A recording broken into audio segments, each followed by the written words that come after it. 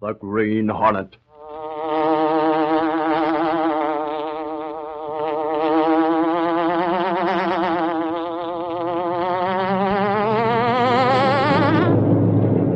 He hunts the biggest of all game, public enemies who try to destroy our America.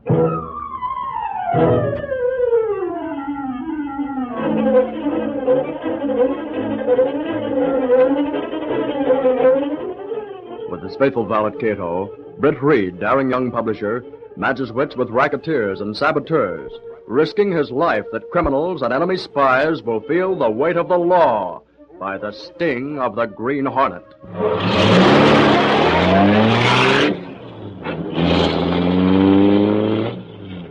Ride with Britt Reed in the thrilling adventure, The Reward Claimers. The Green Hornet strikes again.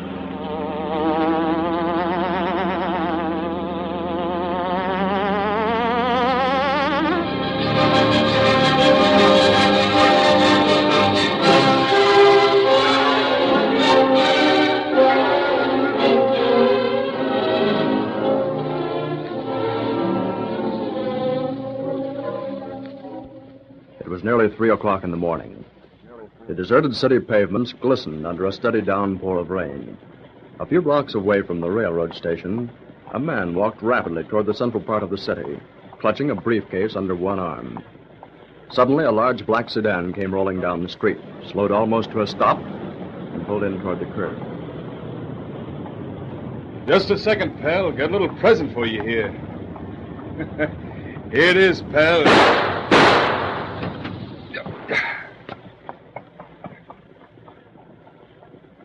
Yeah, this is it, baby. It's all here.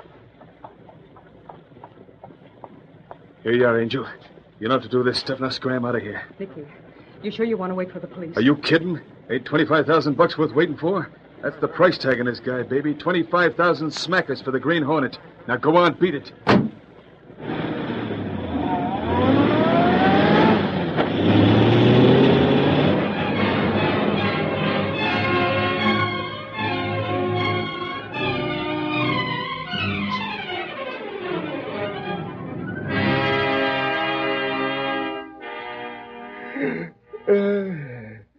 We'll be for the hay, fellas.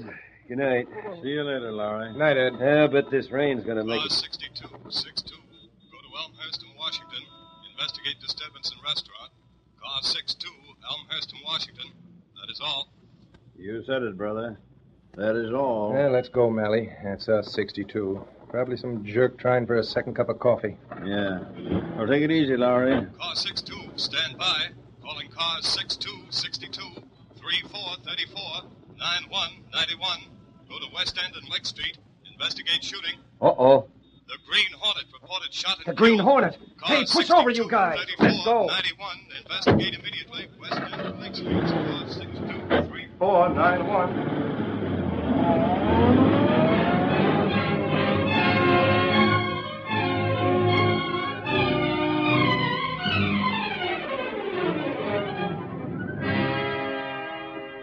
Sorry, Mr. Reed hasn't come in yet this morning. Yes, Inspector, I'll have him call you. Casey, I quit. I resign. I'm through, you hear me? Oh, pipe down, Lowry. You might get fired. The greatest story since the armistice. And Reed, he says, no extra. We gotta be sure. Hold everything. Oh, and every other sheet in town selling billions of papers. Oh, why was I ever born? That's the 64-cent question, Lowry. You want me to answer it? Casey, listen, I was there, I tell you. Within 5 minutes after it happened, I got the whole story from the guy that knocked off the Green Hornet. Why, that kind of a break a fella gets once in a million years. And what does that hammerhead playboy do when I call him? No extra, he says. No extra when the Green Hornet gets bumped off. Morning, Mr. Gage. Morning, Lowry. Mr. Reed, I should like to herewith submit my resignation effective immediate. You mean effective immediately? I mean effectively I quit. I wouldn't hang around this broken-down sheet another day for an interview between Hitler and Napoleon. Oh, well, what's the matter, Lowry? What's the matter, says my former employer. Look, the Green Hornet gets bumped off. Me, Ed Lowry, with that scoop. So what? You say, hold it, Lowry. Remember, we're offering a $25,000 reward for the Green Hornet. We've got to be sure. Oh, brother. Now, relax, Ed. If it was the Green Hornet, you'll have plenty of chance for a story. I'll give you a byline in 10-point type on page 1. Sure, that's peachy. After every sheet in town's carried the story through 5 editions. It's Inspector Merrill at headquarters, Mr. Reed. He's been trying to get you for 2 hours. Oh, thanks. Hello, Inspector. Yes? Oh, yes. Identification complete, you say? Oh, why, yes, of course we're ready to pay the reward. Tell the man, what's his name? Marvin Radcliffe. Well, tell him to come up to my office this afternoon. Oh, by the way, I was just coming over to see you. Okay, I'll be right over. Goodbye. Daily Sentinel offers $25,000 reward for the apprehension of the Green Hornet. And he gets himself apprehended. What good? Only we don't want the story. No, all we want is to pay out 25 grand and let the competition have the story. Okay. I tell you, I'm through. I quit. I won't go on. Oh, Lowry, be still. Yes, Mr. Reed. I'm going to police headquarters and then to the morgue. I'll be back in an hour. All right. What you going to headquarters for, boss? Well, after all, Lowry, $25,000 is a lot of money. I want to check on this personally.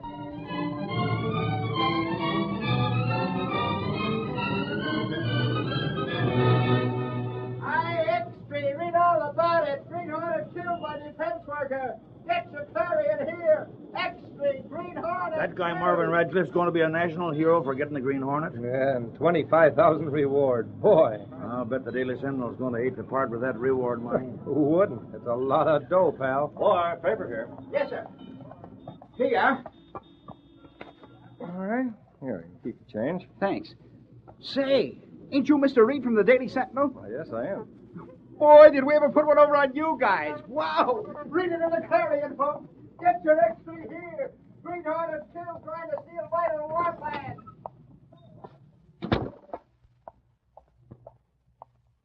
I'd like to see Inspector Merrill, please. Go right in, Mr. Reed. He's expecting Oh, you. thank you.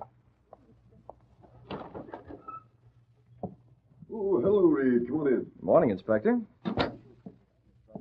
Well, looks like we bought us a dead bandit. That's right. What I can't figure is why you guys at the Sentinel haven't had an extra on the streets. Well, we've got to be sure, Inspector. After all, these other papers in town aren't digging up 25,000 reward money on this story. Yeah, I see your point.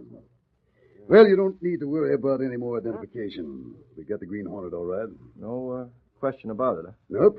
He was wearing the Hornet mask. They've been trying to get some secret blueprints from this Radcliffe guy. He's an engineer at the Pioneer Tool and Die. We found that gas gun on him that he always used and a whole list of jobs we know he's been tied up with. Sounds like the real McCoy, all right. Yep. Well, personally, I ain't gonna weep no tears for the Green Hornet. That guy used to give me bad dreams. You say this man Radcliffe's an engineer at Pioneer Tool? Yes, that's right. He's been out there about 6 months, I guess. Seems he was carrying some blueprints home last night, and bang, along comes the Green Hornet and tries for a snatch on the plans. So Radcliffe shot him, huh? Yes, only he didn't know who the Hornet was at the time. Does this fellow have a license to carry a gun? Yeah. Good thing, too. Those plans were mighty important, I understand. Well, looks like we're it for 25,000 reward.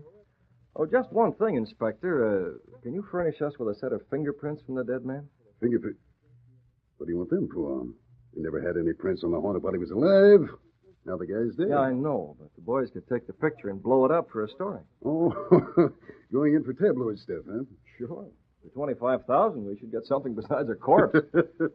Okay, I'll see that the prints are made and sent over to your office this afternoon. Thanks. I told Mr. Radcliffe to see you this afternoon, too, about that reward. Well, fine. I'll be waiting for him.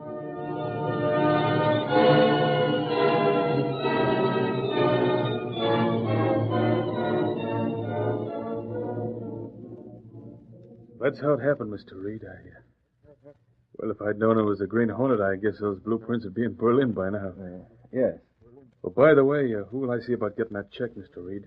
The reward money, I mean. Well, I'm terribly sorry, Mr. Radcliffe, but this is our bookkeeper's day off. I'm afraid I won't be able to get your check until tomorrow morning. Tomorrow? Well, I was planning on leaving the city tonight. Oh, well, did we mail it to you? Well, you see, I'm going west to take a new job. But, well, if I have to, I suppose I can wait till morning. I'm awfully sorry. But anyway, the boys out here want to spend a couple hours with you this afternoon getting a story and some pictures. Yeah, sure. I hope they don't take too long. My sister's downtown waiting for me. That's so? Oh, fine. I have 2 good seats for the best show in town. Here. Here they are. Can you use them? Well, sure, thanks. We'll catch it this evening. All right. Now, you'll find Mr. Lowry outside, and I hope you'll give him a good story, Mr. Radcliffe. All right, I guess I'll... Oh, by the way, just one thing here. I wonder if you'd mind signing this affidavit. Just something to show who you are and that you're the man who apprehended the Green Hornet. No, not at all. What do I say? All right, here. Just a formality, just something for our records. And now there's one more place over here. Oh, yeah. There. That all? Yes, and thanks very much. Oh, say, you got something I can wipe this smudge off my hands with? What? Say, that girl must have forgotten to remove the carbon sheet. Here. Here, this'll take it off. Oh, thanks. Yeah. Well, I'll see you in the morning, Mr. Reed. All right, goodbye, and remember to give the boys a good story. Yeah, I will.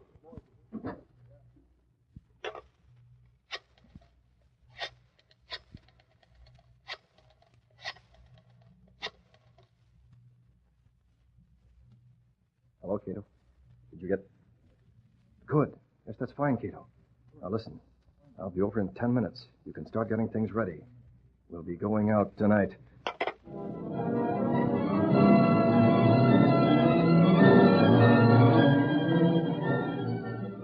Did you send that message to Lowry? Yes. Mr. Lowry will be surprised, eh? Surprised? He'll be flabbergasted. Oh, by the way, what kind of fingerprints did you get from that carbon paper? Impression was very good, Mr. Britt. Fine. They may not prove useful, but we'll have them if we need them. What did you learn about Mr. Radcliffe? Well, only that he's an engineer and a tool designer at Pioneer. Apparently, they think a lot of his work. You think Radcliffe may be spy? I don't know. The only thing I'm sure of is that he didn't kill the Green Hornet. But he did kill someone. It's up to us to find out who. Did you check at the Missing Persons Bureau this afternoon? Yes, sir. No one answering description of dead man missing in city. Well, I was expecting that. But we'll keep trying. And I think we'll have something for the police before very long. But right now, we're going to pay a visit to Mr. Radcliffe's apartment. Oh, answer that, Cato. If it isn't Ed Lowry, I'll buy you a new hat. Hello, Mr. Reed's apartment? Oh, sure. Sure, Mr. Lowry. One moment, please. Are you excited, Cato? Very much so, it seems. Hello, what's on your mind, Lowry? Listen, boss, and hang on to your hat. I just got a note from the Green Hornet. What?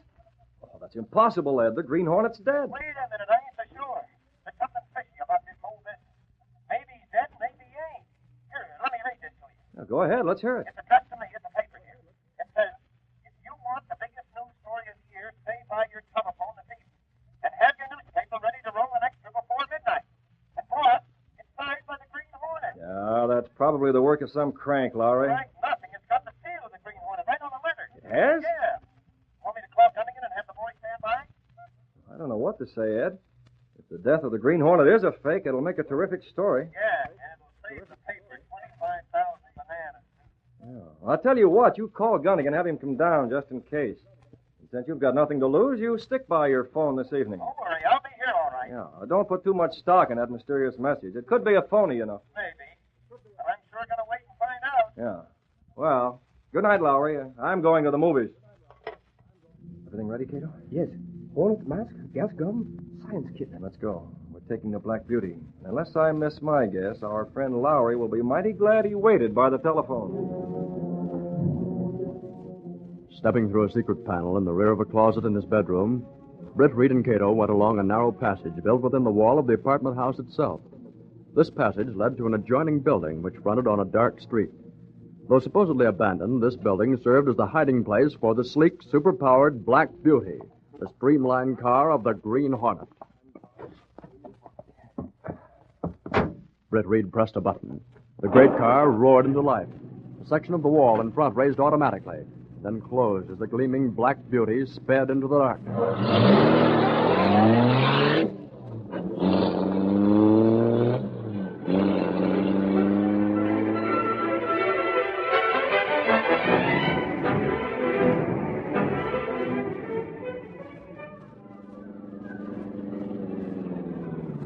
This is where we find the apartment of Mr. Radcliffe? Yes.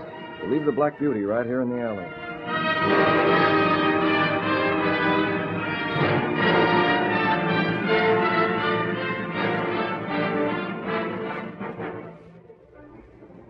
Gee, honey, I wish you'd change your mind and let me go along. Why, not this time, baby. Too many reporters hanging around Marvin Radcliffe, the famous engineer. Yeah, they'd never recognize me, but they might tumble as to who you are. Yeah. Nicky, how long will you be in San Francisco? Now, don't worry, sugar. Just long enough to turn the plans over to the guys with the heavy dough. Hey, what was that? What was what? Thought I heard something in the other room. Oh, you're just jittery, Nicky. Here, let me fix you a drink. This'll calm your nerves, Nicky, honey. Listen, I tell you, I'm not nervous. Stop calling me Nicky. No more Nicky Barsetti. From here on out, my name is Marvin Radcliffe. Wrong again, Nicky. From here on out, your name is Marvin. What? No. No, you can't be. You can't. Can't be the Green Hornet? Well, why not? Oh, He's dead. I killed him this morning. Oh, did you? Well, now, that's fine, Nicky. It was $25,000 for that job. Where is it? I couldn't get it. You're lying. Where's the dough? I couldn't get it, I tell you. They told me to come back tomorrow morning. Now, listen, you rat. You killed somebody and passed him off to the police as the Green Hornet. But I'll collect the reward money, see? Now, either you pay up or I'll let the papers and the police in on some very interesting stuff about Marvin Radcliffe. And Nicky Barsetti. No, wait. We can work out something.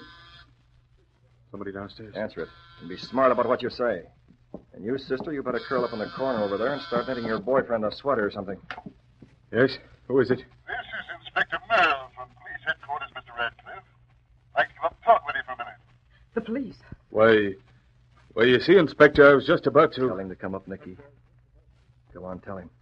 Why, yes, Inspector. Come right up. Here, I'll unlock the hall door for you.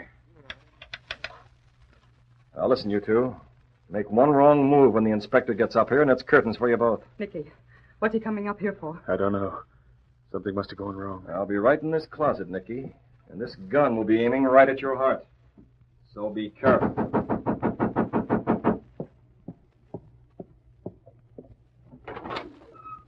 Good evening, Inspector. Come in, won't you? Thanks. Well, nice little place you've got here. This is my sister, Helen. How do you do? Say, haven't I met you someplace before? I don't think so. I'm a stranger in town. It's funny. Your face is certainly familiar. Well, Mr. Radcliffe, I suppose you're wondering about the reason for this visit. I had a call from Mr. McGill, chief engineer at the Pioneer Tool and Die Company this afternoon. Oh, yes? To be perfectly blunt, Mr. Radcliffe, McGill claims that there's been a switch in the blueprints you took from the plant last night. A switch? I don't understand. Don't you? I'll make it plainer. The blueprints that you took out last night have not been returned. The ones you did return are different in some details. But, well, that's impossible. Those drawings went out of my sight for one moment. Are you sure? Those blueprints, I understand, concern a vitally important secret weapon. That's right. They were for part of the mechanism. Yes. Those plans by themselves would be worthless. But it so happens that the plans for the other part of this mechanism would be brought into town this morning by a man named Matthews from Albany. He has a manufacturer's subcontract. Oh? We checked at the railroad station. Matthews arrived in town last night, but no one has seen him since. So at the moment, the entire set of plans for this mechanism is missing. Well, that's awful, Inspector. It's going to be more than awful if we don't get them back. But surely you don't think that I... Sorry, Radcliffe. I'll have to take you into custody until we have a chance to check the whole matter. Oh, Inspector, you don't mean you're going to take Marvin to jail? Miss Radcliffe, this is wartime. A vital military secret has been stolen. But Marvin couldn't be guilty of that. It's not my job to say who is guilty or innocent. My job is to find out. That's what I'm doing. All right, copper up with your hands. Go on, get him up. Sure. And at my age, boy, am I dumb. Yeah, you're dumb, all right. Too bad you blundered into this. Because I'm still figuring to stick around long enough to collect that reward money from the Sentinel. I guess you know that you're in the way. Yes, I see what you mean, Rat. Well, go ahead. Get it over with. You should have let well enough alone. Hold everything. I have other plans for the inspector, Nicky. What? Hey, Surprised, Inspector? the Green Hornet, but... Oh, so you two are working together, is that it? Not exactly. Drop that gun, Barsetti. Now, listen, Hornet. We can work together in this thing. Sure, I'll cut you in. I've got a better idea. I'll cut you out. Now drop that gun. Thank you, Nicky. Barsetti, eh? Sure, Nicky Barsetti. And the dame. That's Angel Marino. A brilliant deduction, Inspector. Now, let's see. Nicky steals the blueprints from the Pioneer and returns a set of phonies. But where do you... Oh. Yeah. Oh, he's right. You and Barsetti killed Matthews and got the rest of the plans from him. And you figured you'd just pick up $25,000 on the side by passing Matthews off as a Green Hornet. Yeah. Aren't we clever? Nicky, where are those plans? They're not here. I don't know where they are. Stop it. Let Nicky alone. Now, you go back to your knitting, Angel. Nicky, that was just a sample. Plans aren't here, I tell you. I sent them away. Never mind, then I'll find them myself. Now, Rat, take it. No, wait. You dirty rat. Sorry, Inspector. You too. No, don't that. Yes. Well, Angel, are you going to talk before I clip your wings? No, I won't. I won't tell you anything. Suit yourself, sister. No, don't shoot. No, maybe we'll get someplace. All right, kiddo, come in and hurry. You won't sign the kid, Mr. Britt? Yes, but first tie up Barsetti and the inspector. Then we'll give the inspector a counteragent for the gas. But counteragent bring him out almost immediately. Right, and the sooner the better. Now go on, tie them up. I've got to write a little love note for Angel.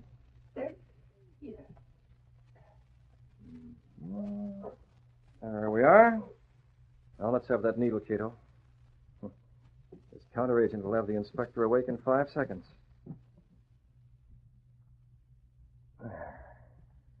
Here you are, and thanks, Cato. Now beat it. Get out and make that phone call to Lowry, and then wait for me at the car. You be ready to move fast. Lowry will break a leg to get here.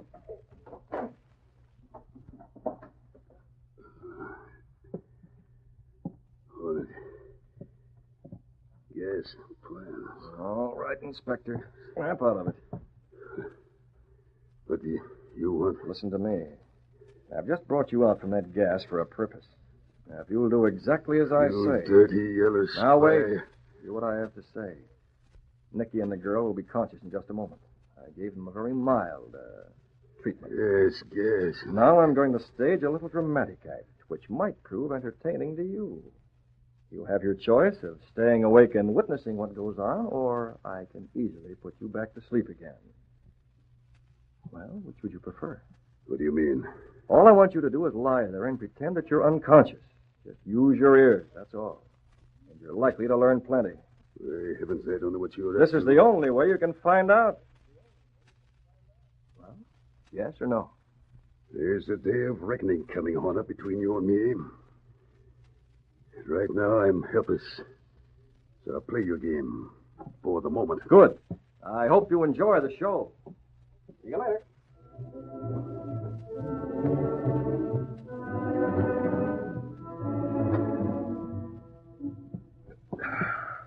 Nicky. That gas. Nicky, wake up. What happened? The Green Hornet used a gas gun. Hey, I'm all tied up. Get these ropes off me. Oh, Nicky. I thought you were dead. Yeah, well, I ain't. So the Hornet left the copper here, huh? Well, I'll fix him. Yeah, that's better. Nicky, this note, look. Let me have that. Yeah, it's from the Hornet. So long, Nicky. Next time, try to find a better hiding place for... The plan. Get out of the way.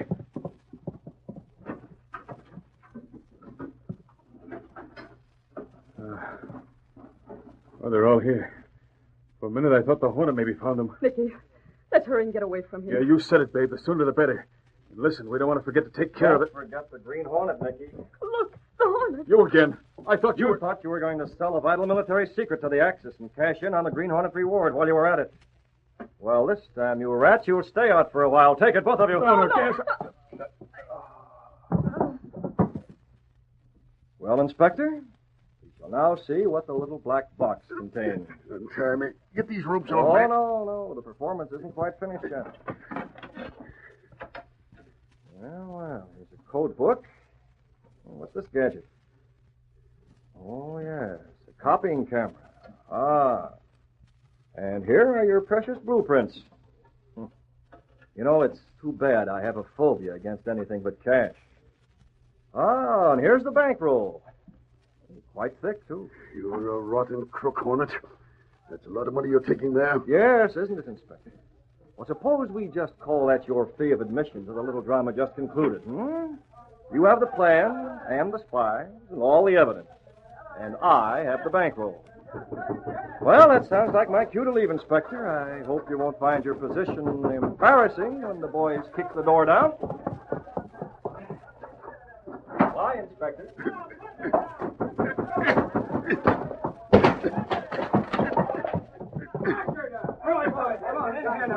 Hey, Inspector Morrow. What are you doing there all tied up? Waiting for a streetcar, you fathead. Get these ropes off me. Sure. Holy... Why, what happened? Melly, Dex, get the Green Hornet. Just ran down the fire escape. Green Hornet. Green Hornet? Why, he's dead. That's my grandmother. Just here, I tell you. Oh, brother, where's the telephone? Larry, get to tie my feet. Untie him yourself, sweetheart. I've got to call the sentinel.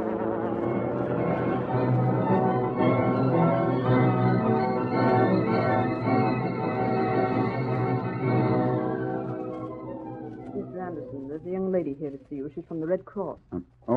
Fine, Miss Garvey. Show her right in. Yes, by all means. Yes, sir. Mr. Anderson will see you now. Won't you come in? Thank you. Good morning, young lady. Good morning, Mr. Anderson. As you know, the Red Cross is conducting their annual drive. And since this bank is always... Yes, to be sure. Miss Garvey, Yes, sir. I want you to make out a check. Two checks, payable to the American Red Cross. Make one for $500 and the other for $26,000. Yes, 26,000. Oh. Yes. When I came down to the bank this morning, I found a mysterious package on my desk. I opened it and found $26,000 in cash, with a note asking that we turn this money over to the Red Cross. My goodness. Yes, of course. The 500 is my own, of course.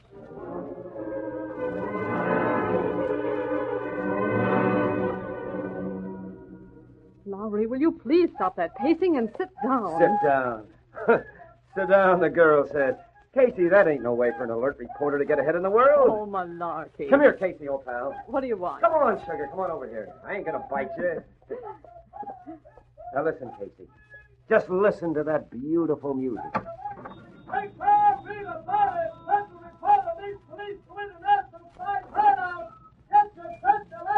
Well, Ernie, what's this? Sightseeing on the company's tire?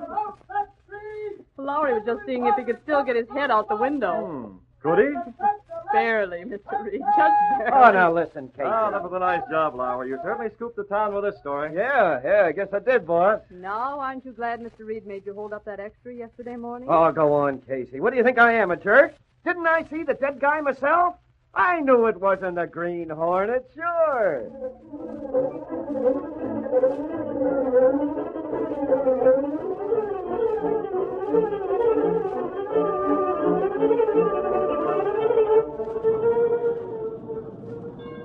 Set the Lexley, paper, sentinel reporter, full accusation, spy ring captured, Green Hornet still at large, set the Lexley, paper!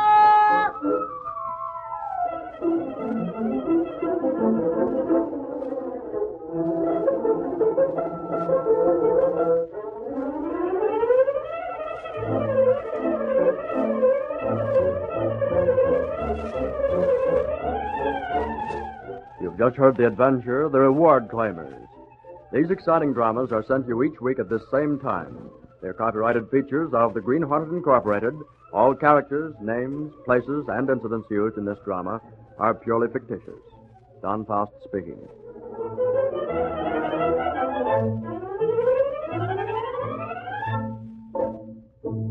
This program has come to you from the studios of WXYZ in Detroit. This is the Blue Network.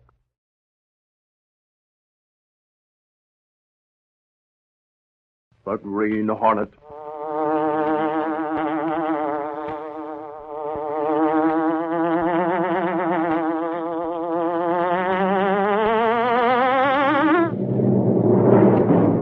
He hunts the biggest of all game, public enemies who try to destroy our America.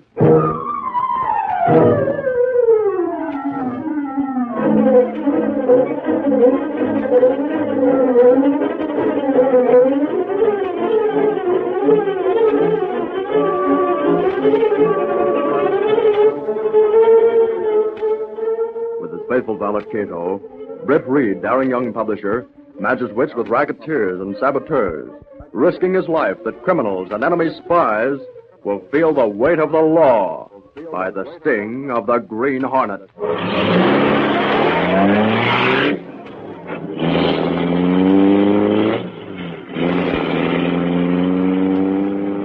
Ride with Britt Reed in the thrilling adventure Yankee Dollars. The Green Hornet strikes again.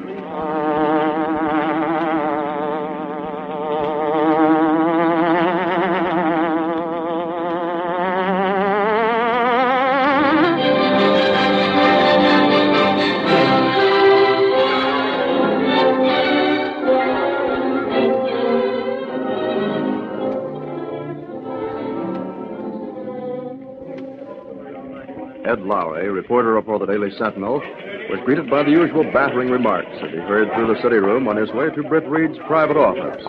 Lowry, of course, enjoyed the ribbing he received each morning, always managed to reply in kind. Hey, eyes right, fellas. Here comes old Scoop Lowry in person. Hiya, Shorty. Hey, what you writing, pal? My memoirs, sweetheart. Well, let him pigeon, Lowry. He's writing home for money again. Atta boy, Shorty. There's nothing like learning how to write for money.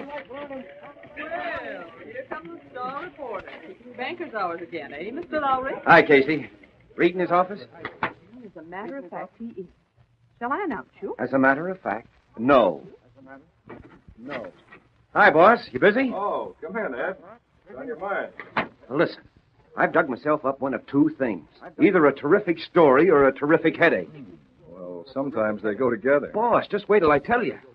Maybe this dame is on the level, and maybe she's just plain nuts, but listen. I'm listening. And if there's a girl in your story, I'll bet she's very good looking. Otherwise, you'd be quite calm about the whole thing. Good looking? Oh, mister, you should see her.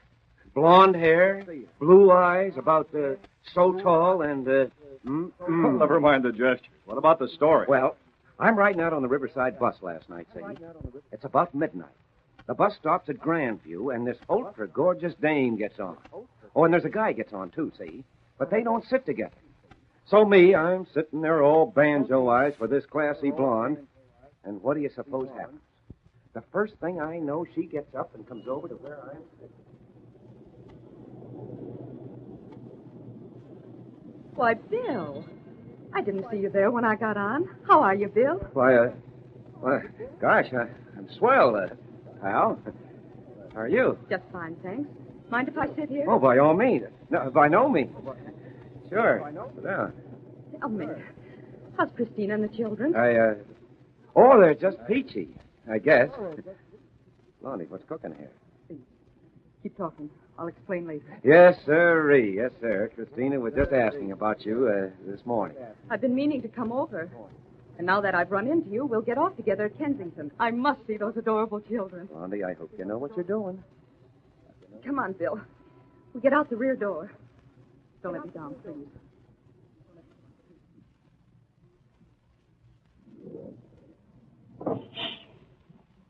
Quick. Call that taxi over there. Oh, sure thing, Blondie. If we're both going crazy, we might as well ride. Hey, taxi!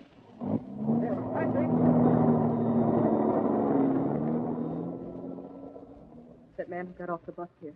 He's been following me. Yeah? Well, look, sis, I'm enjoying your company, and that's for sure. But if that's all that's bothering you, I'll just go over and take a poke. No, please, listen to me.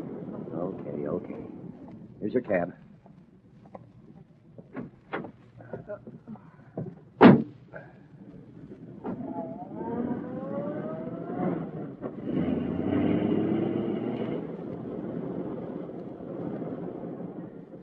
Oh, my friend, you'll never know how grateful I am to you. Yeah? Well, suppose you just give out with a lowdown.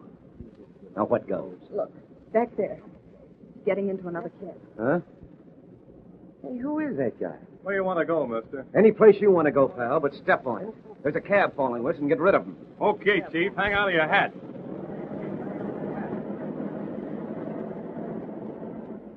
Now, look, Blondie.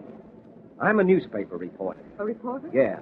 Ed Lowry from the Daily Sentinel, the best sheet in town. What's all this hocus-pocus about? I might even get a story out of it. Yes. You might get a real story. Fine. Then I can charge this hack fare to the company. Is it true that reporters have a code of honor? What do you mean? My friend, it may be that you've only begun to help me. Huh? I gave you a story that might mean life or death to both of us. Would you help me? What? This on me, Blade, is Ackee way. Please, can I trust you? Oh, sure, Blondie, sure. Now, what is it you want to confide in your Uncle Eddie? Just that I'm a spy. A German spy.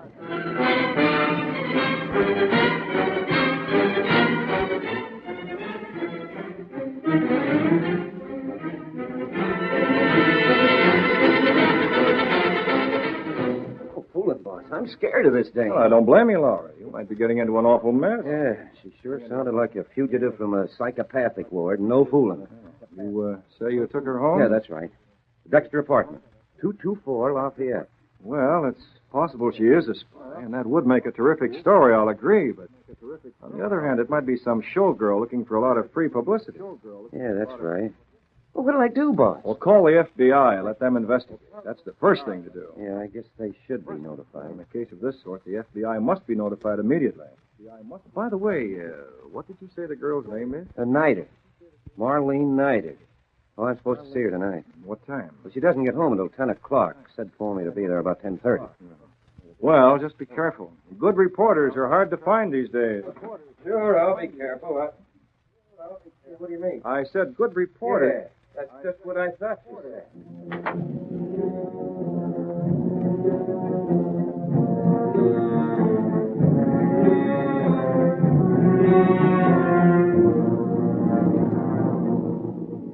A mantle of darkness lay over the great city as Brett Reed and Cato, stepping through a secret panel in the rear of a closet in Brett Reed's bedroom, went through a narrow passage built within the wall of the apartment house itself.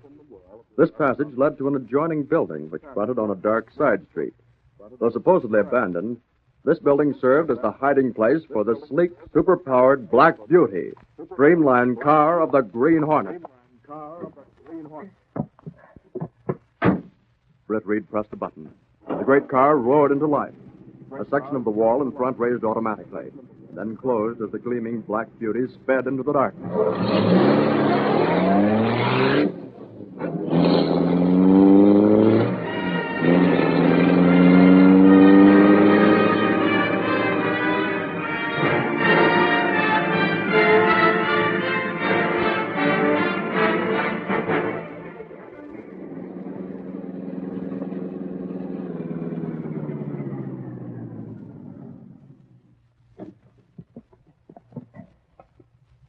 Black Beauty hidden here, Cato. Yes, sir. Good place here in the docks. Almost 10 o'clock. That girl should be home very shortly. Now, listen. I'm going up the fire escape and go through her apartment. You hang around the foyer out front. And when she enters the building and lets herself in with a pass key, ring the buzzer for her apartment and let me know she's coming. You understand? Yes, sir, Mr. Britt. It's very clear. Good. And then wait for me at the car. Be sure to ring her apartment the moment she enters the building.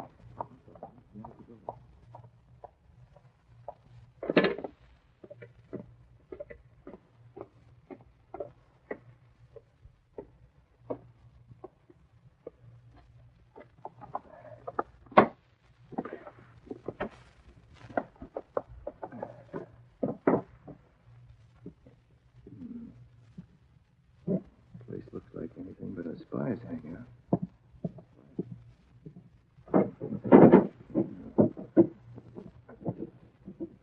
What's this? Code book, huh? Well, maybe Lowry's blonde has got a story after all. Blonde has? Well, what else I can... Oh, that's Cato's signal. Well, these things in order around here and get back out of sight.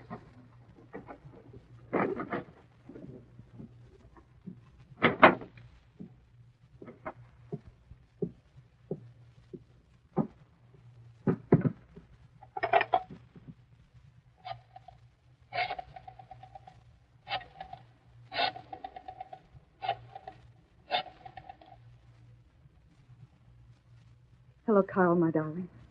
Are you feeling better? Listen, Carl, I've met a newspaper man who will help me. Yes, he's coming here tonight. Yes, I'm going to tell him everything. Yes, everything. If anything happens to us, well, we will at least have tried to make up for some of our wrongs. Yes. All right, Carl. I'll call you later. Snyder. You. Who are you? I'm not from the Gestapo, so don't be frightened. You. That mask. I know. You're the Green Hornet. Yes, I am. And as the Green Hornet, I can help you. No one can help us now. It's only a matter of time until they You find... mean the Gestapo, don't you? Yes. They'll find me. They'll find Carl, too. Well, tell me, who is Carl? My brother. We both refused to carry out a certain order from the leader. And they beat Carl. Oh, they beat him so cruelly. Where is he now? Hiding. But they'll find him and me. Oh, there's no escape from the leader. Will you trust me with Carl's address? Yes. 1700 Silver Street. Listen, what if I told you that the Federal Bureau of Investigation will be here before your Gestapo friends? The FBI? You mean they know? Yes. And they'll be here soon. I think I'm glad. I'm so very glad. Finally got up with Hitler's dream of world supremacy, huh? Carl and I were raised in Germany. We lived and breathed and worshipped everything that Hitler represented. And then we were sent to America. And that's where Adolf made a mistake, huh? At first, Carl and I could not believe what we saw. Americans to us were stupid, living in false security. Without leadership, there was no order. But what you actually saw was a people not stupid, but too self-satisfied with their own insecurity against the menace of Hitler. Yes. And we could not realize that the people were the leaders, their own leaders. That's an old Yankee custom. Carl and I came to be very happy in this strange country. A doubt grew in our minds about the Nazi way of life. And then Carl protested to the leader. Who is this leader? You'll be most amazed. He is... that must be Mr. Lowry from the newspaper. He's promised to help Miss me. Snyder, that name. The leader's name. Yes, his name. It's Heinrich Bremler. Henry Bremler. That's incredible. The whole mad power-crazed dream of the Nazis is incredible. I know. Bremler. Head of a great department store. Yes. Answer your apartment phone and give your newspaper friend the whole story. Say nothing about my having been here. Are you leaving? Yes, the way I came through the window. But I'll be back. You can count on that.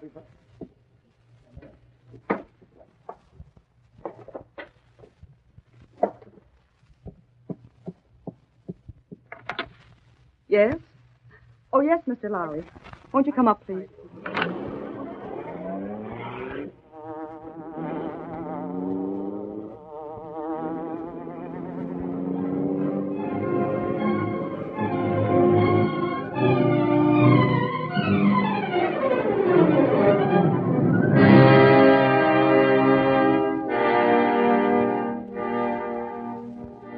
You understand why I called the FBI on this, don't you? Yes, I know. Now I'm glad you did. Oh, you're a smart girl, Blondie, to get out from under this mess. And you will remember that Carl wanted it this way, too. Sure. We won't forget your brother. He'll be in the custody of the Department of Justice before those ratsy playmates of yours find him. Everything I've told you, Mr. Lowry, I'll tell the FBI. Everything. Yeah. Oh, that reminds me. What on earth are you going to do? Taking off your shoe. Well, when I was a little boy and somebody gave me a nickel, I'd carry it in my shoe. Never got lost that way. And that's what I'm doing with this beautiful list of names you've given me. These names are worth lots of nickels, Blondie. Now, listen. Don't under any circumstances leave this building until the federal men get here. I'm going down to the paper and write my story so it'll be ready to roll as soon as they smash this fire in. Now, promise to stay right here? Yes, I promise. Good girl. And I'll be seeing you, Blondie. What's Blondie? Who are you? What's the gun for? Otto. Yes. You step back in the room quickly. So this is your friend Bill, eh, Marlene? You're the weasel that was tagging along on the bus last night. And you're not Bill, my friend. You're Ed Lowry, a reporter. It's too bad you won't be able to write this story for your paper. Otto, put down that gun. You have a way of handling such meddlers, Lowry. No! I won't let you. And I'll teach you too, traitor. You dirty rat. I'll make you pay for that. Oh, you... So You're one of those hot-headed Yankee swine, huh? Well, here.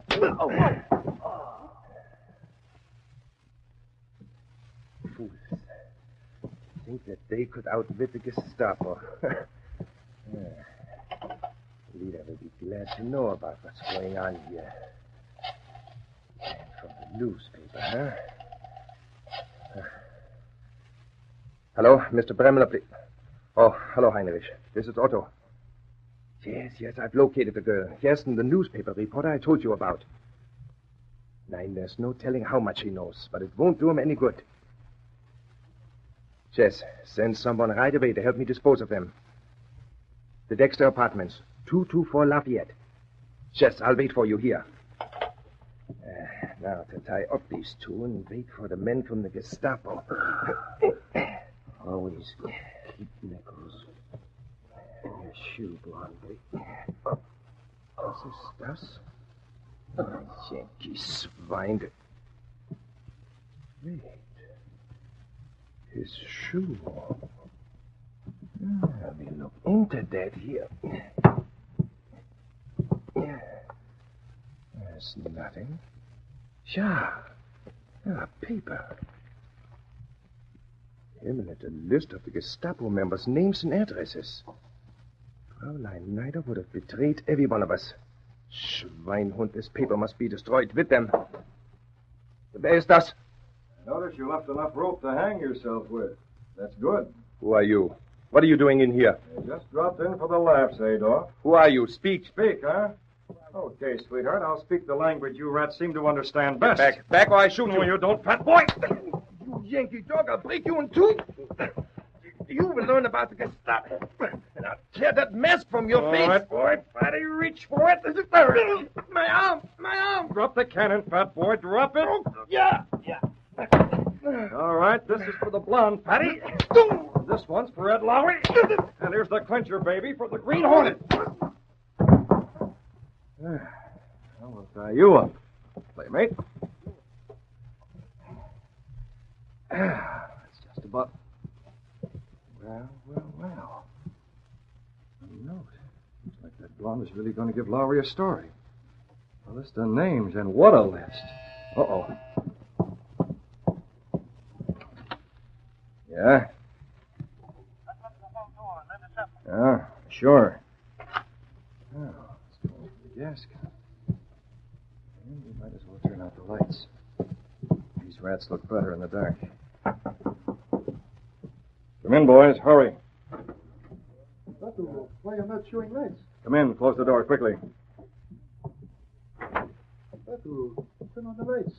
Oh, you dirty rats. Yeah, take a good look. The next room you see will have cast iron curtains. Trap! Get him! Yeah, sure, get him. Get this, too, while you're at it. Look out! Gun! No, not guys. Don't. I give up. I surrender. You surrender, huh? That's very sweet of you, I'm sure. These birds keep arriving. I'm going to run out of rope. So you're in this, too, are you? Well, little paper boy's awakened. Very bad company you keep, Mr. Lowry. Hey, how about untying these ropes? Oh, you'll have enough help in just a moment. Now, this list, I'll fix this up for the boys. You cross out this one name and put a P.S. on here. There we are. What's been going on here? Who are these lugs? Well, that's a good question, paper boy. I'm sorry I haven't time to answer it. See you later, little fat man.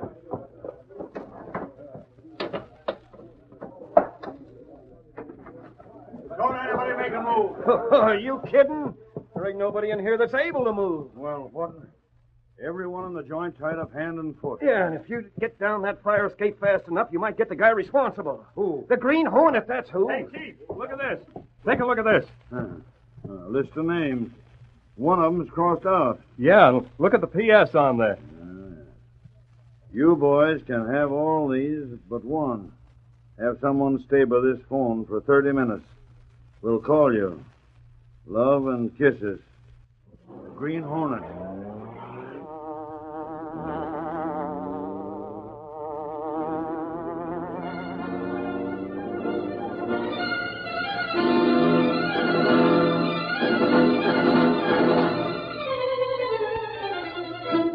Like a black shining instrument of vengeance, The Black Beauty hurtled through the night with Britt Reed skillfully handling the wheel. In a matter of minutes, the great car turned into a suburban side street, came to a stop in front of a modest bungalow. That is address, Mr. Britt. 1700 Dover. Yes. I don't expect to be very long, kid. You wait here.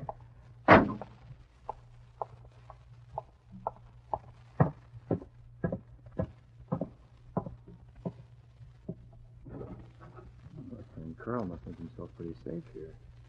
The door's unlocked. And the light's showing. That might be his room.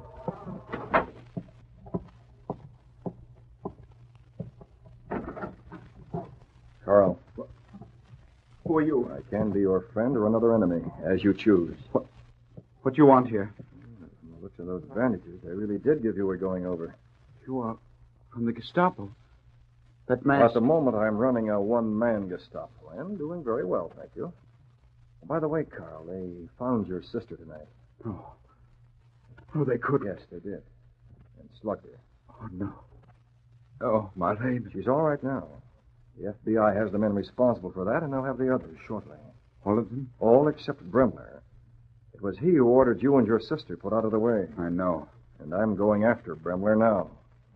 Would you like to go along? I would like to. Very much. Come along, then. But I'll have to blindfold you. The Black Beauty is a very shy creature and doesn't like to be seen by strangers. The Black Beauty? Then you, that mask. The Green Hornet, Carl. Just about ready to sting a few local shickle-groovers. Come on.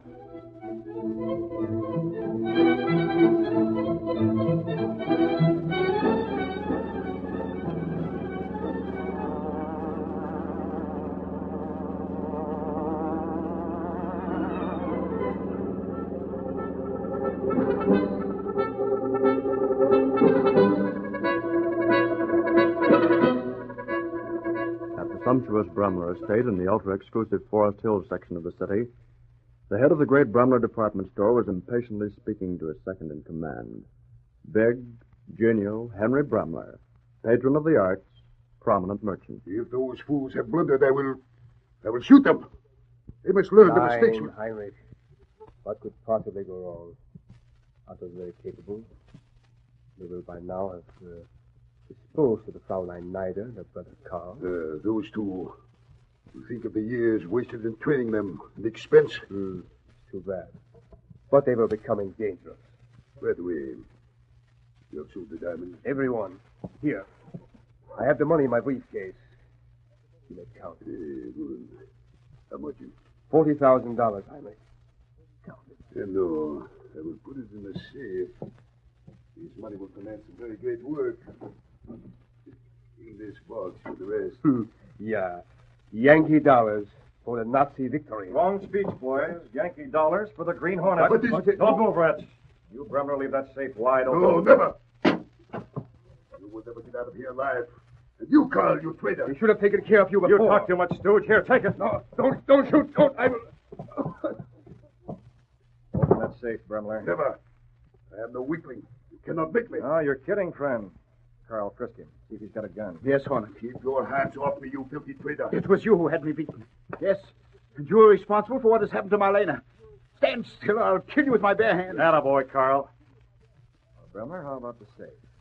Do you or don't you? Never. Your little speech is certainly monotonous, friend. Carl, I'm going in the next room to telephone. You will see that Mr. Bremler is entertained. Yes, Hornet. I can promise you. No, wait.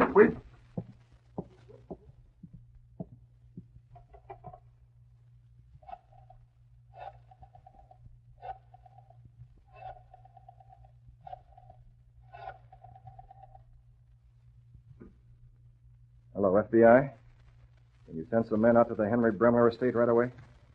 Yes, that's right. The Henry Bremler estate in Forest Hills. Sure, he's Mr. Big with the local Nazis. You'll find all the evidence you need. And no, I'm sorry I can't wait for you. I don't like to argue with the FBI. But don't look for any cash, pal. I can use that in my business.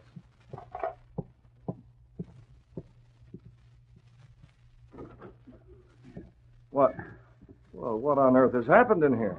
Carl. He fell down, Hornet. Yeah, he certainly did. Looks like he fell from the roof. And the safe. Well, imagine that. The safe is wide open. This stuff is going to make Hitler look like a very wicked person. Well, look here. Code books, cameras. The bankroll. I'll just take You're that. taking the money? Oh, yes. Any objections? None whatever. Will the police be here soon? Yes, Carl.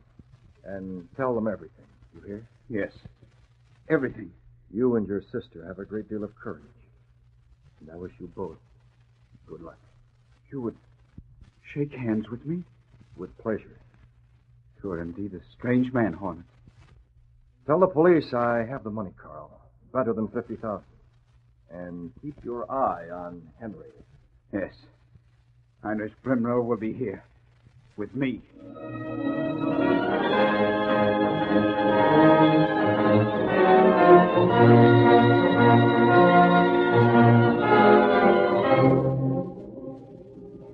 Lowry, that certainly is a beautiful mouse you're wearing. Yeah, ain't it, though?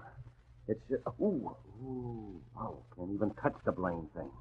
Now, if I could get a nice big beefsteak to put on it... No beefsteak, Lowry. You might be able to promote a hamburger, though. Oh, that ain't funny. Gosh, I wonder what'll happen to her. Who, Blondie? Yeah. She sure was swell. Gosh, did I tell you how she came up to me that night on the bus and... Oh, good morning, boss. Good morning, Miss Case. Good morning, Ed. What are you in mourning for? What? That's the blackest eye I've ever seen. Oh, yeah. Boy, you should have seen that Nazi gorilla. Looked like Boris Karloff, no fooling. Yes, I saw his picture in the paper. And it was quite a roundup. Oh, thanks. Hello? Oh, good morning, Inspector. What's that? Oh, well, say, that ought to make a good story. Well, sure, I'll send one of the boys over right away. Oh, yes, I'll do that. Goodbye. Is that a job for me just when I was going to ask for the afternoon off? Well, not unless you want to cover it, Lowry. That was Inspector Morrill. He says they just received a package in the morning mail containing more than $50,000 in cash. 50,000? Wow. Yes, and there was no name to indicate who sent it, just a note saying something about Yankee dollars for victory and to divide it between the Red Cross and the USO. What do you know about that? I'll bet that money came from someone suffering with a guilty conscience. Well, that's hard to tell. Well, if it was, his conscience must feel fine and dandy now after parting with 50 grand. Yes, Lowry, I imagine somebody does feel fine and dandy.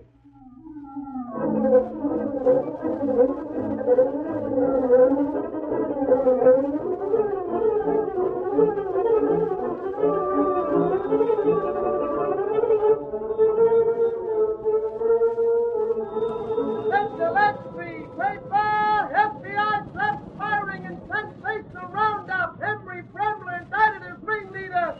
Green Hornet still at large. Sentinel at Street.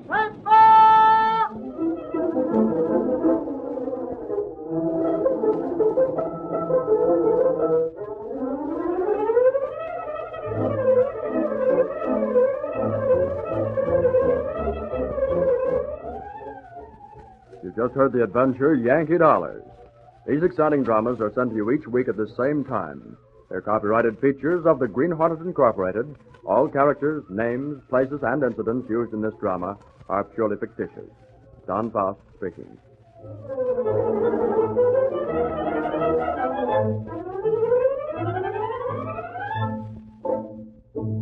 This program has come to you from the studios of WXYZ in Detroit. This is the Blue Network.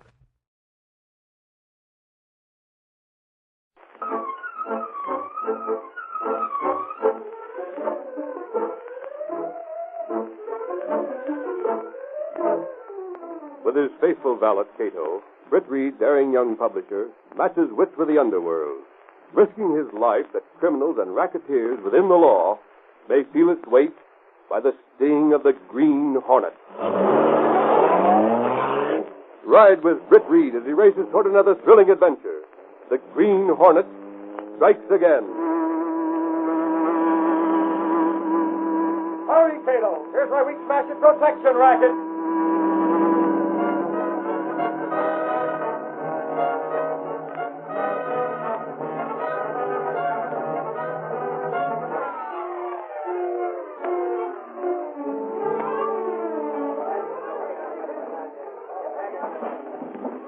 That's right, boys. Load the barge as high as you go. You think we'll need another barge, Chief? One will be enough, Sergeant. Yes, sir.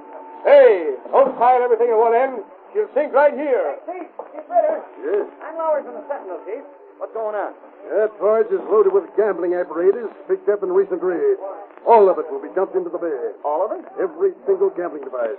As new chief of police, I can safely say the city is completely free of organized gambling. Sounds like a speech coming on. Speech? No, nothing like that. Yes, spare it. Say, how about a picture of you, Chief? Picture? Yeah, stock shot, number 99. You know, chief of police smashes gambling machine. It's good every time the warehouse gets loaded with gambling devices and they have to be dumped in the bay. Very well, get the photographer. Way ahead of you, Chief. There he is. Oh, yeah. Hey, Moran. Yeah, Lowry? How about one of those slot machines and an axe? The chief is going to pose as a racket buster. Okay. You don't sound very eager, Larry. No? Well, frankly, Ritter, you're not my first choice for chief of police. Is that your opinion or the opinion of the paper you work for? Both, Ritter, both. The Daily Sentinel doesn't... Haven't I cleaned up gambling in the city? Oh, sure, but for how long? Well, Ritter, I hear tell that Frenchie's going to open up his gambling joint in a couple of weeks. That's a lie. You don't say. Can I quote you on that? And the same goes for every other gambling joint. I closed them when I took office, and they'll stay closed. You don't mind if I keep my fingers crossed? Here's the slot machine. This'll do, Flannery, right here. Okay, I'll get back and keep loading that barge. And for Pete's sake, put some of the stuff on the far side. You're overloading one end. How about the axe, Moran? Right here. Okay, Chief, start swinging. Cox will fire when ready. You sure you get a good one? Here goes.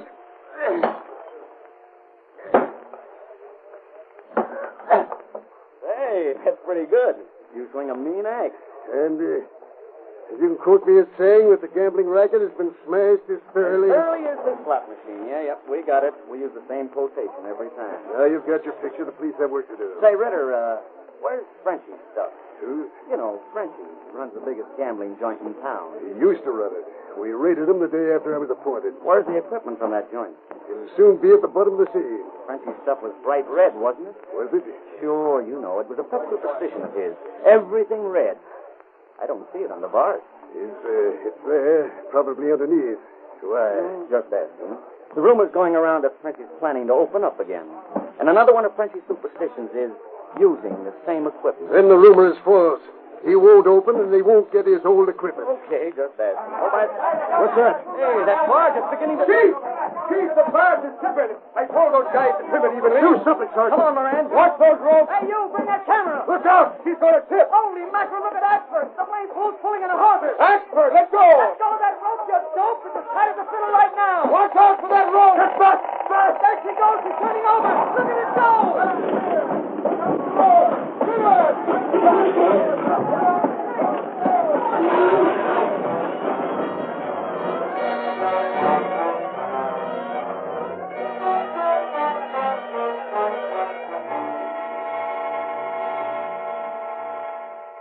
You should have seen it. The whole barge tipped over. Right on the riverfront, eh? Yeah, those gambling devices are sunk right beside the police wharf. Won't interfere with docking, will it? I don't think so. It's plenty deep there. But what a yarn. We have the pictures, Mr. Reed. They're still wet from the wharf. How'd they turn out, boy? Very well, Lowry. The photographer did a nice job. I didn't notice. I yelled to him to take some shots. He took them. And I see the barge itself didn't sink. It tilted up, spilled off its load, and then bounced back to the surface. Yeah, and did we get a shower? This shows you an actress. That lunkhead. Boss, I almost got clipped when a hawser powdered. You'd think he'd have enough sense to know a snap rope is a kick like a mule. And this, lying on the wharf? Where? Right here, this man. That's Ritter, boss. Ritter? Yeah, I didn't notice that. The flying rope end must have knocked Ritter cold, Lowry. Like a mackerel. Oh, gosh, why was I in such a hurry to get back to the Sentinel? I'd have given a week's pay to see that. I wish the Sentinel could get something on Ritter that would knock him as cold as this. You checked on Frenchie's equipment, Larry? I didn't get any place, boss. Was it there? Ritter says it was on the barge, but I didn't see it. Oh, how could you miss it? It's bright red. Listen, Casey, that barge was loaded high. It might have been there, and it might not. Miss Case. Yes, sir? Take these snaps out to the newsroom. On my way. Tell Gunnigan to slap him on page 1 big. Give it a good play. Yes. Hey, Casey, tell Gunnigan to do me a favor, will you? Yes? Tell him to spell Ritter's name wrong. Even for a pal, the answer is no. Lowry, we need some action on Ritter. You tell me how, boss. He's crooked as a roller coaster, and we know it. All he needs is 6 months in the saddle, and this town will be overflowing with rackets. You need a lot of raids. Just front, Lowry, that's all. He just took office, so he's making things look good. Getting a big play for the publicity. And how long do you think that'll last? If you ask me, it's over already. Frenchie? Yes, Frenchie. Top man in the gambling racket, that's true. If anyone has the inside track with Ritter, it's him. We could print rumors. We'd need a dozen front pages. Hello? It's the Sentinel? It's the Sentinel. Who's this? Not you, Mr. Reed. This is Moran. Sergeant Moran. Oh, yes, Moran. You were connected directly to me. Miss Case isn't in her office. What is it? I think I got something for you. Where are you? I'm right across the street from Frenchie's place. French? Holy mackerel, boss. What? Moran? If you want to see something, better send a reporter over to... Hey, look out. Moran? There's a guy here. He's... Oh! Moran! Boss, what's the matter? Moran! Hello! On your horse, Lowry. Somebody struck Moran. Get over there now!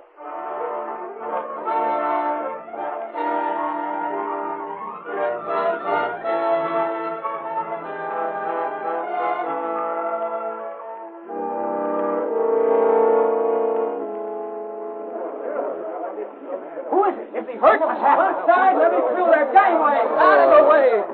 Moran, are you okay? Get me out of here, Lowry. We heard it over the phone. Who slugged you? Give me a hand, will you? Are you okay? Yeah, a little dizzy, that's all. I'll take you back to headquarters, Moran. No, back to the paper. To the Sentinel, Lowry. I'd rather go there. Come on, it's all over. Get out of the way. Go on, watch your building excavation. One side. Taxi! Hey, taxi!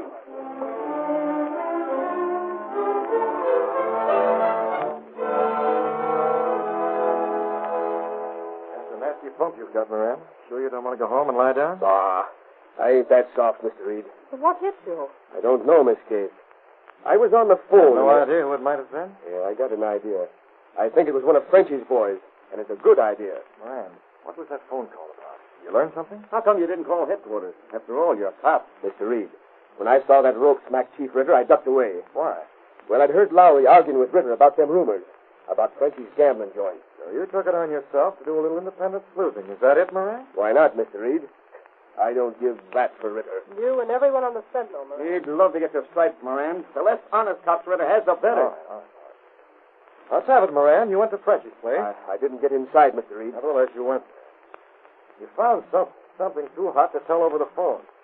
What? Mr. Reed, sure as I'm sitting here, Frenchie's joint is open. And I'm betting Ritter knows all about it. But it was closed down 2 months ago. You can open again, can't it, Miss Case? Moran, will you keep on this? Yeah, you couldn't stop me. If you get anything, let the Sentinel have it. We could use it, Scoop. Sure I will, Mr. Reed. The Sentinel's done me plenty of favors. And with Ritter heading up the department, I ain't going to report to him. Good. Now, where can we get a diving outfit? Well, we get a diving outfit. Yes, helmet, air pump, divers, the whole works. Holy mackerel, boy. That barge tipped over, Lowry. Ritter says Frenchie's equipment was on it. Well, we're going to find out. Look in the phone book, Miss Case. I want that equipment checked as soon as possible.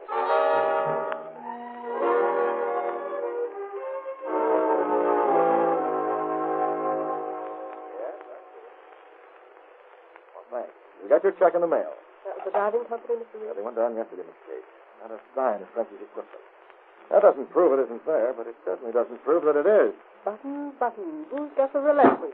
Reed, I want to see you. Ritter. I picked my callers, Ritter. Never mind the formalities. Am I police commissioner or not? Unfortunately for the city, you are. What do you mean by sending down a diver? That wharf is police property. You should have gotten my okay first. A detail we overlooked. And tell me this. What's happened to the gambling apparatus in Frenchie's place? If you didn't find it in the river, I didn't. It's there. You don't believe a diver could go through all that, do you? Frankly, Ritter, I think Frenchie's is open again. I see. You've been talking to one of my police sergeants, eh? How did you know one of your men had been over there? Well, that's neither here nor there. The point is that I deny any gambling joints are open anywhere. At least a dozen of them. And what's more, I think you're getting paid to let them open. I deny that. Then will you raid one of them? Raid? Yes, Frenchie's, for instance. You're bluffing, and I'm calling it. Are you afraid to raid that place? You mean tonight? Yes, and I'd like to come along. All right, Reed. I'll show you in the Daily Sentinel you can't say I'm covering up for a racket. That racket doesn't exist, and I'll prove it tonight.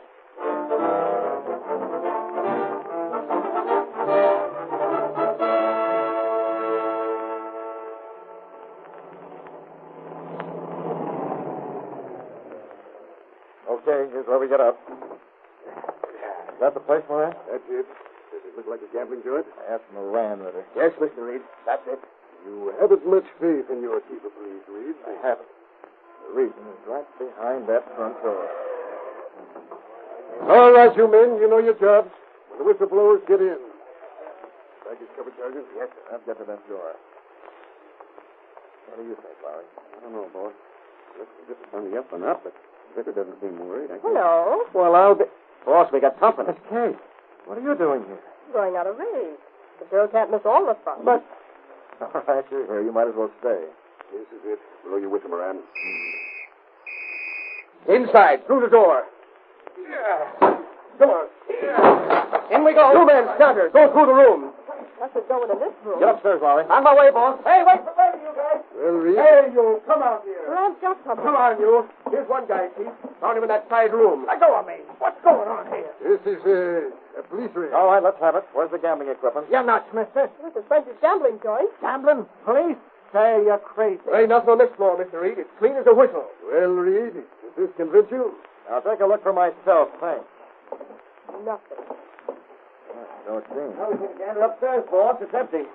Empty? Sure. There ain't no gambling here. I'm the caretaker. There you are, Reed. The sentinel claimed I was allied with gambling interests. Now, where's the gambling? All right, Ritter. I admit the place is empty. I suppose you had them stripped off. Nothing of the sort. You were someone else. Let it go. But get this. You may have taken this round, but the fight isn't over yet. Not by a long shot.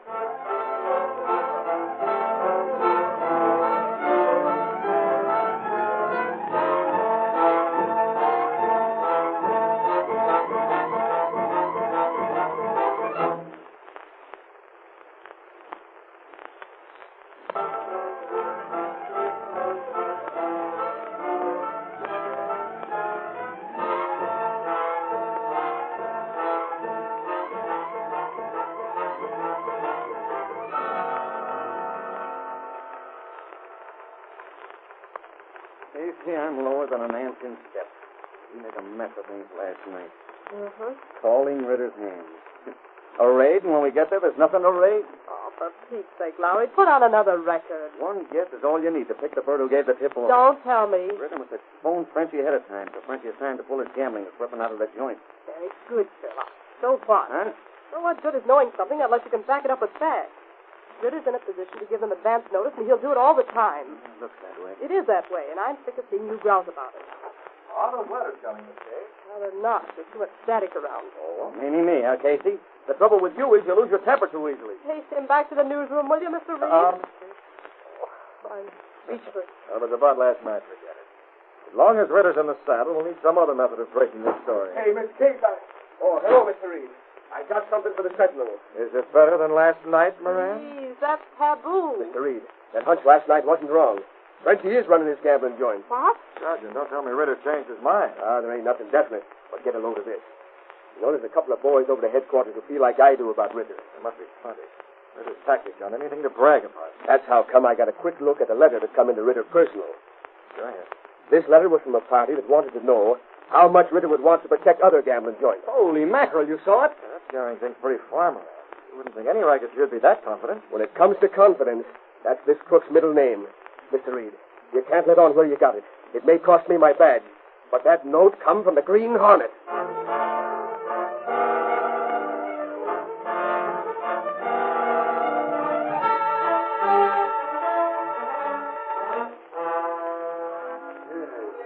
Yes, I did get a letter from the Hornet. Well, it's about time. They gave me the runaround at your office, Ritter, so I decided You came to my home. What about that Hornet note? What about it? It's ridiculous. An attempt to sling mud on me. If it was the Green Hornet, he had a nerve. It's simple. He wanted to open a gambling. Why, you... Where did the Sentinel get its information? How did you know about this letter? Little birdie, Ritter. What's the number of your paper? What for? I'll put a stop to this constant heckling of public officials. I'll withdraw all police cards.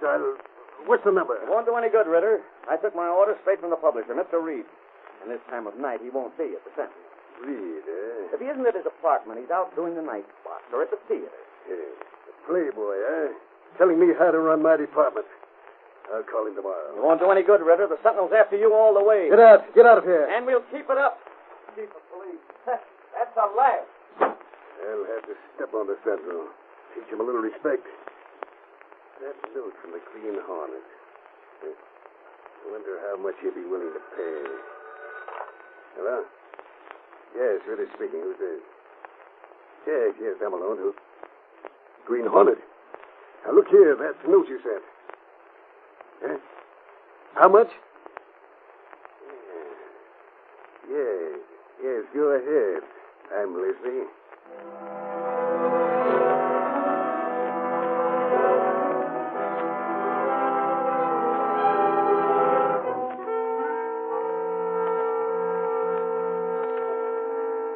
All right, Ritter. I knew we could do business. Yes, we'll make it Frenchie's place then. Goodbye. Well, Mr. Britt? Hook, line, and sinker, Cato. Ritter's a cool baby. Did he say something about the note? He said not to worry. He could cover it. It's bad. He's a racket salesman if I ever saw one. Customer's always right. All right, Cato, that's it. The Green Hornet is a customer for protection, so Ritter acted pleasant. He opened a gambling place? Well, that's what Ritter believes. The chief of police, sworn to uphold law and order. That's a fight.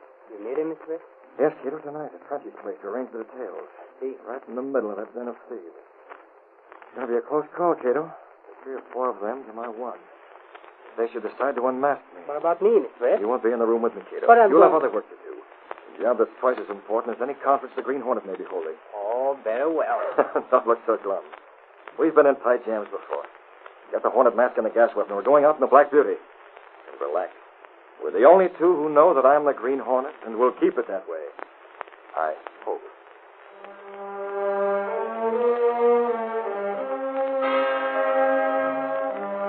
When Cato returned, Britt Reed opened a secret panel concealed behind his clothes press. He led the way along a narrow passage built within the wall of the apartment house, but connected directly with an adjoining building. Supposedly abandoned, this building served as a hiding place for the supercharged Black Beauty, streamlined, high-speed car of the Green Hornet. Now, you know what you're to do, Cato? I think so, Mr. Britt. Plenty of smoke bombs in the Black Beauty? Right there. No, that'll be enough. I'll take a couple of them in my pocket just in case you don't have time enough to plant all of them. Yes, sir. Okay, hop in, take the wheel. All set? Let's go.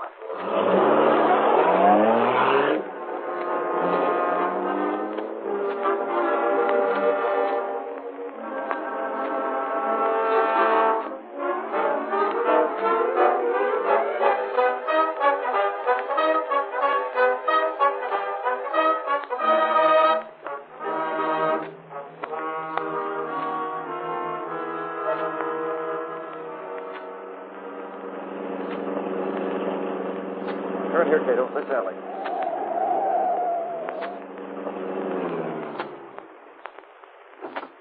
Here, Mr. Britt? Move out. Drink is on next to it. We couldn't get any closer, Cato. If it is, we'll have a tough time getting through the fire line. There's no fire line, Mr. Britt. Not now, Cato, but there will be. Come on, I don't want to keep Ritter waiting.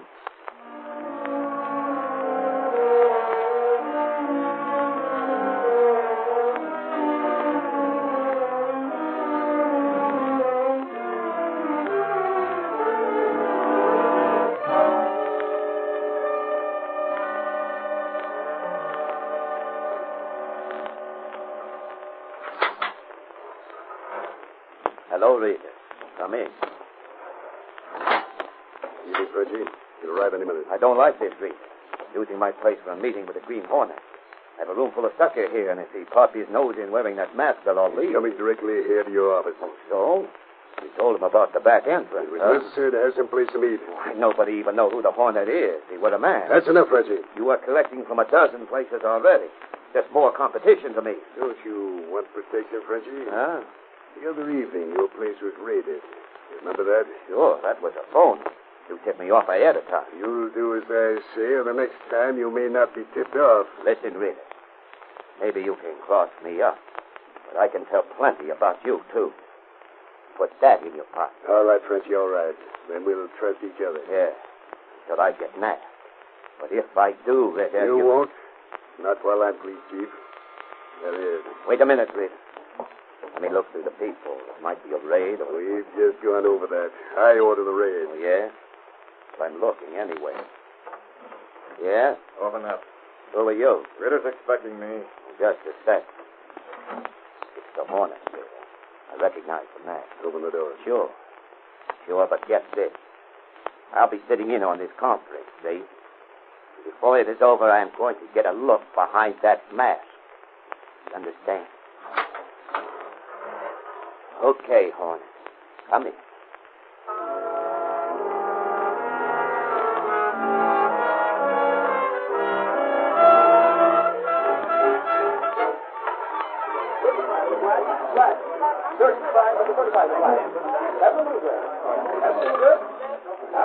Seven red. Seven red. Place your bets, ladies and gentlemen. Get 'em on the little ball. Start spinning. David. Huh? Come away from the wheel a minute, will you? Yeah, I'm running the game. It's important. Oh, you'll excuse me, ladies and gents. Got a new cook here. My partner will take over. Okay. What's up? Where's the boss? Frenchie? He's inside in the office. Him and Ritter is holding a meeting with this Hornet lug. I was thinking I ought to tell him. He don't want to be disturbed. Yeah, I know. Take a look at this. Well, where'd you get that? I'm covering the upstairs, see. You know, the fire escape doors up there on the outside of the house. The guy can cover the whole joint out front. Skip the story. Well, anyway, I think I see a guy up there. A little guy. Did you nab him? He had a kind of mask on. I went over to look, but he was gone. Figure maybe I'm seeing things, and then I find it. What do you think? Give me it. Where you going? Frenchie's going to see this, and you get upstairs and start looking around. Get moving. On my way. Frenchie. Get back to the roulette wheel, David. You're not supposed How to... can we get this matter settled with interruptions all the time, Ritter? Well, Frenchie? There won't be any more of them, Ritter. Now, go on, David. Take a look at this first. I haven't got time. Oh, that it looks like a bomb. It is a bomb, Frenchie. You know about it? I know all about it. I had it planted there. Huh? What? Good Lord, get rid of it. Suppose it blows Get up. back, Ritter. It's not going to blow up. Smoke, not explosive. Smoke? What's going on? David, I told you not to trust this lug. Take off that mask, Hornet. That mask stays on. Flashing smoke bombs, pulling Ritter and I are making a deal, Frenchie. I don't like this kind of deal. Yeah. Don't be a sap, Ritter. This guy is playing with loaded dice. If he don't take that mask off, we'll make him. Say the word, Frenchie. What, Frenchie? There's smoke going all over the place. But shoot it, It's smoke. upstairs, because of it. I called the fire department on the phone upstairs. You called them. You fool. There's no fire. All right. He called already. We got to get the gambling stuff out. And the customers, there'll be cops coming in with the firemen. Yeah. Get moving. Stay away from that door. What the gun? You're staying right in this room, all of you. But we turned in an alarm. They'll be here in a We can minute. phone the fire department. Tell them it's a You're mistake. staying here, understand? Oh, so that's the way it is, huh? 4 against 1, Hornet. Come on, you guys. Rush. You asked for it, you lad. Fight it.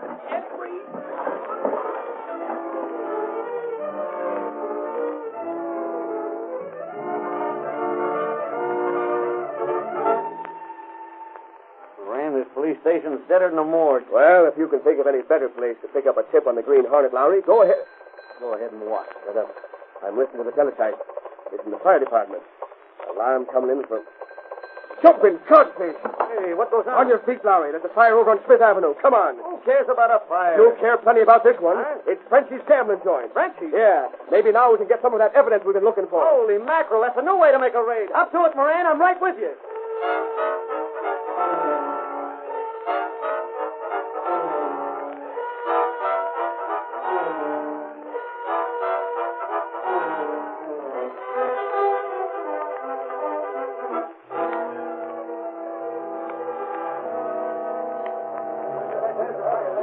Oh, it ain't no fire. Just a lot of smoke. Okay, here's my press card. Sergeant Moran, headquarters. You ought to see the gambling stuff in there. Yeah, we have seen it. Yeah, us and dozens of other people, Lowry. Same joint that was empty the other night. And Ritter said there was no gambling. That critter lying over there, Sergeant. Him and 3 others. Found him out cold in the back room. There wasn't any smoke. Don't know why they passed Ritter. out. Okay. Skip it. Come on, let's take a look. 4 of them, huh? Well, here they are. That's Ritter, all right. Who are these other guys? These 2 are small-time gamblers. Used to work for Frenchie. Yeah, and they still are. Because here's Frenchie himself. Hey, he's coming around. Why, let's see what he says. Yeah. Stop him. Ritter brought him here, the fool. Get him. Where am I? You're going, Frenchie? You're doing swell. What's going on? Who are you guys? Fire engine. Hey, I'm outside. Sure, outside your own gambling joint. I don't run no gambling joint. Save it for the comic strips, Frenchie. You can't. Listen, pal. Every fireman saw the inside of that place with the customers in it. You mean weaknesses? The roulette wheel, the dice The table? works, Frenchie. This is one raid that proves something. You didn't have time to clear out the evidence this time. Ritter couldn't tip you off. Ritter, that's the lout. He's the guy. Yeah? I'll fix his wagon. When I get through talking over your new police chief. Now, maybe you can be salvaged. Ritter won't like it, but I do plenty. What have I got to lose? This is a rap I can't duck anyway. Listen, I can prove Ritter give me protection. I paid him for it, and so did all the others. I'll learn him to bring that guy here. What are you talking about? Bring who here? The guy that gassed. We rushed him, but he was too fast. He pulled the trigger, and we go out like a light. I wanted to see under that mask. A mask? Holy mackerel, you mean He got away. Yeah, the Green Hornet. But what's that crook got against Ritter? Just he doesn't like him, Moran. And when the Hornet doesn't like somebody, he's poison.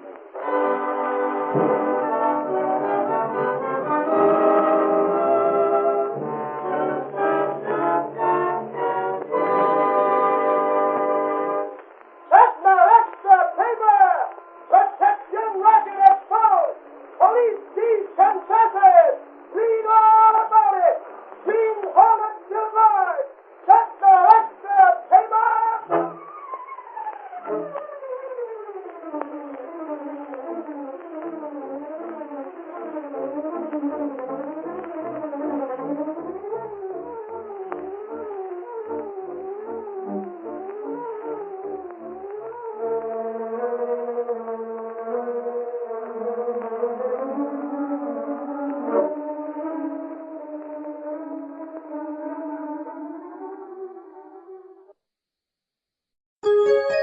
VintageRadioshows.com. The Green Hornet.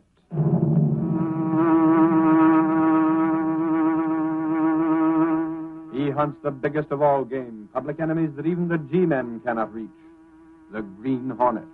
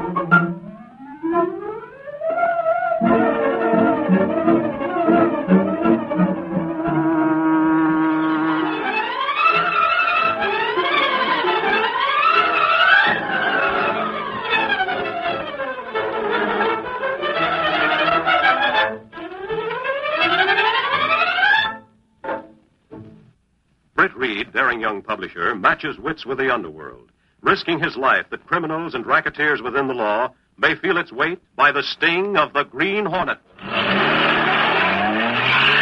Ride with Britt Reed as he races toward another thrilling adventure. The Green Hornet strikes again.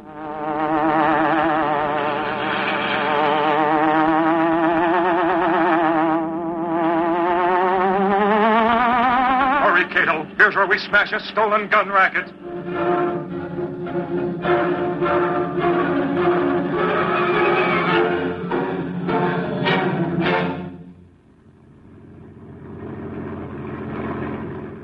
Our story begins late at night in the suburbs outside the city as one of the circulation trucks of the Daily Sentinel climbs a steep slope with a load of early editions for the nearby rural towns. As the truck nears the top of the grade, the driver speaks. Car coming, Jerry. See the headlights? Yeah, coming fast. Uh-huh. As soon as we get over the rise, you'll see him. Hey, it's a truck. He's on the wrong side of the road. Get over, get over. Oh, my God, he's heading straight for us.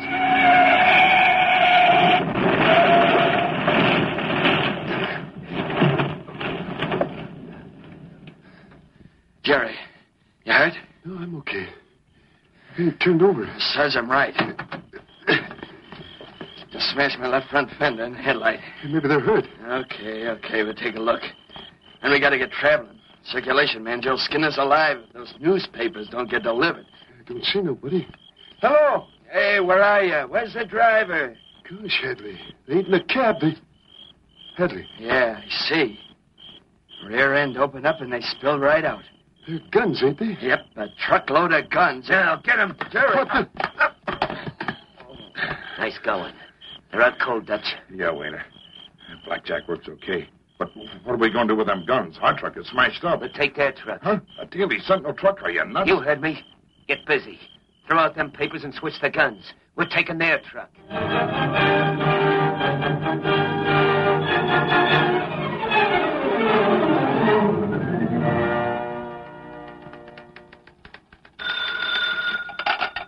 Daily Sentinel, publisher's office. The truck? Where? Yes, I'll tell him. Yes, Miss Case. The circulation manager just called, Mr. Reed. That truck's been found. Where is it? Right in the center of Meadow Park. Park? What about the driver and his helper? No trace of them, Mr. Reed. The odd thing is, there weren't any newspapers in the truck. They weren't delivered, were they? No, sir. The papers never got to the dealers. Okay, Miss Case. Tell them to keep after. Yes, sir. Oh, looks to me like Hadley and Jerry are heading for a dressing down. Cassie, I brought him back alive. Where's Reed? Who or what, Axford? If you've been hunting, I haven't... Hello, Miss Case. Hadley and Jerry. Uh-oh. The alibi better be good. Mr. Reed's in his... Miss Case. Mr. Reed is here. Exhibit A and B, Mr. Reed. The Daily Sentinel's missing truck driver. I found them for you, Reed. They was out... Never mind, Michael. Hadley, your truck was found in the center of the park, deserted. Did you leave it there? No, sir. So help me, Mr. Reed. Jerry and I were climbing Balch Hill when we got clipped by a truck coming the other way. I see. I found them out that way, Reed. They was tumbling their way back to town. Mr. Reed, the guys we hit slugged us. Their truck was wrecked, and they must have used ours. And you know for what, Mr. Reed? For guns. Good grief. Guns? Hadley, are you on the level? So help me. We saw them scattered all over the ground just before they knocked us cold. Revolvers and machine guns and rifles, dozens of them. Hello, get me the city desk, Miss Case. Yes, sir. Use your other phone. Get Sergeant Moran at police headquarters. Tell him about this. Axford will go to the place where the trucks were wrecked with Moran. So for the snakes, I sure will, Reed. Look for that other truck. See? Again, Reed talking. Keep a spot on the front page open. Our truck drivers ran into more than an accident. We may have a story, a big story.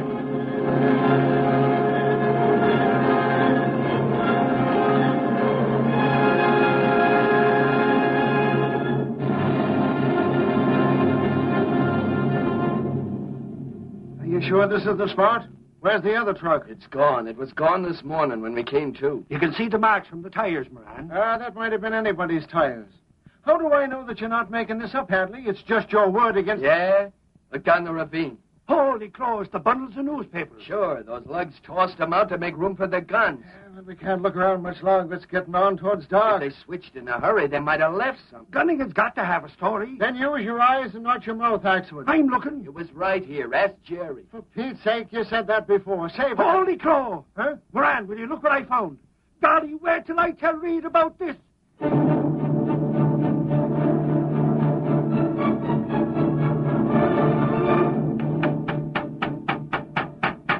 Open up.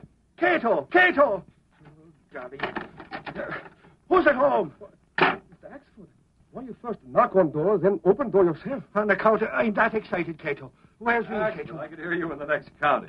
You got news? Reed, I found the gun. You did? Yep, Moran's got it. He took it over to headquarters to check the number. Not a new gun? Nope, it's been used before. Oh, that proves Hadley was telling a straight story, doesn't it? It sure looks that way. You called the city desk? Sure I did. That's how I learned you was here at the apartment. Truckload of used guns. Axford, we may have stumbled into something big. Some racket in guns. Wait, Cato, answer, please. Mr. Reed's residence. Hello? One moment. It's for Mr. Axford. Okay, that must be Sergeant Moran. Hello, Moran. You got news about that gun? Sure, I'm listening. Holy crow, Moran. Is that a fact? Golly. Sure, and thanks. Sounds big, Axford. Reed, that gun was the one used in the Crayley murder. It's the very same number. The Crayley murder? But Dalford was tried and convicted for that crime a year ago. He died in the chair. Hey, wait a minute. Doesn't the police department take charge of all those guns immediately afterwards? Yeah, Reed. They're supposed to destroy them or sell them to responsible parties. Men who drive truck last night, not the responsible party, is? No, Cato. Honest people don't go around switching trucks or using blackjacks. If you're asking me, Reed, there's something rotten in the police department. Somebody must be selling them guns to racketeers on the sly. Axford, get over there. The police department? See Moran at once and start digging. Find out who has charge of those guns. But there's a couple of men, Reed. There's Deputy Commissioner Stacy and his whole department. Nolan, Bayless... Never mind the count. The Sentinel needs facts. Now, get going. Okay, I'm on my way. So long. I'll see you in the headlines. He certainly will see us in the headlines, Cato. What do you mean, Mr. Britt? Don't you know why he sent Axford away? We're going to do some investigating on our own hook. Open the sliding panel, Cato. The Green Hornet's taking a hand in this game.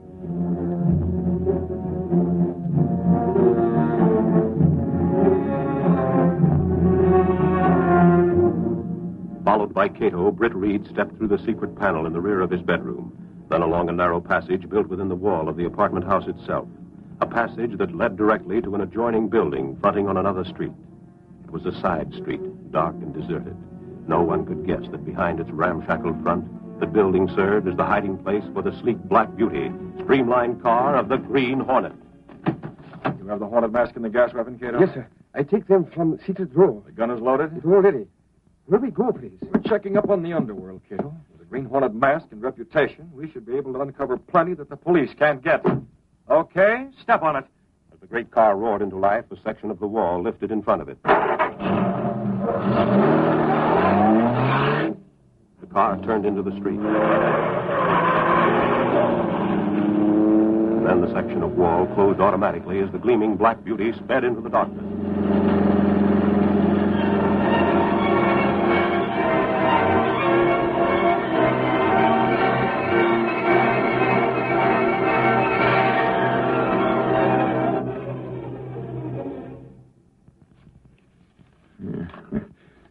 It's a nice sale we made today, huh, Whaler? Yeah. 2 Tommy guns and a dozen automatics for Dice Conde. Guess he wants to protect his gambling joint. Yeah, let him worry. We don't. Nope, we just sell him the guns, that's all. Here's $1,000. Put it away. Yeah. You know, Wayner, I was kind of worried for a while. About running into that Sentinel news truck? Yeah. I thought there might be trouble. There would have been if we hadn't used a persuader to put them two guys to sleep. Yeah, they didn't get a look at it. Sure they didn't. After we used the truck and got rid of it, that's all there was to it. Yeah. As long as you had some of our boys go after our truck. Is it fixed yet? Yeah, they're working on it in the back. Be a couple of days yet. Couple of days? Don't be a sap, Dutch. We got to do it on the QT. If we took it to a regular repair joint, the cops might spot it. So what? So plenty. A good detective could check the damage, find out what happened. You mean there might be some paint from that Sentinel truck scraped off ours? Yeah, something like that. Yeah, forget it. Count that change. Yeah, okay. Grab that, Dutch. Yeah, who's calling? Hello, Petroni. This is Dutch. What's on your mind? Somebody asking about buying guns? As long as it ain't the cops, you didn't know the guy, why, that's our business. Who asked you? Who? Hey, Petroni. What's the matter? He hung up. Didn't tell you? I just said some guy. Well, maybe you don't want to mention names. It's funny, Wayner. What? We had a couple other phone calls about the same thing. Some guy looking for guns. Yeah? And no name mentioned. That's the way I like it. That's playing it smart. I don't know, the way Petroni sounded. Oh. Well, it's sort of like he was scared instead of careful. Like he was afraid to mention names. Yeah, you're nuts. Besides, we got them guns in the cellar below the garage. No matter what happens, nobody could find them. And Who's that? Come on, we'll see. Bring your gun. Yeah, I got it. Open the door. What, there's nobody here. Somebody rang that bell. It must have been... Boss, look, stuck on the door. I just noticed. There's writing on it. I'm in the market for guns. I'll see you later. Oh, I wonder who could... Dutch, look at this. Yeah, Wayner. This sign right below the note. Dutch, it's the sign of the Green Hornet.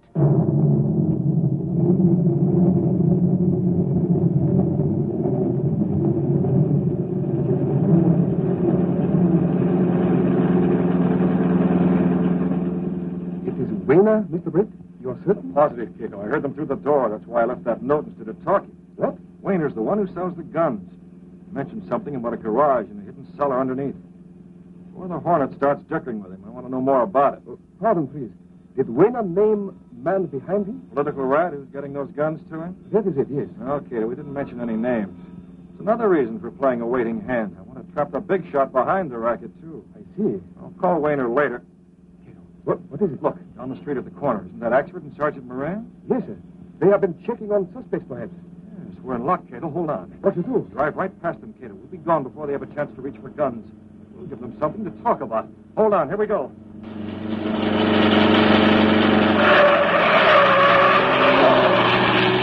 Axford, that car! What's it? Holy crow, Moran! Where's my gun? That's the Green Hornet! Save your bullets. He's out of sight already. But, golly, Moran, even if we didn't get no place looking for that gun racket here, at least I got something for the front page. The Green Hornet's busy again.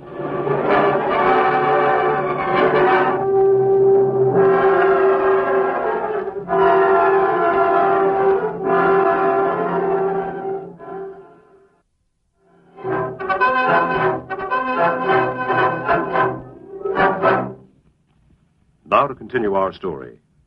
The following morning, Britt Reed read the Daily Sentinel story at the breakfast table before going to his office. He congratulated Axford for his reporting. Yes, Axford, that's a nice yarn you phoned into the city, Dad. Gunnigan liked you too, Reed. Golly, the Hornet passed so close to us I could have reached out and touched him. Like this. Like you're touching me? Yes. Just as well you didn't try. There wasn't time.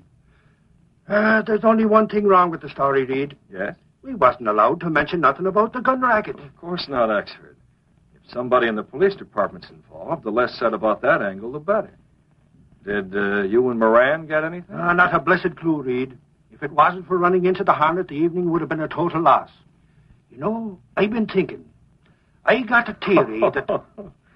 Another theory? No, wait. This one is... Please, Mr. Britt, it's almost 10 o'clock. 10 o'clock? Holy crow. Yeah, I'm due at the office in 20 minutes, Axford. You'd better get the sedan. I'll have it in front of the door at 5, Reed. So long, Cato. Good day, Mr. Axford.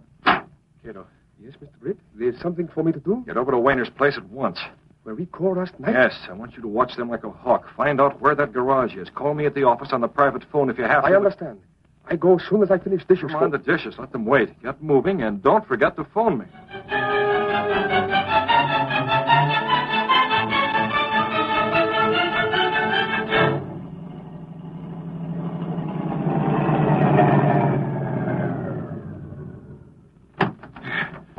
Did we go right in the garage, boss? No. Wait a minute. Huh? Take a look around first. Hey, what's eating you? There's a lot of passers-by, that's all. We might have been tailed. For what? Nobody suspects us of anything. Well, I don't know. That story in the Sentinel. Just because it mentioned the Hornet don't mean nothing. It mentioned the racket, too, Dutch. Not ours. Yeah. How do we know? Didn't put a name on it. It might have been our guns as well as anything else. Not a chance. There ain't been no leaks or nothing like that. Maybe so. Yeah, there's nothing suspicious. A couple of dames across the street. The Chinese laundry man who just came around the corner coming this way, and there was two guys in front of the drugstore. Okay, Dutch, I guess it's clear. Clear as blue sky. Come on, into the garage. Yeah, I'll get the doors.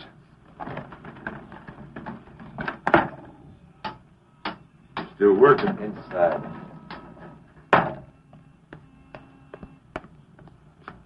So, that is garage.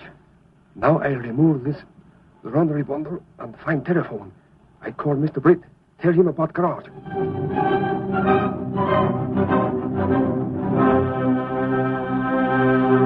But, Mr. Reed, what's the good of Axford taking this assignment if he can't mention names in the story? Because we're not sure of names yet, Miss Case. We don't want a libel suit. Outside of seeing the Hornet last night, what did they accomplish? He's been with Moran all day. We're keeping after it, Miss Case. Suppose the police are called off. We still keep after it. Hadley's our employee. He and Jerry were slugged. Our truck was hijacked. Nobody can get away with that. They're getting away so far. I wonder who'd be passing those guns along. Whoever it is making plenty, Miss Case. I suppose so. The police pick up plenty of guns during a year, don't they? Every gun used in a crime. And every gun for which there's no license. And Deputy Commissioner Stacy heads that department. Yes. Those guns are supposed to be destroyed or sold through legitimate channels. Certainly they shouldn't turn up again in the hands of racketeers.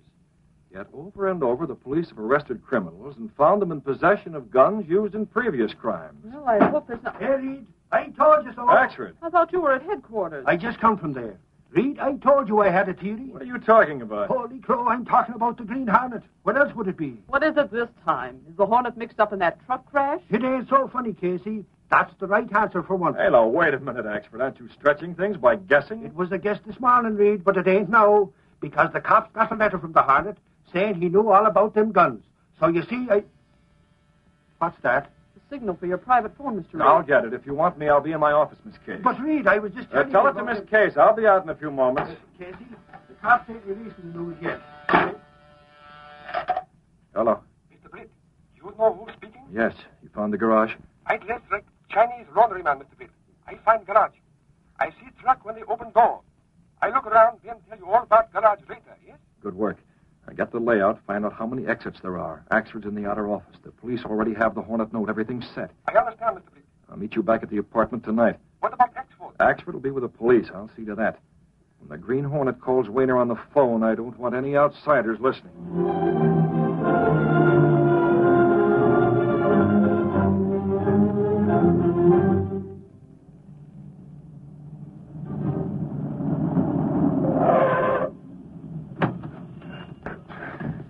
We'll have that truck all cleaned up a morning, Dutch. Yeah, you put the heat on this afternoon, eh, boss? Got your key? Yeah. Yeah, sounds like a form. Yeah, inside. I'll take it. Hello? You been out? Calling you for the last hour, Wayner. Who is this? I left a note on your door last night. A note on the Green Hornet. Hornet? For my names. How many guns have you got for sale, Wayner? You mean? I mean the whole works, everything. Well, I got more than 300, all different types. What's your price on all of them? On all of them? Hold the phone. That's the Hornet wants to buy every gun we got. Hey, that guy's no piker. Wants a price. Soak him. Yeah. Hornet, suppose we make it, say 20,000. A lot. Yeah, try and get guns any other way. Okay, Wayner, 20,000. want to see them first. You can see him. You come over here and I'll have Dutch take you to where I got him stashed. All right? I'll be over. Goodbye. Well, Dutch, looks like we're going to get rid of a load of hot stuff all at once, huh? Hornet don't fool around, does he? 20 grand. That's more than half of what we make in a month. I'll go over to the garage and get things lined up. You wait here for the Hornet, get it? Okay, boss. I guess he'll be coming pretty soon, huh?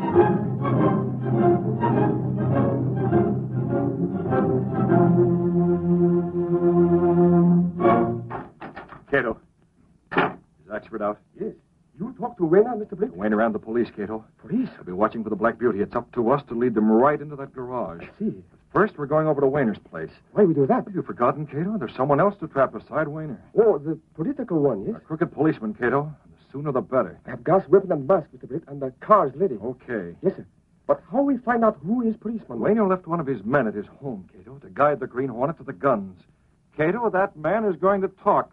Plenty. Come on.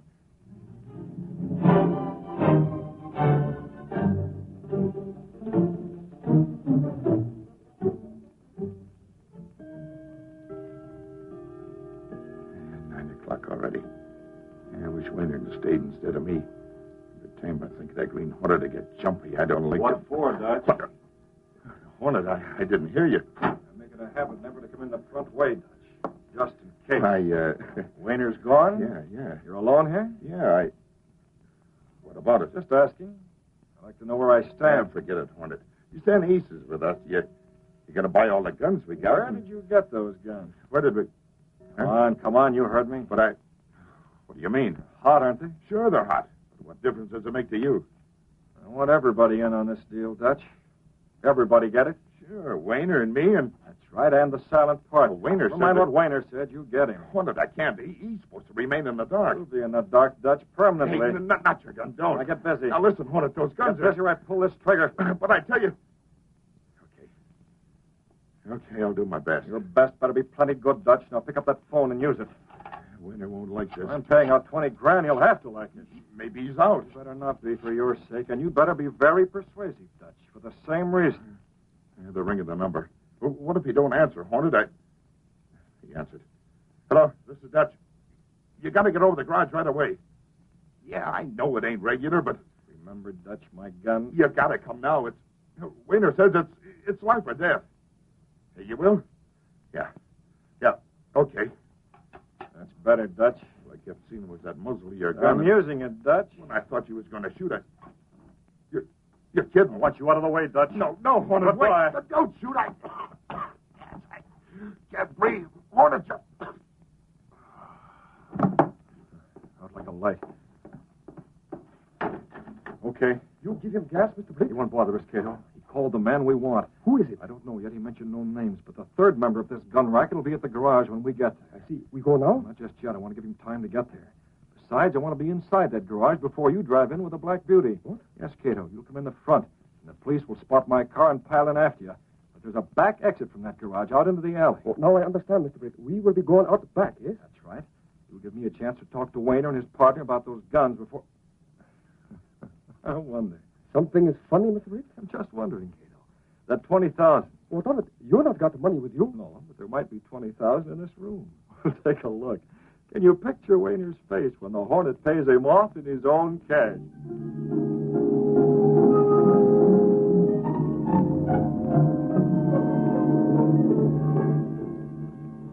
How long are you going to have to wait?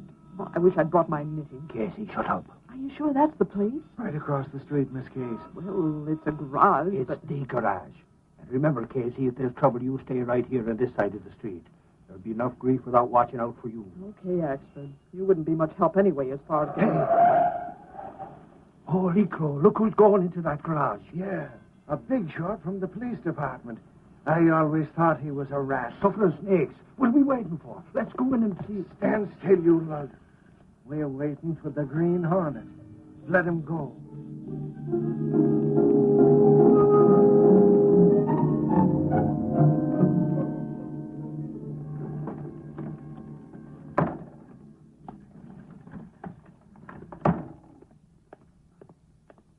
All right. Who is it? Waiter, take it easy. Stacy, what are you doing here? Mitch called me up. He said it was a matter of life or death. Didn't you tell him to call me? No, I didn't. I don't figure this out, but you'd better scram, Stacy. You're a deputy commissioner of police. If the Green Hornet finds you... Green Hornet? Yeah. He's making a deal for them guns you got for me. But if he knows you're in on this racket, he might blackmail you. You better duck out. Too late for that, Wayner. What the... Oh. Hello, Hornet. Dutch brought you in the back way? We don't need Dutch around. Suppose you and Stacy show me those guns. Okay.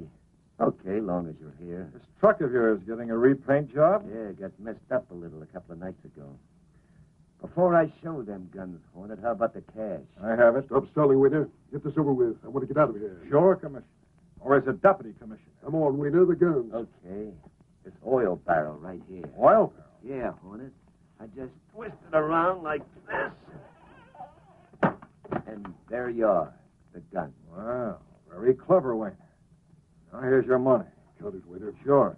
While you're counting it, I'll just open these doors. Close those doors, Waiter. Hey, what is this? This money is mine. You got it from a safe. Sure I did, Wayner, and Dutch didn't stop. What did I say? Close those doors. If anybody passes by the... What's that car? It's my car, and this is for you. Waiter, look out. It's a trap. Shoot him. Shoot the Hornet. Take it, you rat. Help me out of the way of the car. I don't want you to run over even while you're unconscious. Hurry, Mr. Blake. Police come from cross street. Step on it, Cato. At the back. Cato, get moving. That door is closed. Never mind that. Crash right through. Step on it.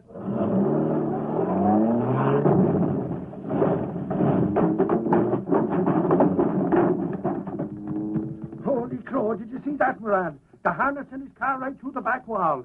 It's gone out of sight already. I might have known that guy would get away. All this work for nothing. For nothing your foot, Moran. Ah, something snares, Casey. I told you to stay across the street. What are you doing here? Using my eyes, you big lug. Look down there through this trap door. Aren't those guns?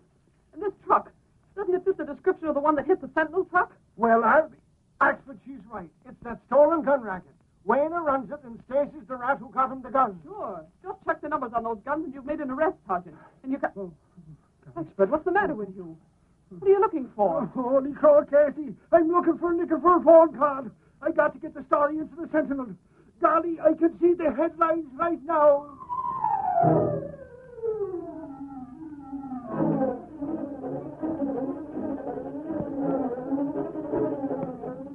Captain Action, paper! Stolen gun racket, race to deputy commissioner! Brooks confessed to police. Read all about it! Green Hornet still at large! That's Maxie, paper!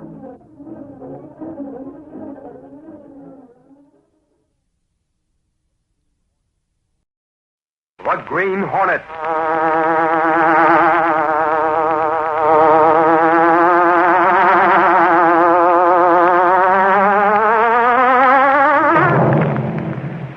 He hunts the biggest of all game, public enemies who try to destroy our America.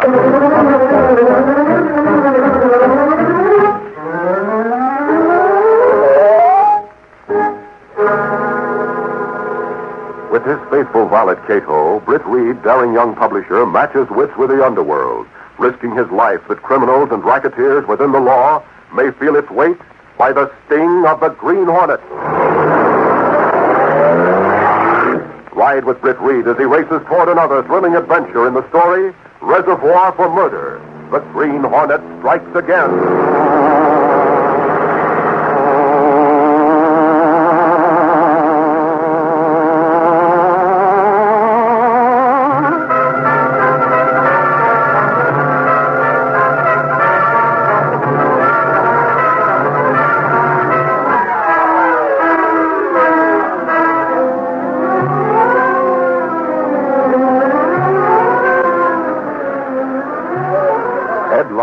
Ace reporter of the Daily Sentinel, smelled trouble the moment he arrived at the location of the new city reservoir. As he walked across the cluttered ground toward the concrete abutments, he noticed that the men seemed to be especially busy with one section of the retaining wall. Looks like something's cooking over there, and it ain't good. Hey, buddy. Well, you better not go any further, mister. That section's It's okay. I'm a reporter from the Daily Sentinel. Here's my press card. Sure, only Forget it. My insurance company says I can take all the risks I want, and they'll pay all. So why should I worry? Where's the phone around here? The only ones in the construction shack. Never mind, buddy. You warned me. You did your duty. Hey, wait. Time tide reporters wait for no man. I'm climbing that scaffold. I want to see this with my own eyes. They built this reservoir with knitting needles instead of T squares. The Sentinel's going to hear about it. Hey, what's happening to that scaffold? Mister, the whole section's going to cave in. Did you see that? Did I see it? Holy mackerel, the piece of concrete as big as a truck. Gangway, I got to get that phone.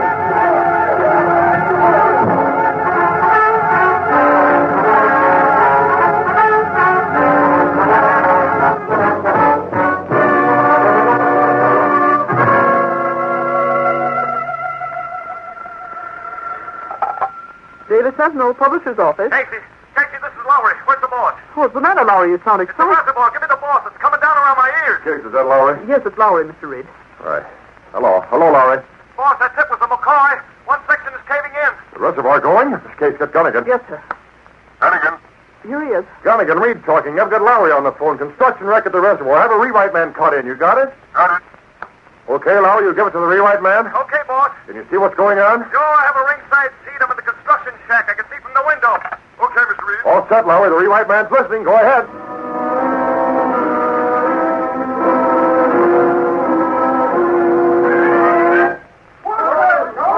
I'm about 200 yards away from the concrete walls. They've been showing up one section because it had a crack in it, but it isn't a crack anymore. Hold it. There goes another chunk. You hear that? Man, it's a lucky thing there wasn't any water in that reservoir yet.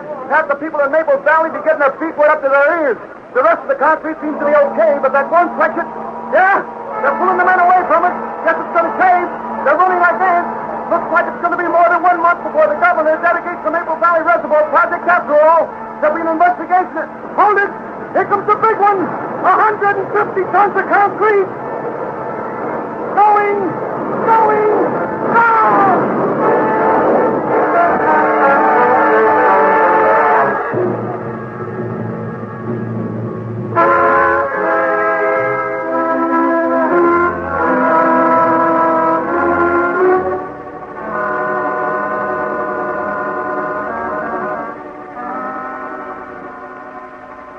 Several hours later, darkness had fallen over the wreckage of the reservoir wall.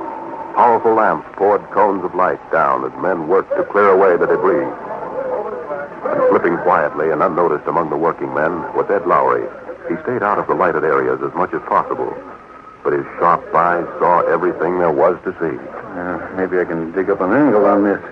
Concrete walls just don't fall down and go boom without a reason. Concrete's solid enough. Certainly feels that way on my feet. Hey, what's this? One of the steel supports that was buried in it.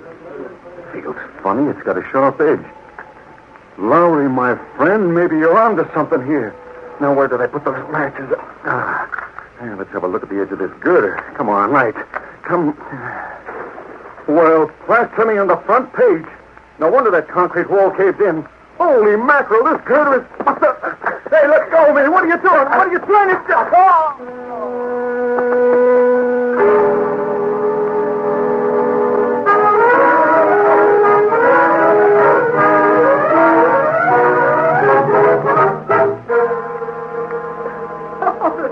So you've been walking into doors again, Lowry. Ha. Very amusing. Where's the boss? Oh, I knew you'd try to fight somebody bigger than you someday.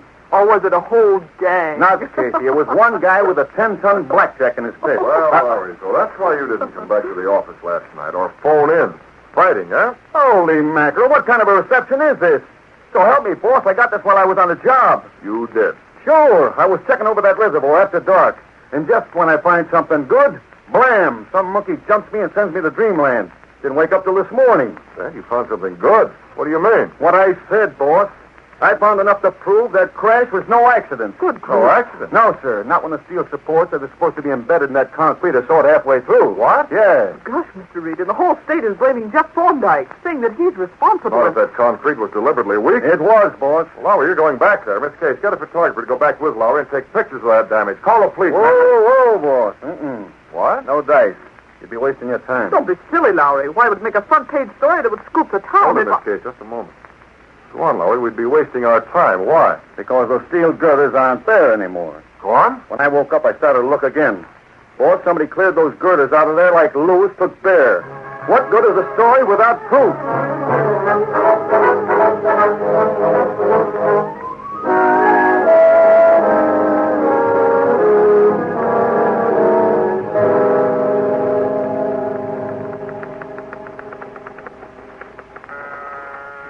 Senator Severn will see you now, gentlemen. This way, please.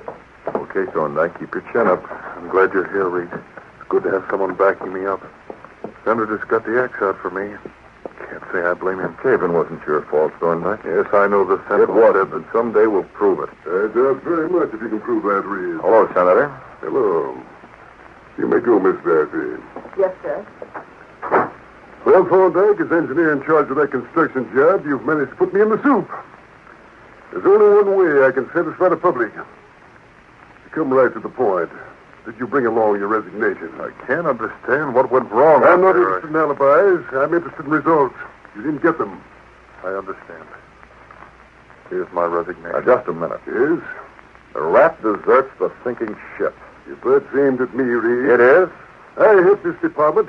I'm responsible for what happens. You're also responsible for the men under you. Yet you're making Thorndyke the ghost. I'm putting the blame where it belongs. If you read the Sentinel, there might be some doubt that what happened was Thorndyke's fault. Poppycock.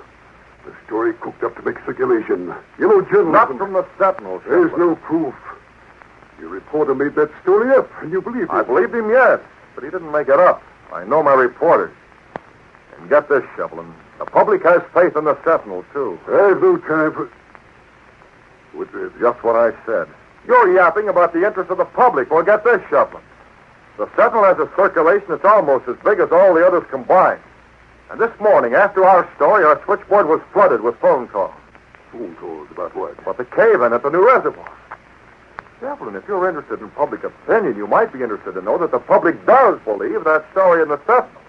At least enough so that they don't blame Thorndyke. Well, is that so? If you want a record of their names and addresses... No, I don't doubt you. Thorndyke, this puts a different complexion on things. Shevlin is always sensitive to public opinion. Aren't you, Shevlin? Senator, do you mean my resignation? Yes, I'm not accepting it, Thorndyke. There, in the wastebasket. I don't know what to say. Never mind. Just go ahead and make sure the job is finished. And finished right. It'll be done right.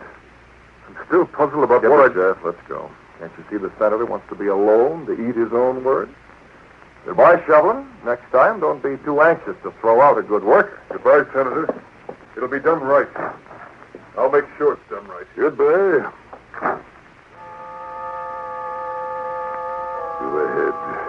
Go ahead and finish that job. And when it's done, I'll make absolutely sure Thorndyke loses his job.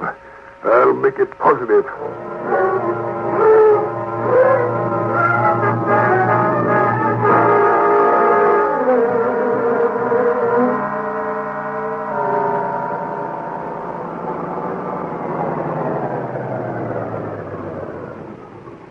Bender. Senator, what are you doing here? That's That's why I came, you fool. I don't want to be seen. You've heard Thorndyke is going ahead with the construction work. Yeah. Thorndyke is too good a man. If he keeps going, he'll end up with my job. Yeah. That puts it up to you, Bender. This time, I want a big accident, you understand. Big enough so that not even the Sentinel can keep Thorndyke in his job. They'll be finished with the construction in 3 weeks, Senator. The water will be piling up behind the dam. A whole lot of water, Senator. That's it, Bender. I think you understand. Yeah, I understand. If the water should break that retaining wall and flood the valley, there'd be a lot of damage. Thorndyke couldn't explain that. Yeah, Senator. And besides, there wouldn't be any evidence. The water would wash away every sign. Okay, Senator, you can count on it. There's going to be a flood.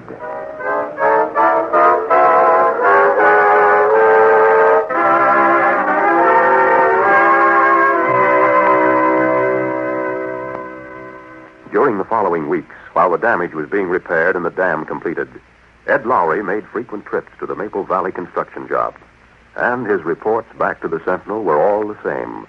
He saw no sign of trouble. But he wasn't the only one on watch. When darkness fell each night, a small man, inconspicuous and slight, prowled around the reservoir. That man was Cato, Britt Reed's Filipino valet. Yes, Mr. Britt. I observed Maple Valley Reservoir at night, as you direct. You weren't seen, Cato? No, sir. Back home in Philippines, I learned how to move silent, like jungle cat. What did you find out, Cato? Is there anything wrong? No. Why do you say it that way? I'm not certain, Mr. Britt. But there's one man. I observed him at night. Act very strange. Strange? Nothing very definite. Only he act like man who doing wrong. A man named of Bender. Bender, eh? Name is familiar? Yeah, well, he's the man who told Lowry to stay away when that section of wall fell. I wonder. Yes? I wonder if he's the one who could have knocked Lowry out that same night. So, it's possible, yes? Keep watching, Cato. Pretty soon that job will be completed. We don't want anything to happen.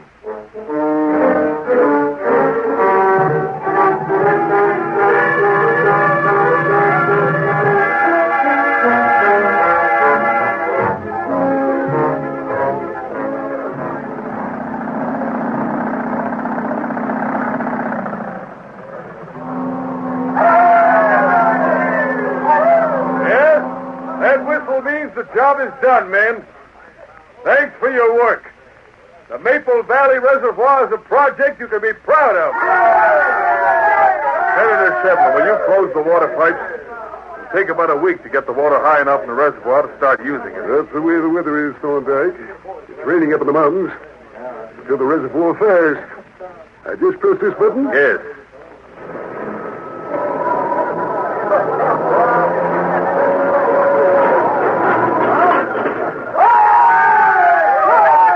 Senator, and thanks for letting me finish this job. Yes.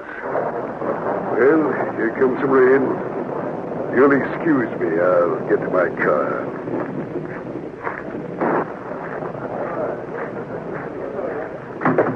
Senator Shevlin. Yes, what is it? Everything's set. This rain ought to speed it up, too. Not allowed. Oh, there's nobody to hear. Just a couple of more days and it'll be Thorndyke's finish. He's riding high. It'll be his finish. It better be.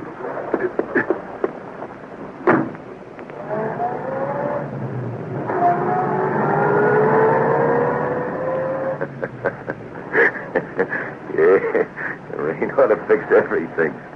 What's that? Excuse, please. You were on the other side of the senator's car. Who are you? Excuse, please. I'm very sorry.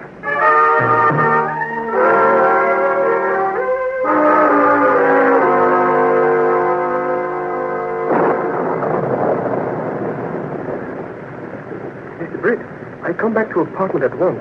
I tell you what I hear. You don't know their plan? No, sir.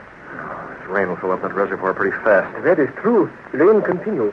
I think... Cato, we've got to find out. Check the gas weapon and the Hornet mask. It rained very hard, Mr. That doesn't matter. Rain or no rain, the Green Hornet's going out on the Black Beauty.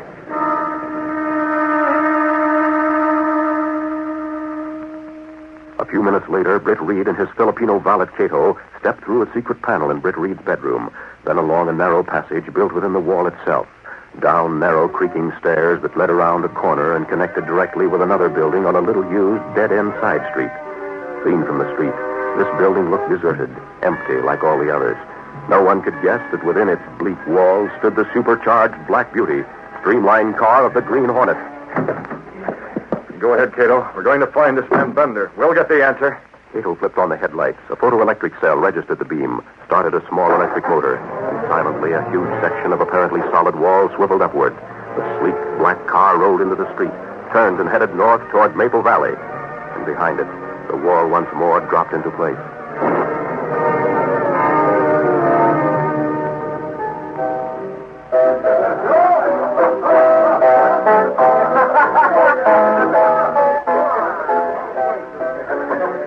Joe. Keep the change. Did you mean for me you don't want this Maple Valley Reservoir job, Bender? You'll never know, Joe. Good night. Pretty wet out. Yeah, and it'll be a lot wetter, too. A lot wetter. Just a minute, Bender. Hey, what's the idea of bumping into a guy this way? Dark enough to black out it? This is a gun in your ribs. Hey, what is this, a stick-up? Who are you? That mask. With the Green Hornet. Come with me, Bender. What do you want? Come with me. You're going to answer some questions.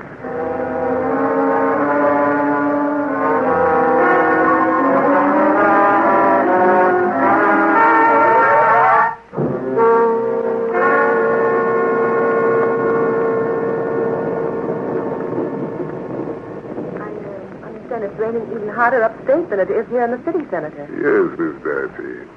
I won't need you anymore tonight. You go. Yes, sir. Would somebody with Bender? He's supposed to call me on my private phone. The water should be pouring into that reservoir. I want to know. I tried to get him myself. He isn't home. Private phone, that's it. Hello. Is this you, Bender? Hello, Shevlin. Who is this? You were expecting a call from Bender, weren't you? Bender, what? This number is private. You're making a mistake. Bender's right here. It's no mistake. I know all about it, Shevlin. About what? The Maple Valley Reservoir. I want $10,000. Who are you? This is the Green Hornet. The Green Hornet? 10,000, your scheme blows up right in your face. You can't bluff me. Not a bluff. Remember, I've got Bender here. It wouldn't be hard to get him to talk.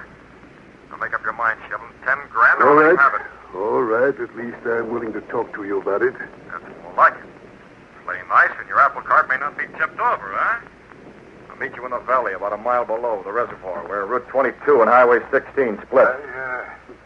I know where. Tomorrow night at 11. Be there, Shevlin. Don't forget.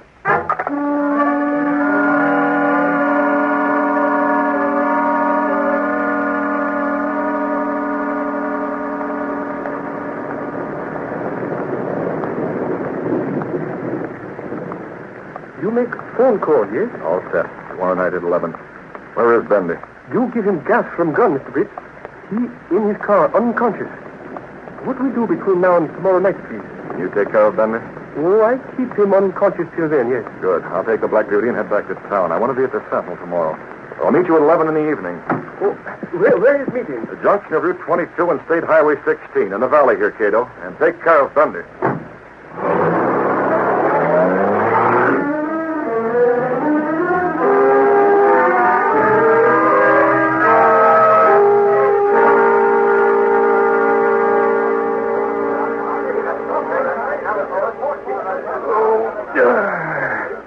The end of another day.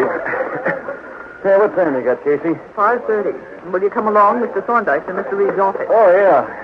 Nice guy, Thorndyke. I like him. I wonder if he'll get shoveling down. Well, I hope so. Somebody ought to. Still raining. All day and since yesterday. This rain has me a little worried, Reed.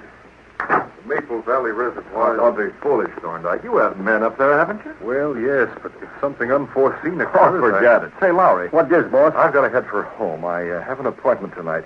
Oh, will you and Miss Case keep Mr. Thorndyke from getting the jitters? Now that his work's done, he has plenty of time for worrying, so keep him occupied. You might show him around the Sentinel. Perhaps he's never seen a great newspaper at work.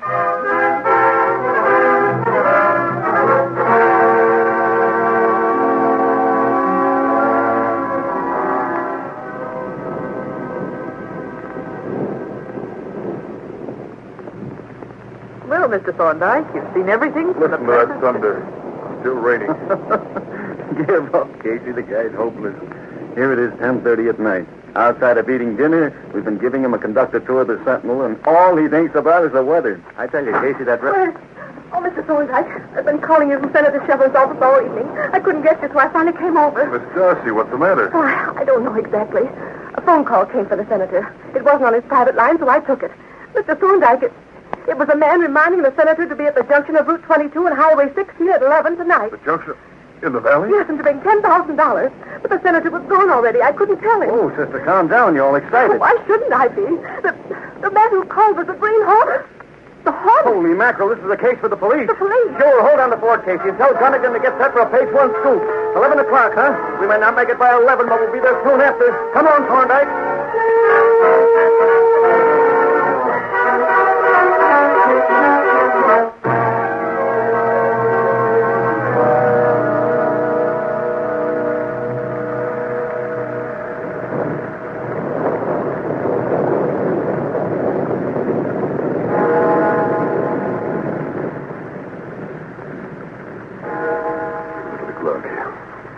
It's raining cats and dogs. I'd better get back in my car. What the? Who's that?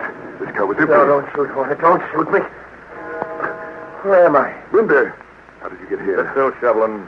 I brought him. The Hornet. I'm in the back seat. Got a gun. How about that 10 grand, Shevlin? Oh, Hornet, let's talk this over. Go, Shevlin. Money talks. Yes. Here you are. Thanks. Too dark to count, but if it isn't all here... It's there. Good. I told your secretary... What's that? My secretary? Yes, I called this evening. Just wanted to remind you. I got no answer on that phone. She doesn't know I'm mixed up in anything crooked. You ruined me. Oh, now, isn't that too bad? Now that I think of it, she was a little surprised. But that's your tough luck, Shevlin. I got the money and that... car coming. A car. Bushwick, please. Get out of here. Get out. I will, Shevlin, but first... No, don't shoot me. Do it, Plastic. This for you, Butler. I'll just use my fist. Cato, don't keep the police arrive. Remind me to send this 10,000 to the Red Cross, will you? Let's get to the Black Beauty. But, Mr. Britt, I don't understand. Don't understand what, Cato? Even when police get here, even when they find those two, what good is that? It's not possible they prove they are criminals. Don't worry about that, Cato. But I do worry. How police know unless Senator or Senate talk? They not talk. I said don't worry. Let's go, Cato.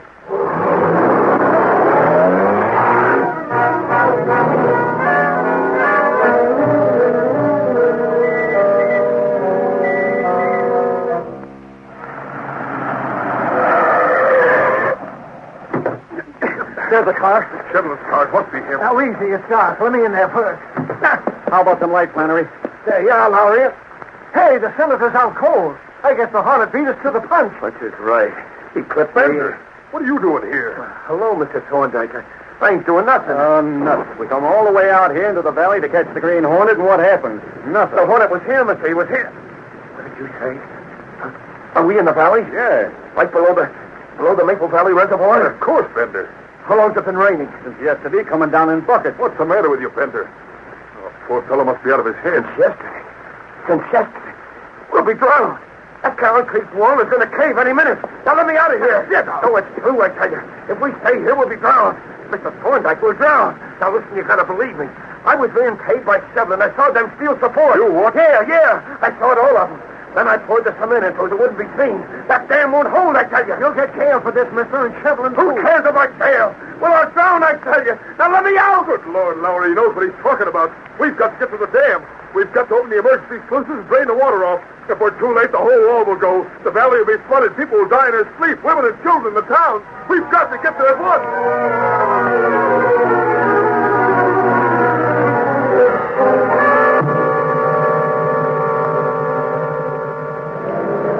There it is. Watch the curve.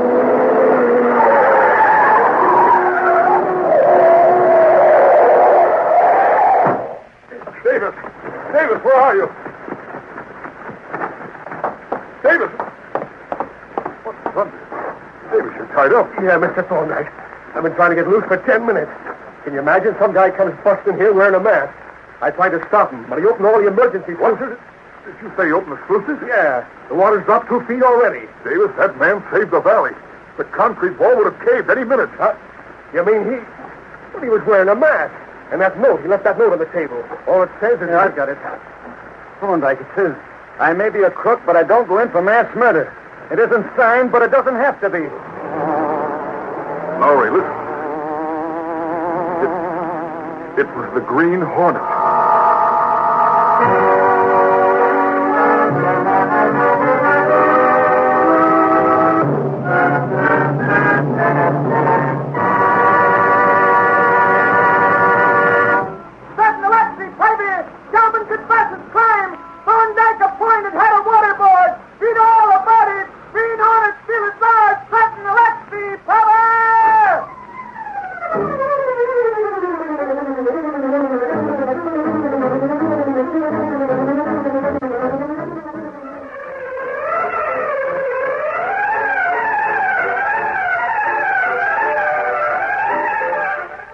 Popular radio dramas created by George W. Trendle are a copyrighted feature of the Green Hornet, Incorporated. All characters, names, places, and incidents used are fictitious.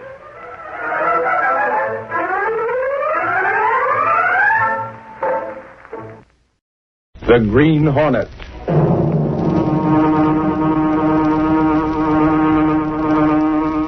He hunts the biggest of all game, public enemies that even the G-men cannot reach. The Green Hornet.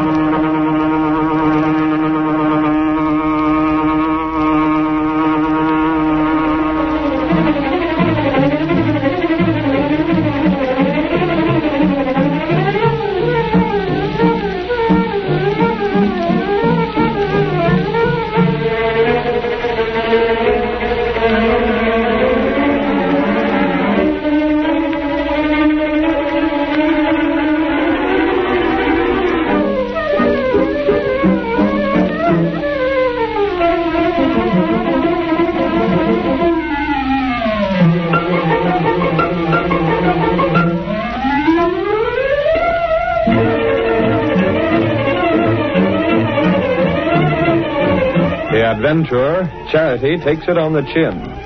The events and characters depicted in this drama are fictitious. Any similarity to actual persons, living or dead, is purely coincidental.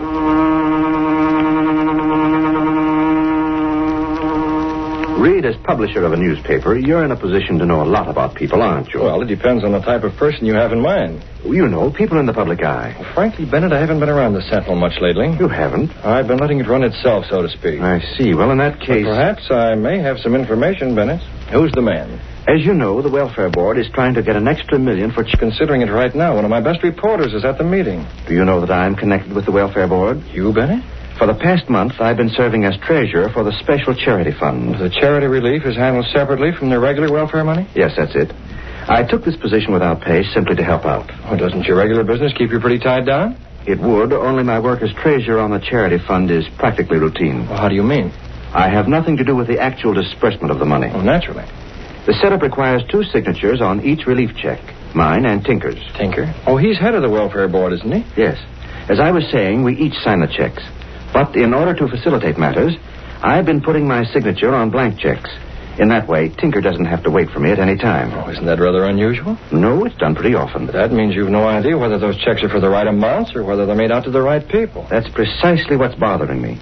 I have no reason to believe that Tinker is doing anything dishonest, mind you. You wouldn't be speaking this way if you didn't have some suspicions, Bennett. That's all they are, Reed. Suspicions. Tinker has a friend named Murdoch. He's always around the welfare board. I don't like him, and I don't like the way he and Tinker are always together. Perhaps you're imagining things. Well, I hope I am. After this, Bennett, if I were you, I'd be careful about signing blank checks. I intend speaking to Tinker about that very soon. Just now, of course, he's busy trying to get this extra $1 million for local charity out of the city council. Well, I'll call my office and see if that appropriation's been passed. Fine.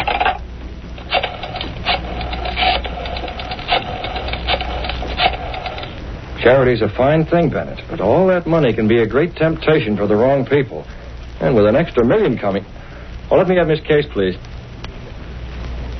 Miss Case? Mr. Reed. Has Lowry brought back any news from the city council meeting? Oh, they have, huh? It's already in the papers. Oh, thanks, Miss Case. I'll be in very soon. Well? The city council okayed the extra $1 million for charity, Bennett. Remember what I told you about those checks.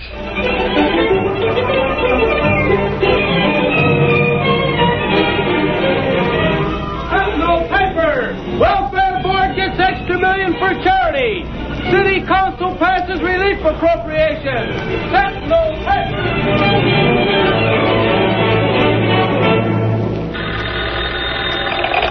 Yes, what is it? There's a young man out here applying for charity, Mr. Tinker. Did he fill out the usual form? Yes, sir. I told him there was a long list, but he says he needs help immediately. He's very insistent. Oh.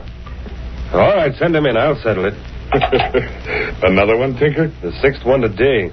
Murdoch, perhaps you'd better go into that other office. Sure, Tinker. After all, this ain't supposed to be any of my business. If anyone gets an idea that Murdoch and I are taking a cut of that charity money, it might mean... My name's Drake, Mr. Tinker. Girls, close the door. Come in. Look, Mr. Tinker, it ain't for me. It's my wife. She ain't feeling so well. Drake, it takes time to care for people. Cases like yours must go through a regular routine. Can't hand out charity to everyone who comes asking for it. Your case will be investigated, same as the rest. Yes. But can I get something special for my wife? The doc says she needs medicine right away. Your name is on the list, and we'll investigate. If you deserve charity, you'll get it as soon as possible. Yeah, but... The welfare board is already pressed to the limit. You'll have to be patient. Yes, sir. Only I figured with that extra $1 million... That extra $1 million is practically drained away already. Well, can't you make... I'm very busy. If you're deserving, you may be tended to. That's all. Yes, sir. It's only on account of the wife. Give them the money. I can use it myself. He's gone, Murdoch. Snappy work, Tinker. You don't waste time. Can't afford to. We have to figure out how to get our hands on a share of that $1 million. You told that sap the $1 million was already earmarked for the other charity cases? Of course. Now, what's our plan? Same as before. We put 500 phony names on the charity list. You have the list? Yeah, sure, I got it right here. Abbey, Abbott, Adler, Augustini. Where'd you get these, Murdoch? Relax, will you? They're okay. Can't have anyone checking up on them. Not a chance. With these phony names, we'll be able to grab off 100,000 for ourselves. Perhaps 200,000. That's the stuff. And nobody the wiser. Of course, there's Bennett to consider. Bennett? What about Bennett? He wants me to have the checks filled out before he signs them. That'd ruin us. Don't worry, Murdoch. I told Bennett we'd do as he wanted. You crazy? As soon as I got around to it. I told him it meant changing the routine, and it might take a little time. Oh, you stalled him. For a long time. That's the angle, Tinker. Plenty of graft for you and me. Well, you know that old saying, Murdoch. Yeah? Charity begins at home. That's it. Charity begins at home. That's rich.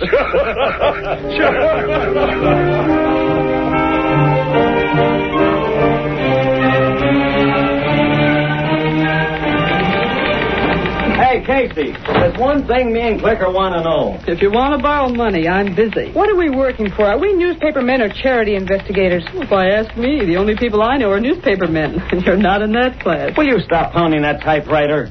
Don't tell me you two are sore because Mr. Reed sent you out on a door-to-door job. Sore? You ought to see my feet. They don't pave the sidewalks with mattresses in this town. After walking 20 miles, I know. Why is Mr. Reed so anxious for us to talk to people who are on charity rolls? He thinks there's something going on. Yes? Lowry and Miss Binney are here, Mr. Reed. Oh, send them right in. All right, you two. You can ask Mr. Reed all those questions instead of bothering me with them. Hello, Miss Binney. Lowry? Oh, you got any interviews? Mr. Reed, we must have talked to about 200. Yeah, we posed as investigators for the welfare board. If we'd had a list, we wouldn't have wasted so much time going from one door to the next. Tinker refused to release his list. Why? Well, Lowry's reason sounds all right. He claims revealing names would embarrass those receiving charity. Well, plenty are getting it, Mr. Reed. We found lots and no complaints. Yeah, as far as appearances are concerned, Tinker's on the level. Yet, for a city the size of ours, more money is being spent than conditions warrant.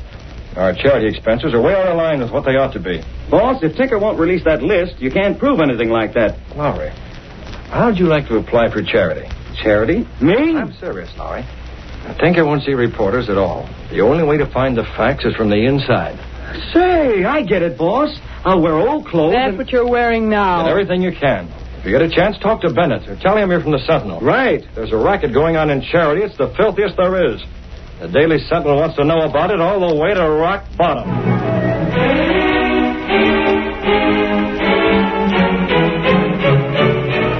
Look, lady, I've been coming here to the welfare board every day for a week. I'm sorry, we're doing all we can. Here I am again. The name's Lauren. Sorry, no news yet. Boss, I tell you, I'm getting no place. Stick with it, Lowry. You talked to Bennett yet? I'll keep trying, but these hard benches are sure wearing my pants awful thin.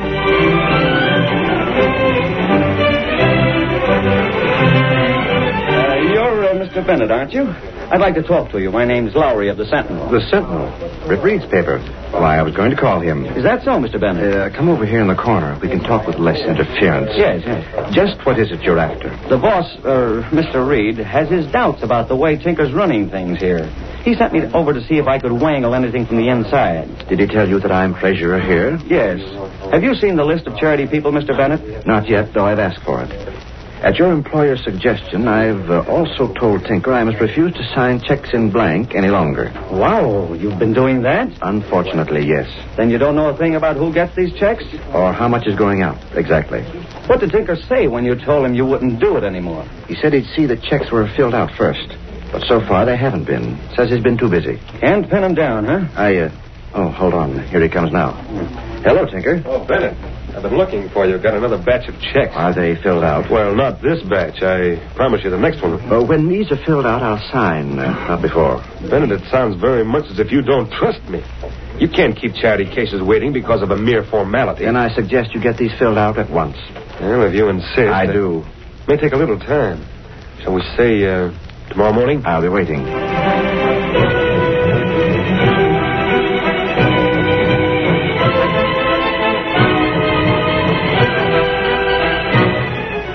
I was right there when Bennett talked to Tinker, boss. I'm going to see him this noon and get the lowdown. You're seeing Tinker this morning, eh? About the checks? Yes, and if Tinker stalls any more, we'll know there's something funny. Hey, Lowry, I thought you were going to see Bennett this noon. Well, he is, Miss Benny. Well, try and find him. Tinker, what's biting you? Plenty. Look at this teletype from police headquarters, Mr. Reed. General alarm to all police. Be on lookout for Treasurer Bennett of the Welfare Department.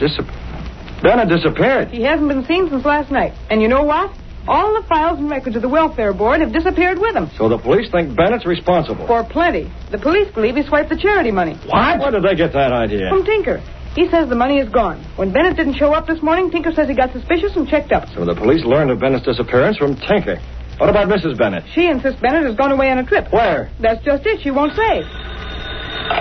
Yes? Dunnigan, Britt. I'm doing a remake on the front page. What do you think of that guy Bennett absconding with that charity dough? Got a headline? Have it in a second. Lowry. Yeah, boss? Go over to Bennett's home. Grab a statement from his wife. Go with him, Miss Benny, for pictures. Come on, Lochinvar. Here's the headline, Britt. Shoot. Solid across page 1. Bennett absconds with charity cash. Kill it. It's too strong. What? You heard me. The Sentinel's going to convict Bennett before he's had a chance. Blasted, Reed. What further proof do you want? Why, any blind fool can see Bennett swipe the dough. We're not blind fools, Gunnigan.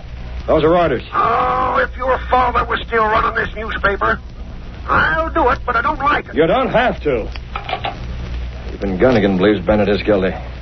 Well, maybe he is, but his disappearance is too pat.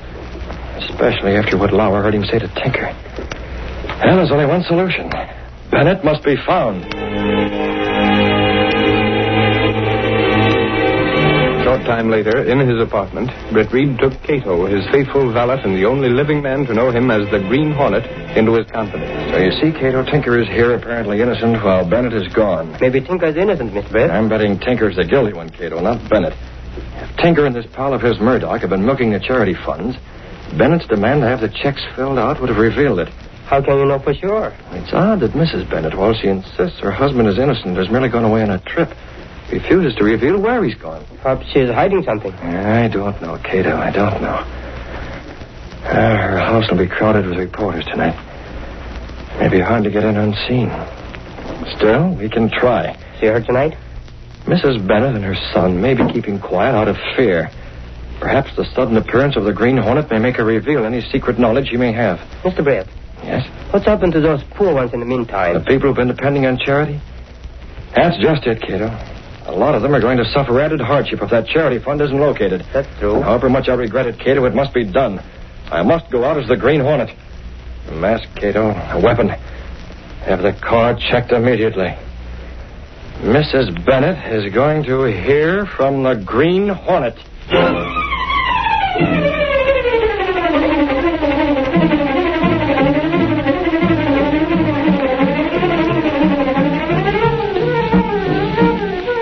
The curtain falls on Act 1 of our Green Hornet adventure. Before the next exciting scenes, please permit us to pause for just a few moments. Now to continue our story. Bennett, treasurer of the welfare board, disappeared with all the files and records. The police believed that Bennett had absconded with the charity funds. But Britt Reed, unconvinced of Bennett's guilt, assumed the role of the Green Hornet to uncover those who were really guilty. It's late in the evening. Mrs. Bennett is being questioned by reporters. How about it, Mrs. Bennett? You keep saying you know where he is. He isn't guilty. Why don't you tell us? He is innocent. He is. How about the charity dough? Yes, how about that money? While they crowded around Mrs. Bennett and her 20-year-old son in the Bennett library, a tall figure slipped through a side window into the hall. All the reporters left their hats here on the table. In fine Lowry's. Yeah, here it is. Initials E.L. Britt Reed took an envelope from his pocket and slipped it under Lowry's hat. Then he left to await developments. I left a letter under Lowry's hat, Cato. He's sure to find it when he's ready to go. It's addressed to Mrs. Bennett. Yes, sir. I'm going back inside. I want to be there when she's had a chance to read it. Very dangerous, Mr. Britt. The reporters... I'll stay well out of sight, Cato. Reporters are still in the library. I'll have time to find a good hiding place before they go out into the hall.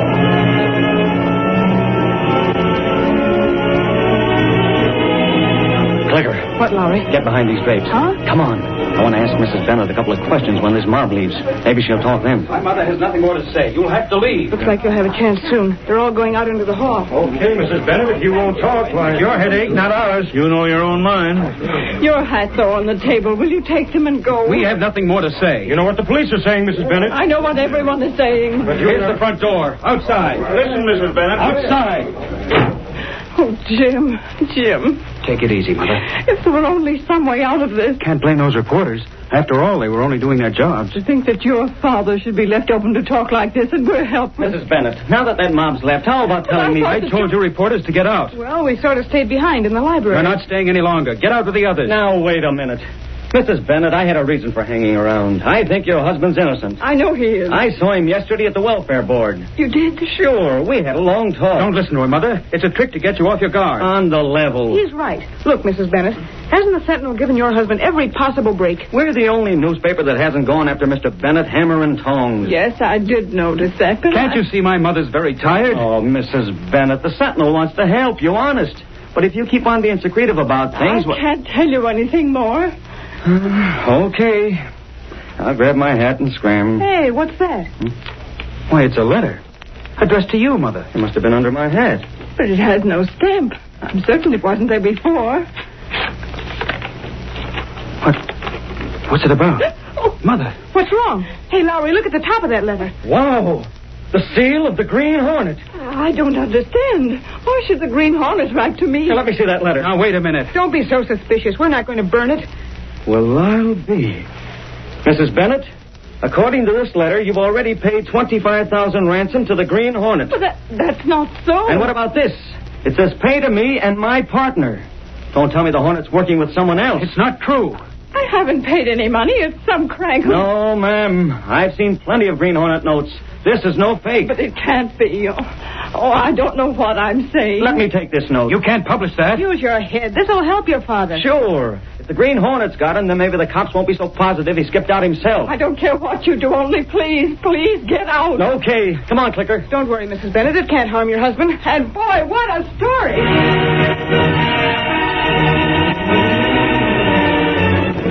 Leaving his mask and gun in the car, Britt Reed, once more the presentable publisher of the Sentinel, walked into a drugstore and entered the phone booth.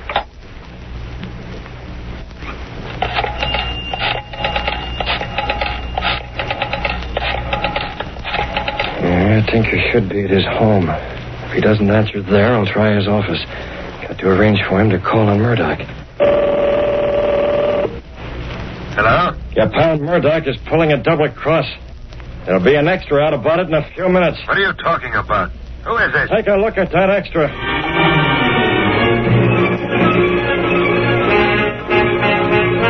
All right, Cato, now you get to a phone. Call Murdoch and keep his line busy. After that extra comes out, I don't want Ticker to be able to get Murdoch on the phone. Stay on the phone till you hear me in Murdoch's home and join me there. It's right around the corner. Now get going.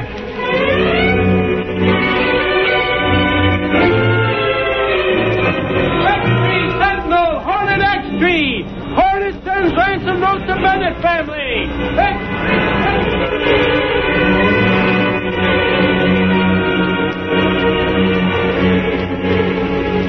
But I tell you got the wrong number. This is the 5th time you've called. Well, look it up, then. Hang up, Murdoch. Huh? Who the devil I is... said hang up. What's this, a stick-up? Take a good look, Murdoch. Yeah, I'll move into the light. Why, I've seen pictures of that mask. You're the Green Hornet. Seen the paper, Murdoch? Then have you plugged me with that gun? I'm keeping my Read eye. it. Yeah. Okay. Green Hornet sends... How do you like it? Collected $25,000 from... Who's your partner? It says here... Partner? Who do you think? Tinker wouldn't be fool enough. No. But the sap pulling a bonehead play like this. Maybe he figures 25,000 extra is worth going after. Say, Tinker didn't tell me nothing about you, Hornet. Why should we tip you off? What are you doing here? See what that ransom note says about Bennett? You mean about him going to be released? Do you think he will be? He can't be released. That ain't the plan. Maybe Tinker figures the same thing applies to you. You're in with Tinker. Why else would I be here? Huh? Why should Tinker cut you in on that charity graft? With you out of the way like Bennett, he can grab it all for himself. What? No. Listen, Hornet. Let me call Tinker. He's not at home. But then where else would he be? If he ain't home, he must be out at the farm with Bennett. I'll fix it up. He can't cut me out. Go on that phone. You're not calling anybody. Listen, Hornet. I'll stay out of it. I don't want nothing. You yellow, crawling crook. He sent you over to get rid of me. But you don't have to. I don't want none of the dough. Put the rod down. You're shaking, Murdoch. No! Don't hit it! Stop it! Got it. Gas. and gas will hold him for a few minutes. When he comes to, we'll go after Tinker. I made sure he believes Tinker's at the place where Bennett is held prisoner. And I'll take care of Tinker. If he's been unable to get Murdoch on the phone, he'll be here any second. Cato, you've been watching the door? Yes, sir. Someone coming now. Good. Stand beside the door, Cato. Give him a chance to see me before you do the job. I understand. You ready, Cato? All ready. I've been trying to get you on the phone, Murdoch. Have you seen the Sentinel? Yes, he saw it. Well, you're not Murdoch. Green Hornet. Then it's true Murdoch is double-crossing. No. Yes. My throat. What? Grab his arm. He's going with us. What do we do? Murdoch will recover soon. He'll head for the farmhouse then. We follow and get Tinker there with him.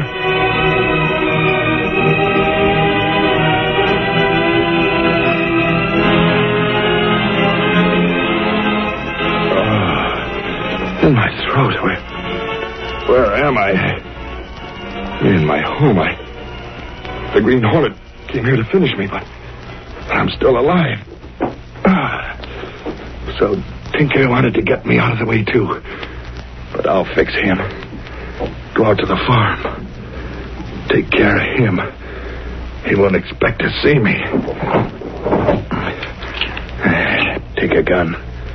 Try to double-cross me, huh?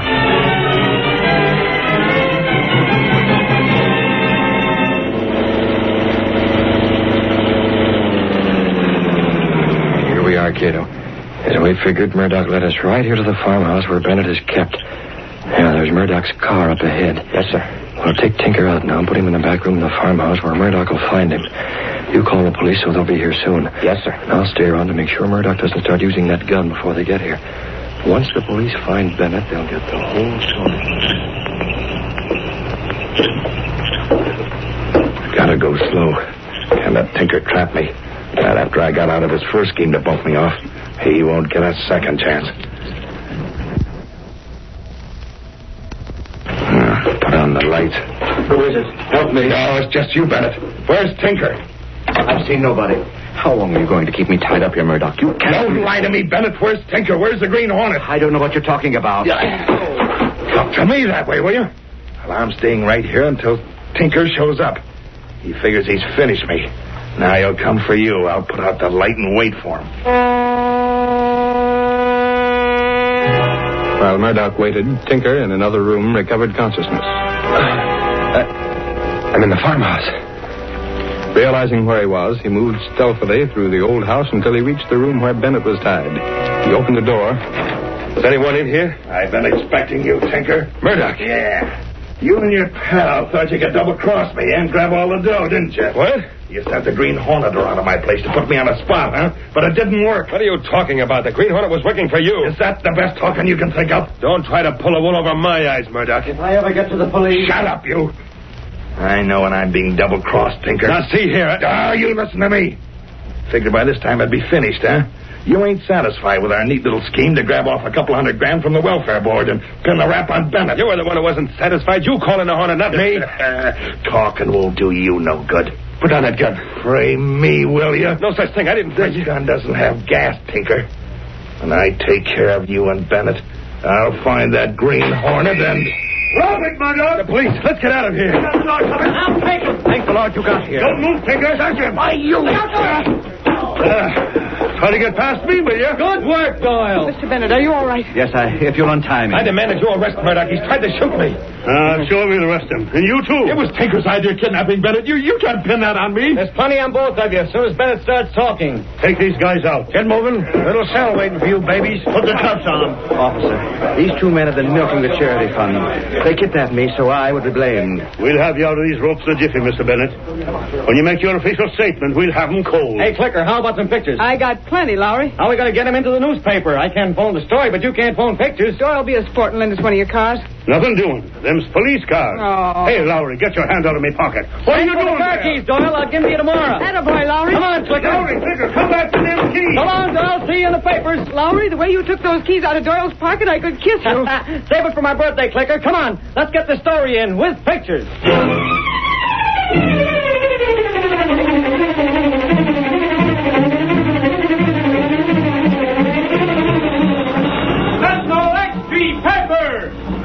Graph smashed. Bennett cleared. X Street Pepper. Tinker and Murdoch indicted.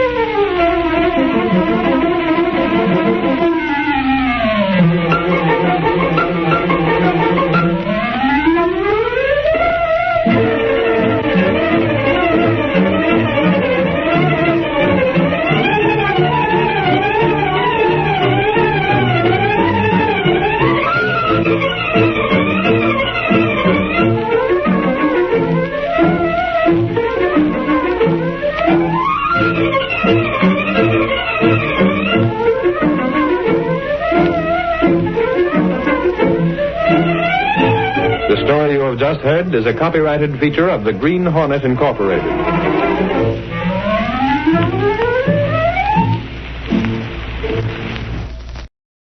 The Green Hornet.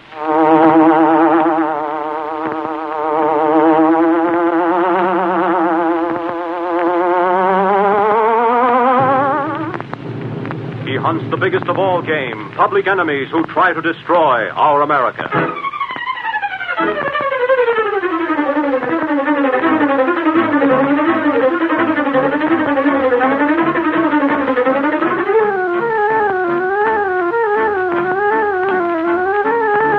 In the interest of our government, the King Trendle Broadcasting Corporation asks you to accept Uncle Sam as the sponsor of the Green Hornet program. Young men and young women, boys and girls, you can help win this war. Millions of you are leaving school in the next few weeks. Do you know what you can do to help? Ask your local United States Employment Office. That office can tell you where you can join the Army of Workers, where you can help produce materials of war, where you can help produce food for our fighting forces, our allies and ourselves on a farm or ranch, where you can get free training that will fit you for a war job. Register for service to your country now at any United States Employment Office.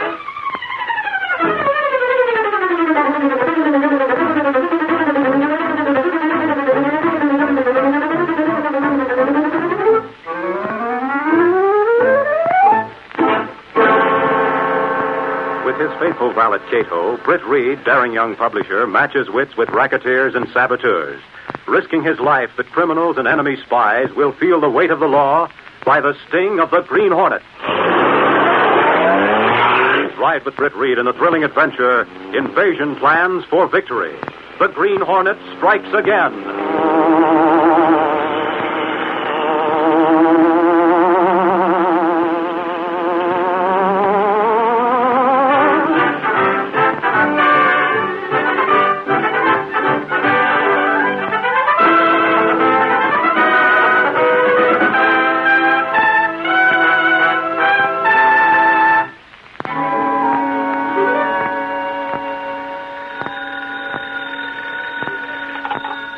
This Mr. Britt Reed's apartment?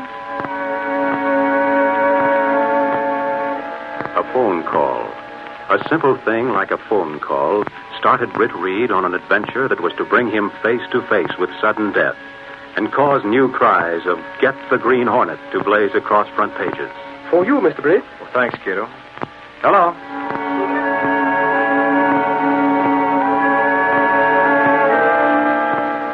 Axford lounged in the living room as Cato entered. Hey, heard the phone ringing, Cato. Was it for me? For Mr. Britt. I take evening paper, please. Ah, but hold on. Got to read the latest news and find out who I should be mad at. Mr. Britt wants paper in bedroom. I'll borrow, please? Oh, all right. Then if Reed wants it. I don't know why it is. With Reed, the owner of the Sentinel, we don't get but one copy of it here at the apartment. I'll check on it and see you as soon as I can get there. Goodbye. Here's newspaper. Thank you. Classified. What's Axford doing? He was reading paper. Now, here we are. Personal column. That's a funny thing, Cato, how people can conceal things by printing them for everyone to see. Yes, sir? Yeah, well, here's the ad I'm looking for. Johann Kinder. Very important that you call on Mother tonight. Oh, is there a special meaning in small ad? Yes. Cato, you've heard me speak of Jack Mercer. Oh, yes, many times. You friend and colleague. Well, Jack Mercer's been flying planes. It was he who just telephoned. He wants me to go to his home in the suburbs right away. He spoke of this ad. I drive car for you? Yes, but not the Black Beauty. Take the convertible. I don't like the way Jack spoke. He sounded worried, and he's not the worrying type. What'd he say about ad? Well, he couldn't talk over the phone as much as he wanted to. He just told me to look up the ad and translate Kinder. Then he said he thinks that Mother means himself. I don't like the way he said it. Get that ad, Brett. Translate Kinder. Mother means me. Get the car, Cato. I'll tell you more about Jack Mercer and his work while we're on our way to his home. Very well. While you're getting the car, I'll find a way to get Axford out of the apartment so he won't be too curious.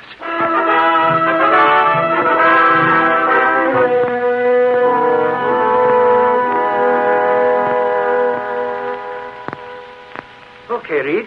I'll hang around the cops' headquarters just in case there's a new development on that case me and Lowery were handling. Well, thanks, Axford. I'll be more at ease with you on the job. Good night, Reed. Good night. I don't like the way Jack said it. Get that ad, Brett. Translate Kinder. Mother means me. Car is ready. Oh. All right, Cato.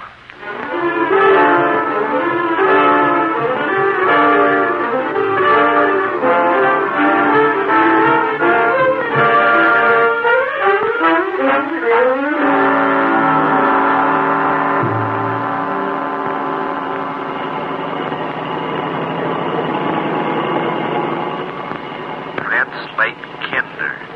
Mother means me. I wonder what he's worried about. Translate Kinder. Mother means me. Cato. Yes, sir? I think Kinder is the German word for child. Yes, Mr. Brett. Johann Kinder. Well, that would mean John Child. Possibly Childs. John Child.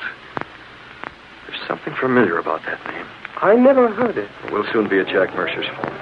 I didn't even know he'd reopened it. He sent his family to Florida when he left a few months ago on a secret flight to an undisclosed place. You were to tell something about him. Oh, yes. Well, he was working on a report for the government. Few people knew it, but the fact that I knew it makes it possible that enemies also knew what he was doing. So that is true.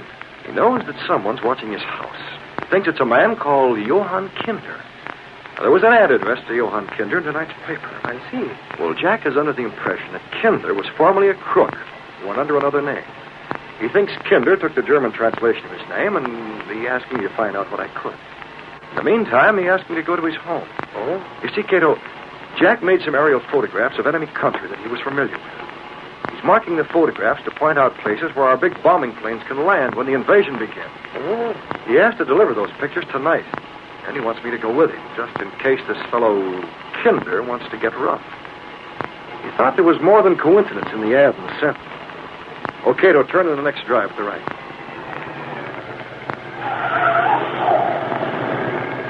Stop here.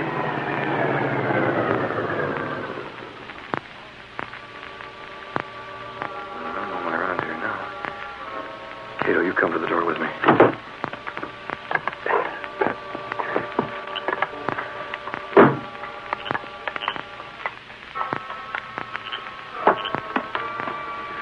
Agents got their hands on Mercer's photographs. The job would have to be done over again. I want you to stand right by the door until Mercer's in the car with me. And I'll keep watch till you join us. Yes, Mr. Brett. Did you ring bell? No, I thought he'd be waiting. Oh, the door's unlocked. Well, you wait here. I'll go in and get him.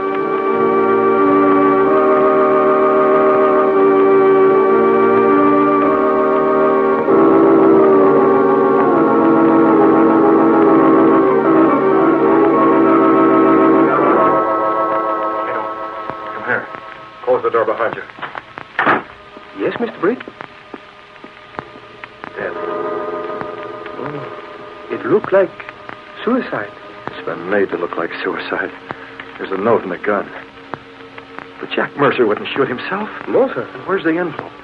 He told me he'd have it all addressed and ready to mail. It should be right here in his desk. It is not. No. Good old Jack Mercer. He suspected this. He tried to tell me something. Police will call it suicide. Case closed. No, they won't. This is going to be a case that the police will investigate with every means at their disposal. Thank goodness for the hunch that made me bring the Green Hornet's equipment. Cato, take that suicide note. Yes, sir. Leave the gun, but move it a few yards away from him. Very well. I'll leave the emblem of the Green Hornet here on the desk. I'll guarantee that'll make the police use a fine-tooth comb in hunting for clues. Car stopping in front. Car? Men are coming from it. They are police. Police? Cato, we've got to get away from here. I can't be detained for questioning now. I've got to find out who put that parcel in the sentinel. Police have not yet seen the car on driveway. Come on, in the side window.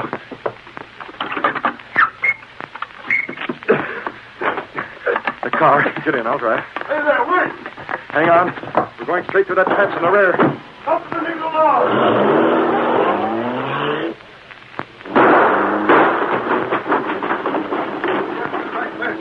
Didn't get the lights. How do you shoot him? I went too fast.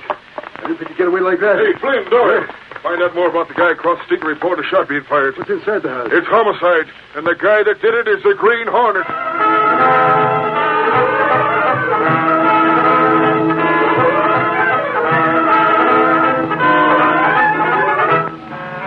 Hello, Sentinel. Give me the desk. Hello. Give me a rewrite. Jack Mercer's been killed by the Green Hornet.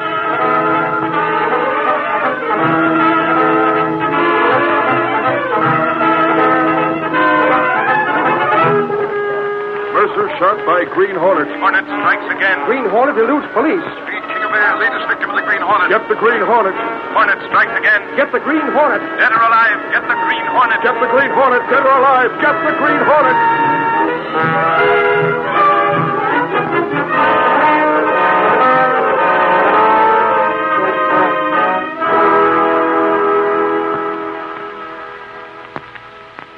Good morning, Reed. Oh, hello, Axford. By golly, I've been talking to the boys at headquarters. They were all wondering about why I asked so many questions. Well, it took you long enough. It's nearly 11 a.m. But you said to find out all I could about Jack Childs. Well, what did you learn? The cops don't know where he is.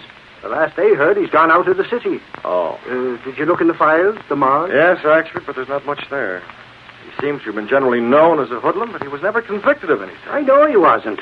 Now, Reed, He was indicted several times, a couple of times on homicide charges, but never convicted. Why do you want to know about him? Just wondered about him, that's all. Now, Reed, Has Gail returned to the office? No, not that I know of. Reed, if it's all right with you, I'd like to go after the Green Hornet. It might not be a bad idea. Yeah. I know how hard you were hit by the murder of Jack Mercer. He was a pal of yours in school, wasn't he? How'd you know? Cato was telling me, and so was Casey. By golly, that's an awful thing. I wonder why he'd be bumped off like he was. Well, there are quite a few people that want to know that. To think of him getting tangled with the Green Hornet. Suffering snakes. Oh, if only I could get me hands on the Hornet. That's all I want. Just to get me hands on him once. Yes? Oh, send her in. Well, that'll be all for now, Axford. Okay. Then I'll go and see if I can get some new leads on the Hornet. Mr. Reed, do you think it's fair to send me chasing wild geese? Oh, good morning, Gail. Hello, Michael. See you later, Axford. Oh, but I'm not in a hurry about starting. I could wait around for a while if you think you'll be needing me. I won't. Well, all right, then. If only I was 20 years younger, suffering. Now, Gail, what's this about wild geese? It's not fair. You just won't take me seriously. And I do so want to make good. Oh, wait a minute. What do you mean? Well, you told me to find out who placed this personal in the Sentinel yesterday. Well? Sent poor little me traipsing away out in the sticks to call on Pemberton Q. Graves. Our records indicated that a man named Smith paid for that ad. Smith? Mr. Smith is Pemberton Graves. And it took more than a little work to find out that much. Well, who was Pemberton Graves? Oh, a writer of trash, tripe, and spinach. I beg your pardon? He writes under half a dozen names for the detective magazines, and his own name for Slicks. Oh, he's done no end of stories about conditions in Europe. He came from there a couple of years ago. I see. Has he any relatives in Europe now? Oh, I couldn't find out everything about him and get back here by noon like he said. But you are sure that he's the man who placed that ad?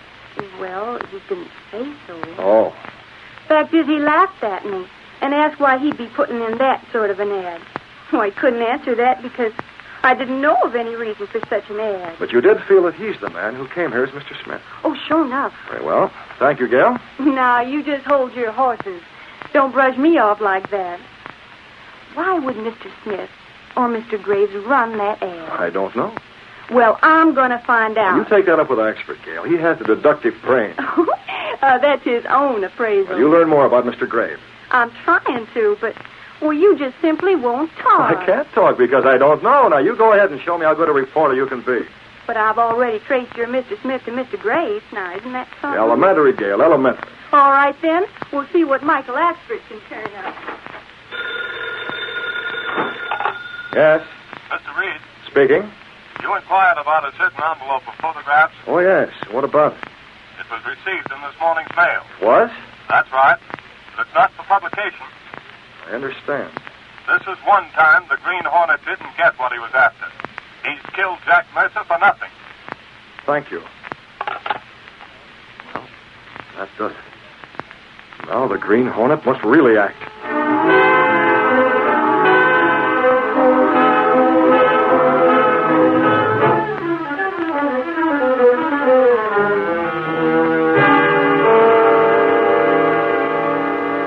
I spent the whole afternoon making sure that Mr. Jackson really had the envelope of marked photographs. He does have them? Yes.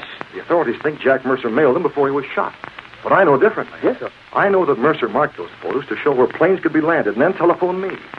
He was not going to leave the house until I joined him. The man who murdered him mailed the pictures. But why did he? Well, if the pictures were stolen, the authorities would find new points in enemy country to set planes down. They know that the places Mercer selected would be guarded. But as it is, our planes will be landed where Mercer indicated, and they'll be trapped there. The enemy has seen the pictures, probably copied them. And you cannot tell authorities of this? No, not without revealing myself as the one who left the mark of the Green Hornet at the scene of the murder. There's just one thing to do, Cato, and the Green Hornet has to do it. Is everything ready for action tonight? Yes, sir. And I'll telephone Mr. Jackson. He has pictures now? At his home. Cato, I'm going to make an appointment to meet him at my office. Tonight? Right away. And while he's there, you'll have to go to his home. The odds are against us tonight. And if we fail, it's the electric chair for the Green Hornet.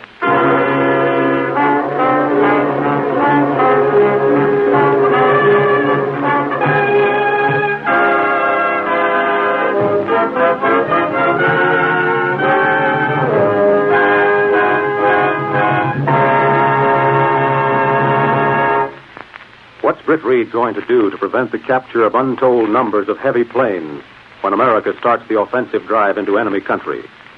We'll hear in just a moment. But first, a message from your government to young women who will soon be graduated from high schools and universities throughout America. Would you like to help win the war? If so, you are urged to consider entering one of the most respected of professions, nursing.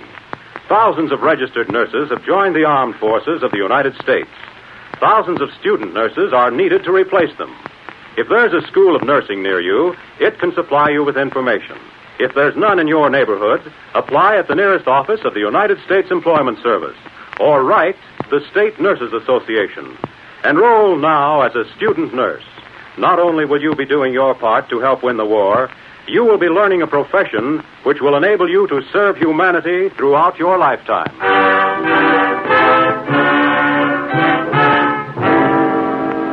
Now to continue our story.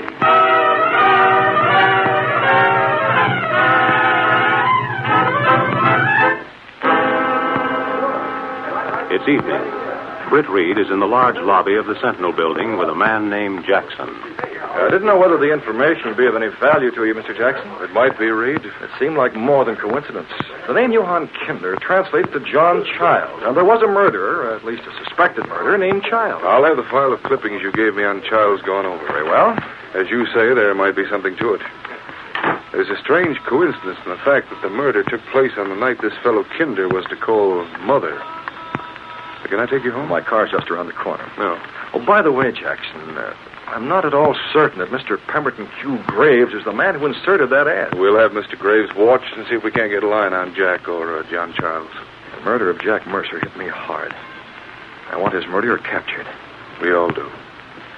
This Green Hornet... Maybe John Childs is the Green Hornet. Oh, Reed, I have doubts about that. Well, thanks again, Reed.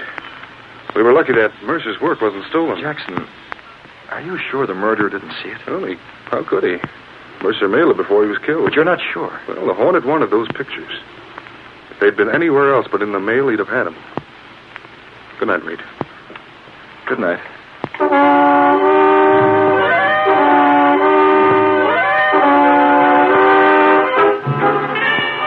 Driving his convertible, Britt hurried to his apartment.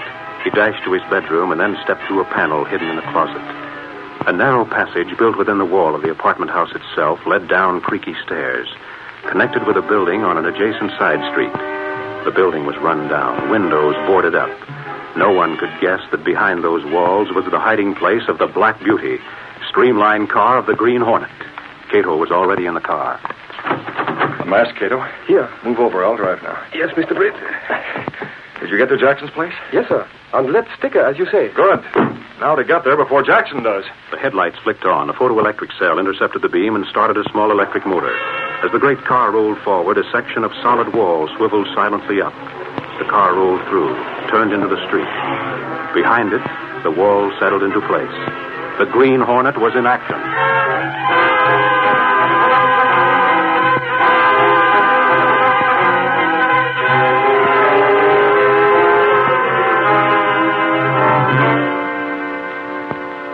Jackson reached his home and went directly to his library. He turned on the lights and moved to his desk to study the material Britt Reed had given him. Then he stared at the top of the desk with a look of shocked surprise. The mark of the Green Hornet. Been here while I was out. Wonder if you found the place where I had the envelope concealed. Oh, go ahead, Jackson. Open the panel in the wall. Face to face with the Green Hornet. I'm surprised that you fell for that old trick. Stupid of me. I suddenly remembered that it would be like you to leave your seal here. To make me think you'd already gotten what you came for. You didn't remember quite soon enough. You'd already reached for that panel to see if the envelope was gone. I realize that. Jackson, in your position, you can recommend that the Mercer plans be followed or discarded. Well, obviously, they'll be discarded if you steal them. Open that panel. If I don't? I'll gas you and open it myself. Of course. There it is. I'll take the photographs. They'll be worthless to you? Oh, you're wrong. They'll be worth a lot to me. They'll clear me of a murder. What? Jackson, the morning edition of the papers will be on the street in 2 hours. News of this robbery by the Green Hornet can make those papers. We'll also make the radio newscast this evening. Surely you're not doing this for the publicity. I've got to use the publicity. And if you're as keen as I think you are, you'll use it to greater advantage than I. I don't follow you. I'm going to remove the marks Jack Mercer made on those aerial photos and make marks of my own. I'm going to talk to you for just 3 minutes, and then you can report this robbery to the police. Now, here's an address. Take it. The man's name is Kinder.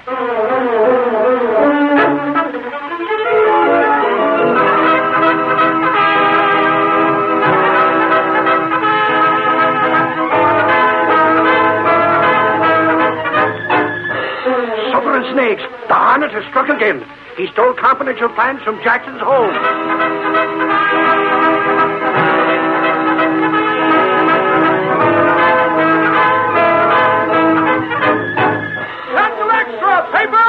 Green Hornet strikes again! Sensational robbery! Hornet robs officials! Read all about it!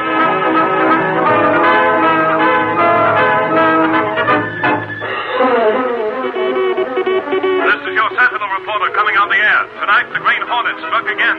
Once more,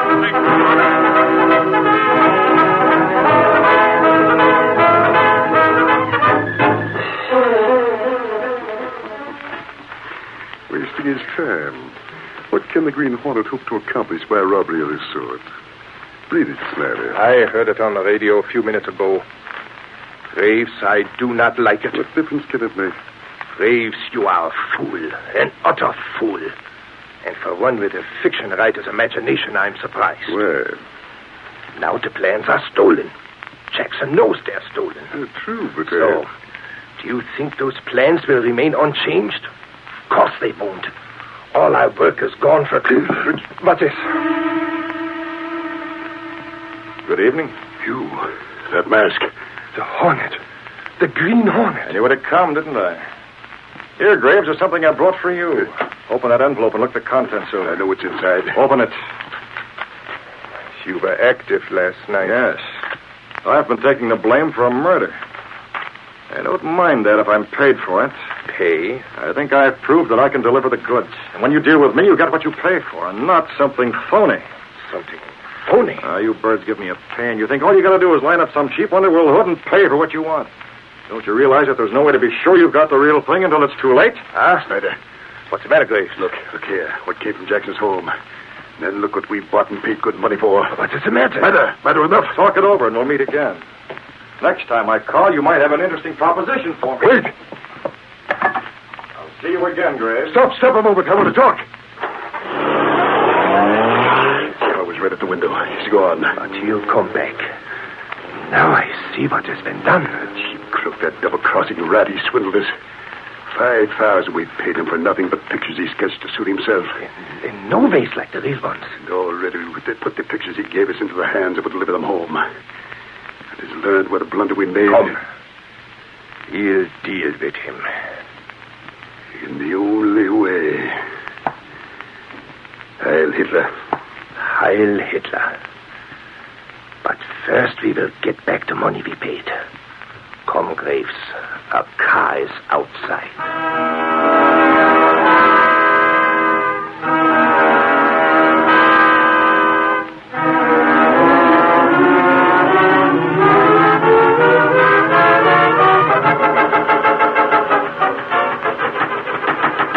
Who is it? Open the door, Giles. Oh, you. What's up, Graves? Stand back, you hat. What's the idea of the rod? You will learn. Crossing rat. Oh, you big lord. Where's our money? What's the idea of busting in here with a gat like this? You know the idea. We've learned the truth. You sold us plans which were worthless. You're crazy. The Hornet to kill Mercer. Just as the paper said. What the... The Hornet killed him. You tried to make us think you had been there. I tell you I was. The Hornet got rid of the suicide note I left. You never even saw the original plans. You made sketches from your imagination. That's a lie. It is you who lies. There's the money we gave you. If you think I'm going to give it back, you do so now. Now, look here, Graves. Be sensible about it. The Hornet got there after I did. I don't know how he knew about Mercer. He took the suicide note to make it look as if he had done the job. Indeed. I gave you the real plans. I swear I did. Liar, crook. I did, I tell you. I'm giving it to you straight. It's a Hornet that's doubling on you. He's trying to steal my stuff. He's trying to put me in bad with you. The Hornet killed Mercer. He didn't. I tell you, he didn't. I got the real plans. The Hornets are the phonies. I got you the real ones, and I killed Jack Mercer. Jackson, hit him. Shoot. You know, take a bullet. I'll get him. No, don't shoot. That does it. All right, line up there, the three of you. Wait, there's a mistake. No mistake. We heard all of us said. Oh. We heard your convincing story that you murdered Jack Mercer. We heard that these two paid you for it. Well, that's enough. It's the Green Hornet. He's the guy. Oh, you two fatheads, you thick-skulled saps. You fell for the Hornet's trap. You took the bait, hook, line, and sinker. You're not yet beaten. No? Well, we'll see about that. Hey, Jackson, there's a car outside. It looks like that one we heard about. There it is. Hear it? The Green Hornet.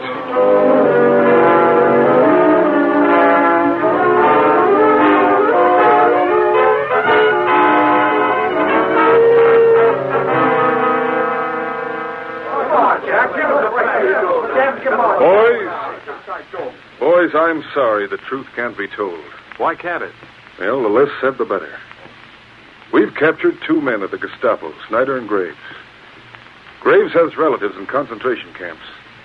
He was forced to obey Snyder's orders by threats of death to his relatives. But we're going to let the plans go back to Europe. Let our enemy think they know where our big planes will land. We'll change our plans accordingly. I see. For obvious reasons, it must not be known that Graves and Snyder are captured. Men will take their places. Men who are on our side, who will gather vital information on other spies. But that means that the Green Hornet... Yes, gentlemen. It means that I'm relying upon you leading men of the press to cooperate. It means that the Green Hornet will have to take the blame for the murder of Jack Mercer and the robbery of the plans from my home.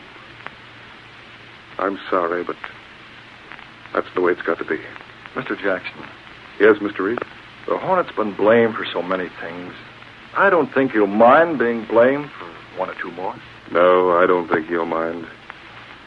You know, sometimes I wonder about those other, shall I say, crimes of his.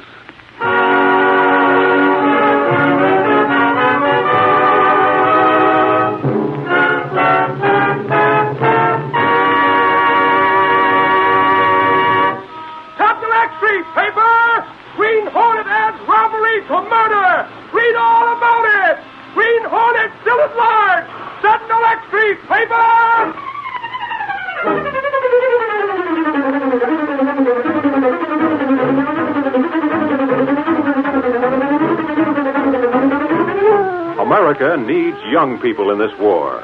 If you are 16 or over, you can help grow the nation's food, or work in a war production plant, or get free training that will fit you to help in building planes and ships and guns for the Army and Navy. Learn where and how you can best serve your country at your local United States Employment Office. Learn about free training courses, about summer farm jobs for both boys and girls. Register now at the nearest field office of the United States Employment Service.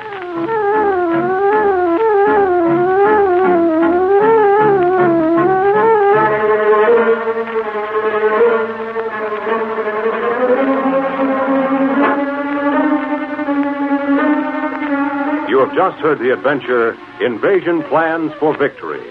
These exciting dramas are sent to you each Saturday at this same time. They are copyrighted features of the Green Hornet Incorporated. All characters, names, places, and incidents used in this drama are purely fictitious.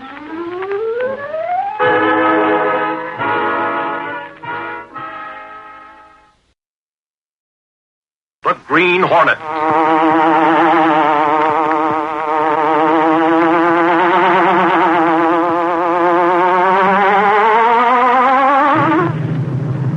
Hunts the biggest of all game, public enemies who try to destroy our America.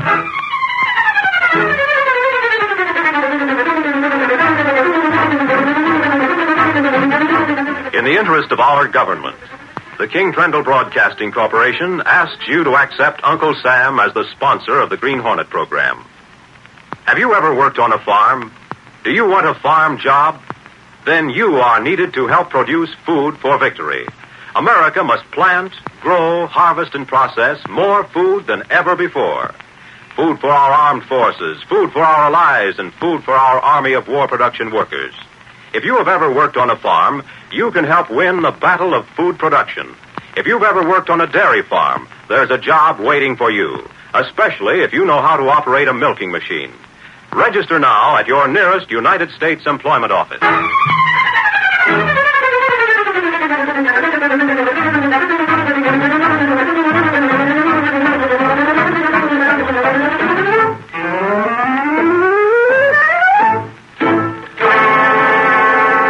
With his faithful valet, Cato, Britt Reed, daring young publisher, matches wits with racketeers and saboteurs.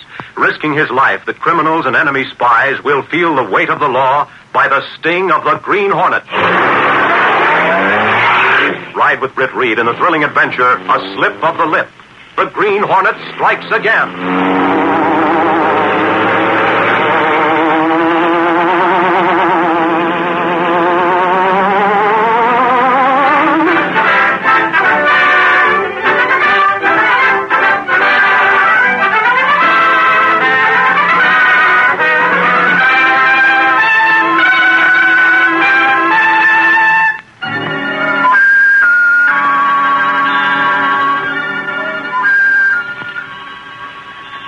The city was dimmed out.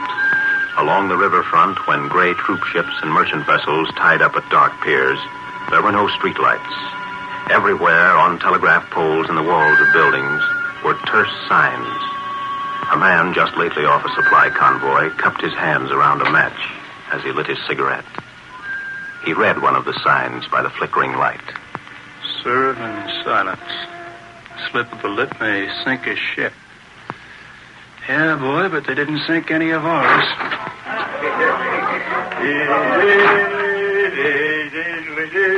Hey, give me a Daily Sentinel. The guy's 2 sheets to the wind. Hey, what's the matter? Didn't you hear me?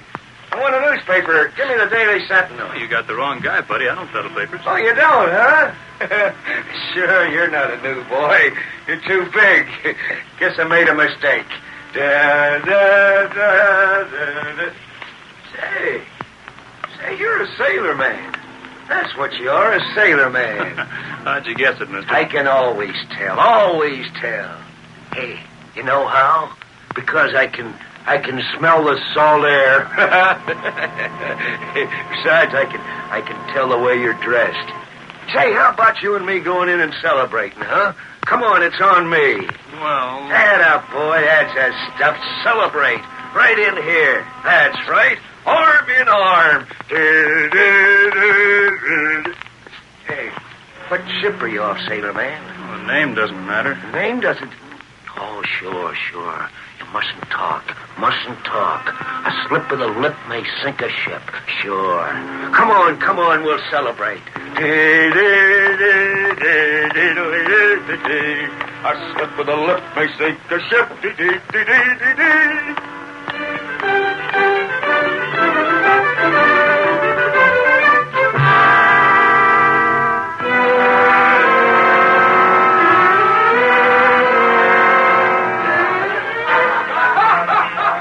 Dennis. That's his name, Dennis. Just got off the ship. What's in the package, sailorman? Oh, it's nothing. Just a camera and some stuff. That's Taking all. pictures is nice. Real nice. I like to take pictures. Oh, I got some pictures of the ship. Some pictures of my pals. Pictures of the ship? Ah, that's nice. Hey, come on, let's drink to your ship. Here we are. Drink to the... Broke the glass. Hey, what's that? That's a fight. There are more fights in this place. A fight? Yay, boy, a fight. Come on, let's get in it. I love fights. Hey, where's something? Hey, put that chair down. It's too late. I already threw it.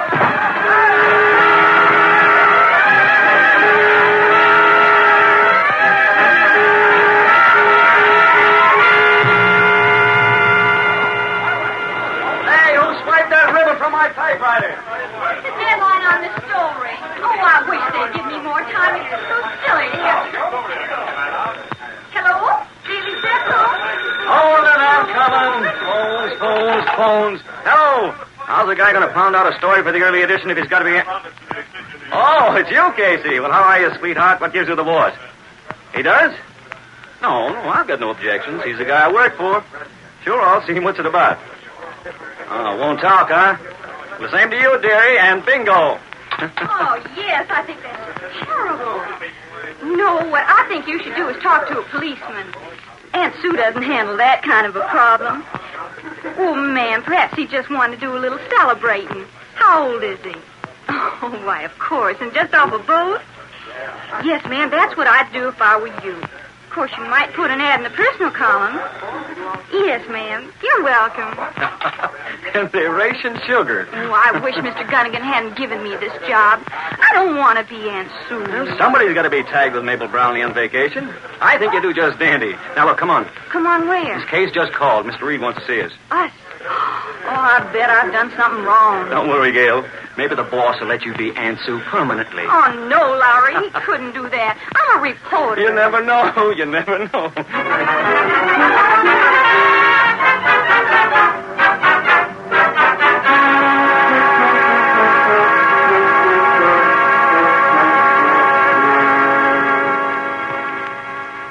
Mr. Reed, how much longer do I have to write that column of advice? I'm just sick to death of Don't it. listen to her, boss. She loves it. She's got the sympathetic touch. Lowry. Oh, now, hold on, you two. This is neutral ground. You are doing a swell job with that column, Gail. But don't worry. Miss Brownlee will be back tomorrow, and you're back to your regular reporting. You're too good a reporter to waste. I just wanted to commend you on the column, that's all. Boss, did you say commend or condemn? Oh, it sure is a relief to know I don't have to be Aunt Sue anymore. Well, just imagine the silly questions people ask. I was just talking to some woman named Dennis, and she's all upset about her son not showing up at home after he called her from the city. He's a deckhand on a ship. Yeah, you gave the old doll a brush off fast. Told her that Sonny Boy might be celebrating or that she should call the police. Is that a way to talk to a nice old lady? Well, she should call the police. Okay, that takes care of that. Now, Lowry, you answered a police call last night, didn't you? Police call? Oh, yeah. Down on the waterfront, a brawl in some cafe. Oh, I've got it right here. This morning's paper? Yeah, it's right on page 3. Burying my stuff. Well, there wasn't anything important about it, was there? Nah. That's why it's on page 3. You know those waterfront spots, boss? They're always having brawls. Yeah, especially that one. The Tidewater Inn. It's a fancy name, but it's not so fancy. What do you mean, especially? Well, I thought I remembered the name, Lowry, so I had the back files checked. Well, here's an item from 2 weeks ago.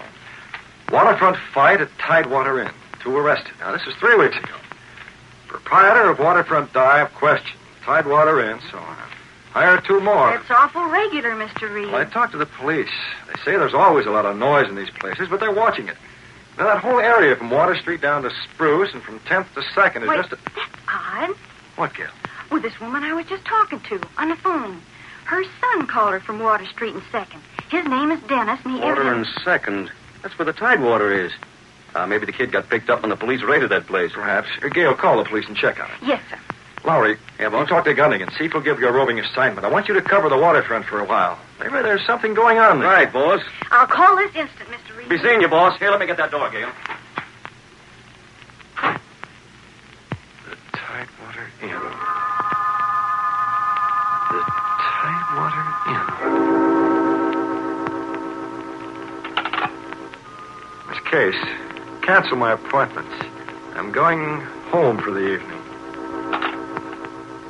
Second and Water Street. The Tidewater Inn.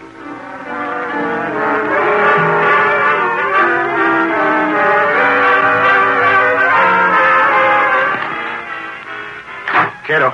Is that you, Mr. Britt? You'll come back to apartment early. Cato, it's dark outside. Get the gas gun and the Hornet mask. Mr. Britt. Step on it. We're going out in the Black Beauty.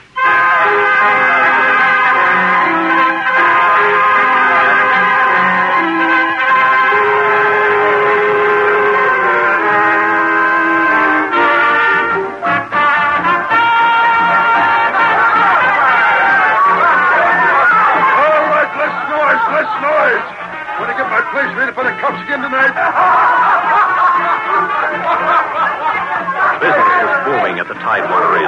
The tables in the bar were crowded. As the burly owner lounged near the rear door of the place, a little dark-skinned man with a cap pulled low over his eyes slid up to him. Excuse, please. Hey, what you taking him asleep for? Please, you not talk so loud. Most strange settlement in this port town I ever seen before. What are you? Malayan, Indonesian, Polynesian, or what? Please, not so loud. If you are owner of this place, I ask you to come outside. Hey. I have plenty of money. You look. Listen. $20 bill. Who's out there? Someone wished to talk to you. For $20, I'd talk to you. Where outside? In an alley. Okay, give me that 20. In the alley, huh? Lead the way, bully boy.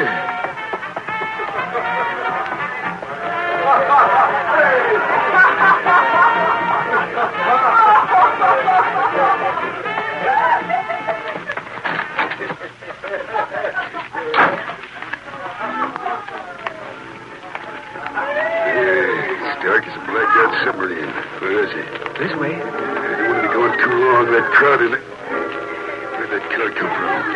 Whose car is that? Listen, you little bilge wanted to can if that money was phony out. I want it. Let him go. Yeah, sure. The money was good. What's your name? Sherlock. You run this place? Yeah. There's a man missing, Sherlock. A deckhand named Dennis. Deckhand named? I don't know what you're talking about. He was in your place last night. He's missing. Now, who shanghaied him, Sherlock? Listen, I don't know what goes on in my place. Some punk deckhand gets in a fight. You better go, Sherlock. You're bigger than I am, but I'm going to make you talk with my fist. I'll whittle you down to my size, then I'll make you talk. Now, put up your hands. Put them up!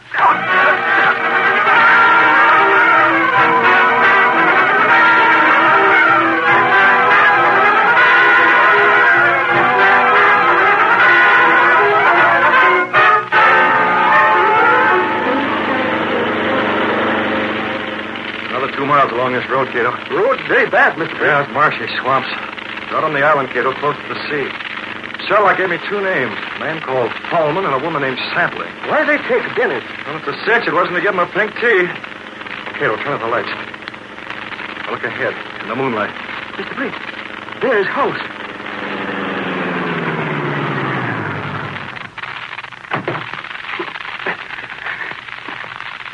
That must be the place. You follow me, Cato. From here on, we travel on foot. Mr. Britt. Cato, that was a gun. Come on.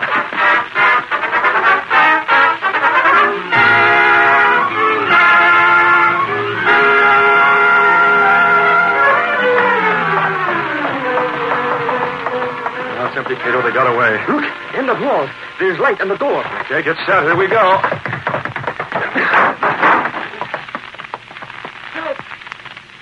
Look, the chair. You're tied up. You must be Dennis.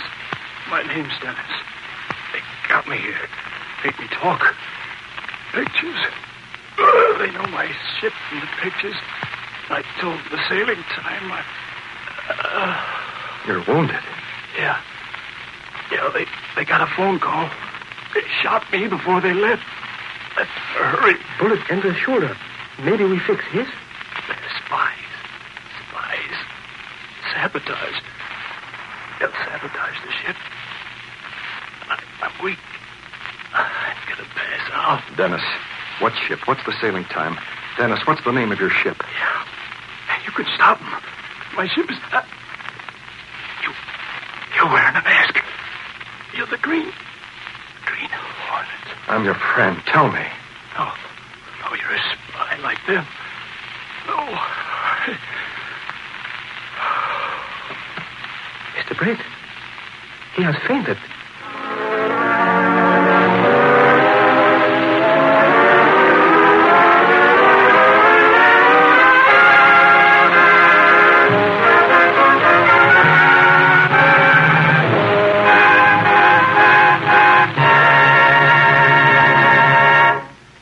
We'll continue our story in just a moment.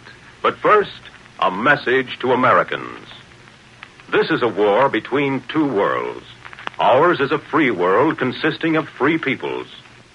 Put yours to work for the defense of freedom everywhere by buying defense bonds and stamps every payday or every week. If you need your money before your bonds mature, you can cash your bonds anytime 60 days after purchase. For our own savings, to help our country to victory, let's put our dimes and dollars into the nation's war chest.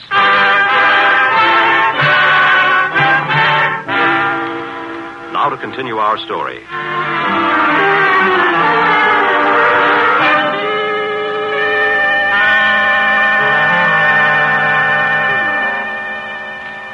Dennis was still unconscious after an hour. Britt Reed and Cato had bandaged his wound and were trying to revive him. Not much hope. We've got to try. That ship might be sailing at any time, perhaps even tonight. Dennis. Fallman. What about Fallman? Fallman? Tidewater. Went to Tidewater. He's very weak. Better for him to get some sleep and a good doctor, yes? Well, he's in no danger, but... Well, yes, we won't be able to learn any more.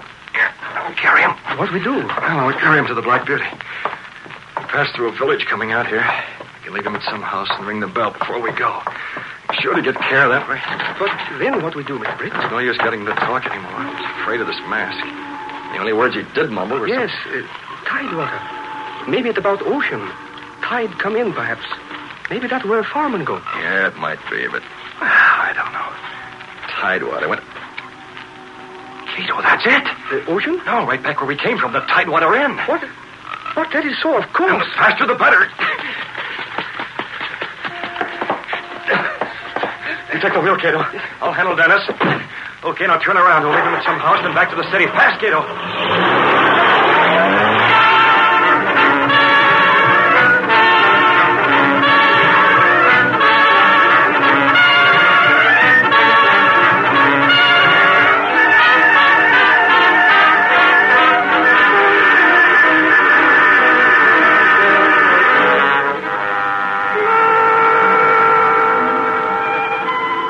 That's right, Gunnigan. I'm at the waterfront now, calling from a soft drink and hot dog stand.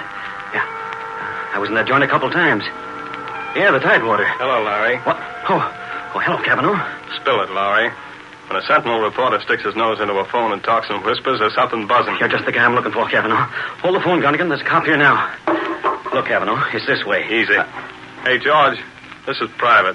You got something to do at the other end of your counter, ain't you? Huh? Oh, I catch. You're all alone. No. Cavanaugh, I got a nose for news. Look, chum, we ain't talking about your features. What kind of a place is that? The Tidewater? Well, it ain't savory. I see what you mean about the nose. There's something cooking, Cavanaugh. Sherlock's been in a fight. He's acting as spooky as a rat that's afraid of a cat. Yeah? That's not so good. But why? That joint's got more exits than the whole subway system. It's a rabbit warren. Dozens of ways in and the same going out. Then maybe you better call headquarters and get some help. Why? Here's why. Listen while I tell this to Gunnigan. He hasn't heard it yet. Gunnigan, hold on to your hat. Well, put one on and then hold on to it. I found something in the alley behind that dive. What did I find? Oh, nothing much. Just a Green Hornet seal. A green... Holy cats, give me that phone. The Green Hornet.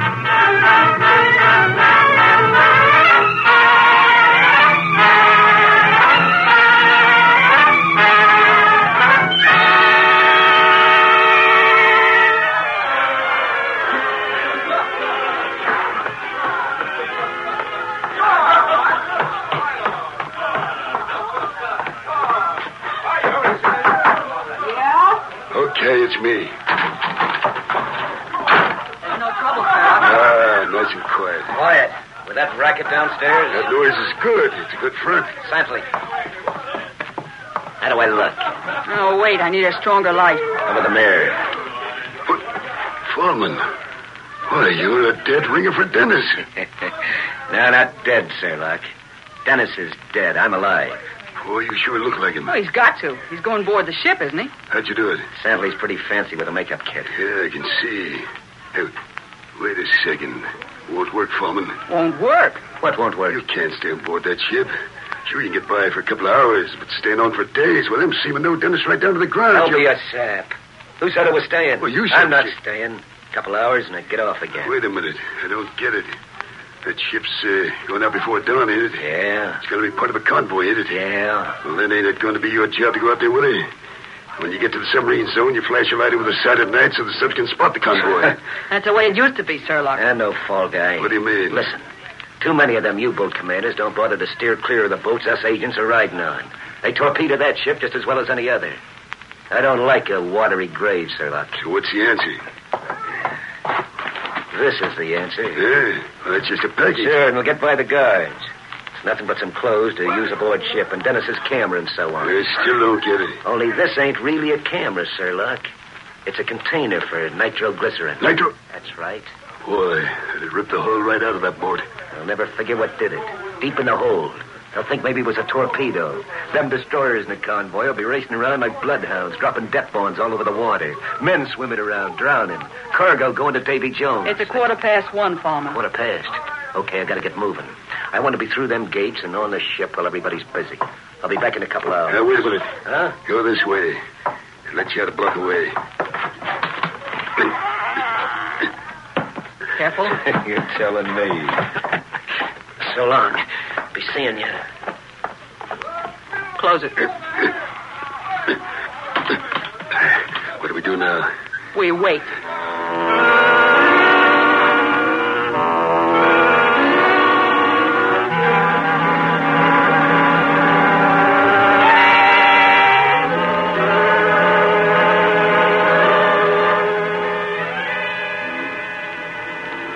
You're nuts, Lowry.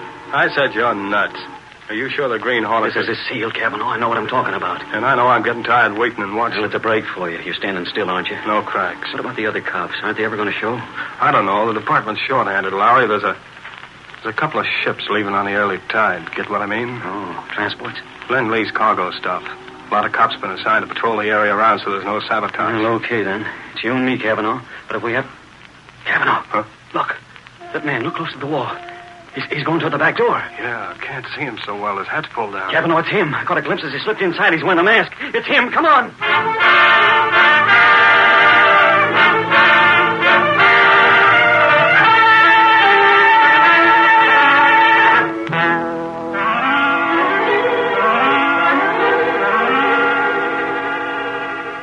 I'm going downstairs, Santley. Just make sure everything goes right.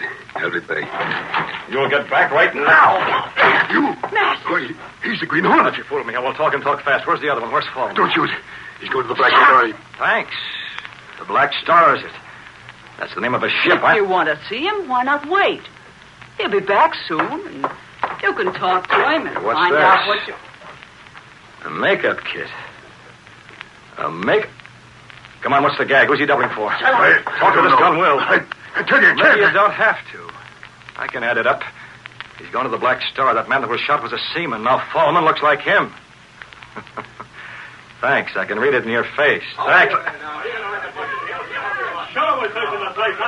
Police. Police, I gotta get out. Hornet, we'll talk about this later. We gotta get out of We're not getting out. You're staying right here, but thanks for showing me the way. No, don't shoot. Take it, Rats. Goodbye. I can't breathe. I'll tell. Out this door, Cavanaugh. Holy mackerel. Come on, Sherlock. What happened to the Dave? It wasn't me. The Green Hornet. It was the Green Hornet. Get him. I don't care about nothing. He shot me. I'm dying. Get the Hornet. Went to the ship. The Black Star. The Black... That dumb sap, he isn't dead. Don't he know the Hornet used gas on him? When he wakes up, he'll be behind bars, ready for a long Cavanaugh, storm. for Pete's sake. Huh? Did you hear what this lug said? The ship he mentioned, the Black Star. Isn't that one of the boats that's going to head out on convoy? The Black? Laura, you're right. It's sabotage. Call the chief, Cavanaugh. They gotta watch out for the Green Hornet. The Hornet had already traveled a few short blocks to the waterfront, near the wharf where the Black Star was getting ready to sail. Cato waited further along the waterfront in the bar as the Hornet went on alone. By the time the police were warned and the guards at the gates were doubled, a wet figure was already climbing up one of the lines that held the ship to the pier. His clothes were sodden from swimming. Water dripped from his shoes and his hat. It was dark, pitch dark. No one could see him or the mask that he wore over his face. The mask of the Green Hornet.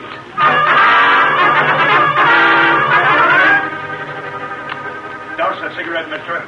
This ship stays blacked out. Sure, okay. In the darkness, the Hornet moved swiftly from deck to deck, unnoticed by the busy men. Only inside and below decks, where a few lights burned, did he have to be careful. He skirted the lighted areas, his keen eyes watchful and alert. He's someplace. I've got to find him. I've got to. I'm looking for Denny. Denny? So I'm heading forward, number 1 hatch. Oh, thanks. Come on, you guys. We shuttle off in an hour. About time. Number 1 hatch. Number 1 and forward. Cato traveled fast. He must just gotten here. Number 1. Hello, Fallman. Who are you? I'm Denny. That was a shot in the dark, mister, but it worked. You're Fallman. I've been looking for you. The Green Hornet. That's right. Now, there's one more. Stand back. I've got nitroglycerin. Stand back or I'll blow us both to bits. Nitroglycerin? I'm taking it, Fallman. Stay away. You wouldn't dare, Fallman. Get back. Get back, I tell you. You're yellow, Fallman. You're yellow clean through. You're afraid to drop that nitro. You're afraid... I got it. I couldn't. I'd have killed myself. I couldn't. Hornet, listen now. Let me... Shut up. Hear those whistles, that noise? That's a police foreman. The police? Yes, you're at. They're going to see what you really are with this makeup off your face. Now, this is for you, you rat. No. Don't shoot. Help. Help. Take it. Up forward. Up at the bow. Get up that way. Never mind the blackout. Searchlight. Swing the searchlight toward the bow. The searchlight flicked on, the beam etching the Hornet against the bow of the ship. But even as the men shouted, Britt Reed's arm swung back. With all his might, he threw a package far, far out toward the dark water. There he is! He's moved something out in the middle of the river. What places could it be? Never mind, he's gonna dive over the side. Let's get him before he gets away. What the... Holy mackerel! It didn't do any harm. It landed way out. Here's all that's left. The Hornet dove into the water. That's Denny, one of the deckhands. Well, smashed my bulkhead. It's not Denny. No, mister, this is the man who shot Denny. His name's Fallman. He's a saboteur. Shot Denny? Is he... Relax, Mr. Denny's okay. He's just wounded. He's in a house out of town a ways. He called up just before we got here. He'd be glad to know that gang was rounded up. That is, except for the Green Hornet. The only way we catch that crook is in the headlines.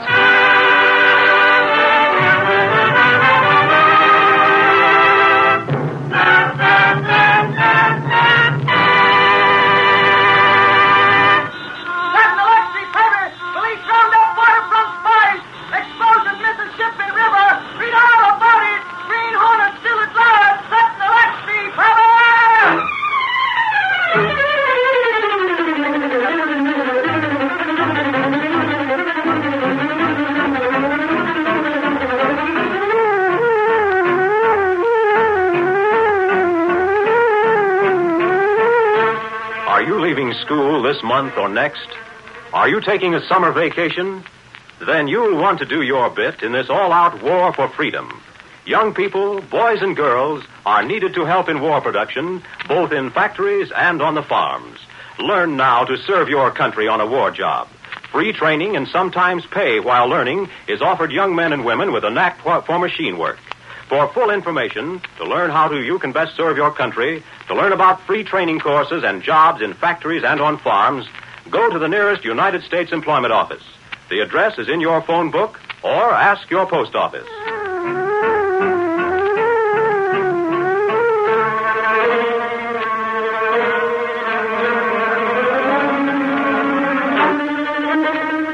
You have just heard the adventure, A Slip of the Lip.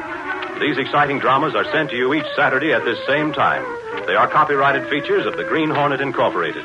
All characters, names, places, and incidents used in this drama are purely fictitious.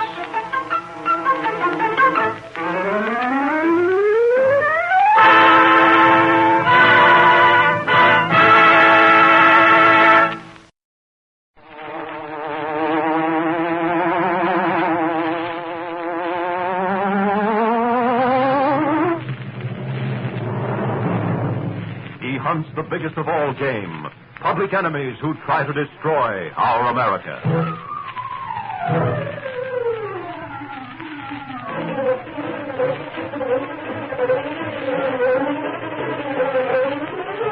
In the interest of our government, the King Trendle Broadcasting Corporation asks you to accept Uncle Sam as the sponsor of the Green Hornet program.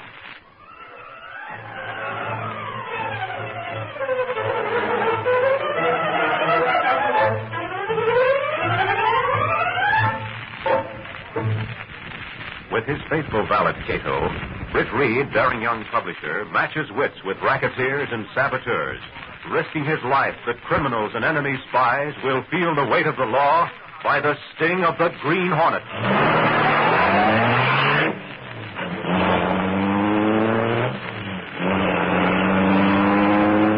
Ride with Britt Reed in the thrilling adventure, Murder Trips a Rat. The Green Hornet strikes again.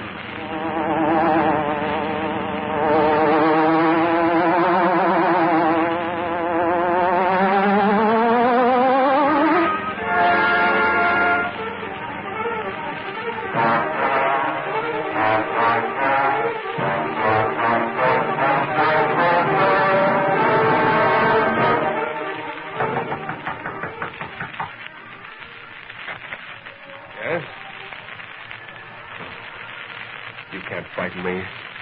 I told you I was going to the police, and I meant it. Now get out. Get out.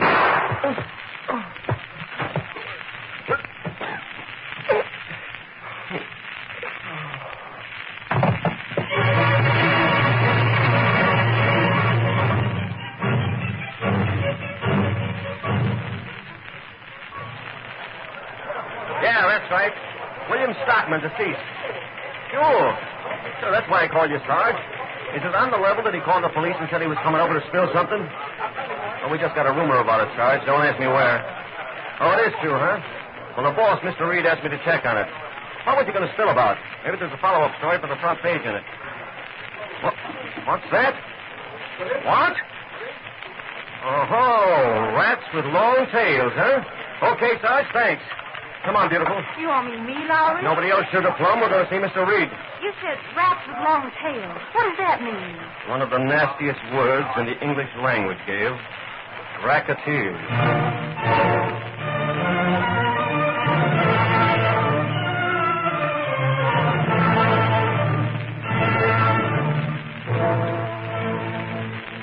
What's the matter, boss? You're not impressed. I guess you didn't hear about it, Lowry. Hear what, Mr. Reed? The police commissioner just phoned.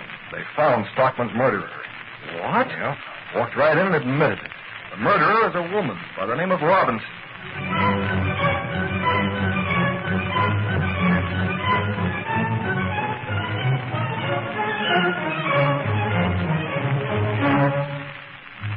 She won't talk to me, Gail.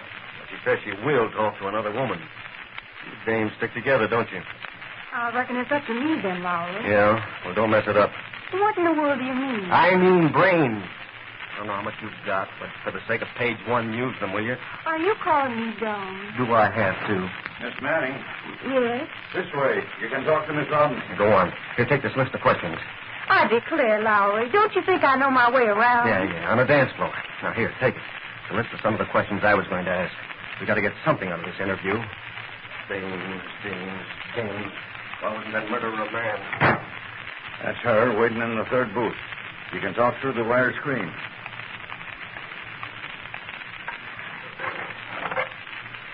Hello, Miss Robinson. I'm Gail Manning. I'm a reporter for the Daily Sentinel. Hello. You're in an awful jam. You don't look like the murdering type. Honest, you don't. I've got some questions I'd like to ask you.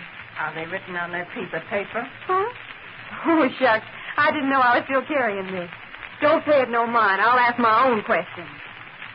Say, that ring you're sliding up on and off of your finger there. I see it's an engagement ring. Is that why you shot him? I told that to the police. Shucks, Miss Robinson, that won't do me a bit of good. What I want is stuff you didn't tell the police. You know, real exclusive news. Now, come on, fess up. You've got some other reason, haven't you? you all whispered right here in my ear, hmm?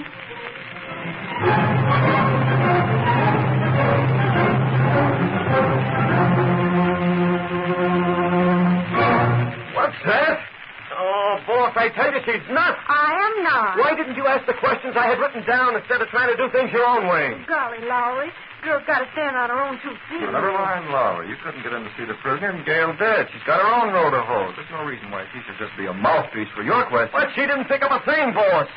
Why, listen, if I talked to that dame, I'd have gotten an exclusive life story signed, sealed, and ghost written for the Sentinel by yours truly. I didn't even think of that. Well, why not? I reckon I was more interested in whether she was innocent or guilty, Lowry. Oh. Well, maybe I would have been sort of hard-boiled. She didn't say much of anything, Mr. Reed. Just kept repeating she shot him, that's all. That's pretty good evidence, especially in murder, Gail. There's no doubt the gun she brought into the station house was a murder weapon. Oh, sure. They checked the markings on the bullets. But I still don't believe she did it. Yeah, so I gather. I've been thinking about going over to the place where she lived, Mr. Reed. But I don't know. I guess the police have gone over there pretty thoroughly. Did you get any idea of what the racket connection might be? Gosh, I didn't even ask. Well, I did, boss. Good thing one of us is a reporter. Well? No dice. The only time racketeering was mentioned was when the late William Stockman phoned the police and said he was coming over with information about a racket. And before he could go, bang. Goodbye, Mr. Stockman. Okay. Gail, how can you believe the woman is innocent? She had what appears to be a perfectly good reason for killing Stockman, didn't she? Well, she said it was jealousy. That's one of the best. Sure, the dame was engaged to Stockman. He decided to give her the gate. She wouldn't take it. So, before he could slam the gate, she slammed him with a little gun. Well, I still don't think she did it. Are you sympathizing with her? Oh, of course I am. You've got one good reason. Feminine intuition. Just one, Gail. Well, I told you about that engagement ring, didn't I? Yeah, she's wearing it. She said she'd been wearing it for a year, but I think she was fibbing. More feminine intuition. What is it? Here, look.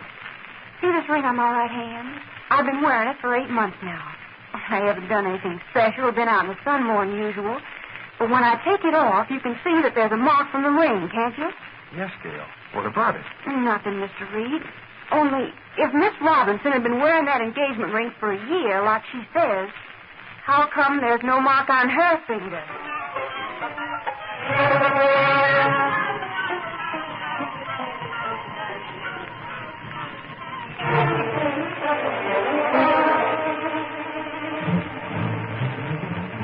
Manning isn't as dumb as she acts, Cato. She's a smart girl. That's very observing. What she said this afternoon at the Sentinel office about engagement ring. Yes? Yes. Cato, there's a mystery here someplace. I don't like mysteries. The sooner it's cleared up, the better. Police believe Miss Robinson shoots guns. The police may be wrong. That is possible. You think perhaps Green Hornet? Why not? At least we can try, even if nothing happens. Maybe something happened to Green Hornet. We've taken chances before. Man who continues gamble, not always lucky, Mr. Britt. Sorry, Cato. We could play it safe. After all, the woman did confess. To all intents and purposes, that murder is solved. And yet... Yes, I understand. It's growing dark outside, Mr. Britt. You want Hornet's mask on the gun? Yes. We're going out in the Black Beauty. Very good, Mr. Britt. Oh. Where we go? To Miss Robinson's apartment, Cato. I want to take a look at her place. Come on.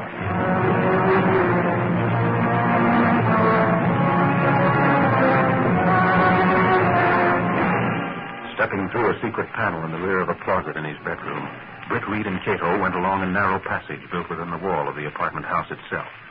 This passage led to an adjoining building which fronted on a dark side street. Though supposedly abandoned, this building served as the hiding place for the sleek, superpowered Black Beauty, streamlined car of the Green Hornet. You drive, Cato. I want to check on the gas weapon, make sure it's ready if we need it. Very good, Mr. Britt. Where is the apartment? Here's the address. Go ahead. Yes, sir. Cato pressed a button. The great car roared into life. The section of wall in front raised automatically, then closed as the gleaming Black Beauty sped into the night.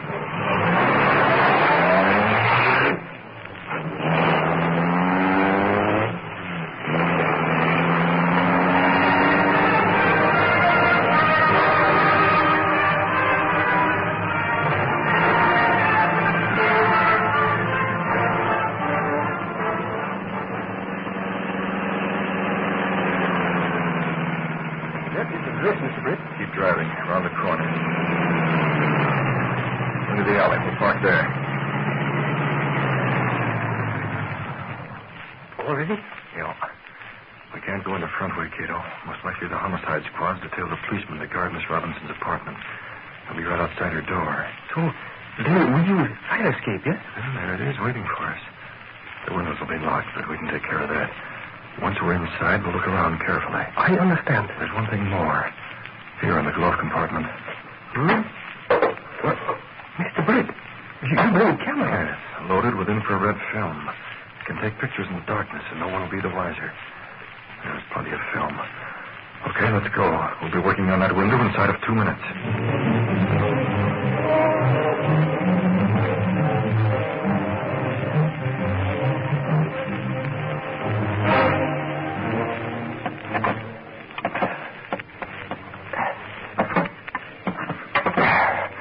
That does it. Slide it up, Cato.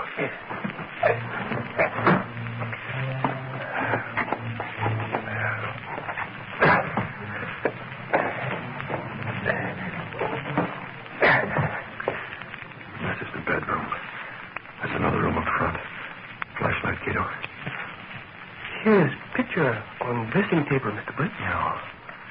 To Mabel with love. And Bill. That is picture of dead man, yes? Yeah.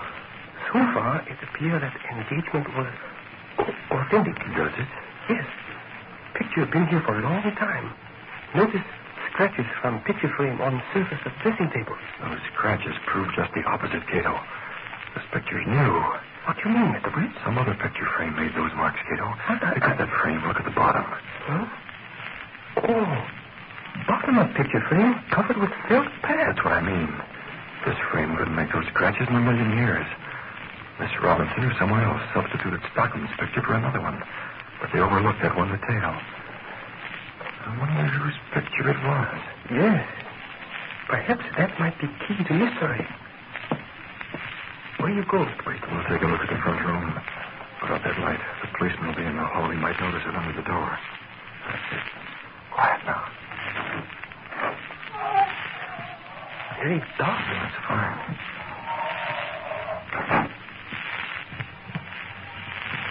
Wait. Look there. Light comes through on the hall door. Yeah. Stuck in one place. That's the policeman, Cato. This is very dangerous. Can't be helped with. Who's that? Policeman not move.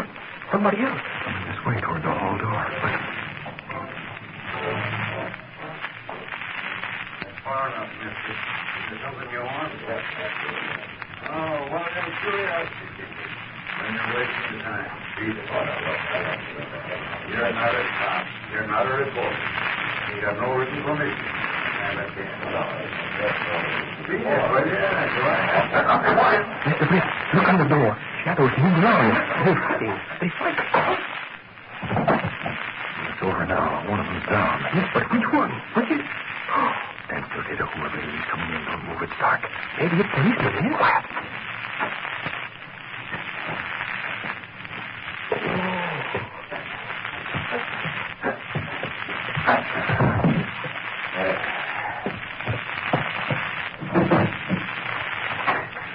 Got it. Don't worry about now. Not anymore. It's cold. A fire will take care of it. The police. Why did you not stop him?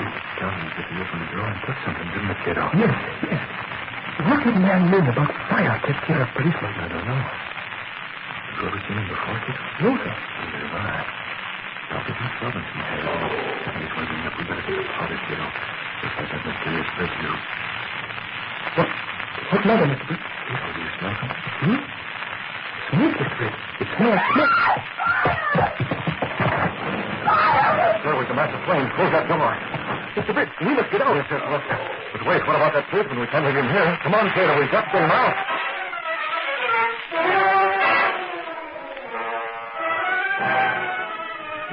With the halls of the rooming house choked with flame and smoke, and an unconscious policeman on their hands, Britt, Reed, and Cato were still able to get away.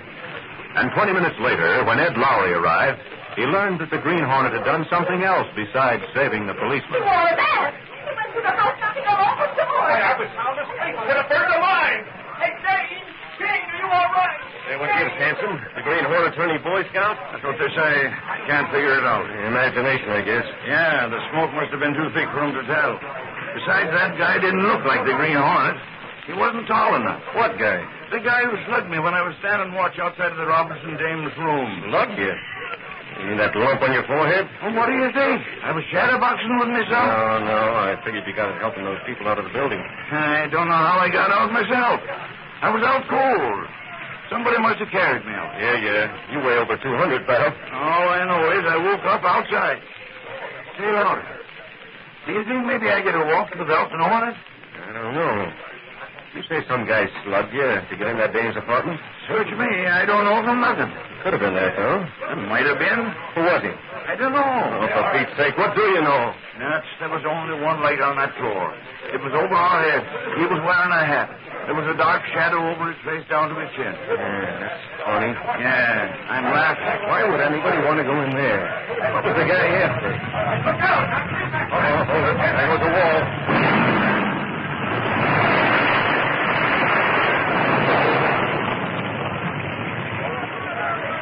Well, that's that. Nothing left but a heap of bricks. You'll never find out now. Lowry. Ed Lowry. Oh, go away, Gail. I'm busy. It was arson, Lowry. Will you stop bothering me? I'm trying... What's that? Arson? Yes. Yeah? Well, how'd you find out? Well, I asked the fire chief. He said they found a pile of kerosene-soaked rags underneath the steps on the first floor where the fire got the better of them. I reckon that means somebody set the fire on purpose, doesn't it? You said it, baby. That's what arson means. I guess that guy was after something, huh? Yeah, and he covered his tracks. And I mean covered. The fire chief found something else, Lowry, or one of his men did. Yeah, what? Be careful. Half of it's burned off already. Well, come on, give. Here. Isn't there something familiar about that? Familiar? Holy mackerel, I'll say there is. You must be slug nutty, Hanson. I thought you said that guy was too small. Too small for what? That was the Green Hornet. Look, here's his seal. What in the world has the Hornet got to do with that murder in the first place? Answer me that. Golly, I don't know, Lowry. Where do you think he is now?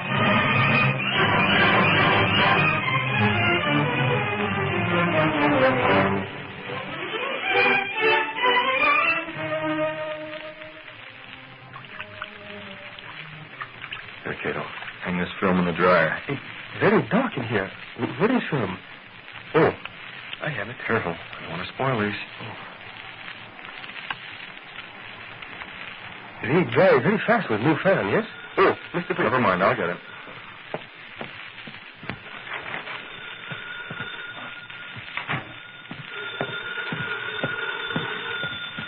Hello? Hello, that you, boss? Oh, Lowry. Sort of late for a phone call, isn't it? Sure, but Gunnigan wanted you to know, boss. Maybe there is something to what Gail Manning said about that Robinson dame. About Miss Robinson being innocent? A lot of peculiar things have been happening. The house burned down. Whose house? The Robinson dame's house. The cop on guard there got slugged. The house was set on fire. Wait, slow down. I'm a little tired. I can't... Oh, you've been asleep, huh? Not exactly. The house was set on fire. Who did it, Lowry? It looked like it was the Green Hornet. The Green Hornet? No. Yeah. What's he got to do with this shindig? Maybe Miss Robinson can answer that one, Lowry. Where are you, at the police station? No. Well, why not? Somebody ought to talk to Miss Robinson to find out... Somebody's going to, all right, boss. You know who. Somebody besides... Oh, yeah. Well, after all, Lowry, Miss Manning talked to her before. I guess she's the logical one. I might drop over there myself. What's that, boss? Thanks for the news, Lowry. Good night.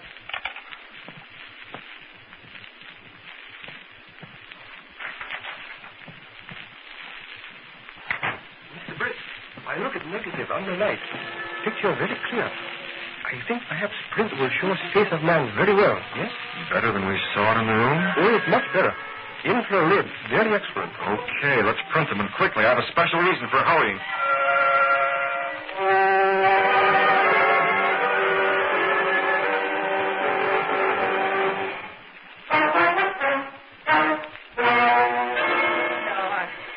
I don't know anything about the Green Hornet. That's mighty peculiar, Miss Robinson. Don't you think so? Oh, please, You're awfully nervous about something. Now, honestly, you didn't commit that awful murder, did you? I said I did, didn't I? You be careful how you try to protect someone else. You'll find yourself in an electric chair. Oh, no, I won't. You didn't kill that Stockman fellow, did you? Who did it? You can tell me. Stop that! Stop prying at me! I've said all I'm going to. I did it! I did it! I did it! I did it, I tell you. Why, you're just as nervous as a hound dog looking for a fart. Here they are, Mr. Reed. Well, I declare. Mr. Reed. Hello, Miss Manning. What are you all doing around here? Lowry called me and gave me the dope on the phone. This is Miss Robinson, I take it. What is this, a pink tea? Oh, you know how newspapermen are, Miss Robinson. When it comes to asking questions, they're worse than police. Ask Hanson, he'll tell you. Huh?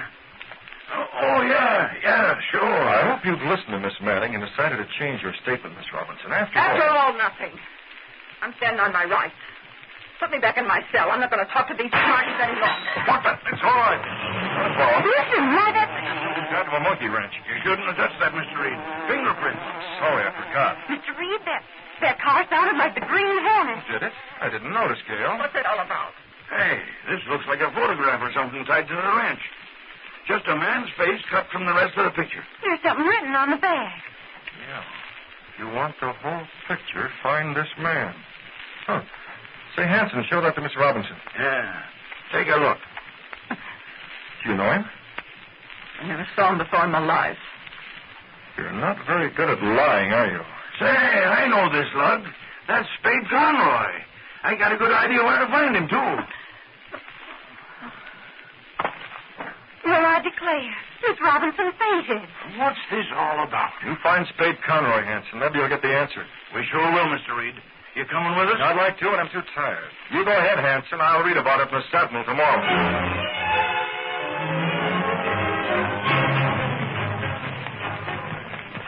I ran as soon as I turned the corner into the police station, kid. Where's the Black Beauty? In the alley. Over there. Good. Come on. Gotta beat the police to Spade Conroy.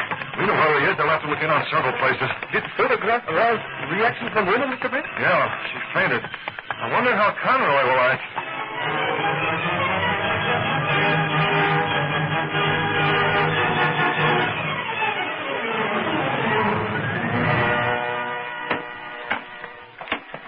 That's everything, Link. Let's blow this town. What about them printing presses? Them engraving plates, they're worth dough. Yeah, they're worth a long jail sentence, too. What do you care about that? You rubbed out Stockman. Sure. I was going to squeal. No, what I mean is if they nab you, you're up on a murder rap. That's bigger than counterfeiting any day. Don't ever pin that rap on me. The dame is going to take it. Hey, you mean you're double-crossing her? That's right. But you said you was going to see that she got clear once you were able to cover your tracks. But the best way to cover my tracks is to pull out. The only reason it didn't blow sooner is I had to go to her apartment and get my photograph out from behind her bookcase. That would have been the payoff. Yeah, that's right. They'd have known she wasn't engaged to Stockman then. But she ain't engaged to me, neither. What do you mean? You gave her a ring? Why, sure. So she did what I asked her to. Go in and say she bumped Stockman off, see? She's nuts about me. When she hears you're gone and that you didn't arrange her alibi, she'll talk. She'll talk plenty. Yeah, so what? They'll never find me. Besides, she can prove easy she was in Kansas City when Stockman was shot. She won't face trial. Yeah? She'll face it all right. She'll be an accessory after the fact. Well, you ought to be a lawyer. Come on. Oh, okay. Okay, but What are those cars? Well, they look like police cars. Yeah, you're right. Well, we spotted them just in time. I told you we had to beat it. Now, come on. We can go out the back way before they get here. Come on.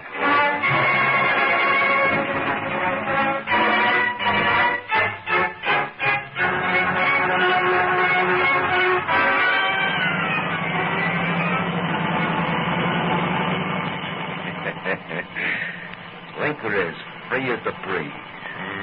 Well, look at us. Traveling easy. We'll be a couple of states away before you know it. And when I think of them cops checking over them engraved plates and that printing press, it's funny. Go on, laugh. I said laugh. Spade, there's a car pulling up on us. I told you to... That car, it's catching up fast. Link, it can't be the cops. Who is it? Holy cats, it's a Green Hornet. It's no use. He's beside us. Look out. Here he comes. Use that gun. Use that... No, you don't. Take it, you rat. And this. You've been going for a ride, Conroy, but you were heading the wrong way.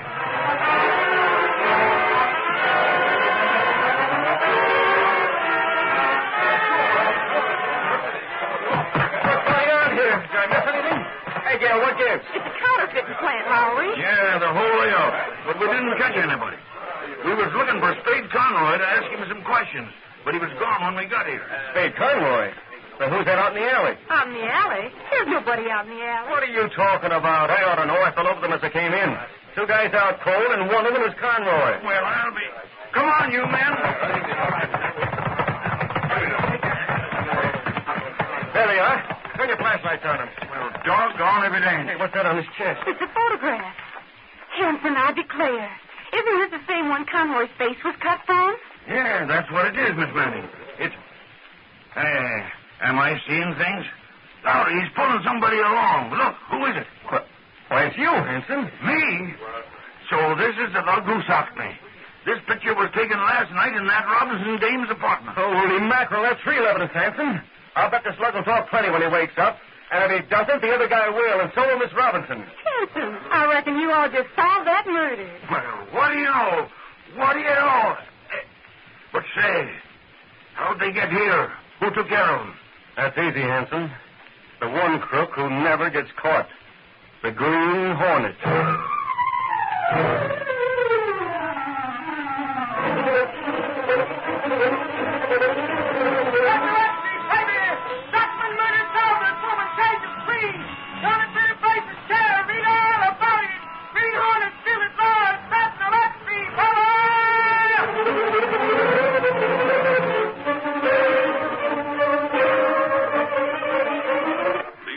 Dramas are sent to you each Saturday at this same time. They are copyrighted features of the Green Hornet Incorporated. All characters, names, places, and incidents used in this drama are purely fictitious.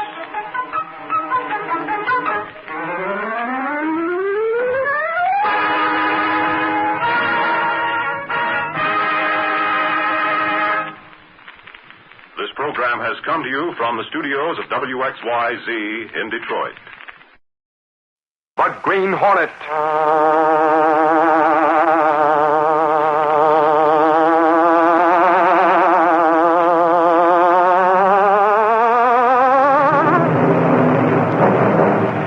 He hunts the biggest of all game, public enemies who try to destroy our America.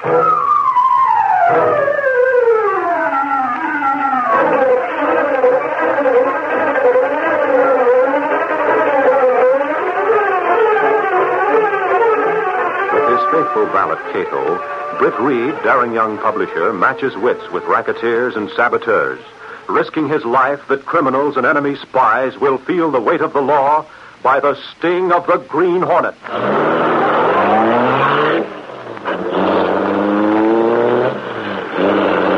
Ride with Britt Reed in a thrilling adventure. Last words mean sabotage. The Green Hornet strikes again.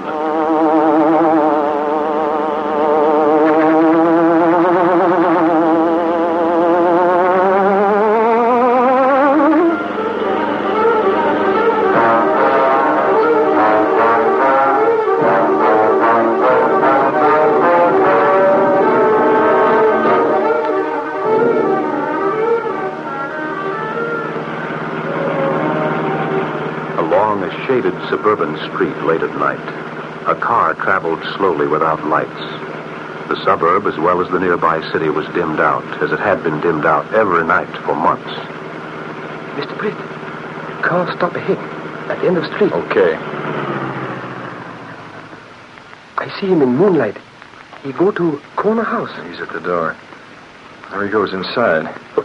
Mr. Britt, you not go after him? He's a small-time crook. Let the police handle it.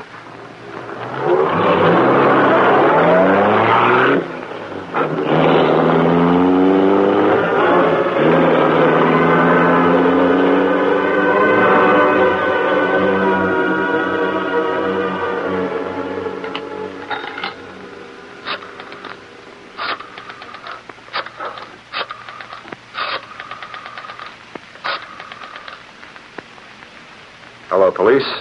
I understand you're looking for Nicky Leggero. I know where he is if you want him now. Never mind who I am. It's a tip. That's right. Just go to the house on the northeast corner of Merwood and Bragdon Streets in Northville. That's right. Okay, if you still want to know who this is, it's the Green Hornet.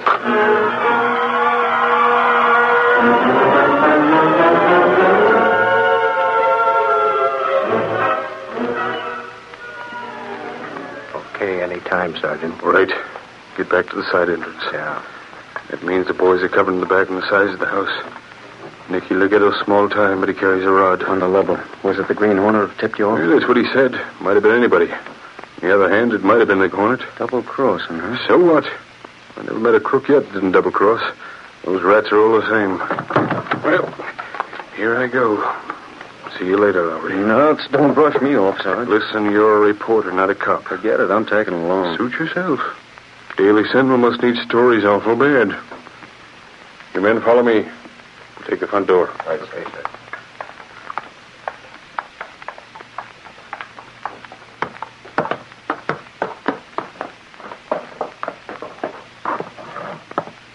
Okay, hit it. There he is. Hey, come back here, Leghetto. Last time you're slipping, Sarge. I'll get him next time. He went down those cellar stairs. Easy, Sarge. Easy nothing. I'm not stopped for a rat like that. Where are you, Nicky? You haven't got a chance. Don't be a sap, Nicky. Give yourself up or get yourself shot at. Okay, copper, I come out. In the coal bin. Yeah. Throw your gun out first, Nicky. Okay, now, come on.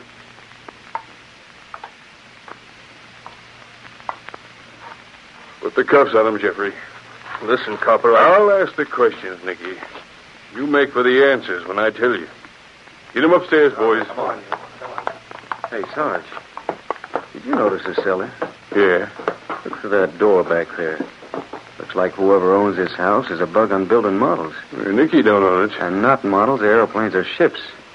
Looks like houses and hills. And that looks like a bridge or reservoir. Well, if we go in, we can tell. Why, Sergeant. For a simple-minded guy, you're a genius. That's right. Why not go in? You first, Mike. Well, that'll be a... Lucky for us we didn't go in. Looks like we missed a date with a bomb. That room's wrecked. Yeah, maybe it was homebrew. Don't be a sap, Sarge. There's no homebrew with a kick like that. Otherwise, we'd be using it in shells in place of gunpowder. Come on, let's go see what the damage is. Yeah, not now, brother. Why not? It's all over. Yeah, suppose there's a whole flock of those things. You're right. Okay, Sarge, why be heroes? We'll leave it for the police bomb squad.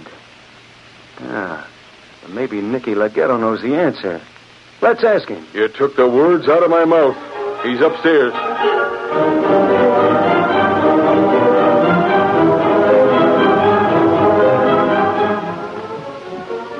Can't ask him no questions, Sarge. Why not? Somebody pointed a gun at him out of the dark just when that bomb went off in the basement. Nicky Leghetto's dead.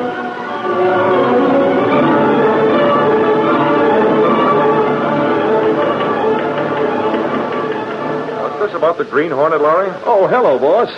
That Nicky Leghetto business, you read it? Yeah, nice story, Lowry. No other paper carried it. Yeah, only it's a nice mystery, not a story. Did the police find out about the bombing? According to the bomb squad, it was a delayed action gadget. Homemade, but effective. Yeah, I saw the picture. It certainly destroyed that basement room. Yeah, apparently it was rigged up so that if the front door was broken in, it would set off the bomb a couple of minutes later. And we really broke that door in. That doesn't sound like Nicky Leghetto. He's no pineapple expert, is he? Him? Boss, the late unlamented Nicky Leghetto couldn't put a tinker toy together. His only mechanical ability was knowing how to swing a blackjack. He must have known something. Huh? People don't get shot for being dumb, Lowry. It's to keep them dumb. Yeah, I get what you mean, but the police didn't even know he was shot until a couple of minutes later. The sound of the blast covered the shooting. And by that time, the killer was gone. The killer knew about the bomb, then. Well, how do you think... Oh, yeah, that's right. He must have. He knew when it was going to go off, and he timed his shot. Sounds pretty clever. Sounds like the Green Hornet. Maybe, Lowry.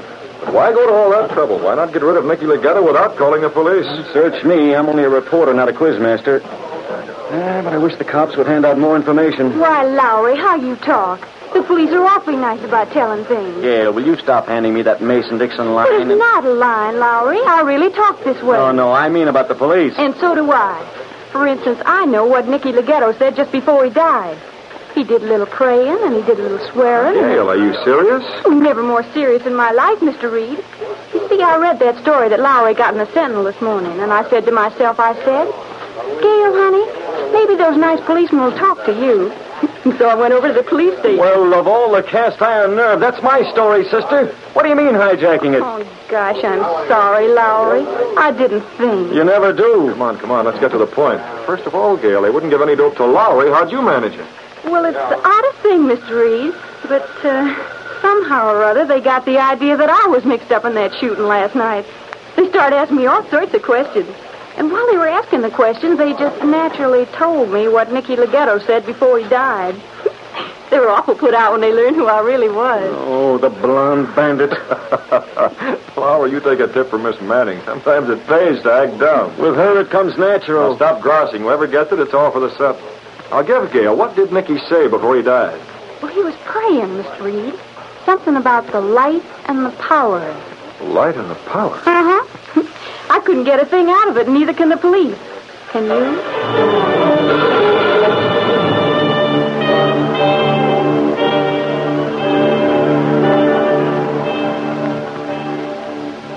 Let me see that paper, Cato. I want to look at Lowry's story again. Bomb went off. Apparently models of houses, reservoir, and... Leggett died while in custody of police. Green Hornet mystery angle with police, and so on. Mr. Britt, what you looking for? I'm looking for the answer, Cato. That isn't in the paper. I think we better start using what we know. But Leggett was nothing important. The fishing line doesn't look important either, Cato, but sometimes there's a whale of a story at the other end of it. If that sounds like one of your Filipino riddles, you deserve it.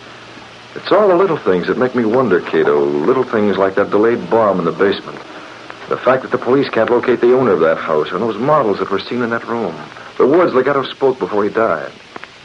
And the one thing we know that the police don't. Remember? Oh, yes. Woman who leave house before police arrive. That's right. You trailed her while I was making that phone call, didn't you? She go to 2-story house on corner Everly and Coastin Drive. Okay. It's dark outside, Cato. Dark enough for the Black Beauty. Got the Hornet mask and the gas gun. We'll leave right now. Open the sliding panel. A few minutes later, stepping through a secret panel in the rear of a closet in his bedroom, Britt Reed and Cato went along a narrow passage built within the wall of the apartment house itself. This passage led to an adjoining building which fronted on a dark side street. Though supposedly abandoned, this building served as the hiding place for the sleek, superpowered Black Beauty, streamlined car of the Green Hornet. Britt Reed pressed a button. The great car roared into life, a section of wall in front raised automatically, then closed as the gleaming Black Beauty sped into the darkness.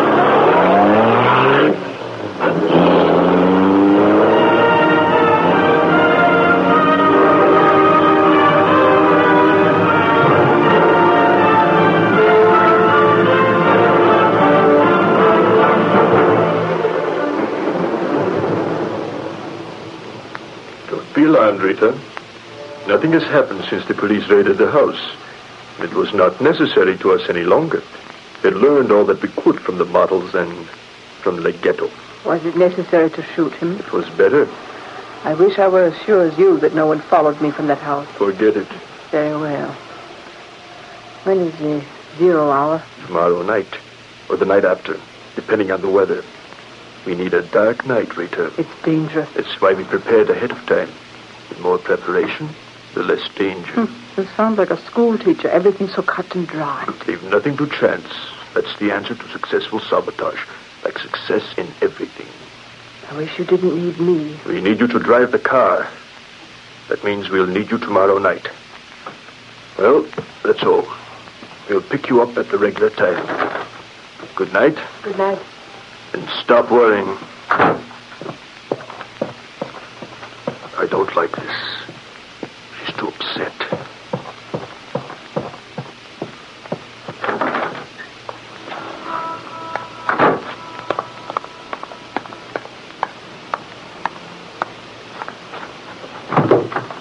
All right, Shackman.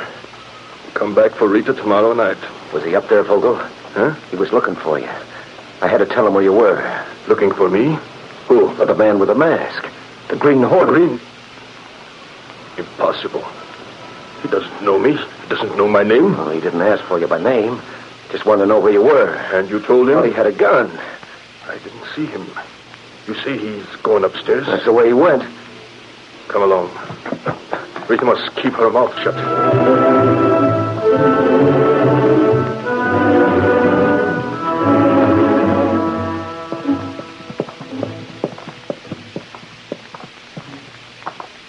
I don't hear a sound. The light's on. Maybe the Hornet's come and gone. It's less than 5 minutes since I left. There hasn't been time. Maybe he didn't come in here at all. We'll find out.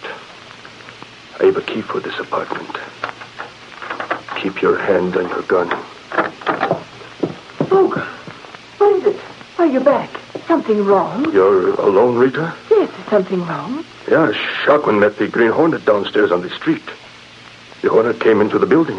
I haven't seen him. You sure? You haven't told him anything? I haven't seen him. I don't like it. According to the newspapers, it was the Green Hornet who called the police about Leghetto. Now tonight he shows up here. I don't like it. That's twice. 3 times, Vogel. Oh, the Green Hornet. No, you don't. I'll take that gun. What do you want? If you move, this gun might go off. Now, just relax. We're going to have a little talk.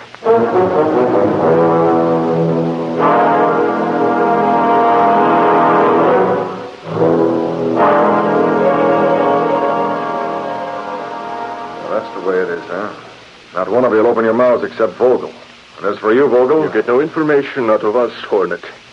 I don't know what you're after. We had nothing to do with anything. Nicky Leghetto's dead? Nothing to do with anything. You're a crook. I suggest you get out of here before there's trouble. You're a smooth article, Vogel. Okay. Maybe you'll meet me later on. I doubt it. We'll see. Good night. Don't be a fool, Shackman. Where are you going? But he's got... Stay here. He's got nothing on us. Yeah, but he's got my gun, Vogel. What of it? What of it? He wore gloves, didn't he? The only fingerprints on that gun are mine. And that's the gun that killed Leghetto. Suppose he sends it to the police.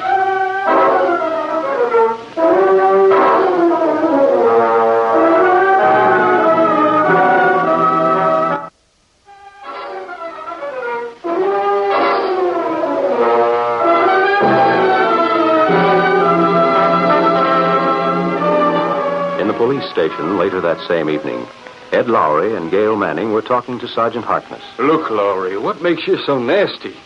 Why can't you be pleasant like Miss Manning? Police are glad to give her all the information we can, but you... Yeah, I know I don't wear skirts. Okay, Harkness.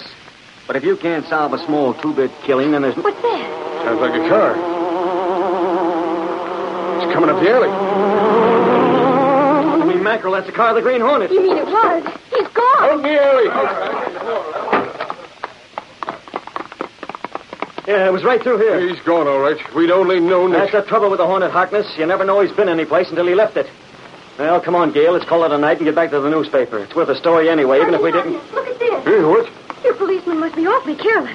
Isn't that a revolver? Don't touch it. I wasn't going to touch Hey, it. give me your handkerchief, Lowry. Don't forget where you got it from. That handkerchief cost me 50 cents. I'll give you a receipt. 45 caliber, fully loaded. Smells of powder. Been fired recently. Gosh. Sergeant, wasn't Nicky Leghetto shot with a bullet from a 45? Yeah, that's right, Miss Manning. Call me up tomorrow. We'll have this gun checked.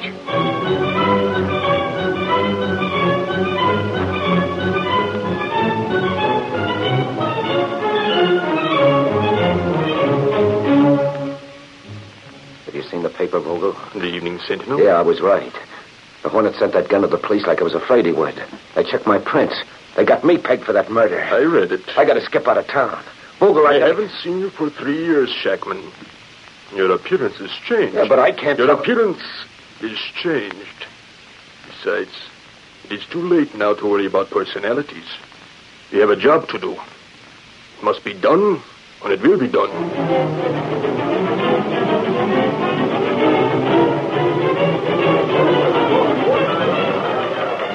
Yeah, that's the way it stands, Gail. Of course, it's only one day. There's but no sign of Shackman? no trace so far. No sign if he's the Green Hornet or anything. But the cops are still busy. Say, where's the boss? Mr. Reed? I think he's left for the day. Yeah? Well, let's better call him up and break the sad news. No headline for tomorrow.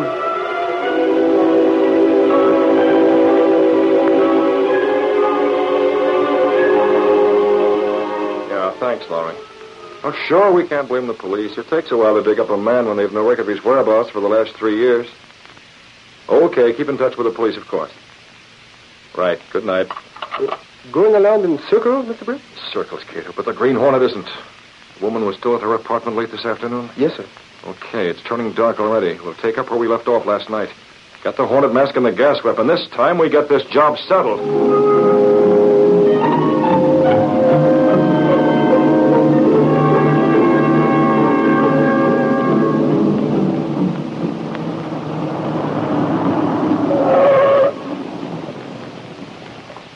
Go up and tell Rita we're waiting. You go, Vogel, not me. What is this? You disobeying? I'm staying off the streets. The cops are looking for me. They don't know what you look like? How do I know if I've changed enough? Nope, I'm taking no chances. Very well. Well, it's Rita herself. Neither one of us need bother. Get out, Shackman. You can ride in the trailer. Or are you afraid to walk even that far? Okay. Get in, Rita, and take the wheel. You know where to go. Shackman's in the trailer.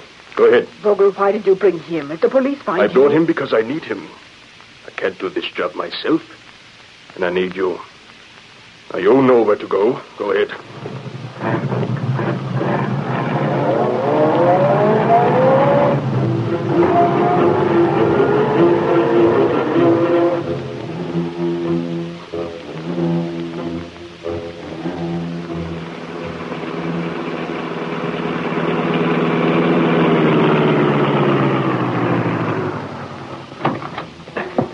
Wait here for me, Cato. I'll be right back with the woman.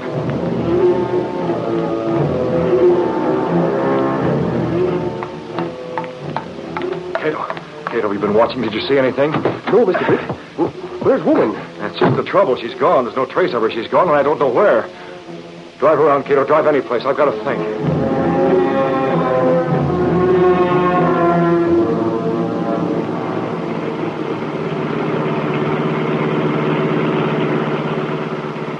What we do, Mr. Britt? We drive around for an hour already. Sure, that's what Legato said. He's dead. Just before he died. Those words are the clue, I'm sure of it. It is dangerous to drive this way, Mr. Britt.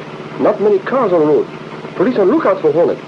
If police headlights... Light and the power, that's what he said. If we can figure it out, we'll know where that woman has gone. Well, they've all gone. But... Cato! Yes? It just hit me. Get going. I'll give you directions that way.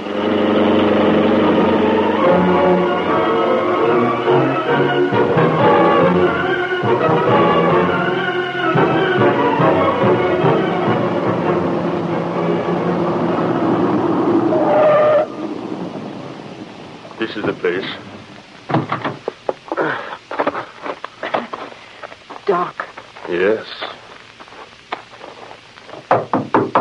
Shackman.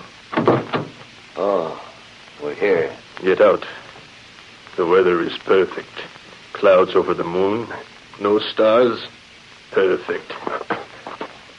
The water is 10 feet off the road. You can back the trailer around, Rita. Be very careful. It's loaded with explosives.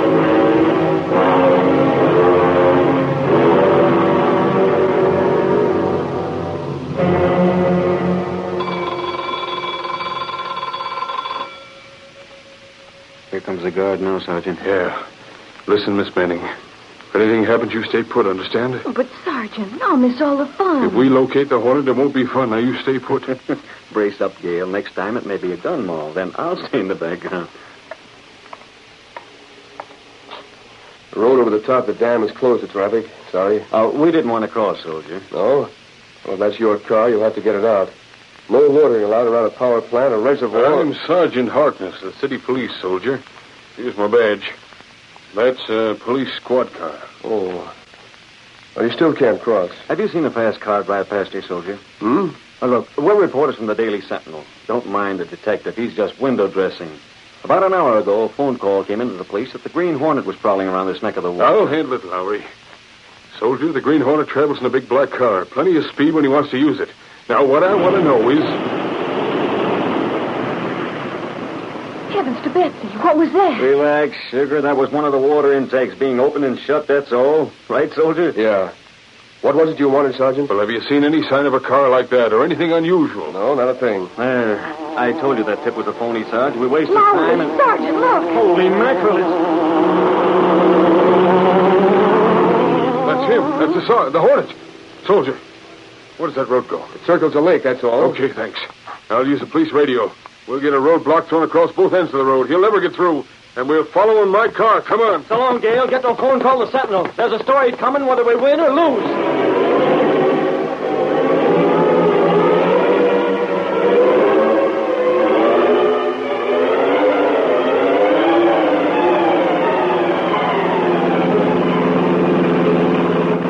Cato, I see nothing, Mr. Briggs. Car up ahead around a bend in the lake. I see nothing. Positive of it. I caught a reflection of our own headlights in their windshield. A car parked up there, Cato, and no lights showing. If that's the car we're after. Watch the side of the road, Cato. We're traveling without lights the rest of the way.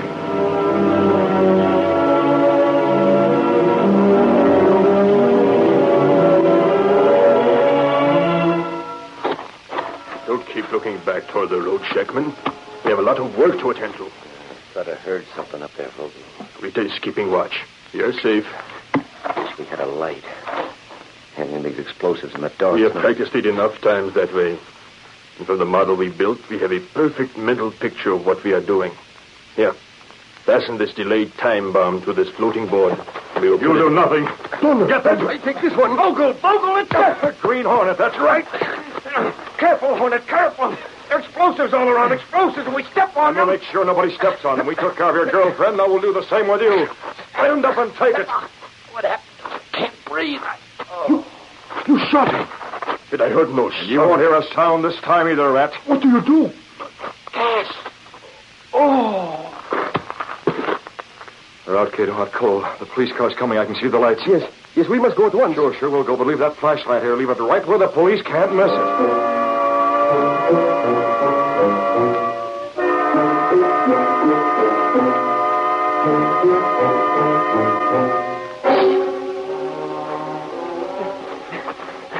There's nobody around but that flashlight, Sarge, pointing straight into the sky. Yeah, plus that dame in the car beside the road. It was a Hornet, all right. She was Hey, look here, 2 more of them. Out cold again. The Hornet's right. You know, Lowry, I wouldn't be surprised if it's a Shackman. He looks something like him. Might have changed his appearance a little. I don't know this other lug, though. Spies. What's that? Look at this. Dynamite, homemade bombs. The place is lousy with them. They were going to put them on rafts and float them down the current.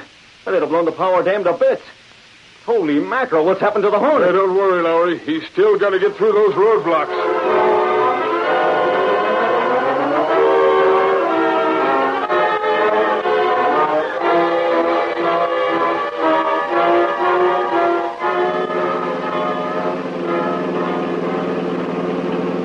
Gave me the clue, Cato. The police thought Legato was praying, but he wasn't praying. He didn't say the light and the power. He was talking about light and power. Mr. Britt. When they thought he was swearing, he wasn't. He was trying to tell the police to protect the dam, the power dam. This one here. Mr. Britt, please, you forget about roadblocks. Look. Police block road up ahead. Look. Look right there. No, I haven't forgotten, Cato. Hold on now. Here we go. Rush, get you! Look out!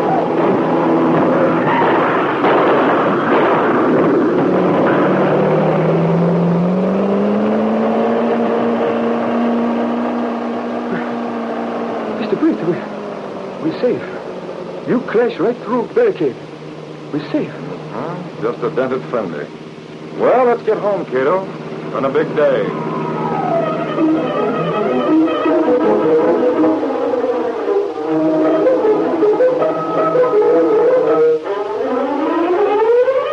Sentinel XP Fighter, murder solved. Police find saboteurs at power dam. Read all about it. Green Hornet still at large. Sentinel XP. Cover!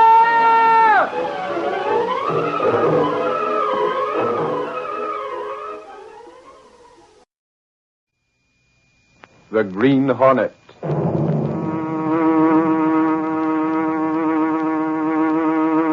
He hunts the biggest of all game, public enemies that even the G-men cannot reach. The Green Hornet.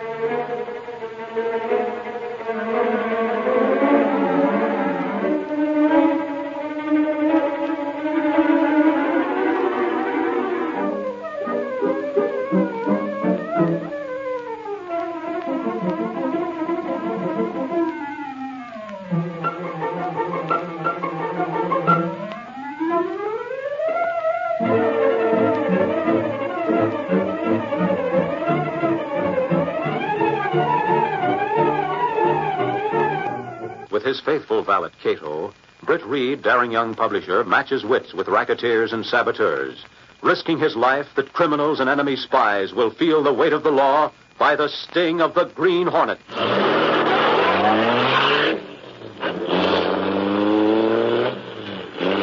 Ride with Britt Reed in a thrilling adventure, Torpedo on Wheels. The Green Hornet strikes again.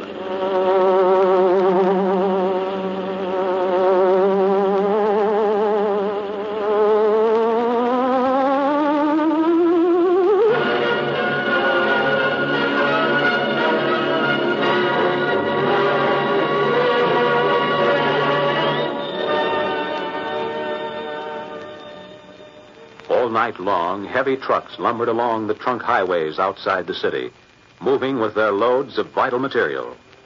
From a hill several hundred yards off the road, two men squinted through the darkness, checking the lights of each truck as it lumbered off the stiff grade. Is that it? What does it come news the crest of the hill? I don't see any flags. Nor any lights.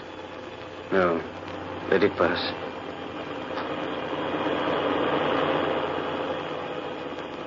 I'm getting stiff. You will be alone. My information is accurate. I've been waiting half an hour. Patience is a virtue you know nothing about, Colby, eh? It's cold, too. Not a truck. Yeah.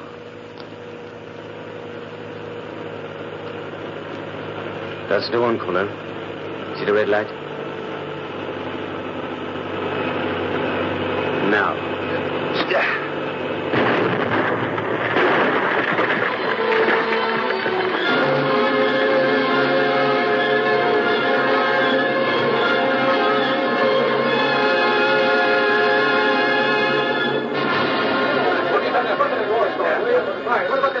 That's right, Duncan. Two fellas dead, the driver and the speller. All right. Easy with the ringing. I'm coming. Hello, Michael Axford. Oh, yeah. Hello, Reed. No, I couldn't get close. They wouldn't let nobody close. They said there was some gasoline that might explode. They had it roped off. Only what the cops would tell me. Gail? No, she isn't here yet, Reed, but... Okay, as soon as she comes. I'll be seeing you. A fine thing. And me what used to be on the police force. Hello, Axford. Hello. I declare you all look gloomier than 2 bits worth of black molasses. I said hello, didn't I? Now will you go away and... Oh, it's you. Gosh, have I changed that much, Axford? You got a smudge on your cheek. I have. Goodness, I haven't had a chance to look in a mirror. Never mind looking for your mirror now. You haven't got time. Oh, I have too. You have not. Reed was just talking to me. He wants to see you as soon as you come in, he said. Uh-oh. Golly, you did something wrong? Well, I'm not sure I was where I was supposed to be. What was that? Right here at the Sentinel. Then where were you? No place, really. Just up on a hill. Well, you'd better see Reed. He'll be in a hole. Now, go ahead. Say, just a second. I can't wait. No, you don't. Up on the hill where? Why, it was just... Gracious sakes, Axford, what makes you so suspicious? Aha! That tells me. It was that truck accident, wasn't it? I might have known. Oh, shucks, supposing it was. Now, I've got to see Mr. Reed. Okay, but I'm going with you. Supper and snacks, that was my assignment.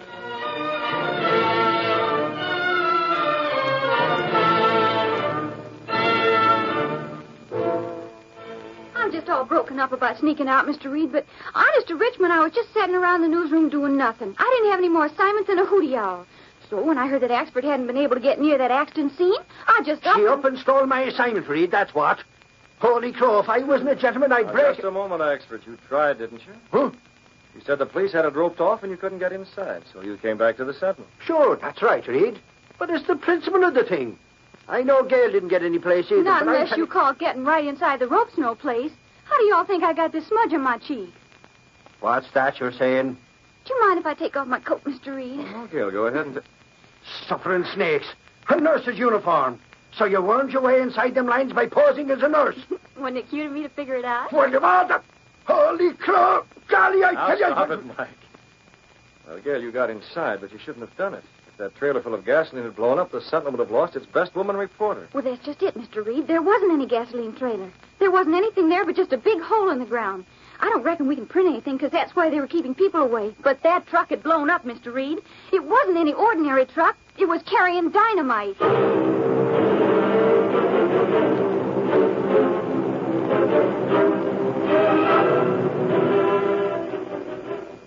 Sabotage, Kate. It was sabotage just as sure as you and I are sitting here. Miss Manning's very lucky, yes? Yeah, she gives the appearance of being dumb, Cato, but there's plenty of brains behind that pretty face. Sentinel, not princess? And we can't. It's sensible information. That's why that area was roped off.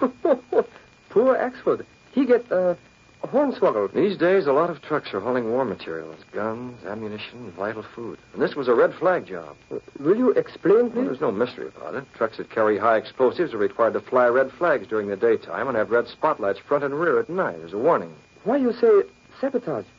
Perhaps truck have accident and blew up. It was a clear stretch of road, Cato. Those drivers are careful. It was an upgrade. The truck was traveling slowly.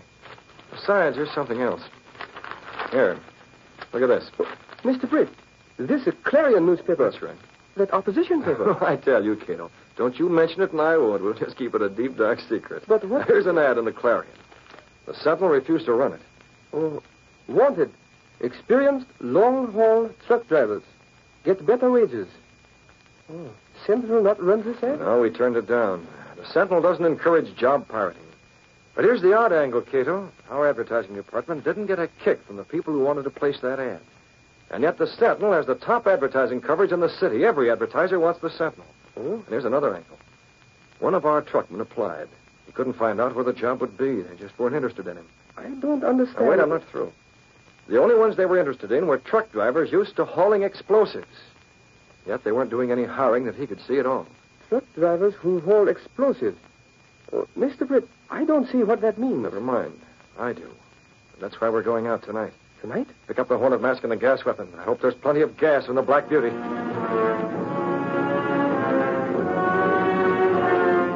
A few moments later, stepping through a secret panel in the rear of a closet in his bedroom, Britt Reed and Cato went along a narrow passage built within the wall of the apartment house itself. The passage led to an adjoining building which fronted on a dark side street. Though supposedly abandoned, this building served as the hiding place for the sleek, superpowered Black Beauty, streamlined car of the Green Hornet. Black Beauty car already, Mr. Britt. Okay, let's travel. Britt Reed pressed a button. The great car roared into life. A section of wall in front raised automatically, then closed as the gleaming Black Beauty sped into the darkness.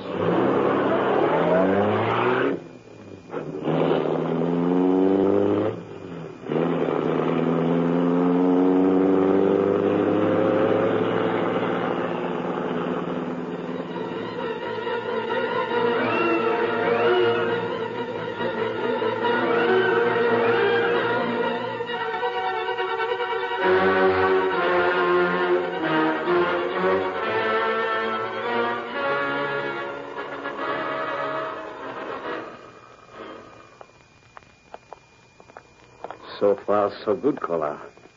Now we have another job to perform. This affair of the entire caravan of trucks which will be carrying war supplies. That is, provided your information is correct. It's been correct so far, Wolf. I got it straight. It's the road race company. We'll be sending out a string of 10 trucks.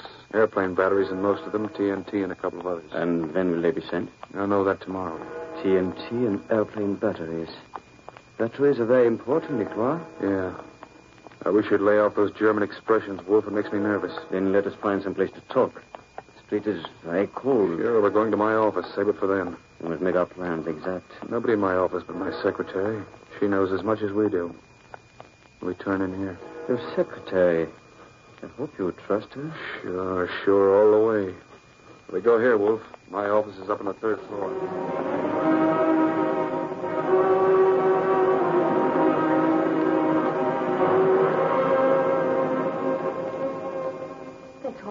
That's all I can tell you. You sure of that? Yes. All right. Okay, let it go.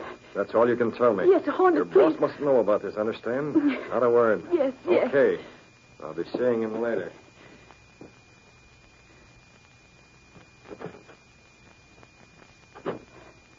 Gone. Masked. The Hornet. I mustn't tell ever. Not.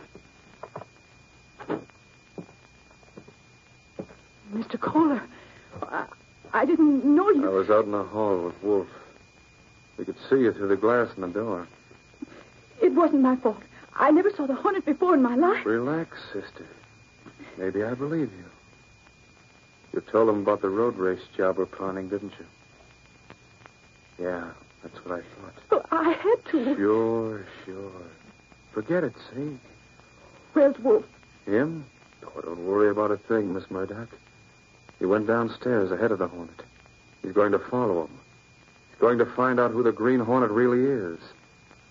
Pretty neat trick, huh?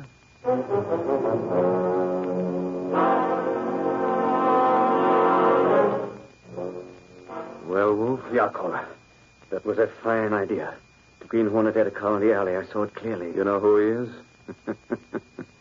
I think it would be a good idea if you wrote a letter to the Daily Sentinel newspapers, Kohler. Well, no name, of course. But the Green Hornet will be sure to see it, yes?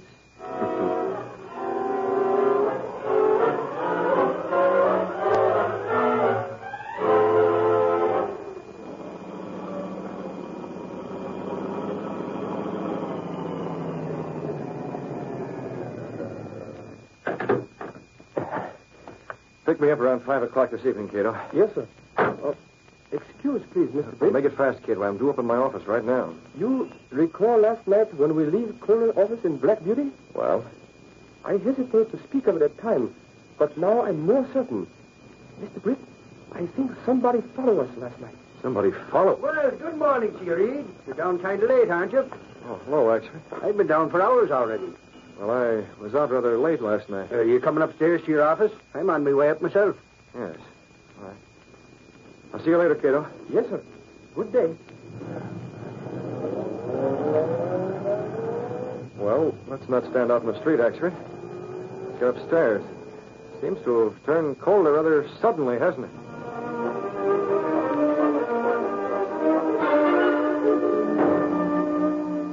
Johnny Reed, you don't look good.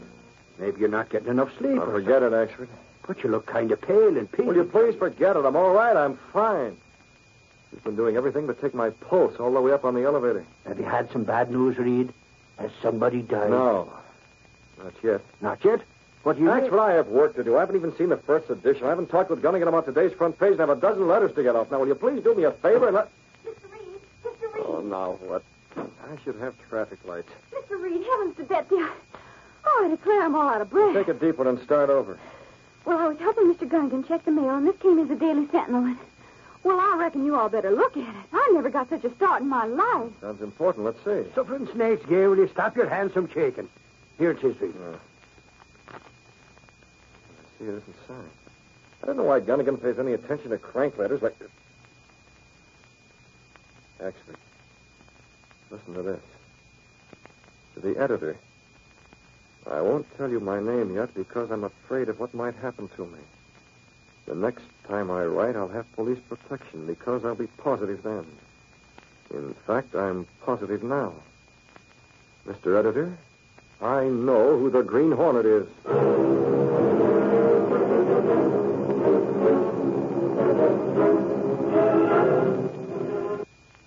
Now back to our story.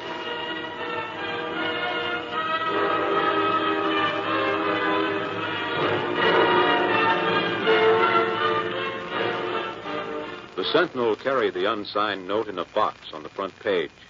That night at Britt Reed's apartment, Cato shook his head mournfully as Britt read it. I'll have police protection because I'll be positive then. In fact, I'm positive now. Mr. Editor, I know who the Green Hornet is. Oh, that's very bad, Mr. Britt. Makes a good headline, Cato. This is no time for joke. Always when I have bad dream is that sometimes somebody find out you're a Green Hornet. You go to jail, Mr. Britt. You get executed for murder. I've never harmed anyone, you know that. But police not know it. Police records say Green Hornet very bad criminal. Even murderer. Yeah, that note isn't signed. No, but obvious who know this from. I tell you, we were seen when we leave Kohler office last night in Black Beauty. Oh, it's too bad, isn't it? Just when we've got the lowdown on Kohler and Wolf. Kohler's secretary talked, but I wonder how much good it'll do us now. Impossible to operate from behind steel bars. Are we going to take this sitting down? What is difference? Sitting down or standing up? Pretty soon we are lying down, 6 feet underground. Bad, very bad.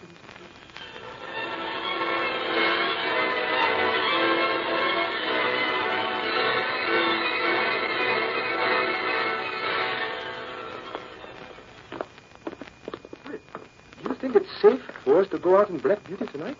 After letter in Central, police will be on watch every place. You might as well, Cato. Our identity's known. It makes no difference what we do, does it? Yes, that's very true. Kohler wants to see us. It's obvious we wouldn't have sent that letter to a newspaper where it'd be published. Well, we don't want to disappoint him. Here's the Black Beauty. Hop in. How you can talk so calmly? Your life's in danger.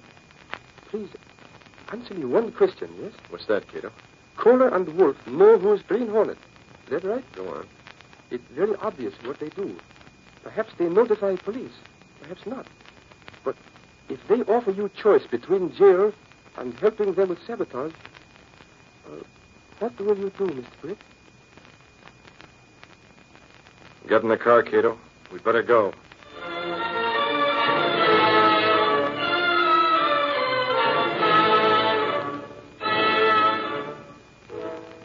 That's all I was able to find out, Wolf. Take another day to check it out. But... Never mind, Kohler, so long as we are positive, yeah? Let us figure on the trucks instead. It is tonight? Yeah, less than 2 hours. The trucks will be assembled at the truck terminal, yeah? That's right. Also, there's a munitions truck which is due at the terminal to unload men. 15 minutes before the rest pick up and leave. Sehr good. We trail the munitions truck, take over when it stops for a traffic light, and then send the truck smashing into the loading terminal. It should ruin that value. Mr. Kohler, he's coming. So, now he comes. Fine. We shall be ready for his entrance.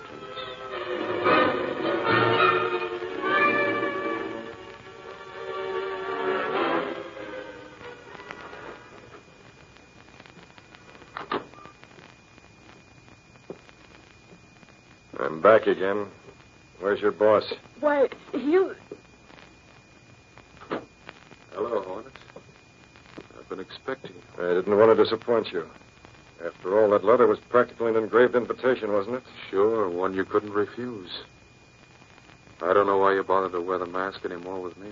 Just force of habit, Mr. Kohler. Besides, you may be bluffing. Would you be here? Now, let's get down to cases, Hornet. You're a handy man, see? Thanks. That's all right.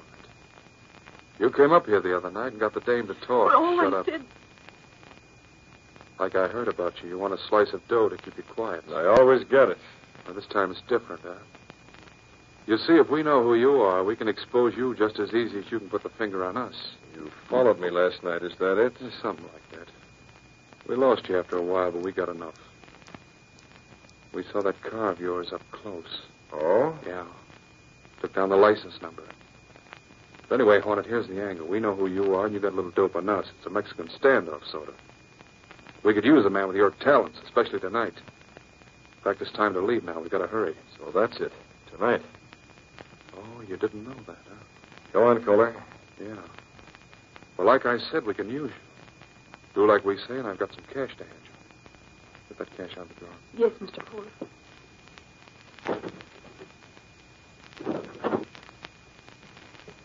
Here it is, Hornet, $2,000. Not bad for a few hours' work. Not even for you. But before I give it to you, I want You to want know... my answer? It's this. Oh, Don't no. move, Kohler. Now, listen. Don't move and you listen. The Green Hornet's been credited with a lot of crimes, but I don't want any part of the kind of job you're planning. I'll take that money right now. No, wait. Thanks. So make a nice present for the USO. And there's one way to make sure you don't spread your information. What are you talking about? Dead men don't talk, Kohler. Now, Hornet, wait. Now, wait, Hornet. The knife! What the? Wolf, get at me.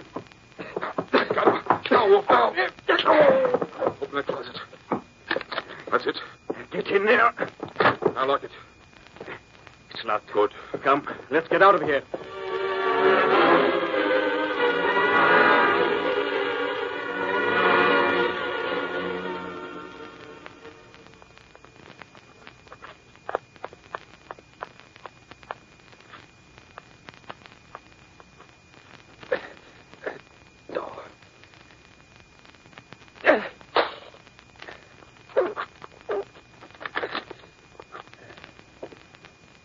Hello.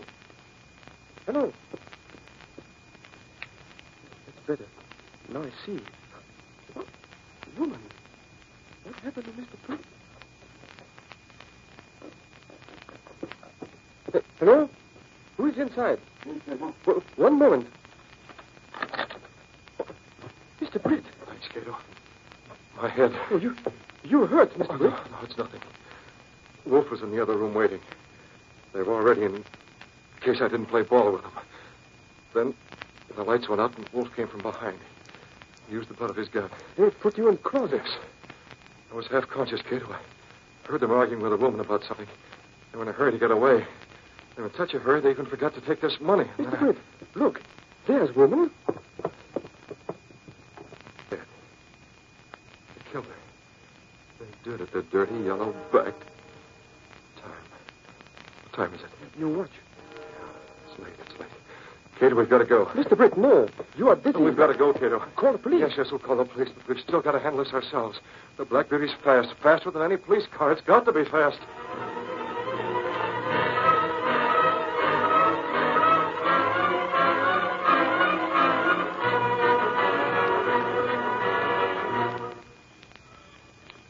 It is a good, clear night, Kohler. Here we look both ways, yeah? Oh, we got those trucks lined up the loading platform. It is the auto direction that concerns me. As soon as we see the red headlight. Yeah, that's our baby. What do we do about the Hornet, Wolf? Simple, Kohler. After this is over, you go back to your office, nicht wahr? You didn't call the police. So you have captured the Green Hornet. They come and arrest him for the murder of your secretary. She was pretty good. They were too nervous. His brain was too great for her. Sooner or later, she would have broken down and talked to the police or somebody. Well, I guess it's the best way. Too bad the Hornet wouldn't work with us. Patriotism in a criminal. Still, as you say, he's too dangerous. It would kill us both to keep us from revealing who he is. We don't need that license number now. Ah. It seems to me... Wolf, that's it. Ah. Flashlight. Now.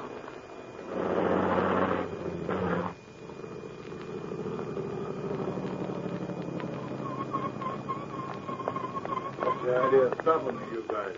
This here's a hot shot. I ain't got no time to help fix I tires. thought maybe you could give us a lift to the nearest garage. Sorry, buddy. This is government stuff. No hitchhikers. Get him. Quick, off the side of the road with him. I'll tell you in my car till you jump out of the truck, Wolf. Yeah. You're right behind me. If the truck is close enough, I jump. It'll be a torpedo on wheels aimed straight at the trucks below. Schnell.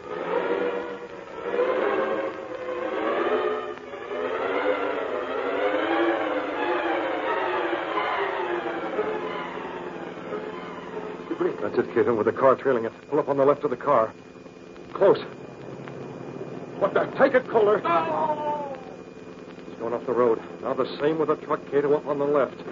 Truck loaded with explosives. I know what. I can't let it crash. I'm going to jump for it. You'll have to get right alongside. Yes, sir.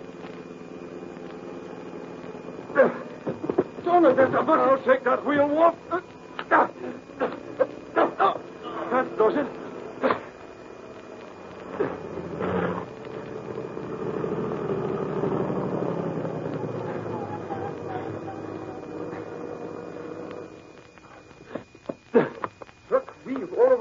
Mel. Now we better make ourselves scarce, Cato. Look at those men running up from the truck terminal. I've spotted their truck weaving. But, Mr. Britton, these spies, they know who's Green Hornet. No time, Cato. Run for it before we're seen.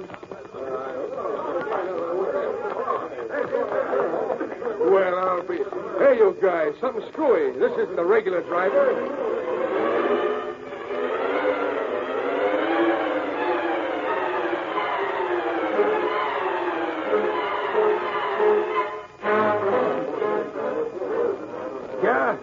bad jail, it's sure lucky we came along with the cops. Them two lugs tried to blow up that dynamite truck and the rest of them with it. What a story for the Sentinel. I tell you. Heavens to Betsy, will you listen to me? I'm trying to tell you. One of those spies says he knows who the Green Hornet is. Hey, what's that? Sure thing. I just heard him telling the police. He doesn't know yet, but he says he's got the license number of the Green Hornet car. The license number? Holy crow, is that all? Was something wrong? Something snakes. Do you think the Hornet would be sap enough to have a regular license plate for his car? It's a phony. That number's been spotted dozens of times. They'll never nab the Hornet that way. Never in a million years.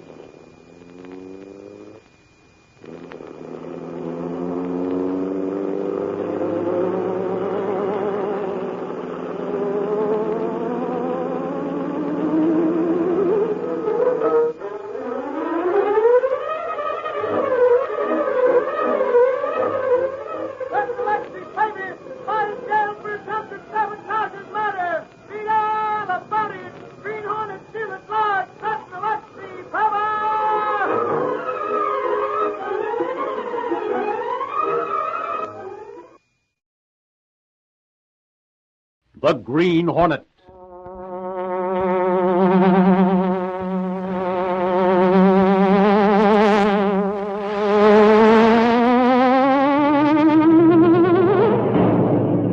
He hunts the biggest of all game, public enemies who try to destroy our America.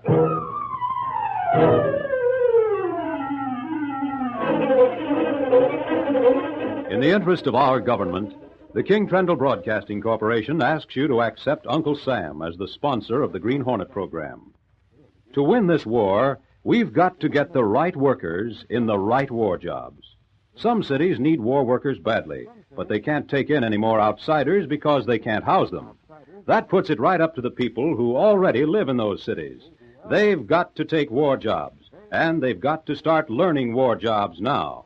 Free training can be secured by applying at the nearest local office of the United States Employment Service. As for you who do not live in a war production center, be patient. Your turn will come. Don't move into a city hoping to find a war job.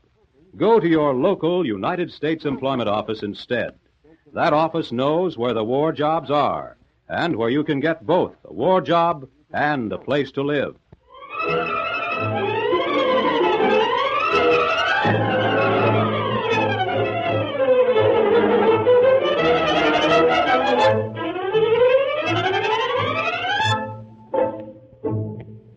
With his faithful valet, Cato, Britt Reed, daring young publisher, matches wits with racketeers and saboteurs, risking his life that criminals and enemy spies will feel the weight of the law by the sting of the Green Hornet.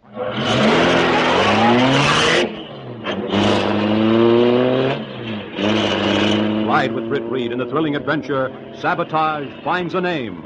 The Green Hornet strikes again.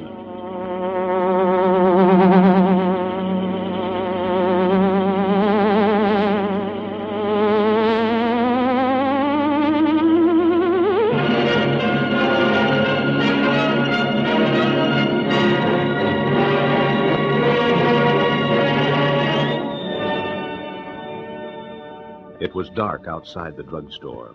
The street lights were dimmed, and the lights in the drugstore window were shaded. The man paced nervously in front of the store. With his thumb, he flicked a coin into the air and caught it, over and over. Then suddenly he stopped. No, that's too much. I ain't gonna have no part of it.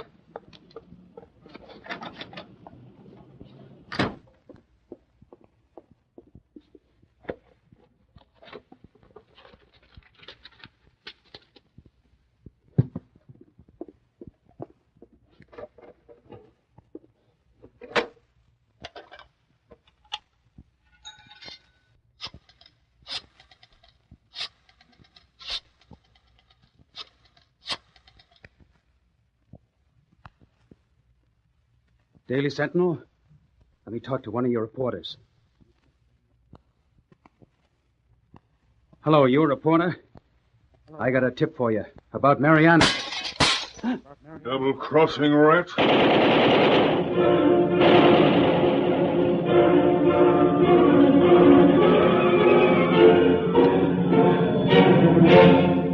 Holy mackerel, Casey, I never got such a shock in my life. My ears are still ringing. Right at the other end of the line, can you imagine? I certainly can, Lowry. Yeah. How would you like to pick up a phone, start talking to somebody, and then hear machine gun bullets? I've been jumping like a typewriter ribbon ever since. Hello, Miss Case. Oh, hello, Mr. Reed. Hey, boss. Have you seen this morning's Sentinel? Yes, I read it coming downtown. That is quite a story you have. Well, thanks, but it's no credit to me. It might have been anyone.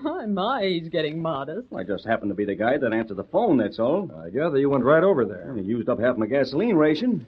You know, it's a lucky thing the phone was left off the hook. I was able to get the location and beat the opposition reporters there by an hour. Any idea who fired that machine gun, Lowry? No. Police haven't got the slightest idea. It looked like a gangster job. What about the drugstore clerk? Why don't you read the paper, Casey? The clerk was in the back of the store. He didn't see a thing.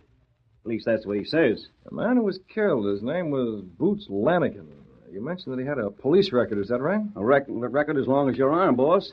As far as crimes committed, he was almost in the class of the Green Hornet. I see. That's probably why he called the newspaper instead of the police. Well, that's how I figure.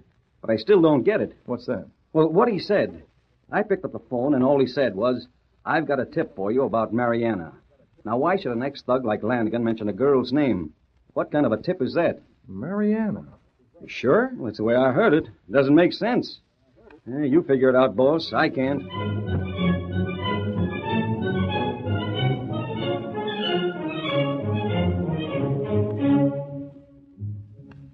Mariana.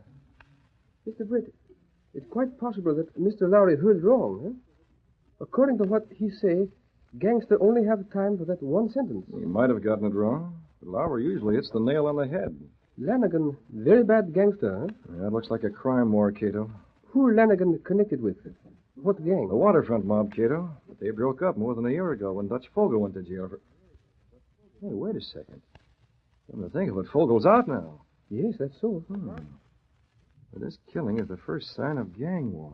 Why should Fogel bump off one of his own men? Maybe Lanigan removed by other gang, On top of that, it doesn't sound like Lanigan to turn informer. You know the criminal code, Cato. No matter what happens, never squeal. All very strange. Let me see that paper again, will you? Now, here's the follow-up story. I already see that. Nothing has been added, Mr. Britt. No, just a little family background on Lanigan. Parents are dead. Only living relative is a younger brother serving with the Marines in Guadalcanal. Too bad Boots Lanigan not like young brother. Yeah, with the Marines. Oh, maybe that man say Marines instead of Mariana. Perhaps. On the other... That's funny. I never thought of that before. Huh? Well, what are you doing, Mr. Britt? You can see it tonight, except for the dim out, Cato. What are you saying, Mr. Britt? You know who Mariana is? Perhaps I do. It is girl? It's usually referred to as she. Got the Hornet mask and the gun, Cato. We're taking the Black Beauty.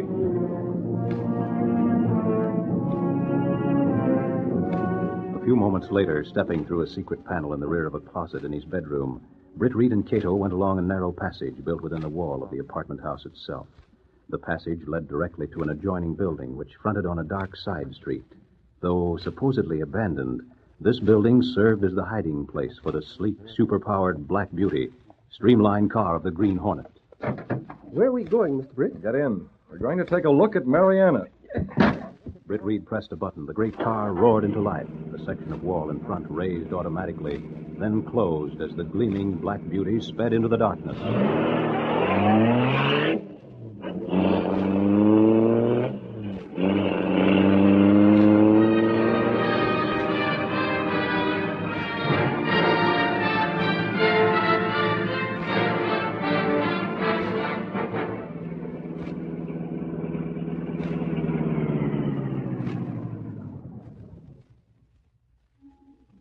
There she is, Cato. Who? Mariana, of course. I see no one. You're looking right at her. I see nothing but only salvage job on big boat next to wharf. That's it, Cato. You can see her name on the bow. That boat is named Mariana.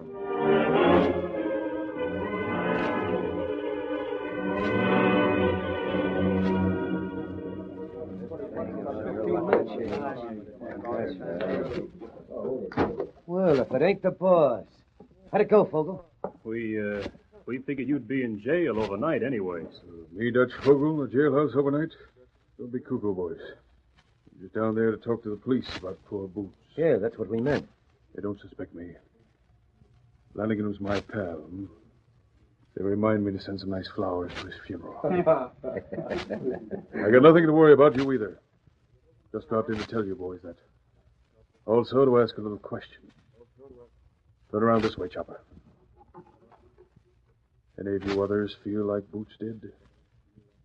Anybody else want to turn patriotic like Boots did?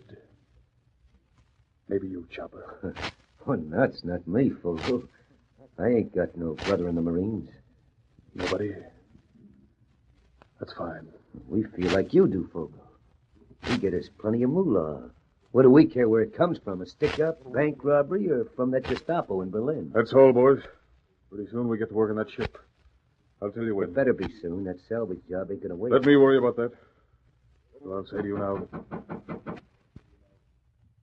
Chopper.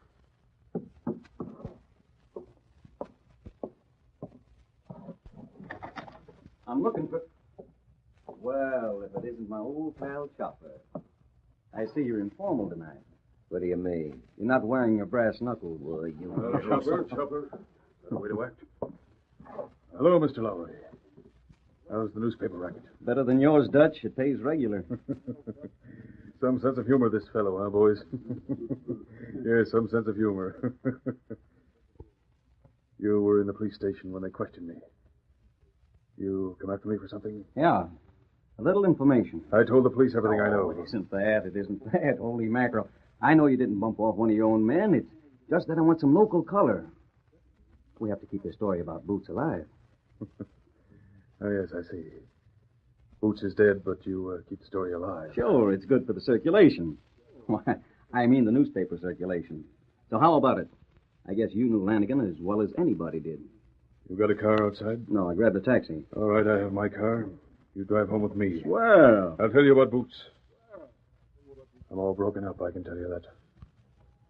You know, it doesn't do to fool with the law. Somebody's going to pay for shooting up poor Boots. Listen to you. Oh, man, do I get a bang out of that. You've got a record that covers 3 pages of a police blotter, and you talk like a Dutch uncle. Police blotter? That's all wrong. No, sir. I'm a good, honest citizen. It's all a mistake. But what happened to Boots? You ride with me, I'll tell you. Good night, boys. Don't stay up too late playing poker. Good night, boss. That Fogel. Ain't he a pip? Hey, he makes me nervous. Like a cat. Come on, where was we? I ain't gonna play no more. I'm tired. What's the matter? You got weak knees about Boots? I'm weak. I'm tired, I tell you. Oh, my. Okay. That's the way you feel. Here's just $5 worth. Cash me in. Thanks. Now, give me my hat. So long, punks. Don't jump at your own shadows.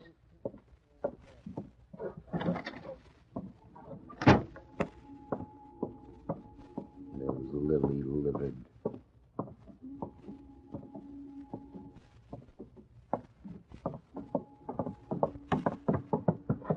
Okay, you. What are you following me for? Come on, speak up, I said. Have you got a match? Yeah, listen, I got no time for... Yeah, I guess I can manage. What's wrong? You nervous? Me? Hey, Bud, how's... Hey. Hello, Chopper.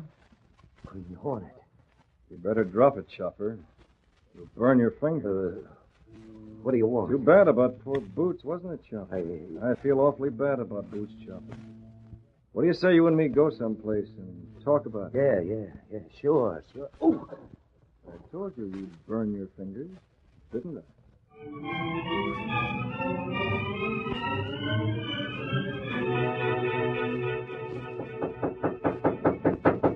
Who is it? Chopper, boy. Go away, Chopper. Just beginning to retire. Oh.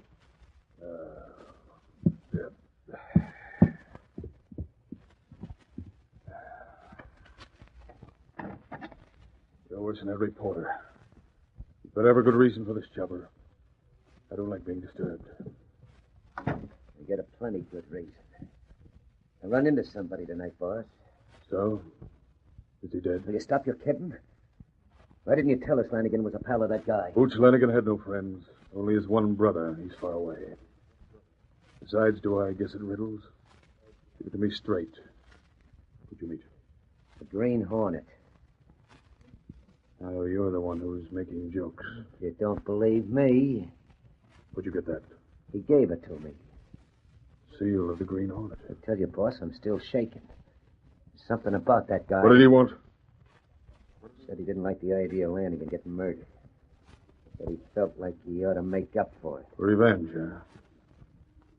But you're still alive, Chopper. Sure, I couldn't let him... Go on. All right, I'll finish for you. You couldn't let yourself be shot, so you told him I was the one who killed Boots. That's not nice, Chopper. No. All I told him was it wasn't me. You gotta believe me, folks. I don't believe you, Chopper. So I'm going to give you some bitter medicine like I gave Boots. A little lead poisoning, yes? Fogel, I tell you... No, I'll tell you. Don't try to square him, Chopper. I may be fat, but I'm also strong. You're going to die. Drop him, Fogel. The Green Hornet, huh? I'll give you what I was No, going you to... won't drop it. Now get back. Dutch, this isn't the gun you used on Boots, but it'll do. Hornet. Hornet, wait now. Before you go to shoot me, let me point out how useless a thing like revenge is. No one ever benefits from it. You always come up with a moral lesson, don't you? I'm very sorry. I didn't know Boots was a particular friend of the Green Hornet. But you would have done what I did. I had to shoot him for strictly business reasons. He was going to squeal, Hornet. Is that right, Chopper? Yeah, sure. It was a very important business matter, Hornet, about... But you wouldn't be interested. About the Mariana? Chopper sometimes talks too much. I didn't... What's in your lip, Chopper? Well, Fogel, I don't know. Maybe you had your reasons for getting rid of Boots. Yes, be sensible about it, Hornet. Why have shooting when it's not necessary? Besides, you're a smart operator. Perhaps we can arrange something. The only kind of arrangements I can understand are about money, Fogel. Hard cash. Yes, a man after my own heart. But of course, hard cash, Hornet. I'll tell you, I get, the people who want the Mariana sabotage given... Don't hedge. You mean the Gestapo say the Gestapo? All right, the Gestapo. They furnish all the money I need. You're welcome to a generous slice, my friend. As a matter of fact, a man of your reputation can come in very handy. What do you say? Sounds all right. I'll think it over, Fogel. Boss, I hear footsteps. He's right. Out in the hall. Lock that door, quick.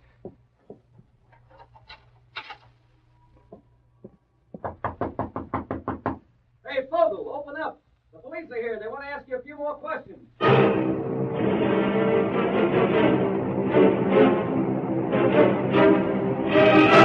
We'll continue our story in just a moment. But first, in modern war, the worker behind a machine is as much a soldier of democracy as the man behind a gun.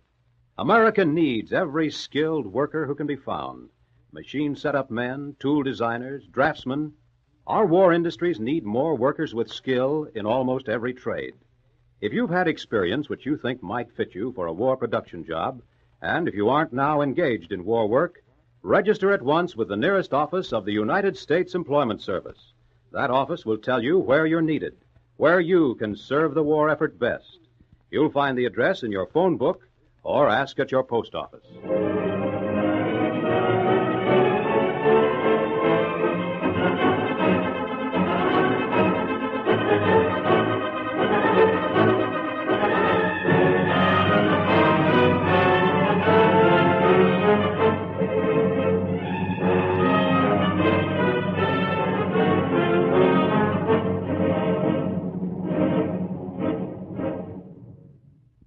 Now back to our story. When a rap on the door announced the presence of police, the three men in the room froze abruptly. Britt Reed's eyes narrowed behind his hornet mask, and he flung a low-voiced question at Fogel. Is there another way out of here? No other way. We're cut with a Green Hornet. Quiet, you fool. Oh, he's right. If I'm caught, you'll be jailed, too. You'll never be able to explain this away. But there is no other way. This is 4 stories up, right below the roof. Fogel, wake up! Stall them. Stall them. Yes. Just a minute. I'll open the door. That won't hold them long. You'll have... What's that? I heard it, too. It came... Well, I'll be... Look, why didn't you tell me you had a rope hanging from the roof right outside your window, Fogel? I never knew. You can open the door in 10 seconds.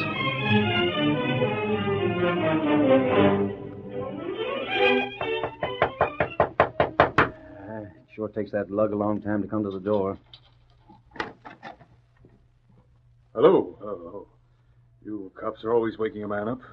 What is it this time? You and Chopper, eh? Who else is here?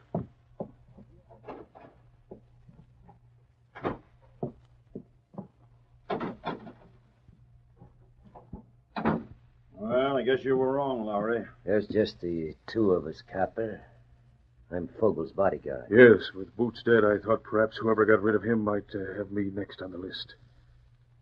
What were you looking for, Mr. Lowry? Skip it, Dutch. I just thought I saw somebody else come in this joint after Chopper did. Guess I must have been seeing double. Yes, I guess that's so.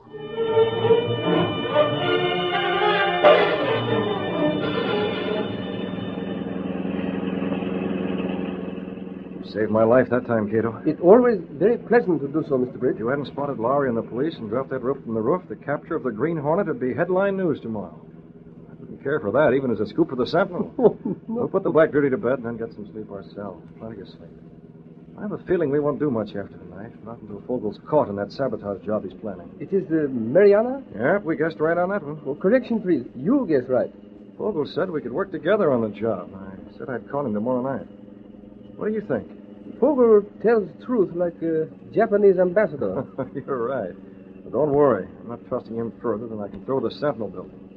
The only trouble is I still don't know what he plans to do or when.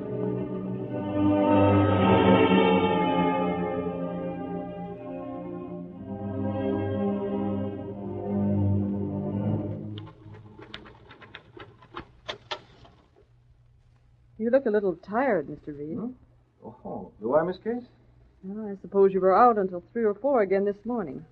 Oh, gosh, Mr. Reed, you can't burn the candle all night long at nightclubs this way and expect to be on your toes in the daytime. Well, I'll be on my toes. I'm no toe dancer.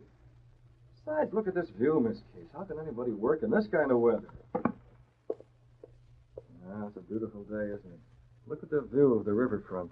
It is lovely. Look, they're still working to salvage that ship.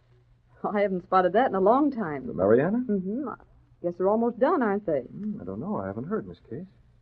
Oh, it's much too nice a day to stay in an office. I'm leaving, Miss Case. You're leaving? Yeah, you know all the work that has to be done. Goodbye, Miss Case. But, Mr. Reed... Oh, I've made up my mind. See you tomorrow. But, Mr... Well, if that doesn't beat everything. All play and no work. Oh, still it is a beautiful day. Casey, none of that. You just work here.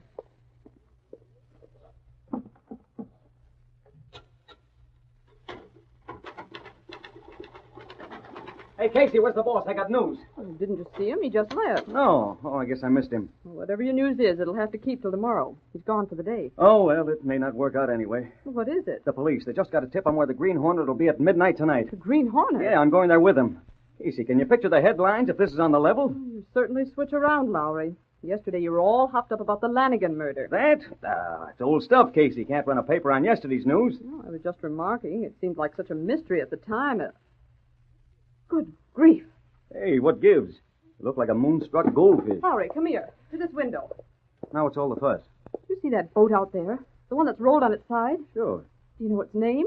I mean the new name the Navy gave it when they took it over for transport service. Yeah, it's the, Oh, I got it. The Mariana. Yeah, that's it. The Mariana. Casey. Holy mackerel. Do you suppose that's what Lanigan meant? I think you'd better call the police, Lowry. Might be a good idea if they doubled the guard on that ship.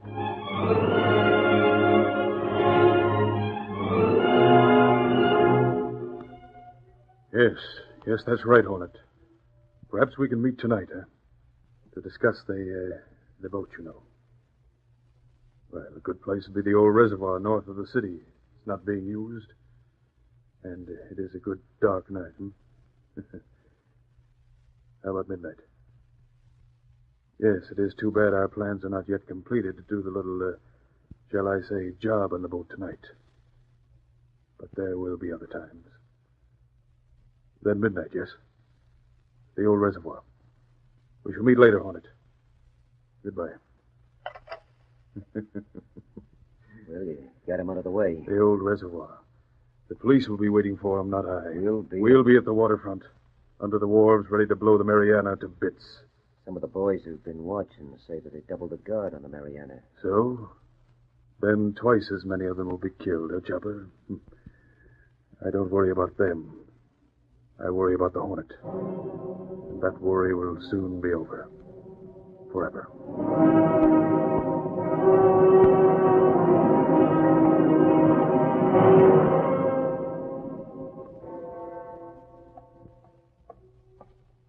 Well, how goes it, Sergeant? Did you find the Green Hornet? That tip was phony, Lowry.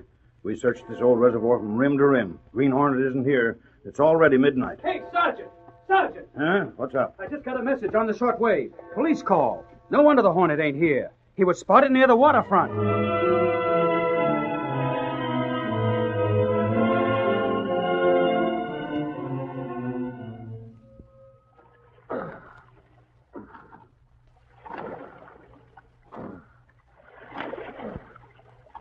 All right, Chopper. Let it drift.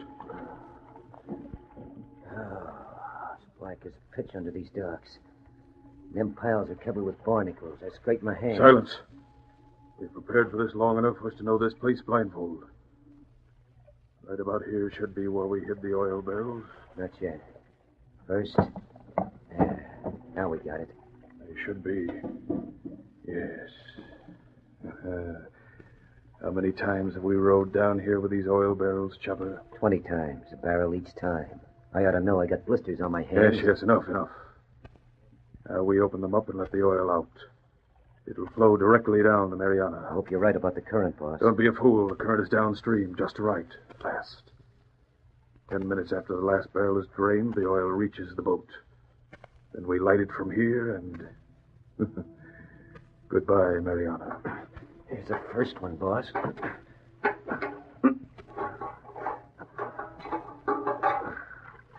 There. That's one. Now hold the boat steady. Here goes for the next.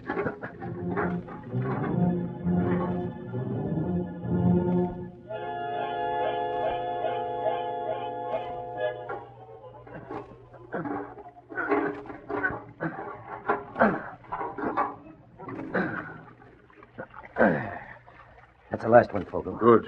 12 minutes. Now push the boat upstream a little ways. Guess that's okay. Good. Now the flame so I can throw it toward the oil. So simple and so effective. I light this paper and set the oil aflame, and the oil sets the Mariana aflame. A match, Chopper. Yeah, I got one right here. Hey, Fogel. I almost missed you, didn't I? Turn off that flashlight. You'll be seen. Green Hornet. Hornet, turn off that No, I flashlight. wanted to be seen, Fogel, by the time they located you and Watch Chopper... out! No, you don't drop that match. Chopper. Let go. Sure, I'll let go. And now... Hornet, no, Take no. it, rats. All right, Cato, that does it. Put the light in their boat and let's get out of here.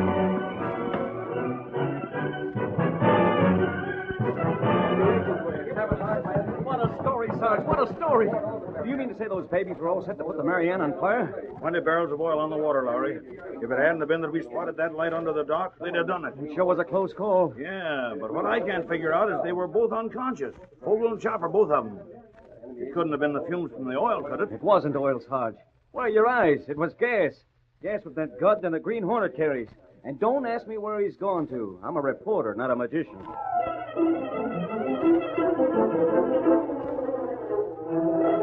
That's the Lexington papers. Gangsters caught in sabotage attempt. Confess murder of Lanigan. Read all about it. Green Hornet still at large. Set in the Lexington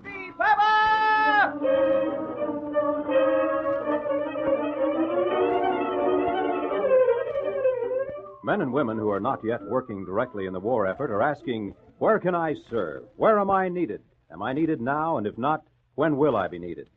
The answers to those questions are waiting for you at your local United States Employment Office.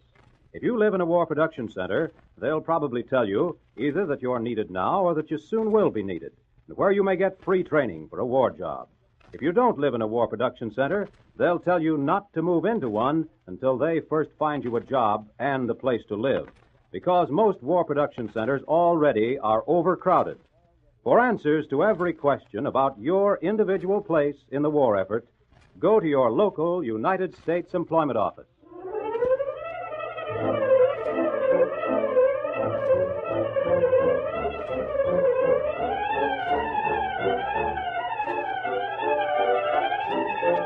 You've just heard the adventure, Sabotage Finds a Name. These exciting dramas are sent to you each Saturday at this same time. They are copyrighted features of the Green Hornet Incorporated.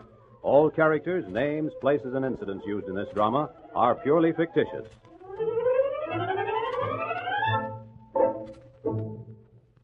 This program has come to you from the studios of WXYZ in Detroit. This is the Blue Network. The Green Hornet.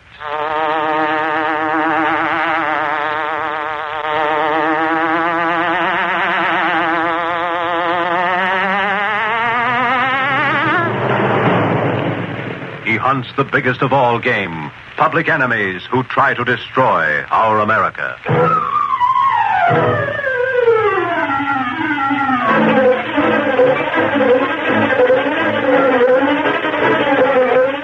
With his faithful valet, Cato, Britt Reed, daring young publisher, matches wits with racketeers and saboteurs, risking his life that criminals and enemy spies will feel the weight of the law by the sting of the Green Hornet.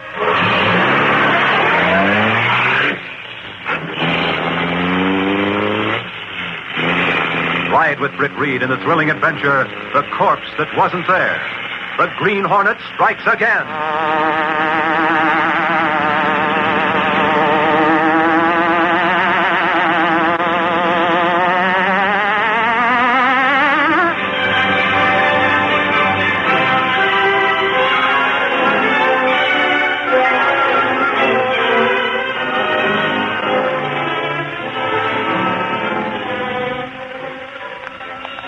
Miss Case and Ed Lowry were returning to the Daily Sentinel after lunch. The streets were crowded, and as they took their last corner, a man hurrying from the opposite direction ran into them. Oh, excuse me, I'm in a hurry. Hey, why don't you watch where you're going, you... I tell you, Casey, sometimes I think they need traffic lights on the sidewalk, too. Are you okay? Yes, except for my handbag. Oh, wait, here it is on the sidewalk. Hey, this yours, too? What? This letter. No, it's not mine. It's already been mailed, hasn't it? Yeah. Mailed and unsealed. Lowry, never mind your reporter instincts. It's not right to look at other people's mail. Nuts, I wasn't going to open it. Well, what do we do with it? Throw it away? It may be important. Mr. Ernest Kegler. It's probably the joker who bumped into you. Well, why should we bother with it? Oh, give it to me, Lowry. I'll call him up from the office. Gosh, look at the time. We'd better hurry.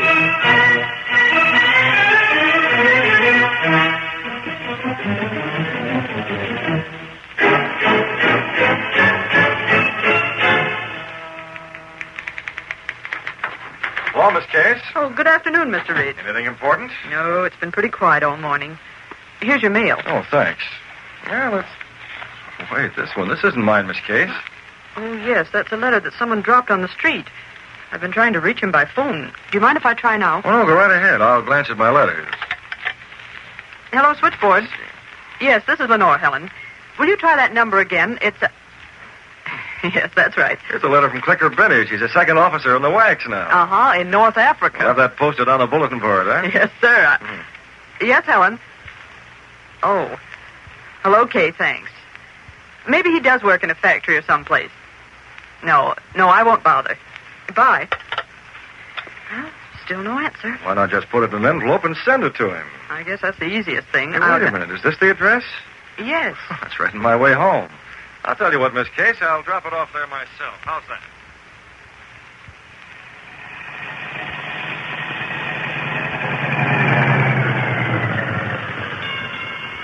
There's house. I come back in one moment.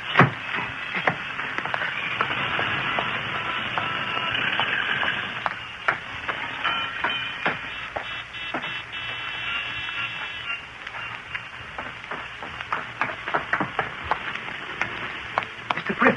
Well, that didn't take you long. Cato, you've still got the letter. Mr. Britt, please. I see something through the window. You come look. What's that? Please, you come with me. All right.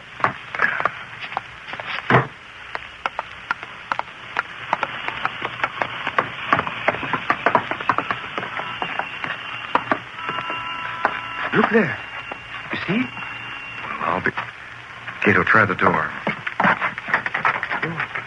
It's unlocked, Mr. Britt. Come on. Watch out. Easy now. What do you think, Mr. Britt? Oh, it's obvious. All we needed was one look. Where's the phone? On table.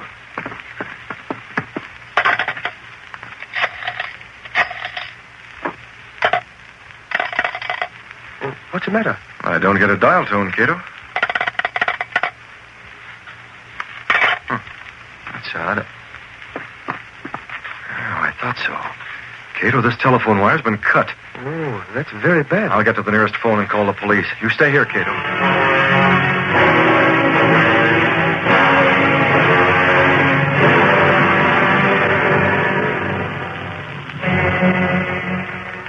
Oh, this is very sad. Too bad for him. Yes.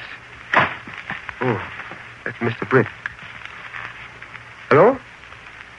Mr. Britt? Mr. Britt, that's you? Mr. Britt. Get him. What?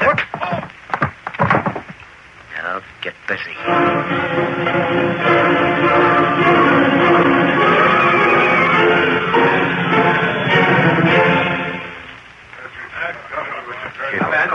Cato, you're all right. Come on, you're all right. That's it. Come on now. Oh, Mr. Britt, what happened? Well, that's what I want to know. I found you in the hall when we got here. You've got a bump on the top of your head like an egg. Looks like a blackjack. Who was it? I don't know. What happened? Well, I wait in the room, like you say. Then I hear a door close. I think it's you. I call and come out. Mr. Britt, I hear voices. Voices back in the room. Who are they? Well, they're just the police, Cato. They're checking on the body. Forget it. Now, go on. You came out this door. And then what? Somebody close by me say, get him. I try to see who it is, but something hit me on the head. That's all. Oh, that's all except... Where is the letter? The letter we came here to deliver? Well, you had it. I have it no more. Letter's gone. So that's what they wanted. Hey, Mr. Reed. Mr. Reed. Yes, what is it, officer? Hey, what kind of a joke is this? Joke? Murder's no joke. Sure, that's what I mean.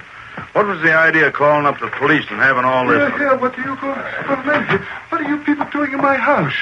What are those cars outside the door? Who are you? Who am I? Who am I? I live here. My name is Ernest Kegler. What does this mean? I come home... Now, just a moment, Mr. Kegler. My name is Reed. I'm publisher of the Daily Sentinel. Tell me, what's a dead man doing in your living room? What kind of privacy can I put... What's that? A dead man in my living room? Yes. Murdered. Murdered? But Now, hold on. Wait a minute. One thing at a time. One thing at a time. Mr. Reed, if you're playing a joke, you're carrying it too far. Joke? What are you talking about? I'll tell you what I'm talking about. Take a look in that room. There's no murdered man. There's nobody at all. That's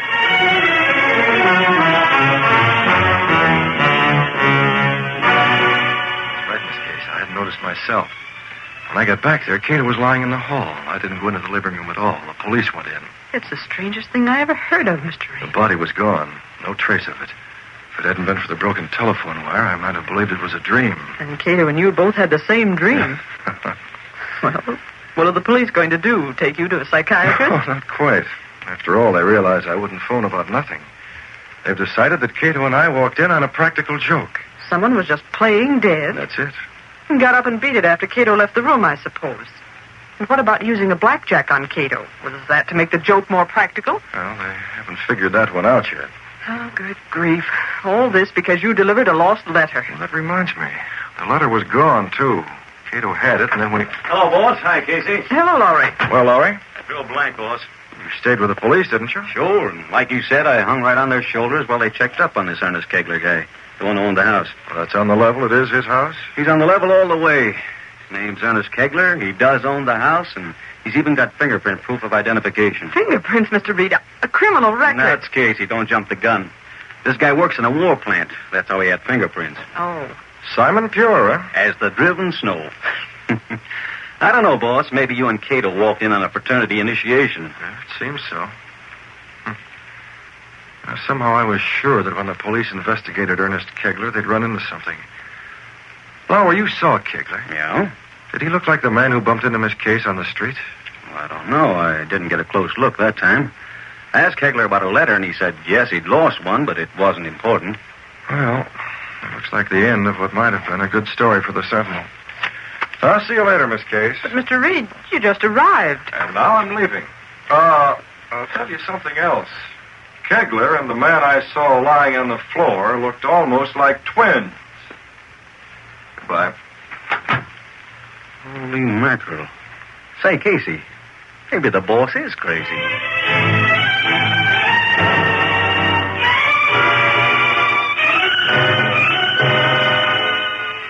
Mr. Britt, I think about it all day. If it were not for a bump on my head, I would not be sure. You and I are the only ones who are positive, Cato. And with that letter missing... Yes? There's something strange going on, I'm sure of it. Yes, sir. Well, we've been wrong before. We may be wrong again. But at least we're going to find out. There's no use sitting around talking about it. Maybe we can use the role of the Green Hornet. Get the mask and the gas gun. We're taking the Black Beauty. A few seconds later, stepping through a secret panel in the rear of a closet in his bedroom, Britt Reed and Cato went along a narrow passage built within the wall of the apartment house itself. This passage led to an adjoining building which fronted on a dark side street. Though supposedly abandoned, this building served as the hiding place for the sleek, superpowered Black Beauty, streamlined car of the Green Hornet. Britt Reed pressed a button. The great car roared into life. A section of the wall in front raised automatically, then dropped into place as the gleaming Black Beauty sped into the darkness.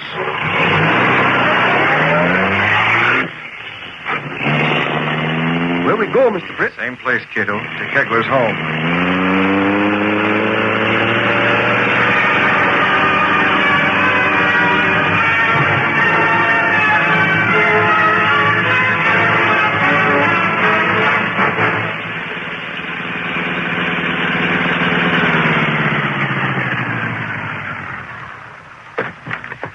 Where is this? Kegler's house is down at the far end of the block. We can leave the Black Beauty here in the alley.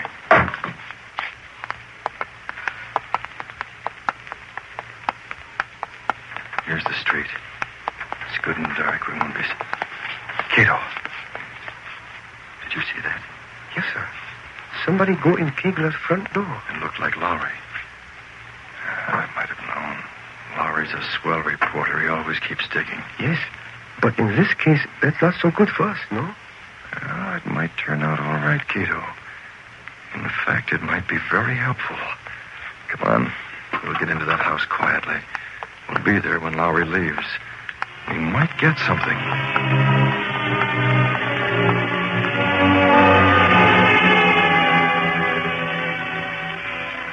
No, there isn't anything special I want to see about Mr. Kegler, but I just can't help feeling that the boss did run into something. He's a level-headed guy. Yes, I understand. I read the Sentinel myself, a good newspaper. He just stopped off to do you a favor and return that letter. Huh? The one you dropped when we bumped, remember? Oh, yes, but it wasn't important. Please, why don't you forget the whole thing? Oh, you know us reporters. Maybe there was somebody here. I don't know. Maybe it was a practical joke. But whatever it was or wasn't, it's over and done with. Okay. Say, you've got your letter, haven't you? No, I haven't. Oh, yes, that's right. Well, good night. Here, I'll show you to the door. Oh, you don't have to do that. Go speak sometime. Go into the door, Cato. Yes, sir. We learned nothing yet. Cato, back behind the drapes.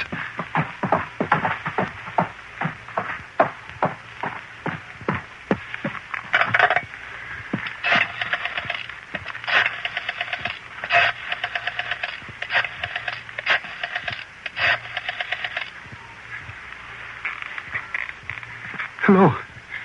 Kegler talking. A reporter was here. I'm worried. But All right, if you say so. Yes? Yes, I understand. Yes, nothing to worry about. The what? All right, I'll destroy the letter at once. Goodbye.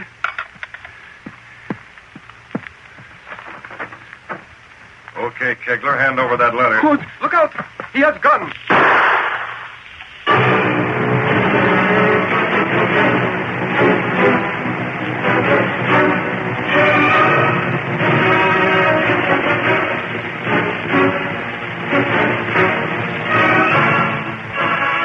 In a house in the suburbs on the other side of the city from Kegler's home, a man named Bolton hung up the phone and crossed to another room.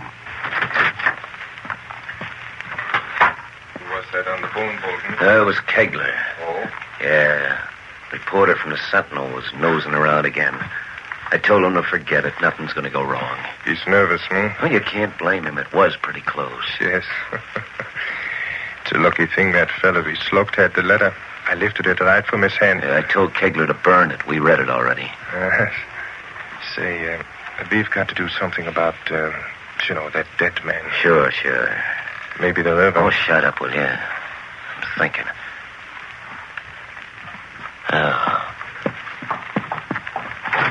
Hey. Where now? I want to double check. I'm going to call Kegler and make sure he burned that letter. It's 5 minutes. He's had plenty of time. That letter would mean our finish if it got in the wrong hands. Yeah. Huh. It's funny. No answer. Wonder what happened.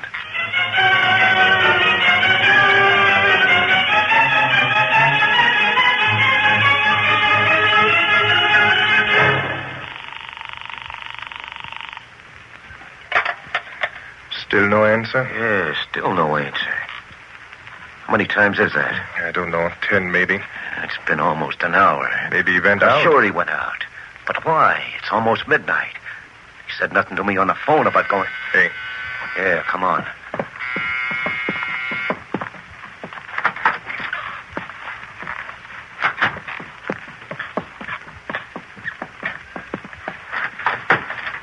Hello, so you came here. Yes. Well, where you been? I've been calling you. I didn't burn the letter, Bolton. And there's somebody who knows about it. Now, what's eating you? Come in here. It's dark out there. Come on in. Yes. All right, now let's have it. What happened to the letter, and what do you mean somebody knows about it? I can tell you, Bolton. Well, you're masked. The Green Hornet outfit. Leave it there. Reach for that gun and I pull this trigger. Hey, what's this all about? Kegler, are you pulling a fast one? Don't blame him. He shot at me. It's just his tough luck that he missed, that's all. Now, how much is this letter worth, Bolton? Nothing. Why? And what happened to the man who was killed in Kegler's house? What about the Button man? your lip, Mannheim. Don't kid me, Bolton. You've covered up pretty fast, but I've got ways of finding things out. Who was that dead man? You're off the beam. Was he somebody who knew your setup? Or maybe this Kegler's a fake. Maybe the dead man was the real Kegler. You're pretty smart, aren't you? The police might think so. Don't give me that. You were the Hornet. You wouldn't go to the police. If I can't get it from you, maybe I can get it from your stooge here.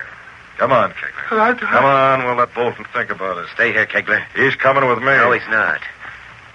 I don't think you can handle him the right way. Now, me and Mannheim can do that. We'll stick... Now, get that gun. I don't see one side. I can't see. You won't get a chance. I'll take it one side, Kegler. Gas. Mannheim, get him. Gas. Get him. That gun, it didn't make a sound. Okay, Kegler, come along. And close your mouth. You look like a fish.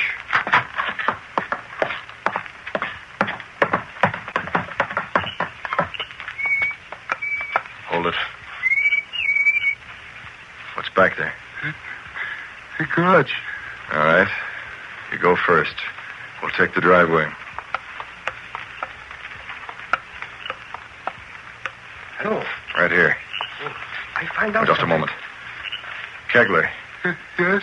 walk up to the garage. Stand there with your back to us. And remember, you make a perfect target against that white background. So don't try anything. Well, what is it? Mr. Britt, I look in the garage. Well?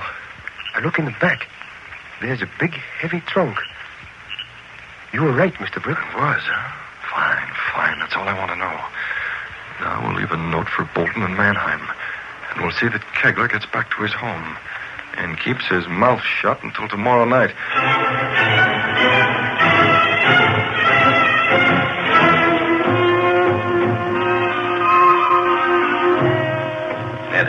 Mannheim, wake up. Come on, snap out of it. Come on, wake up. Where's my gun? Oh, it's you. Is he gone? Yeah, him and Kegler both. I found this. It's got the Hornet seal on it. That's right. I'll give you one more chance to talk money. Don't try anything till I call. You will be watched. I guess he means business. Yes. What about the garage? Well, we better do like he says, Mannheim. We just sit tight and wait.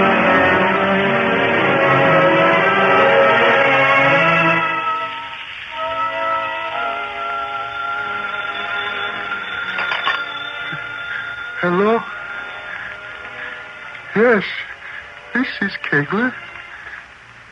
No, I'm sorry. I won't be to work today. No, I'm not feeling well. Goodbye. I'm not feeling well at all.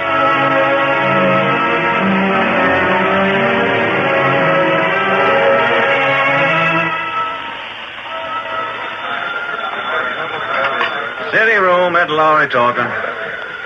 What's that? What? Yeah, what about Kegler? Huh? Say, who is this? I said, who? What is it, Lowry? Some guy said if I wanted a story, I should go see Kegler again. Again? Yeah, tonight around midnight. And I don't even know who called.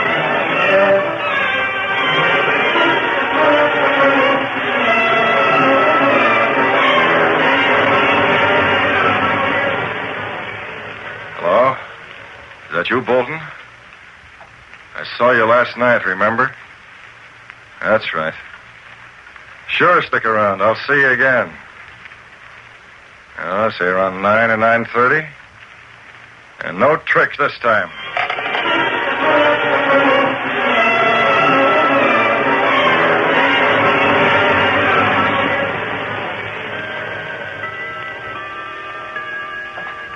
I've been watching from the windows. I haven't seen a thing. He'll be around, he said so. What are you going to do? I don't know. I get the money for him, but it's pretty tough. Yeah. We'll see what happens. I wish we'd taken care of that, in the trunk in the garage. And have the Hornet find out about that? Maybe he already knows. Maybe. I'll tell you one thing we gotta do.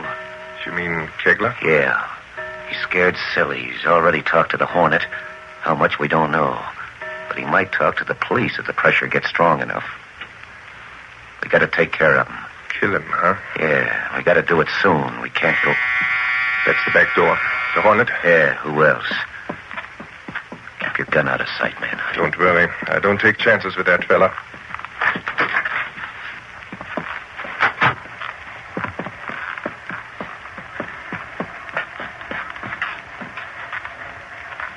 Well, what are you waiting for? Open the door. Look at the glass, Mannheim. It's a shadow. No. Looks as if he's leaning right against her. You can't tell. It's that glass that you can't see through. Yeah, there's something peculiar. Oh, well. Look out! Bolton, it's the body from the trunk in the garage. Propped up against the door. Well, who put it there? How did it... I did, Bolton. It's a Hornet. You know about it. I want to know a lot more. This man's dressed something like Kegler. He looks like Kegler. Who was he? What was his name? Forget it, Hornet. This doesn't concern you. you. I'm mixed up in something. I want to know all about it. Oh, come on, who was he? He's Kegler. Kegler. Oh, I get it. You mean the real Kegler? Yeah. Your friend who calls himself Ernest Kegler? Never mind, I can figure it. He took this man's place, didn't he? Took over his home. This man was kept a prisoner in his own house, isn't that right? Yeah, that's it. And when that newspaper publisher told the police he found a dead man there, this was the man he saw. Yeah. That was while we were out of the house getting a car. And when we got back, we slugged the man we found there. And took the body out fast. What was the reason for all that, Bolton? Well, I wanted our man to get a job in a war plant. And by using this one's references, he got a good job. Preparing for sabotage, eh? Something like that. But something went wrong, and you had to kill him. A letter came with a code message. Somehow the real Kegler got hold of it. He got out of the house and was on his way to the police. He saw us trailing him and got scared. He dropped the letter. We caught up with him a couple of blocks further on and took him back to the house. So that's why the letter was important. Yeah. Look, Hornet, there's two things we gotta do. We need that letter, and we gotta take care of this body. It'll cost you money. Here. There's plenty. Now, I'll give you... I'll take it all. Thanks. But what about your partner? Kegler? Okay, we'll call him that for convenience. He's nervous. He might spill everything. Certainly. We gotta get rid of him. Shut up, Mannheim. I was working on that, Hornet. I haven't got any ideas, but... I have an idea, Bolton. I might as well earn this money. It's a good idea. How about making it look like murder and suicide? Murder? Yes, with your friend as the murderer who commits suicide. I'll explain it later. When? When we get to Kegler's house, of course. Now, suppose you take this man over there in your car. Now, no tricks. I'll be driving right behind you.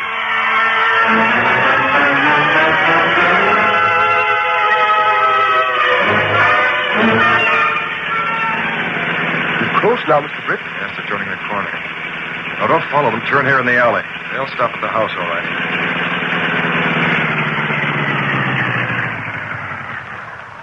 Now, come on. We'll go into that house the back way and be very careful. Lowry ought to be prowling around nearby.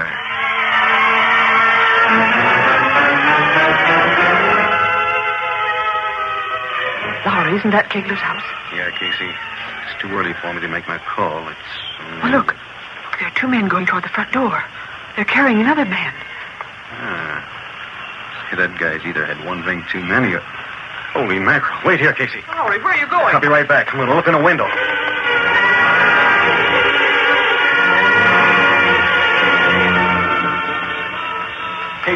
Casey. What is it? What did you see? Plenty. They're inside now. That man they were carrying was dead. He's on the living room floor. And the Hornet's there, too. Good grief. I'll keep watching. You get to a phone and get the cops here as fast as you can.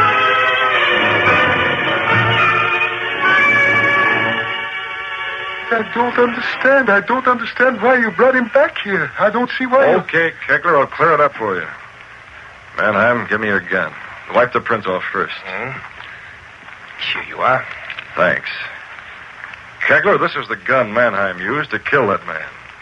And the idea is to use this gun on you, and then leave it in your hand. No. Yes. It'll appear that you murdered that man, and now that you've committed suicide. No. Bolton, don't let him. Shut up, Kegler. That's the way we want it. It makes us safe, get it? Then the Hornet gives us that letter, we burn it, and... Hey, what's that? Police cops, they're outside. Police? Hornet, hurry up, shoot him. Shoot him. I will, Bolton, but not with your gun, with mine. Take it, Kegler. Hey, what good's that? It's just gas. He'll wake up and... Bolton, he'll wake up and talk to the police, and you'll go to jail. Bolton, we've been fooled. Get him before You're too late. Shot, I can't breathe. Hurry, Mr. Britt. Police. Yes, kid, about the back way. Remind me to send this money to the USO.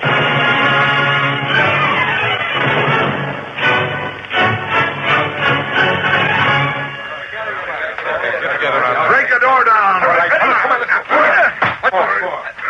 Once more. In here, this room. Well, I'll be... Are they all dead? No, just one of them. I saw the whole thing from the window, Sarge. And unless I'm nuts, you'll have a spy story that'll hit the headlines. That's fine. But what happened to the Green Hornet?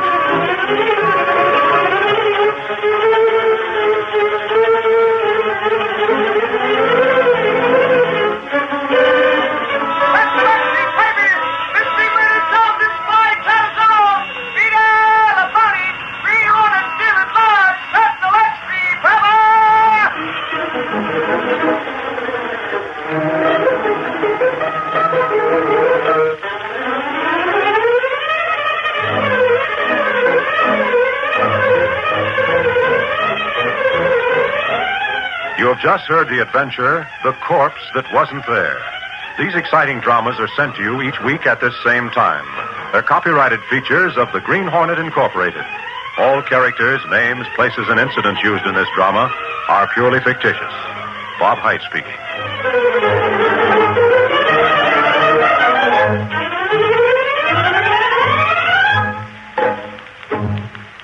This program has come to you from the studios of WXYZ in Detroit. This is the Blue Network. The Green Hornet.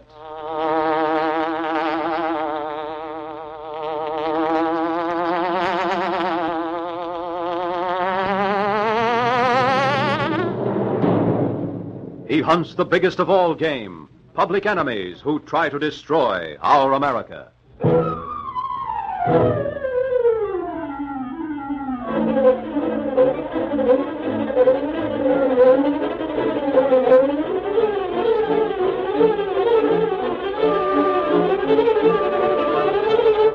With his faithful valet, Cato, Britt Reed, daring young publisher, matches wits with racketeers and saboteurs, risking his life that criminals and enemy spies will feel the weight of the law by the sting of the Green Hornet.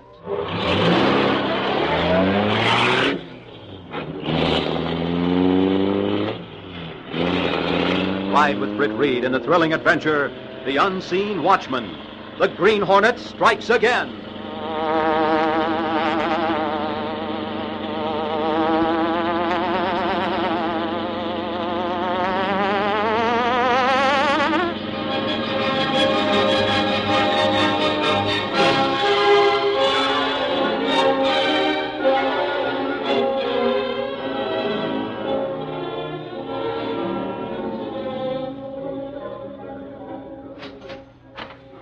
Around 7 o'clock in the evening, two furtive men were lounging in a neighborhood drugstore close to the payphone.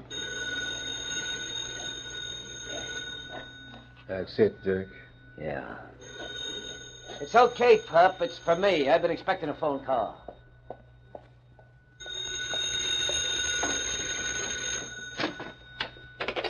Hello? Yeah, talking. Oh, just now.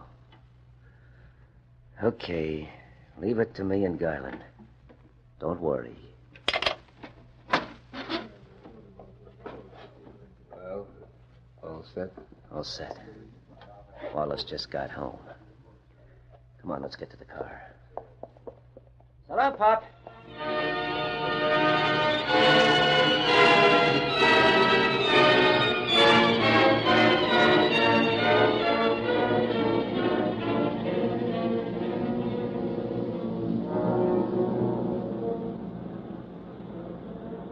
It's the third house in the corner, right? Right.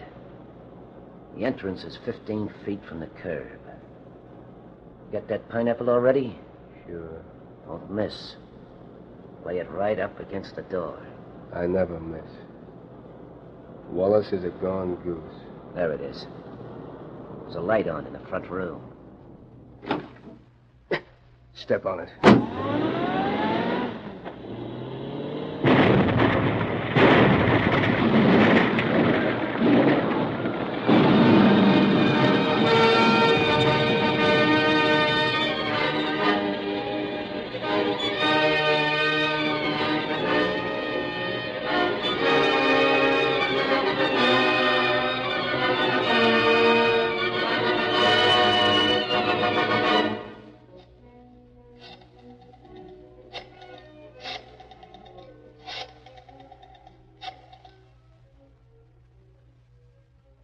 Hello?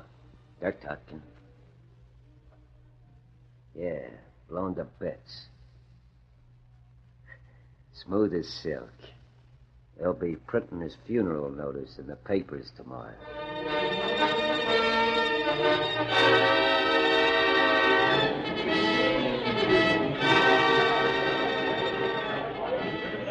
Johnny Reed, it happened a couple of hours ago. A regular gang type of job. But this fellow Wallace isn't any gangster. The whole house was demolished, Oxford? That's what Sergeant Broderick told me. They drove past in the car and threw the bum right up to the front door. Have the police any idea who did it? No. Wallace must be mixed up with the racket in some way, Axford. No, that is as far as I can figure out, unless the radar has something to do with rackets. Radar? Yeah, I never heard of it neither. Well, I have plenty. It's a war weapon, a device for detecting airplanes or ships at a distance. A warning device. They use them on the coast of England. What for? They can see the planes coming, can't they? The radar works in dark or in fog, too, Miss Case. It uses an ultra-short-wave radio beam. It's highly complicated. Golly, if that's Wallace's work, he must be an important guy. No doubt of it, actually. There can't be very many men familiar with the radar. If the enemy can kill a man like Wallace, they've done us more harm than sinking a troop ship. Holy crow, Reed. You mean spies? So that's it. Poor Wallace. Huh? What do you mean, poor Wallace? Oh, gosh, Axford, I always feel sorry when someone dies, especially Holy if crow, it's been who said anything about him dying? He isn't dead. You mean you've been leading us to believe I that... never said nothing about him dying. They tried, but he happened to be out in his backyard taking care of his victory garden when the explosion went off. That's another reason for having a victory garden, isn't it? Sentinel newsroom, Michael Axford talking. Yeah, hello, Broderick. What's the good... What? You have? Sure, I'd be over there in 10 shakes of a lamb's foot. Reed, the cops have got something on the bomb attempt. They're going after Garland. Who? Garland, like in flowers. Garland, I'll call you later, Reed.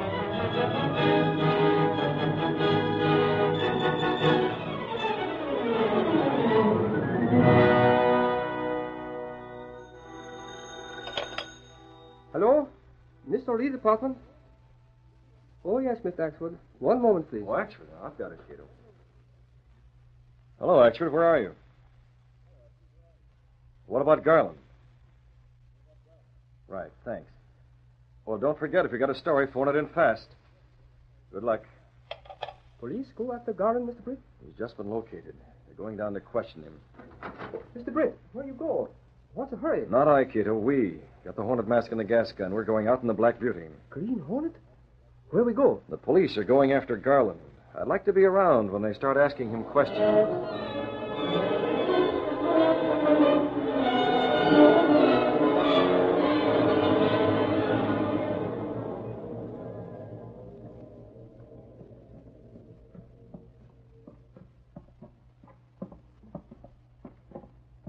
Suppose he isn't in, Sarge. He's in, Axford. The cop on the beat spotted him, and he hasn't left.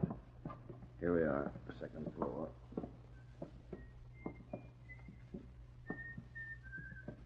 Okay. There's light coming under the door. He's in. Hear him whistling? Garland. Hey, he turned out the light. Open up! No use stalling. We know you're in there. Open the door, Garland. This is the police. Just a second. Just woke up. I'll give you 5 seconds. If the door isn't open, we'll break it down. The idea of waking a guy up, Copper. Don't give us none of that malarkey. We've heard you whistling before. And the light was on. Find that light switch, Axford. Okay. So I didn't want to be disturbed. It's on your mind.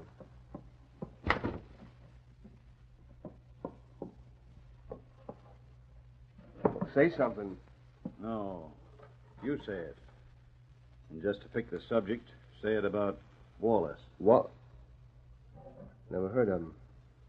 What league is he in? You tried to blow him up earlier this evening. Me? You're nuts. I was at a movie. Silver and Snakes, who's going to believe you, you rat? The cops got the license number of the car. It was spotted by some of Wallace's neighbors. My car? Yeah. I ain't touched it all day. We checked the garage, Garland. The hood of your car is still warm. Now cut the comedy. Oh. Like that, huh? You're in a tough spot. This Wallace mug. He's dead? Now, what makes you Shut think... up, Axford. Spill it, Garland. I didn't do it. Wasn't me. Go on. I was just driving the car. We had orders. Just keep right on talking. Orders from who, Garland? Who was with you? Sure, I'll tell you. I was... What the... I'm hit. The window. There he is on the rooftop. Yeah, I see him. Holy crow. Sarge, it's the Green Hornet.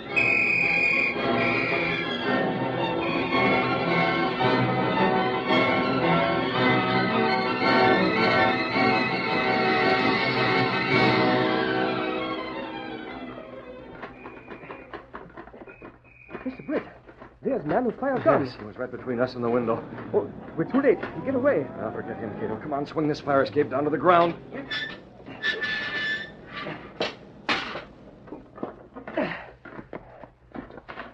What happened to Garland? You see what happened? I saw him drop. I don't know whether he ducked or if he was hit. Here we are, inside. Mr. Britt, why so fast?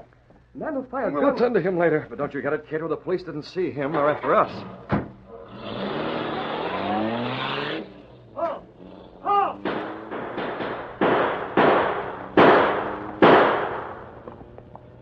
Got away. I told you, Sarge.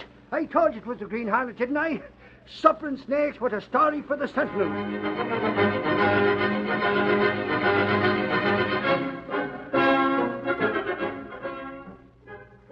Garland is dead. Yeah, Reed. I was right there when it happened. The Hornet fired at him from a rooftop across the alley. Did you go after the Hornet, Axford? Sure I did, Reed. And I'd have had him, too, only I had to keep slowing up waiting for Sergeant Broderick. Oh, do you expect us to believe that? You couldn't run fast enough to beat a lazy turtle, Axford. Garland didn't talk? No, he didn't have the chance. He was just about to spill who was working with him when the shots was fired. But what's the difference? It's all right there in the newspaper. We know who done it. Oh, you do? Sure. It was the Green Hornet. Oh. And just who is the Green Hornet? Why, he's the... Oh, golly, I never thought of that. That isn't any help at all, is it?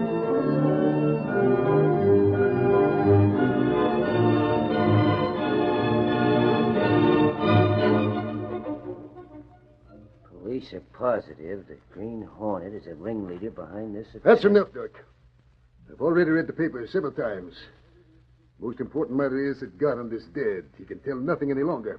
Yeah, but where'd the cops get this Hornet stuff? Did they see you, Coleman? I think not. And why should they mistake you for the Hornet? I don't know. Anyway, it does not matter. The chief concern is that Wallace is still alive. You bungled the job, Doc. Perhaps you should get the same treatment I gave Garland. You talk, Big Coleman. I can also act the same way. Good enough. I give you another chance. But Wallace must...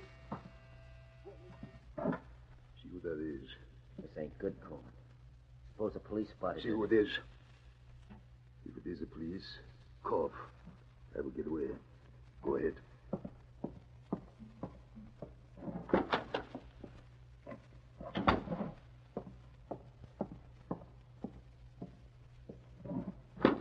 Yeah, what do you...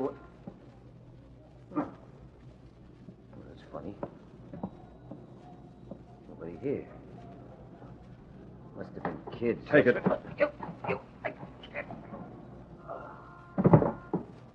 Drag him inside. Stay with him. Yes, sir.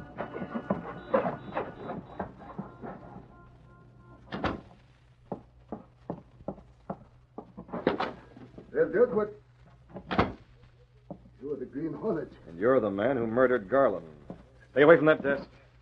You're much too handy with a gun. You will not shoot me. That depends. You're still after Wallace, aren't you? What do you know about Wallace? How much did Garland tell you? I told the fool to keep his mouth shut. You shot it for him. Before he could talk to the police. Yes, but it's obvious he talked to you first. Okay. Now let's get down to business, mister. Let's talk it over.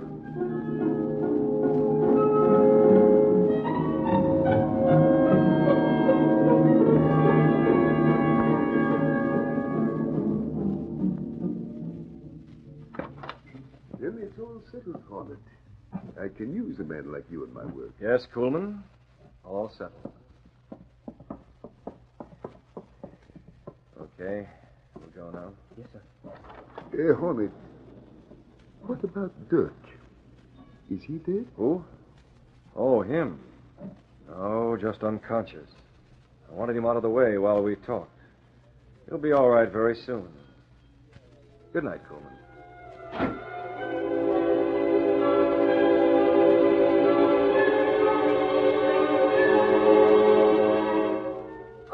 Wake up, Dirk. Hey, what hit me? What? Hey, Coleman, I remember. The door was open.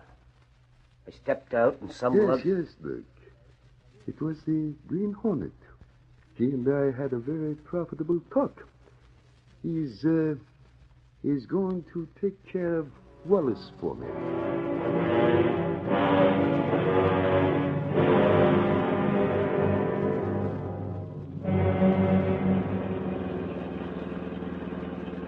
Mr. Britt, you mean what you say? You tell Kuhlman you take care of Wallace for him? That's right, Cato. But the Kuhlman is Nazi spy. He wants Wallace to be murdered. That's right. Why not? According to the police, the Green Hornet is a murderer already.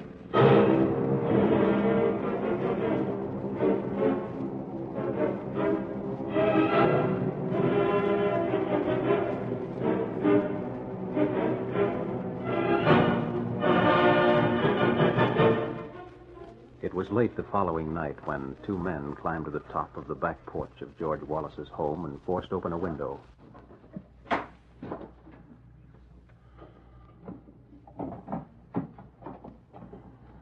Wallace was asleep, breathing heavily. In the darkness, the two men approached, stopped, and looked down on the sleeping man.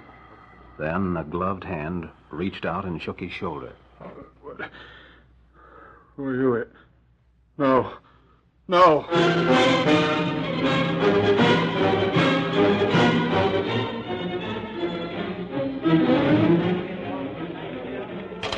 Holy crow.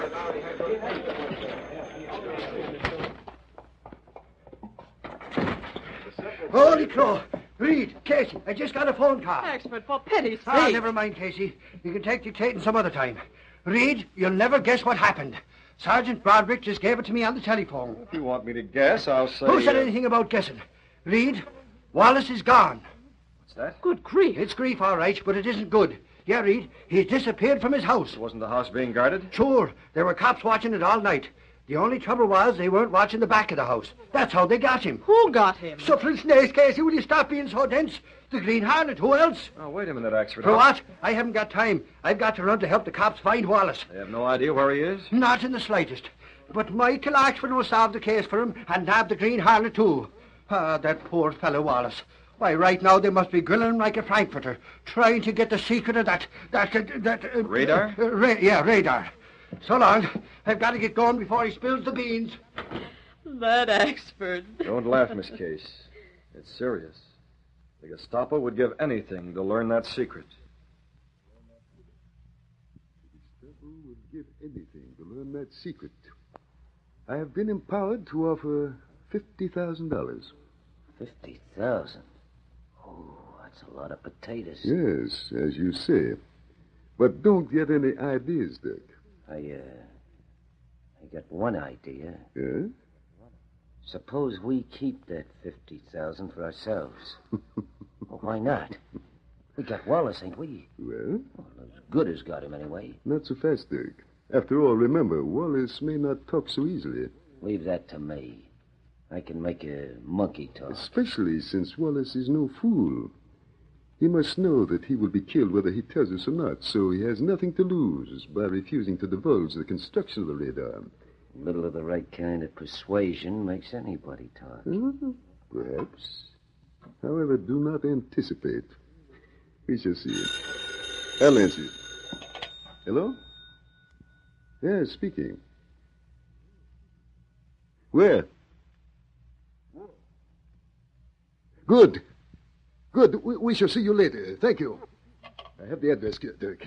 The car's outside. Gonna get busy on Wallace? Yes. We shall try a little persuasion. Suits me fine. We can start now. It ought to be dark in a little while. Oh, say, what about the Hornet? Forget it, Dirk. One thing at a time.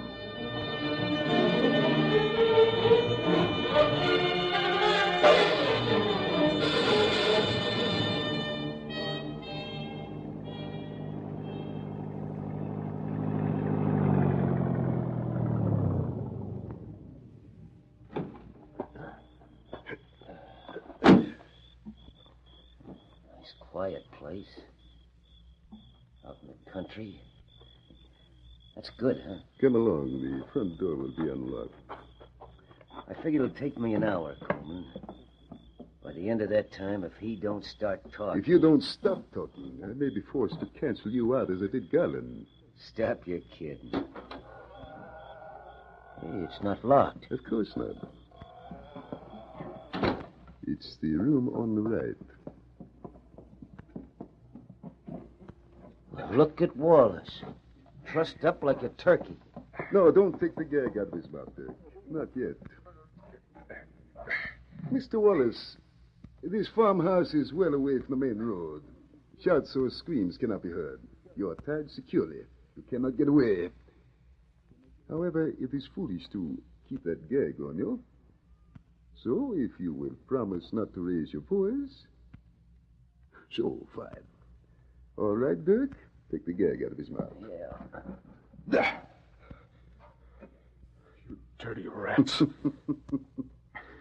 Mr. Wallace, we want the information you possess. Then you shoot me. Is that it? Oh, perhaps not. We'll talk about that later. Right now, we talk about the radar. No. I thought that would be your attitude. Dirk, I think you had better... Dirk, what is it? Huh? Dirk.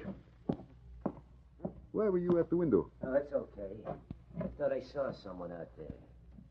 So I looked. Empty. I must have been seeing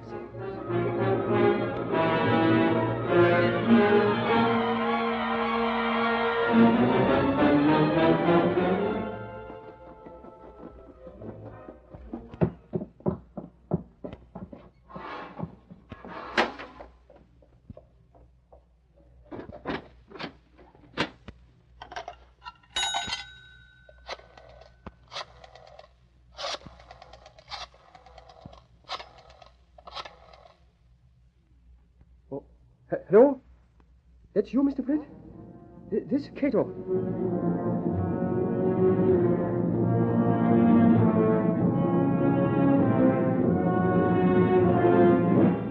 Yes?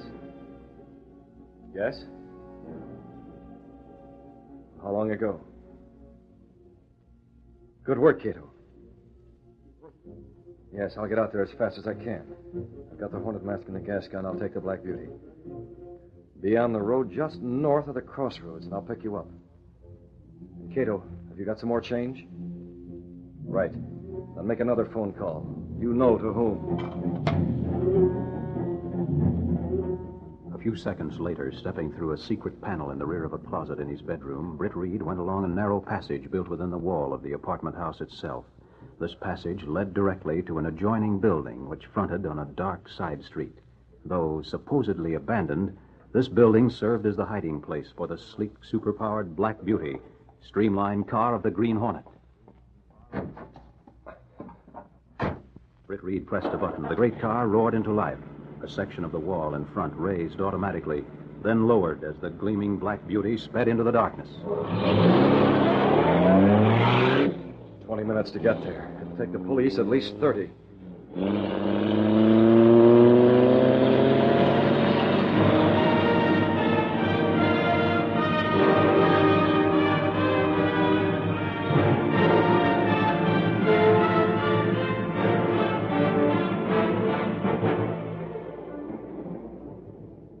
What are you doing here at the Sentinel, Wonder Man? I thought you were finding George Wallace for the police. Or have you already found him? I will, Casey. Don't you worry none. I'm thinking. What? I said I'm thinking.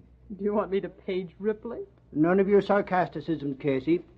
You see, what I'm doing is going at it scientific-like. The cops aren't getting no place, and all their talk interferes with me brain work. So I came over here where it's comparably quiet so as I can put myself in the Hornet's place. Put yourself in the Hornet's place? That's Mr. Reed's desk you're sitting at. No, I mean figuratively, Casey. Just in a manner of speaking. I don't mean Reed is the Hornet. I hope not. Nothing is further from me thoughts.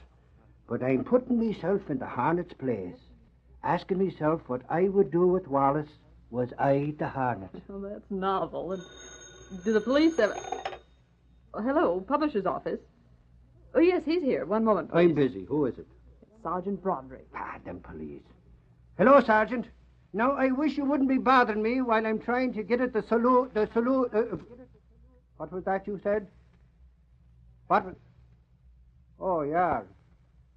Well, I might condescend to go with you just for the... Goodbye. Stuffing snakes, how do you like that? The cops got a phone tip. They think they know where Wallace is at. You mean after you wasted all that brain work? Are you going with them, Axford? Oh, I might as well, Casey. It's most likely a phony tip. And I can laugh me head off when they find an empty farmhouse with nothing in it. But I might as well, just for the ride.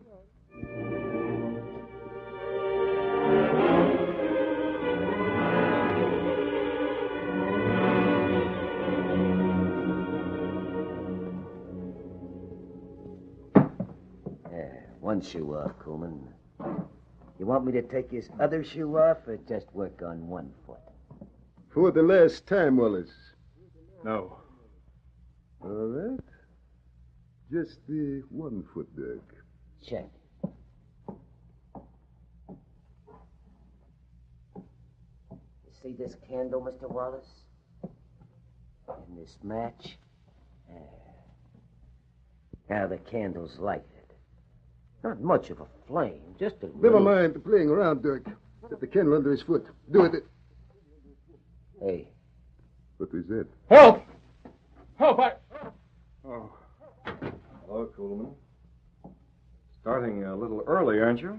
A hornet. Hello, I didn't expect you until midnight. Is that why you got here so early? I don't understand. Oh, no. You wouldn't be thinking of chiseling me out of that $50,000.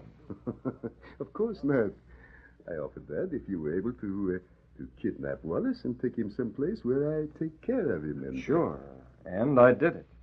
And I called you up and told you where he was. Somehow I thought you might come over here early and do a little grilling. Yes, I came early. But I thought you would be here.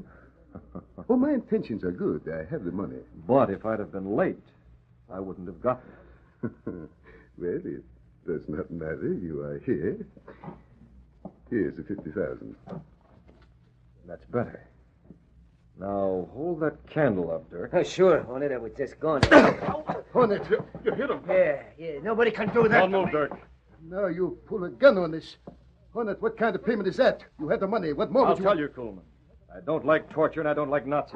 And that's why the police will be here soon. Police? Shut up, Wallace. Police? Coleman, did you hear him? Yes, Dirk. But the police, if they find us here, it's a murder rap. You killed Garland. We're spies. It's a death penalty. It's a sheriff. You hear that? If you're going to do anything about it, you'd better make it fast. That's the police. Yes. Yes, they'll be here any moment. Jump him, Dirk. It's our lives against his. Look out for that gun. Take it, Ralph. You, Coleman. This time, I... Hornet, look out. He's swinging a chair. You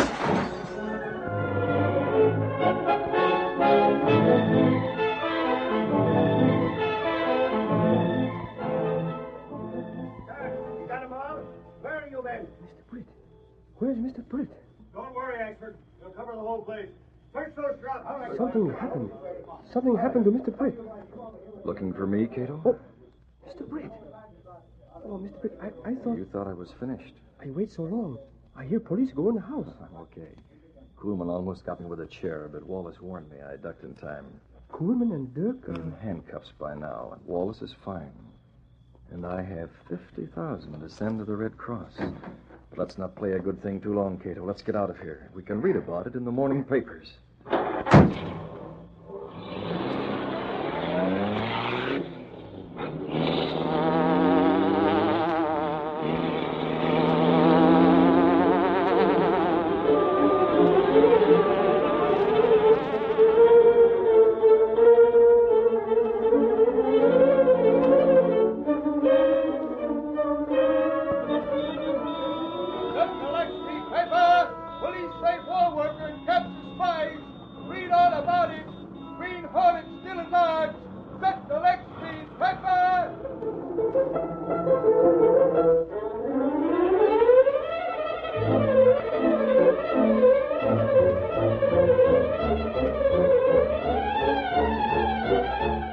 You have just heard the adventure, The Unseen Watchman.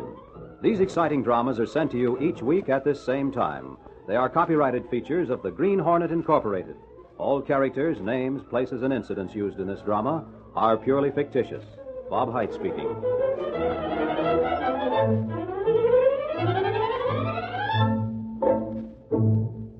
This program has come to you from the studios of WXYZ in Detroit. This is the Blue Network.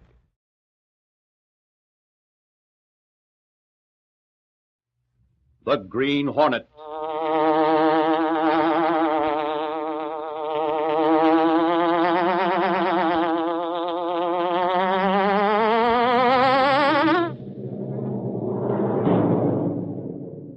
He hunts the biggest of all game, public enemies who try to destroy our America.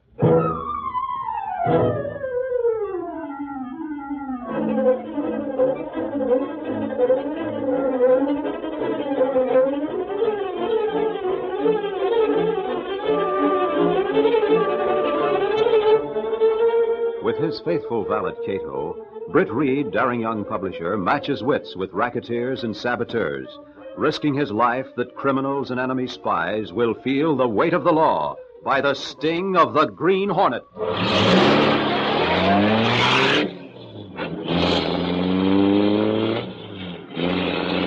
Ride with Britt Reed in a thrilling adventure, The Sentinel of Death. The Green Hornet strikes again.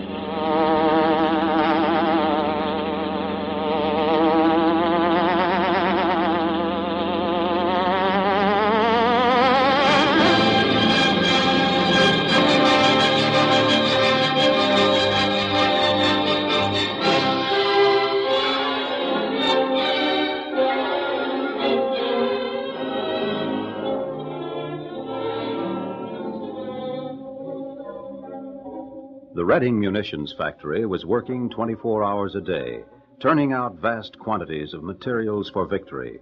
A whole community had sprung up where just a few months before there had been cornfields and cow pastures. Hundreds of small workers' homes lined new streets. There were shops and stores, all of them conducted by the company for the benefit of the workers. Girls in slacks and men in overalls came and went through the tall, well-guarded gates. Tom Eden stepped to the newsboy by the gate as he was on his way to work. He bought a paper. Same old stand every day, huh, Jimmy? You bet, Mr. Eden. But as soon as I'm old enough, I'll be working inside that plant. That's the ticket, Jimmy. Here you are. Thanks, Mr. Eden. Sentinel, paper, extra paper. Get the paper.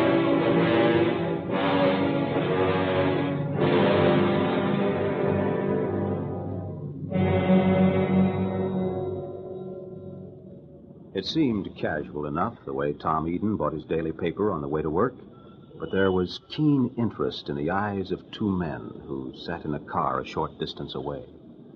Kruger, you saw that, didn't you? Yes. That was Tom Eden who bought the paper. He's one of the men I spoke about. I hope he doesn't get shifted to some other department today. He won't, I'm sure of it. And no matter if he does. No matter? No. I'm quite sure that there are enough of the special copies of the Daily Sentinel and the Clarion to do our work for us. And do it well. Should we wait around here? No. Better not to. What about the kid? I'm confident that we can take care of him when the time comes. Start the car.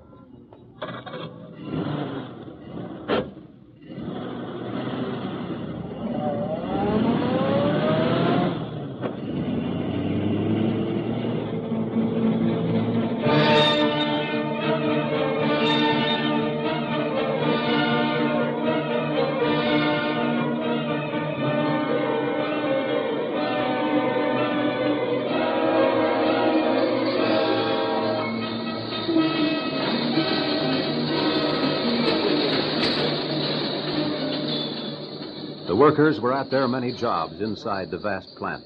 Machinery hummed in the usual way. Light trucks carrying completed goods moved quickly from place to place. And there was no hint of the disaster that was soon to strike. It came in a place that was watched by the sharp eyes of Tom Eden. It came suddenly, violent. Fire! What's in this room? Gas, smoke, and flames. Where's that sprinkler? Fire extinguisher. The room seemed filled with flames. By the time the automatic sprinklers broke into play, the fire was a raging inferno. Fire! Fire! Help!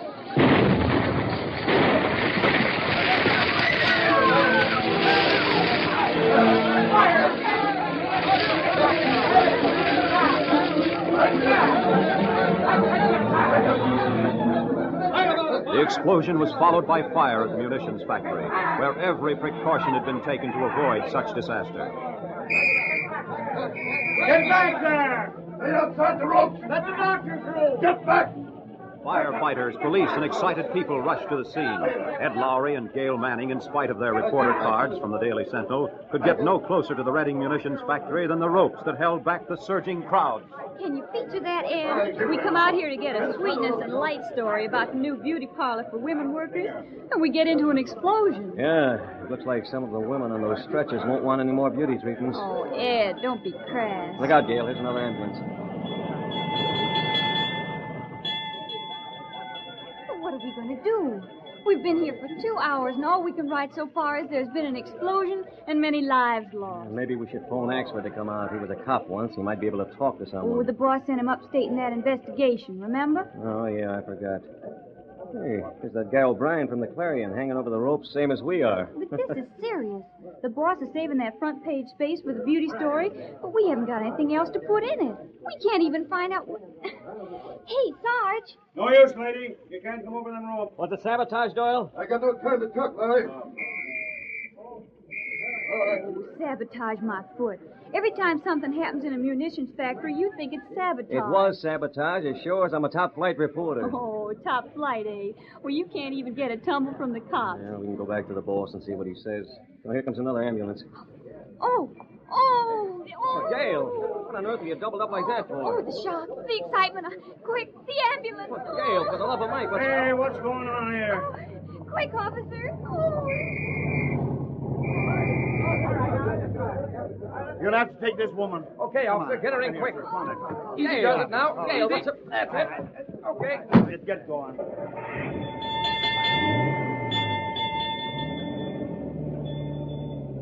My sacred aunt. She's up to something.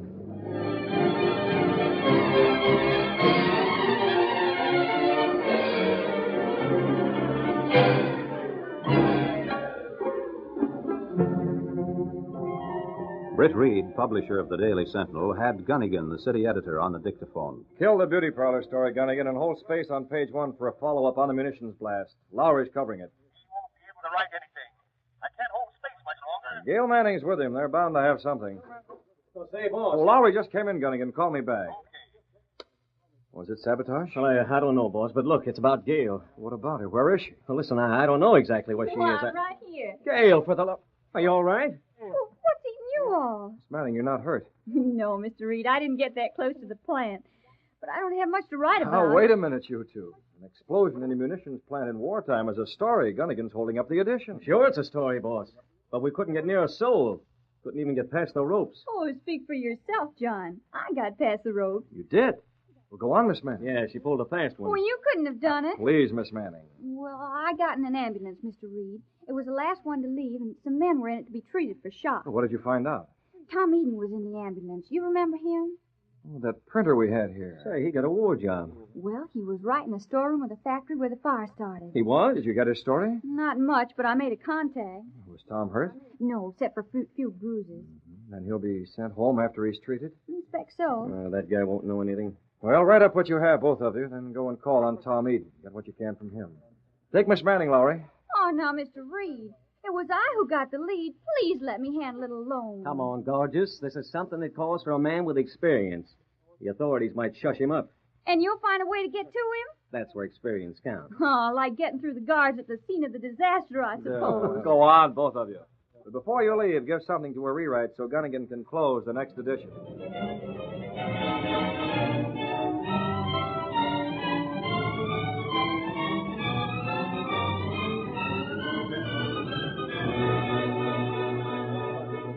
Oh, is that all you got? Now you're letting me down. I got space to fill. Hold it, Gunnigan. That's just the starter. Manning and I are on the way to see Tom Eden. When we come back, we'll have a real story. You hope. Yeah, we hope.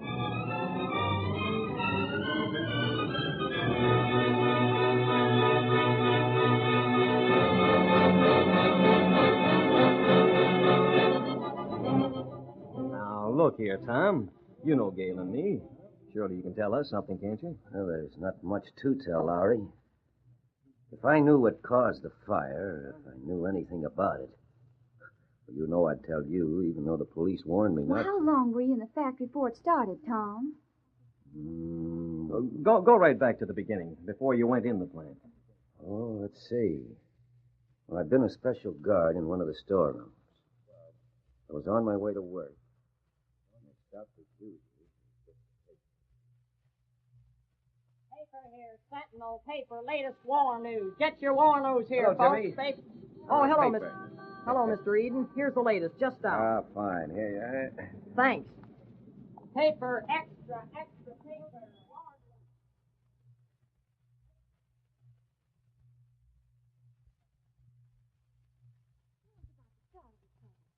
Yeah. I mentioned the paper because it seemed to me the paper had something to do with it. The authorities thought I was shell-shocked or something. Go on, Tom. You know how it is, Lowry. Being a newspaper man, you sort of get in the habit of noticing small things.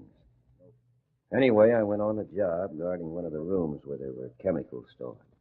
Explosive stuff. What about the paper? I read all of them, then put them aside to unpack my lunch. Next minute, the whole stack of papers were in flames. I never saw such hot flames. I couldn't get near. By the time the sprinklers started working, the fire had spread all over. It was like burning gas. I ran up, and then I heard the explosion. That's all I know. When you came to, then what? Well, that was in the ambulance. Guess it was all my fault. I should have done something. Oh, but what could you have done, Tom? I don't know. Could have done something besides losing my head the way I did. Oh, well, don't feel so badly about it, Tom. But what do you think caused it? Surely you weren't smoking. Lowry, anyone who smokes in a factory like that is just fit for the lunatic asylum. And he'd land in Alcatraz. And what could it have been? I don't know. Fires are funny things. You never know. There must be some reason. Oh, here come the cops to investigate some more. You'd better get out, Ed. The back way. They gave me strict orders not to talk to anyone. But being an old news hound, I had to give out to you. Oh, thanks, Tom. Come on, Gail. We'll beat it. Don't see how much of this we can publish. Be seeing you, Tom.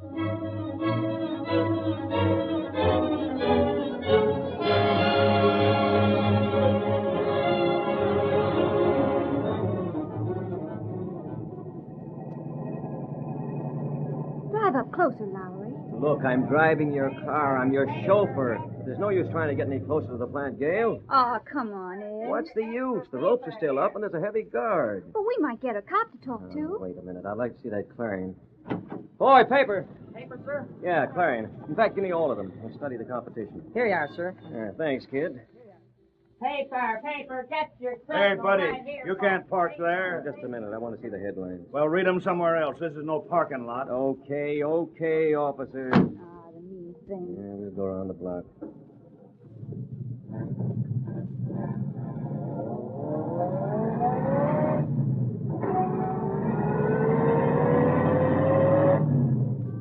Let me have one of those papers, Ed. I'll see what there is. Here. I'll toss the rest of them back of the seat. There's a place to park down there. Oh, yeah. Not much of a story here. They're throttling most of the facts. Look, they gave O'Brien a byline. Yeah? Oh, I'd have my name on my story, too, if I'd found anything to write. Go on. You'll be a toothless hag before you get a byline. With scores of people killed, you talk about credits. Read this.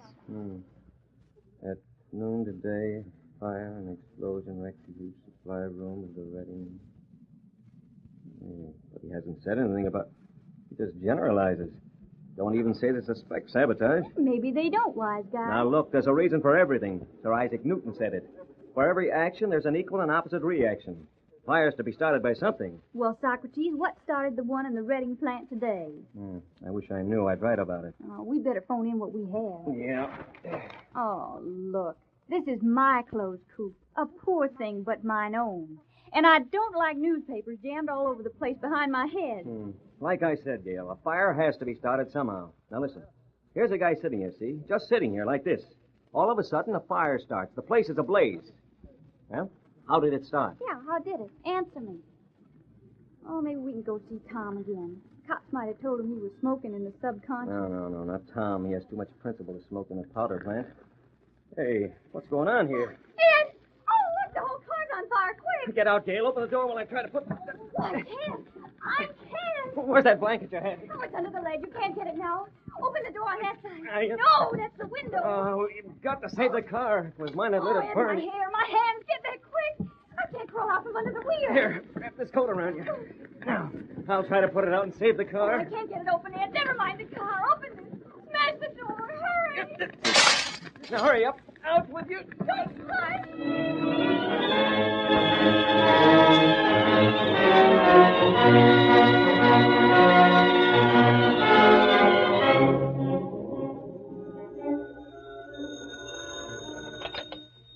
Hello? Mr. Reed, Yes, Reed speaking. this is St. Mary's Hospital. Who? St. Mary's Hospital. St. Mary.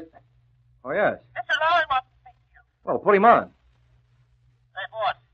We, Gail and I, What's the matter, Lowry? Speak louder, will you? What are you doing at a hospital? we almost got burned to death. Burned. You all right now? Yeah.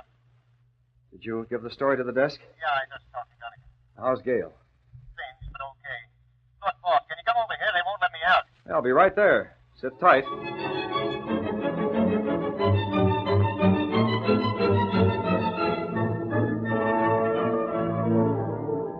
Gail was sent home a few minutes ago.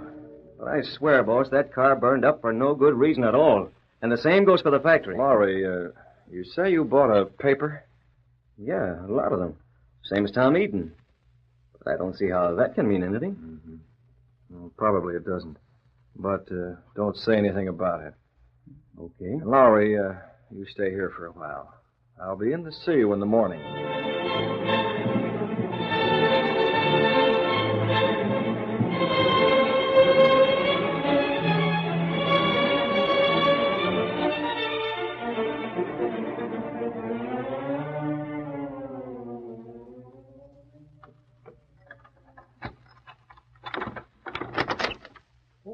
You're late, Mr. Britt. Yes, Cato. Got the Hornet mask and the gas weapon. We're going places. Hornet's mask and the gas? Yes, get them and make it snappy, Cato. We're going out on the Black Beauty.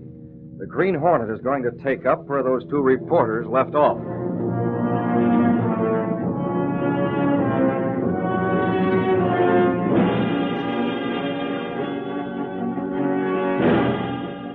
A few minutes later, stepping through a secret panel in the rear of a closet in his bedroom, Britt Reed and Cato went along a narrow passage built within the wall of the apartment house itself. This passage led to an adjoining building which fronted on a dark side street. Though supposedly abandoned, this building served as the hiding place for the sleek, superpowered Black Beauty, streamlined car of the Green Hornet. As they went along the passage, Britt told Cato of what had happened to Lowry and Gale. Poor Miss Manning. And Mr. Lowry. Were they much hurt? No, Cato. More shock, I think. Gale's hair was singed. Oh. You drive, Cato. Yes, sir. We're going to that newsstand outside the entrance to the Redding factory. Cato pressed a button. The great car roared into life. A section of the wall in front raised automatically, then closed as the gleaming Black Beauty sped out into the darkness and on to its destination.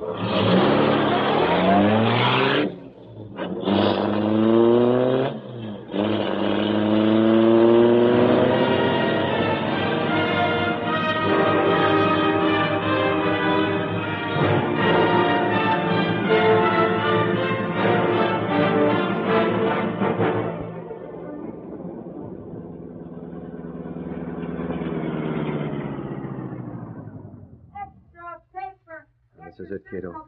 I'm going to buy all his papers. Pull your hat down, Cato. Yes, sir. Keep your window open and watch those papers.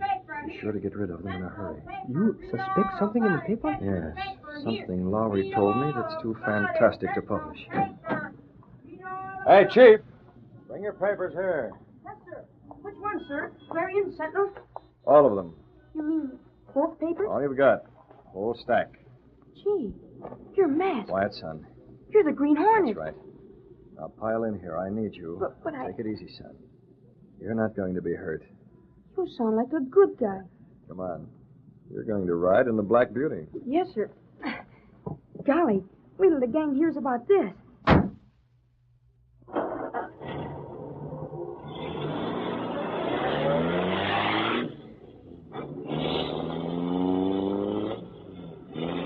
Boy, what a job this car is. What's your name, son? Phil. Phil? That's a good name. Who handles your corner? It's a new guy. He bought out the fella that had the corner before. Yeah? Yeah, he's easy to work for. He told Jimmy and me to bring the papers to us to save us coming to his place for them. You don't know where his place is, then? No, It's tough. What kind of a car does he drive? an old Chevy. He's got a B ticket on it. I don't suppose you know the license number. Sure I do. Trouble in the rear. I see it. Cops, they're coming. I'll give them a run. Now listen, Bill. What's that license quickly? BC 9918. You have the book? I have it. See whose license it is. Name and address. That's the address we want. Yes, sir. All right, here we go.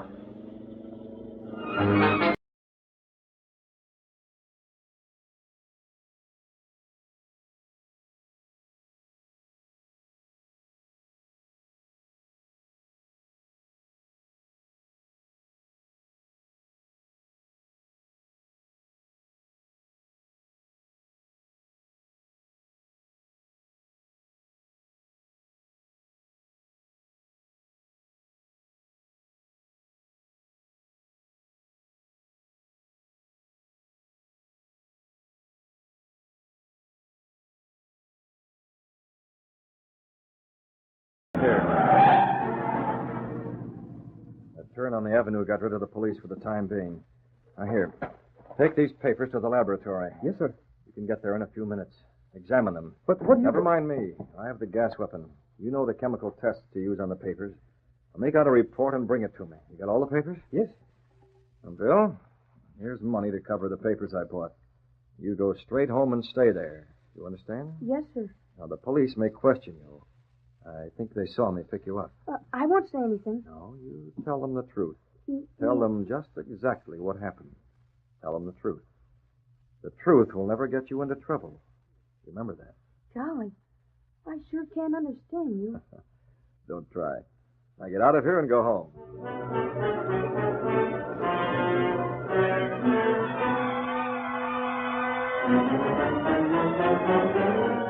All cars on watch for the Green Hornet.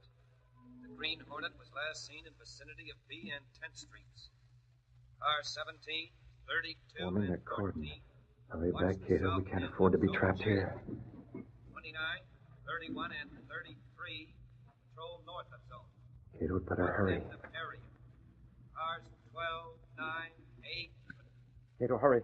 Get in here. The police are throwing out the dragnet. Yes, I'm ready. Now, what's the report? Did you examine the papers? Yes, sir. Just what you thought. Moisten the papers to delay action. You found the phosphorus? Yes. And hang on. We've got to go through a cordon.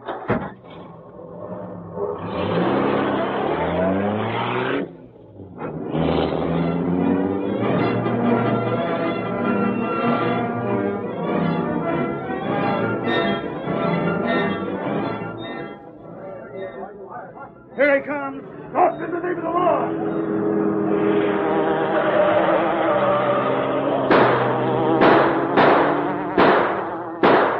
Stop him. Get after him. All right, get going. Take her over. That was the Green Hornet, and he's going places.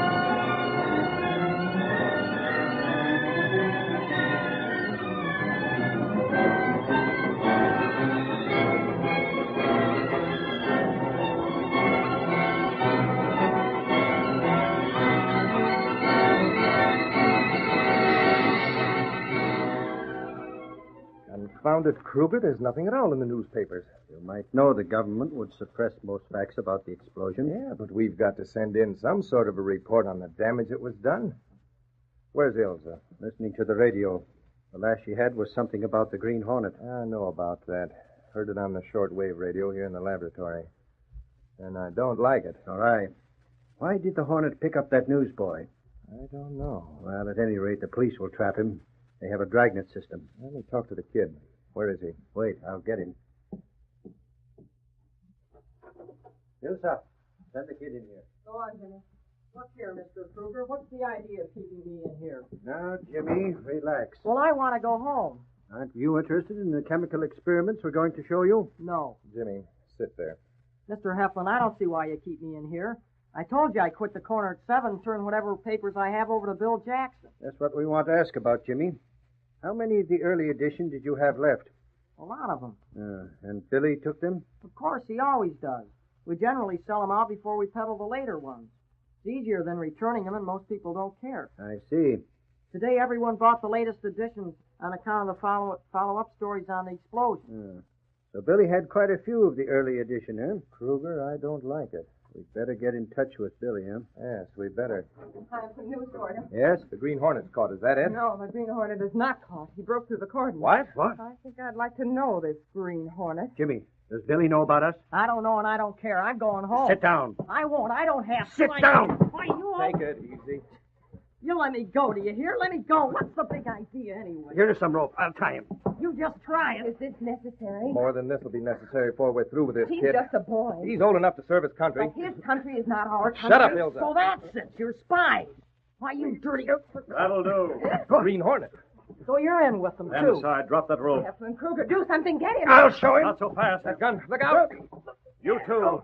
Now, my friend, drop that weapon and be quick. Holy mackerel, you knocked him out with that. You'd better drop that gun, young lady. You'll be here with them. Yes, we'll see about that.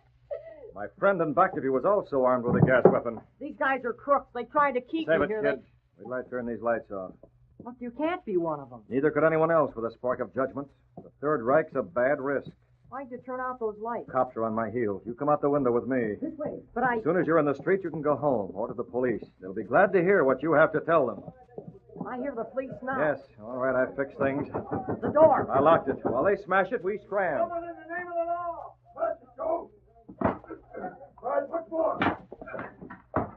Shoot at the first sign of trouble. Let's find the light switch. Hey, look where my flashlight is. It's sprawled all over the floor. Here's the switch.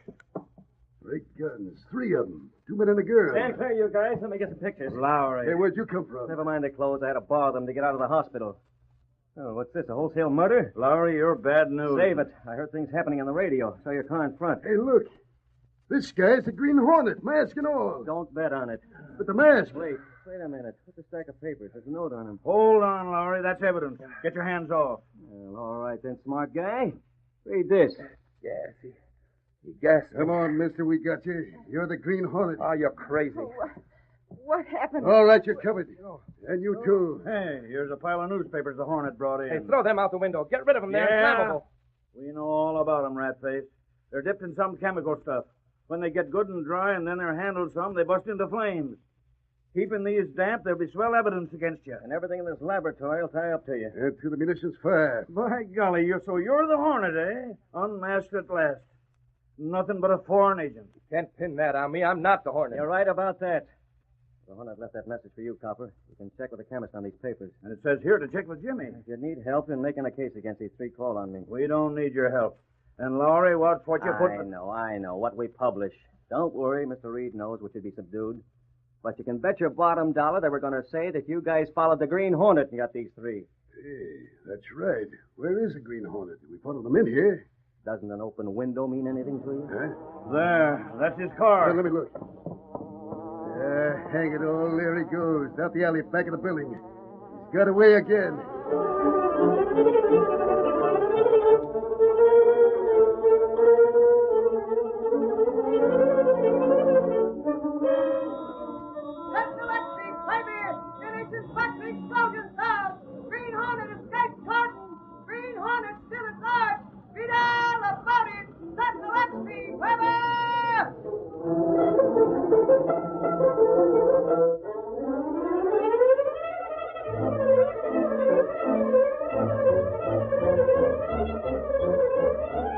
You have just heard the adventure, Sentinel of Death.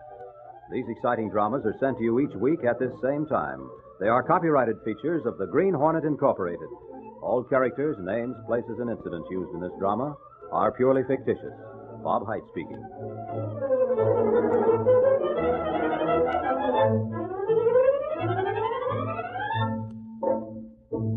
This program has come to you from the studios of WXYZ in Detroit. This is the Blue Network.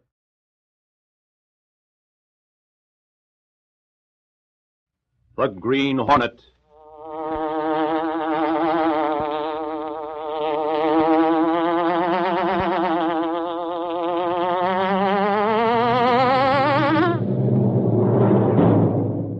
He hunts the biggest of all game, public enemies who try to destroy our America.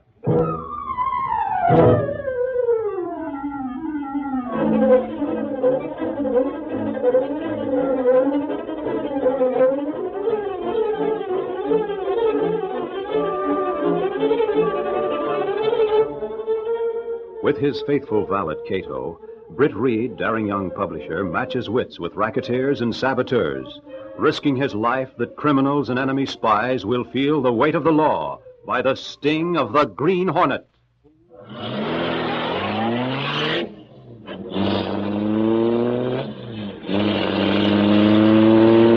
Ride with Britt Reed in a thrilling adventure, The White Ticket. The Green Hornet strikes again.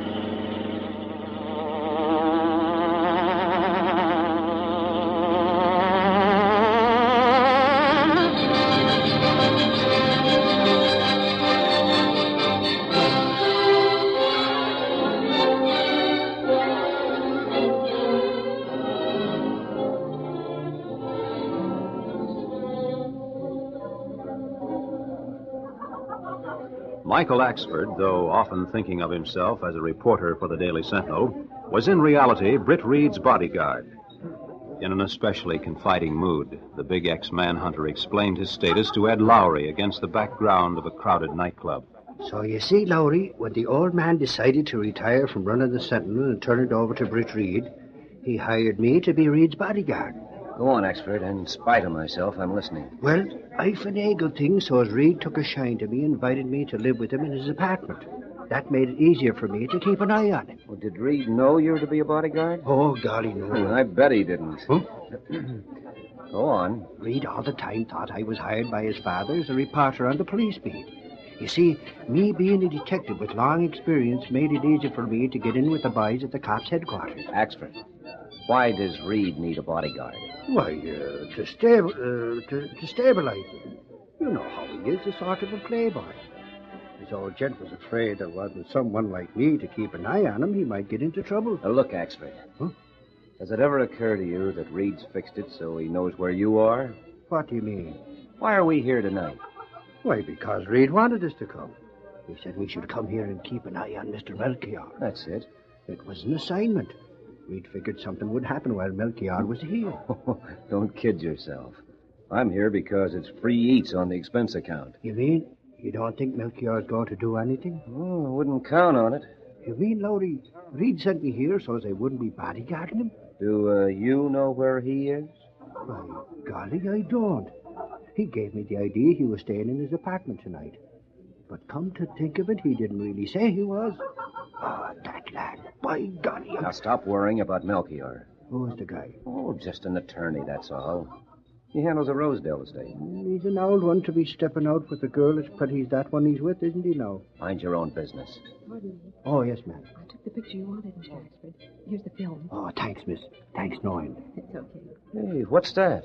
Lowry, I play me cards careful. That dame goes around snapping pictures of the people here. I know. So I asked her to take one of Melchior and the girl and slip me the undeveloped film. I'll have it developed for the Sentinel office. Oh, I see. I knew her when she was a kid in pigtails. She was glad to do me a favor. Golly, I hope she got the right exposure. Don't worry about that. Huh? Her exposure's all right. Look at the girl with Melchior. Do you think the slip the waiter handed her was a check? No, love. That's a message of some sort. Now relax and eat.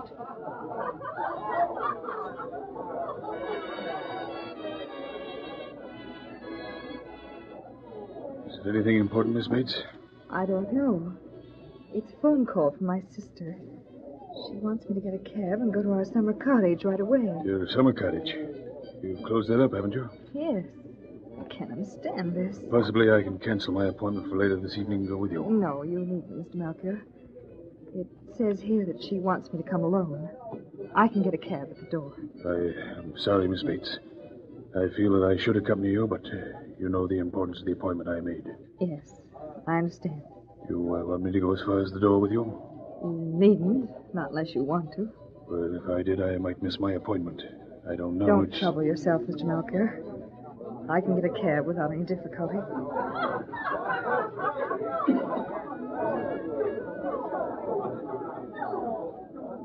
Maybe, Axford, you got to treat these girls rough.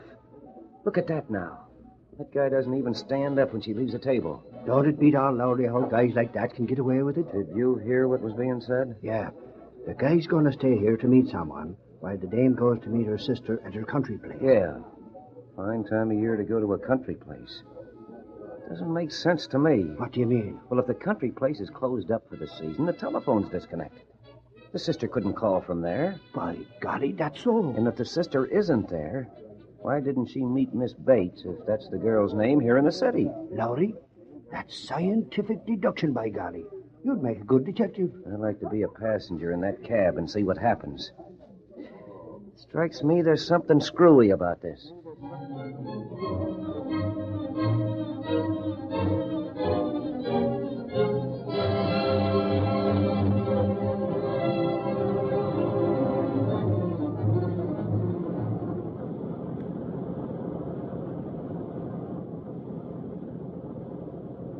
You're not going in the right direction, driver. There's a little detour I'm trying to dodge, miss. But there is no detour, I know. I was out at the lake shore just a week ago, and you're not going in the right direction. You're heading for an entirely different part. Take it easy, miss. Just take it easy. We'll be all right now. But what's the meaning of this? Isn't this a taxi cab? Sure thing. What are you stopping here for? I want to be taken to my sister. Well, we just got to pick up a friend of mine here, that's all. There he is, right in the corner waiting for us. A friend of yours? I don't want to stop for a friend of yours. I want to... Take it easy now, Miss Bates. You know me. Yeah. Gun. What? Okay, keep it covered. Gagger. This is an abduction. You Close can't... him out. I'll throttle her all right.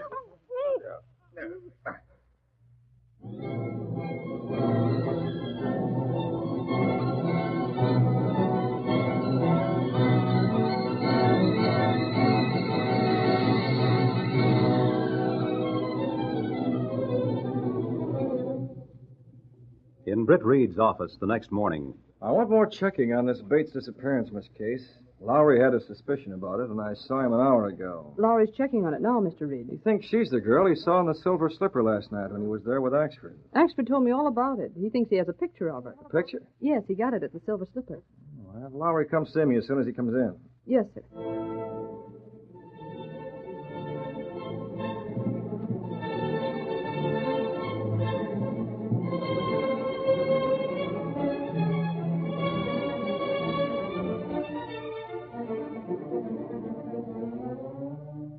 I dug up all I could, boss. There's one loose end so far. Who reported that Miss Bates was missing? Her sister. It's out of the paper so far. Her sister's the one that's supposed to have sent a message to her. She didn't. I got an old picture of the Bates girl out of the morgue. And I showed it to some of the guys around the front of the nightclub. They recognized her. Said she came out and got into a cab. That's all. You knew Miss Bates was Melchior's secretary, didn't you? Yeah, that accounts for a few things. What's that? Well, the way he treated her at the club. Oh. Here's the Melchior file, Mr. Reed. Everything we have on him. Oh, thanks, Miss Case. There isn't much. Melchior's handling the big Rosedale estate. That's about all he's doing. Lowry, how long did Melchior stay in the club after the Bates girl left? Oh, about an hour. Look, boss, did you have a hunch something would happen when you sent us there? I simply wanted to know who Melchior spent his time with, that's all. Where's Axford? He's still in the dark room. Hey, Reed, look at what I got. Oh, I'm wrong. A manhunter. Reed, I just got a print made of the picture. Hey, look out. You're dropping that hypo stuff all over the rug. That won't hurt. Reed, here's a slick picture of the Bates girl. I got it like you want. All right, Axford, you can relax. Have it dried and a few extra prints made. Okay.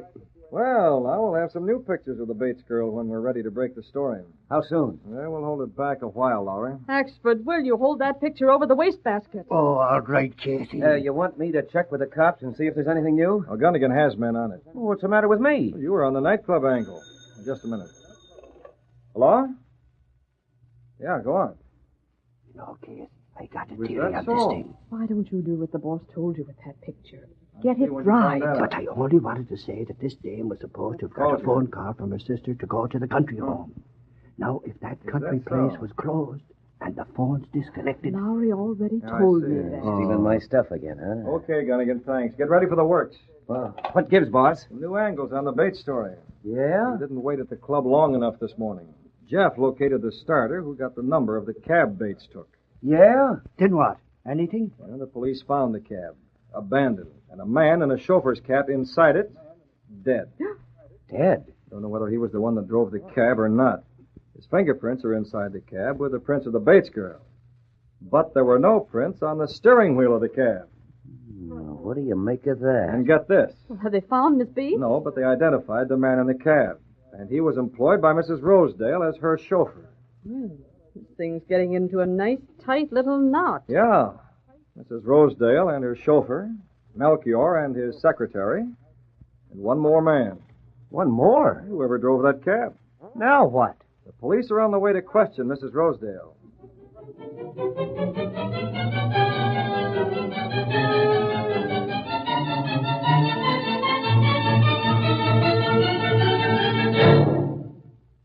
Are you sure you've told us everything, Mrs. Rosedale? Well, yes, of course I'm sure. I can't imagine why anyone would want to murder my chauffeur. Melchior handled your estate, didn't he?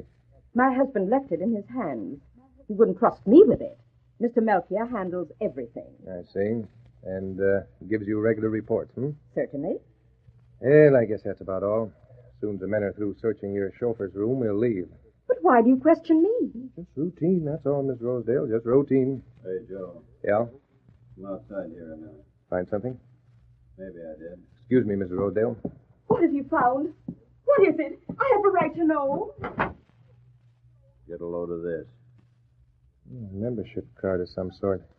What's it mean? Look at it close. It's another of those secret societies. Oh, hang those secret societies.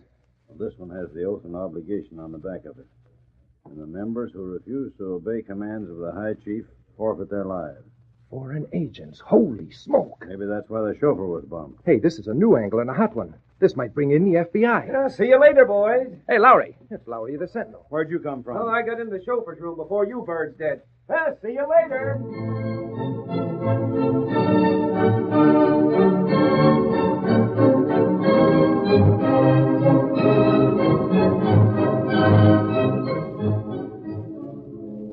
I tell you, boss, I'm not letting anyone scoop me on this. Here's a photo of that membership card. I shot it before the cops got there. So I see. You got the negative? Here. Yeah, thanks, Lowry. I already had a call from the police. They asked us to check with them before we publish anything. Oh, Mr. Reed. This involves foreign agents, Lowry. We've got to do all we can to help get them. That's more important than a headline.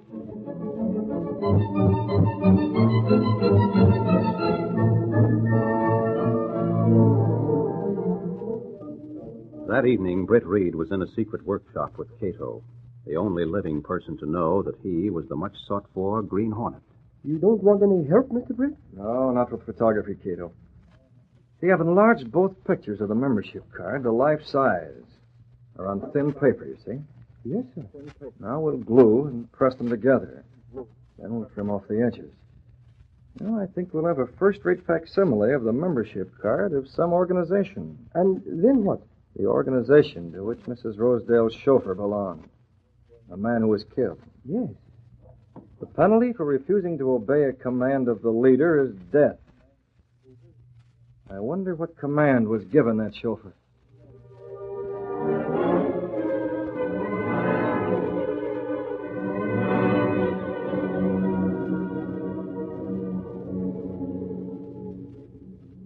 Later that same night, when the car was trimmed and ready, Britt Reed called Cato into his bedroom.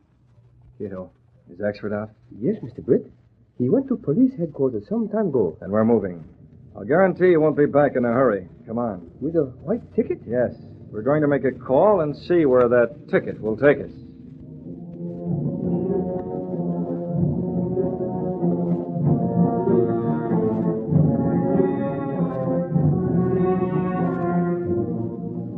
A few seconds later, stepping through a secret panel in the rear of a closet in his bedroom, Britt Reed and Cato went along a narrow passage built within the wall of the apartment.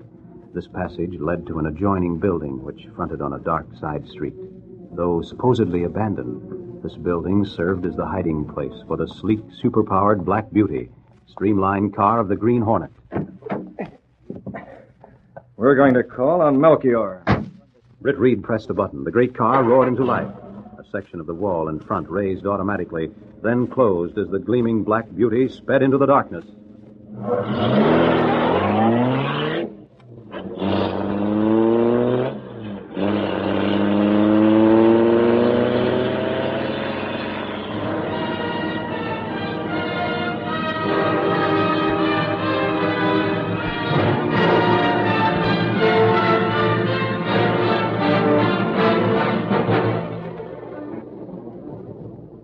Melchior was in his home as midnight approached. He was uneasy. He had read the papers and listened to the radio. There was scant information about the disappearance of Miss Bates. Isn't there some news? They're holding back what they know. That's what they're doing. I suppose that's more police to question me. Won't they ever get finished? 11:30 at night being disturbed by police. I'm going to complain to the commissioner about this.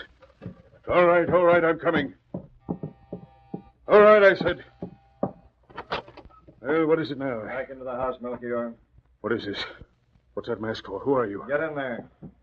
Green Hornet. I came here to have a talk with you, Melchior. What do you want? Put that gun down. Don't shoot me. Don't shoot me. I'm not going to shoot you. I want to see if you can match this card. What? Match it? Come on, what about it? Are you a member? Yes, I can match that card. Good. I just came to check up on things. But who are you? Is it essential that we unmask to speak to a brother? No, but... Doesn't this card establish me? Well, yes. Yes, perhaps. I've little time to waste, Melchior. There's still a lot to be done. How about Mrs. Rosedale? What about her? Who gave the order to have her bumped off? What? What's that? Mrs. Rosedale? You mean to say she's dead? Come on, who gave that order? That's what I came here to find out. You know very well nobody has any right to give orders. Except you. Well... Have you or haven't you the right to give that order? I think you'd better take that mask off before we discuss this situation further. The card's already served its purpose, Melchior. I had an idea you might be the power behind this ring. Me? The man this card came from told me a lot of things. I guess you know him. Arthur's. Arthur's? I thought he'd get the works for refusing to take part in murder. That was a little more than he bargained for when he joined your gang. Well, what do you want? Money. And lots of it. You can buy my silence. Now, wait a minute. You mean to say that chauffeur talked to you before? Melchior, for a while it looked as if your Nazis might get the breaks. Then there were plenty of people willing to work for what you paid. But now the picture's changed. Now Hitler's doomed. Now Uncle Sam's in it. You'll have trouble keeping your men in line. They need a new leader. But you, sir, who are you? Maybe it was the new leader that ordered the death of Mrs. Rosedale, huh? Maybe the boys are already following his orders. What do you want? Money, you say? Think it over. Maybe you need me. I'll be back. Where are you going? What's it to you? When will you be back? When I get here. Stay here till I come. I have a few things to do between now and then. But wait. Stay here. If only the guard had spotted him. If only he got my signal when I gave it to him.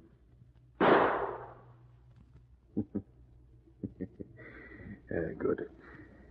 Yes, that's one thing the Green Hornet didn't figure on. My signals. He didn't know I called the guard the minute I stepped on his floorboard. Well, the Green Hornet is finished. Now we'll see about certain things.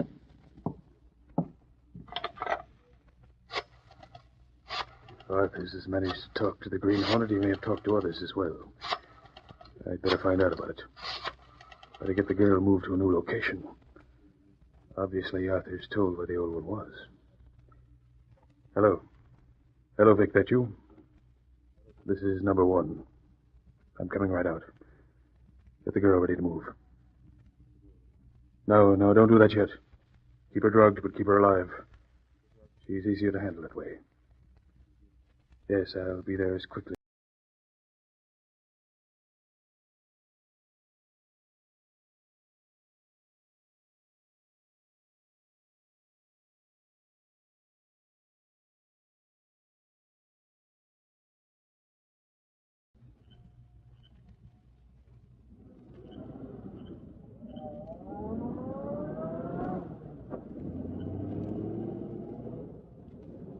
There he goes, Cato.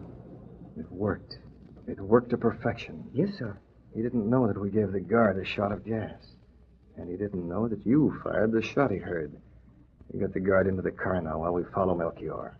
We'll have to talk to the guard when he recovers consciousness. Very well, Mr. Britt. I know the number he dialed. I'll jot it down on a phone pad inside that room. And then I'll call police headquarters.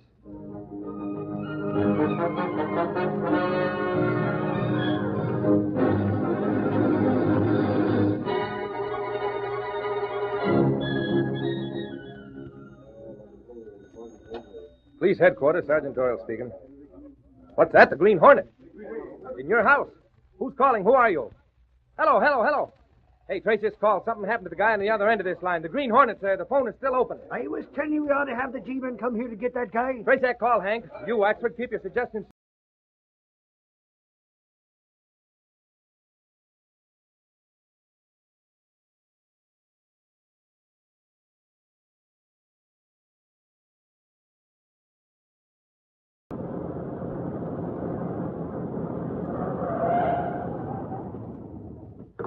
Right out, Ben.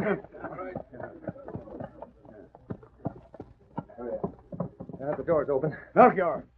Hello. You here? He don't answer. Look around the house. Okay, sir. The phone's still open. No sign of Melchior. What's he got that the Green Hornet wants? Hey, here's a number written on the telephone pad. Phone number. It was just written a few minutes ago. The ink's still wet where he made a blot. Should we call that number and see? No. Find out where it is and we'll go there. This was written by the Green Hornet. How do you know? Same green ink. Now, let's get the lowdown and get there. If we phone, he'll be warned. We'll get him by surprise. By golly, you guys will make detectives yet. Watch us, Axford. You'll see us get the Green Hornet.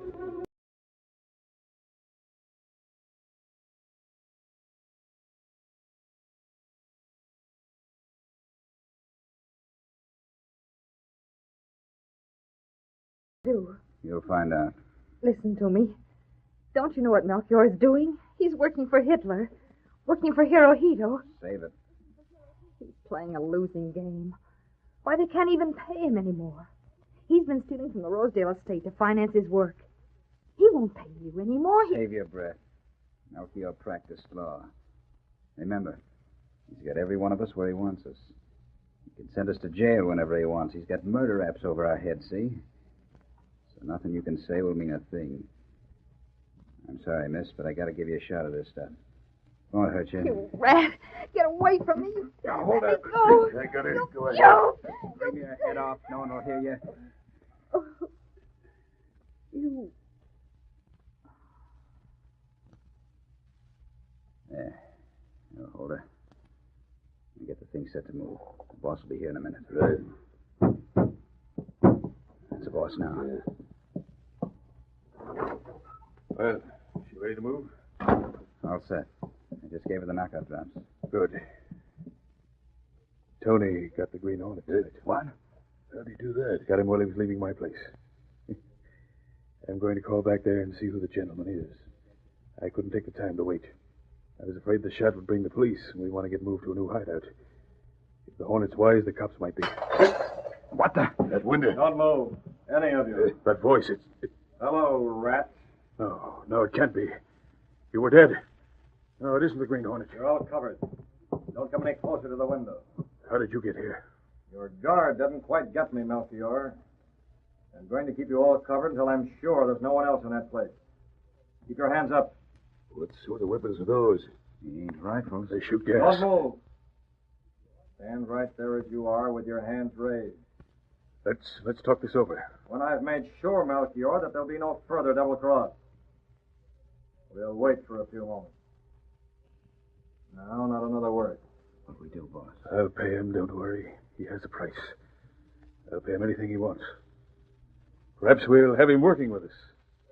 How about that, mister? There must be someone with him. There's 3 of those tubes on it. It's about the size of it. He's got someone with him. Why don't you come in so we can talk it over on it? Well, answer me, can't you? He said he wouldn't talk no more. Hey. You still there? I'll bet he's gone and left those tubes there to bluff us. He's a bluffer, I found that out. Don't take a chance, boss. If you're still there, move those weapons. He ain't there, I bet. Vic, take hold of one of those. No. Obey me. All right. Oh. No one there. Why, those aren't anything but sections of gas pipe. Bluffed. Keep your hands up. Hoist them. It's the cops. We got you. Which is the Green Hornet? Boss, what does this mean? Hey, there's the dame I got the picture of. Look, she's there. They'll get everything from her. Take them then. Go with the fight you want, eh? Oh, boy, this is what I love. Action. Take that, you small fiend. Here's another for you. That got him. We got the three of them, lads. See how the girl is. If they've killed her, No, we'll we eat 'em. didn't kill her. We didn't do nothing. She's just drugged. Well, by golly, just wait till she comes to. I'll bet you she'll tell plenty. You guys want us to go easy with you. Where's the Green Hornet? You're asking us. You heard me. Where's he at? He's here. He's one of this outfit. Now come clean. You're not good. There he goes. Suffering snake.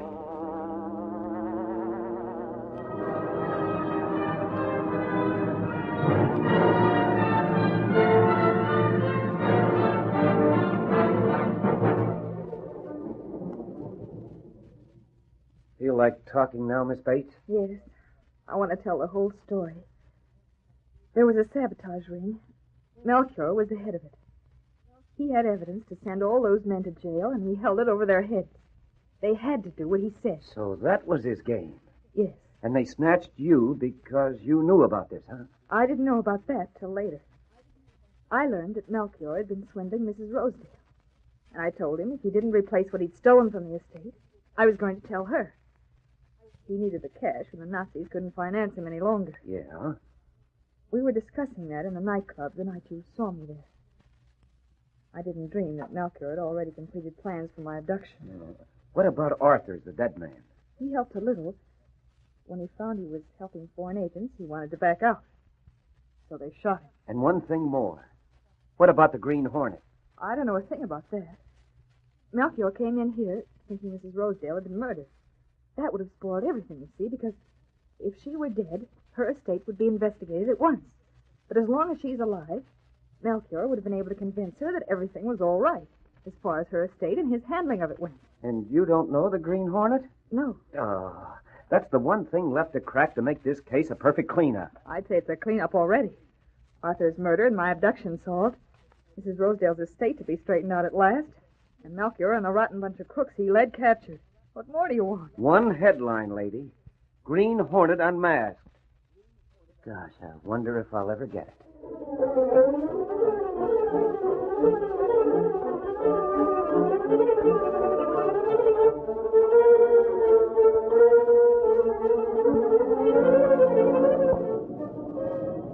Sentinel XP paper, read all about the spy roundup. Murder solved, Green Hornet still at large. Sentinel XP paper!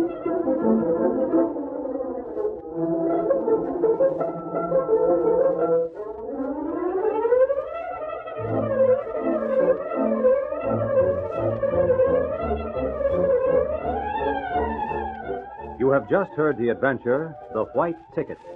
These exciting dramas are sent to you each week at this same time. They are copyrighted features of the Green Hornet Incorporated. All characters, names, places, and incidents used in this drama are purely fictitious. Bob Height speaking.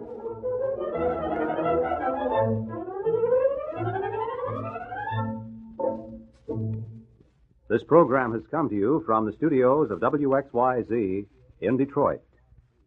This is the Blue Network.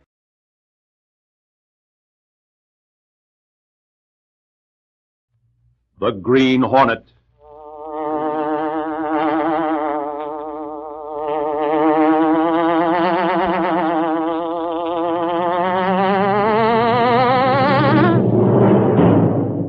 He hunts the biggest of all game, public enemies who try to destroy our America.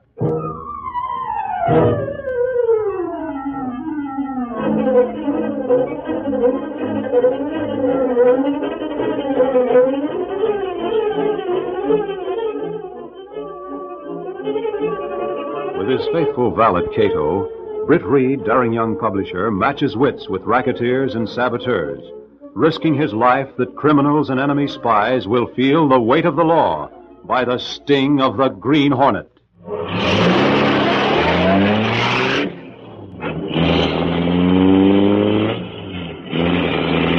Ride with Britt Reed in the thrilling adventure, Rats of a Feather. The Green Hornet strikes again.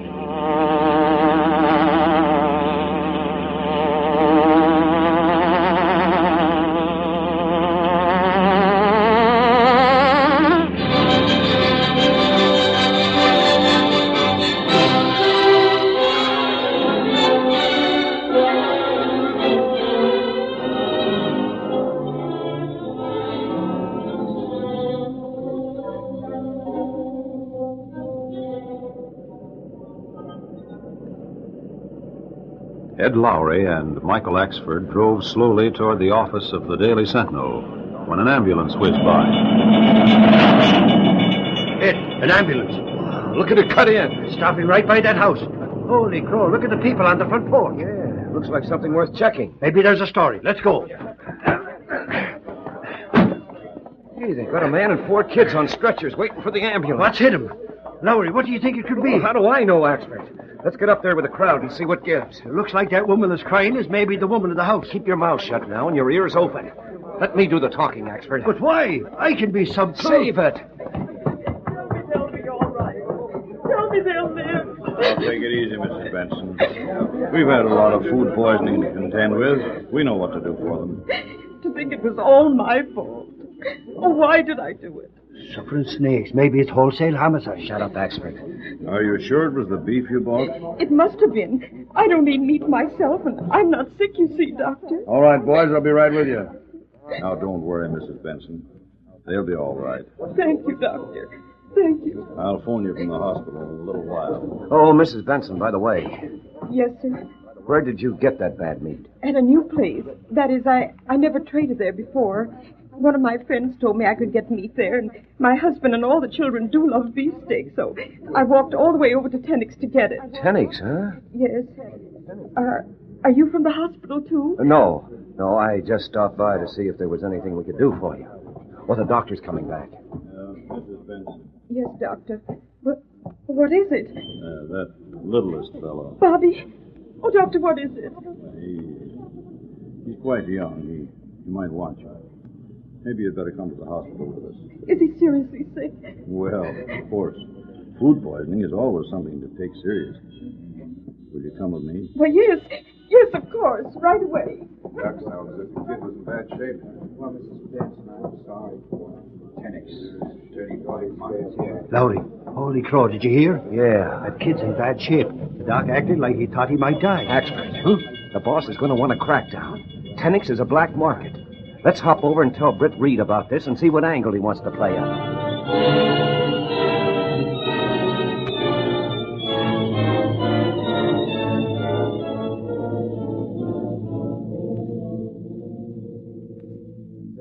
Time you want to investigate it, Lowry. The Sentinel's going all out against black markets and food racketeers. That poor Benson family is only one of hundreds that are suffering from them. Mr. Reed, do you think the black market in meat is being operated by gangsters? Could very well be. Well, I wanted to talk some more, but Mrs. Benson went with the doctor. Did you check with the hospital? Axford is right now. Oh. Hey, Reed, what did you find out, Axford? The Benson folks are in bad shape. What about the kid? Bobby? Well, I talked to the doctor, and he couldn't say much. It's too soon to know. I'll check later. I'll investigate the story, Lowry. Tennick, you say? Later, you might get to the hospital and see that doctor in charge. Okay. And contact Mr. Benson if you can. I'll do my best, boss. Axford, I want to know more about this man, Tennick.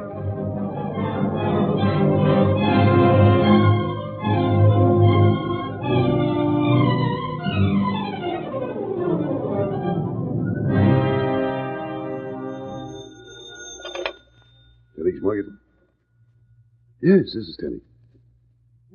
No, I'm sorry. My shop is closed for the day. I'm sorry. I can't handle all the business. How'd it go, Tennick? You sold out, didn't you? Every pound of stock. At a fancy price. Stick with me, Tennick, and you'll wear diamonds. Look here, Monty. Well? I think some of that beef was bad stuff. Yeah? The whole family was taken to the hospital. The Benson family. Man of 4 kids. No, but the woman that bought the beef. Maybe they got something else. How'd you know it was the meat they ate? I've got a hunch it was. See. You know the name? I told you, Benson. I've got the address here. I have it. Has anyone been here asking questions? No, that is, not yet. Look, Tennick, we don't want any cops poking around right now. We got a lot of things to attend to, see? A big load is going into the warehouse tomorrow. And cops is one thing we don't want snooping around. Yeah, but listen, Monty. I'm not so sure that warehouse is a good place. There's no refrigeration. What do you mean, refrigeration? Who cares? Maybe you're right, but I saw rats. So what? You're just scared and nervous because someone got sick. Forget it. Maybe as you say, it wasn't the meat, huh? Go up to the hospital and see Benson. Say you're sorry. Sound him out. Then if he acts up... Then what? If he gets tough, tell him to keep his trap shut or else.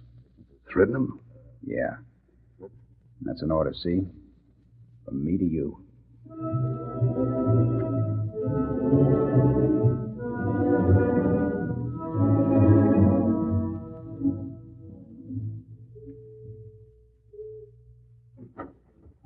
Mr. Benson's right in here, Mr. Tenney. Thanks. Yeah, Mr. Benson? Yeah. Who? I don't remember you. They said they could see you for a minute. I don't know you. Well, I'm Kennick, the butcher. Came to see how you were. What? You're the guy that sold us polluted meat. That was my fault. How did I know what would happen? Besides, Benson, it might not have been the meat at all, see? The doctors have said so. Yeah? But now, if you go telling that around, I won't have any business left. Where'd you get the meat? Where'd they get... Why, in the market, of course. The regular city market? I get the meat fresh every day. See? What's that gun for? I brought it along just to show you I mean business. Oh, you dirty... You gotta keep your mouth shut, Benson, about me and my shop, understand? You can't... I don't want to hurt any of your kids. You do, and Sure. You just keep still. All you have to do is to stop talking about being poisoned by some meat you bought in my store. Then you won't have to worry. You're a crook. A gangster. By heaven, It wasn't the meat. Benson? No. No, it might have been something else. Swell. Just keep on saying that, and everything will be okay.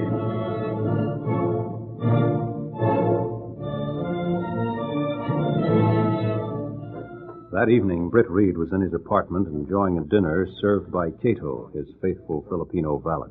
Cato, all the time I'm enjoying this chicken, I think of beefsteak. Yes, I know, Mr. Britt. I read about poisoning in the paper. Black markets. If people could only realize the risk they run. They forget the things that happened during Prohibition. What's that? Well, if a man broke the law by selling bootleg liquor in the first place, he wouldn't hesitate to break other laws to add to his profit. I see.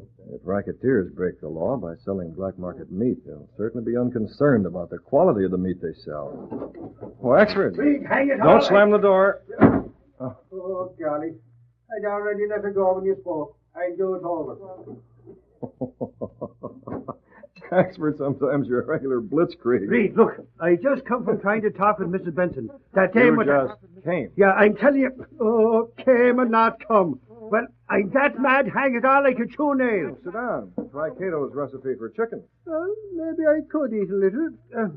But like I was saying, Reed, I went to get the lowdown from Mrs. Benson about that black market here where she got the bum beefsteak. Yes? I had a paper all filled out by that lawyer you sent me to. A bill of complaint. And I asked her to sign it. And she wouldn't. What? She wouldn't sign it. She said she didn't think it was the meat that caused the trouble. Well, what did she think it was? Well, she gave me the runaround about maybe the kids got a soda or something. And maybe her husband smoked too much. Preposterous. It got me mad. I went from there to the hospital. I talked with Benson, and he said it couldn't have been the meat that poisoned him. According to Laura's report, the doctors had a diagnosis. Yeah, I know. The doctors said that the cause of the illness was enteritis. Oh, enteritis. Well, that accounts for it then. Benson was sure it wasn't the bad meat. Excellent. The bacteria known as enteritis is another way of saying that the Bensons got poisoned beef. Then it... Suffering snakes. Then Benson told me a whopper. Why? Golly, how do I know? It don't make sense. If it was me, I'd want to see that butcher tossed into the clink, and fast. Do you think Mrs. Benson was trying to shield the butcher? That I do, by golly, that I do. Why?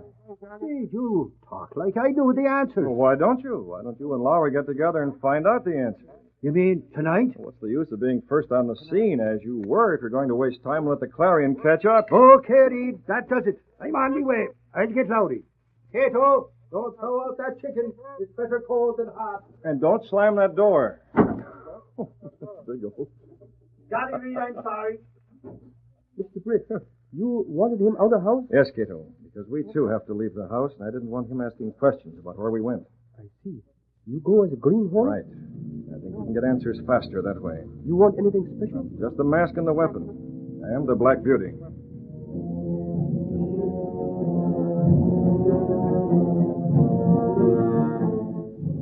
A few seconds later, stepping through a secret panel in the rear of a closet in his bedroom, Britt Reed went along a narrow passage built within the wall of the apartment house itself. This passage led directly to an adjoining building which fronted on a dark side street. Though supposedly abandoned, this building served as the hiding place for the sleek, superpowered Black Beauty, the streamlined car of the Green Hornet. Britt Reed pressed a button. The great car roared into life. A section of the wall in front raised automatically, then lowered as the gleaming Black Beauty sped into the darkness.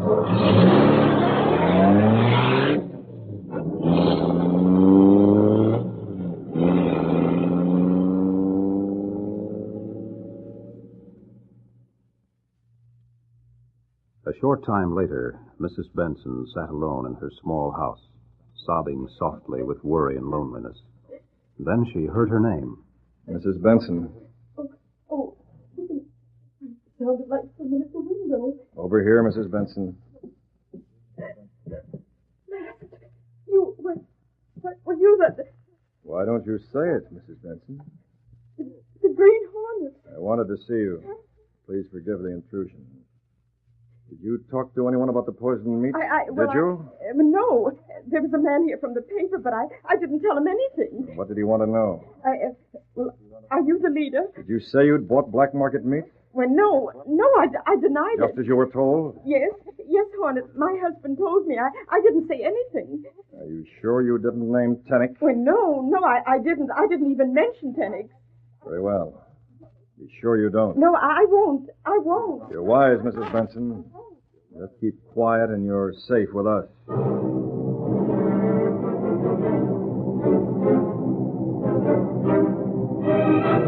Before we continue with our adventure, please permit us to pause for a meeting of the Law and Order Roundtable, conducted by the Green Hornet.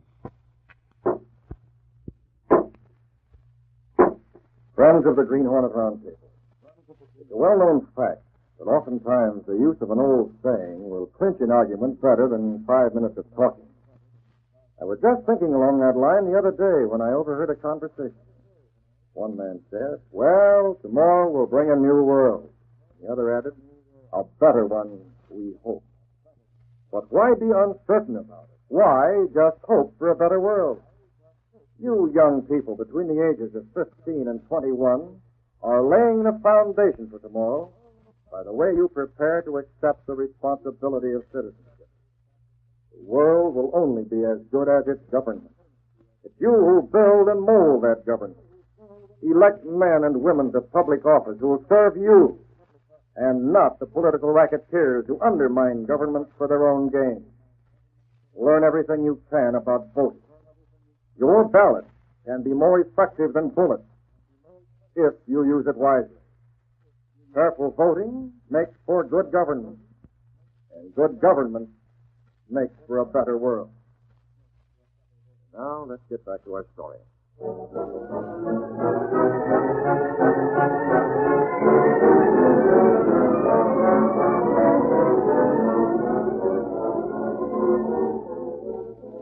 the office in the rear of Tennick's market, Tennick and Monty were counting up their takes for the week.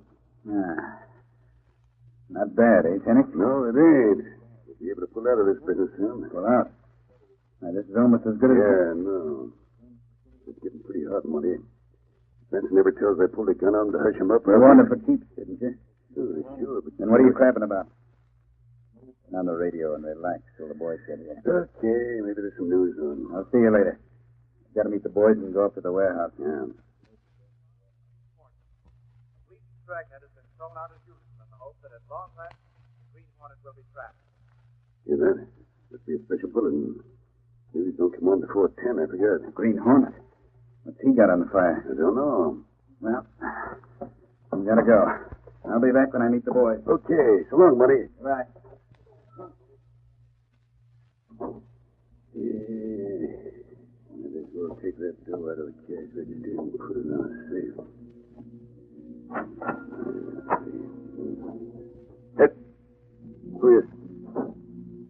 mask.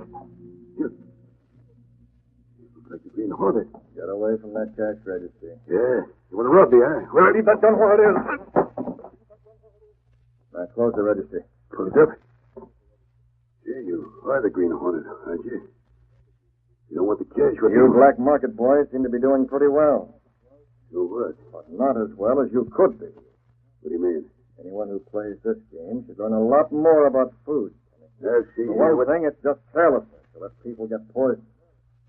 Meat should be stored in a good place where rats can't get near. Right?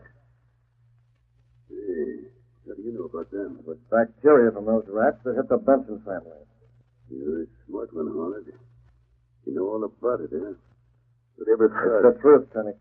Well, I told Monty the warehouse wasn't a good place to keep the meat in. Monty? Yeah. Hey, Hornet, how did you find out about that rat? Brains, Penny.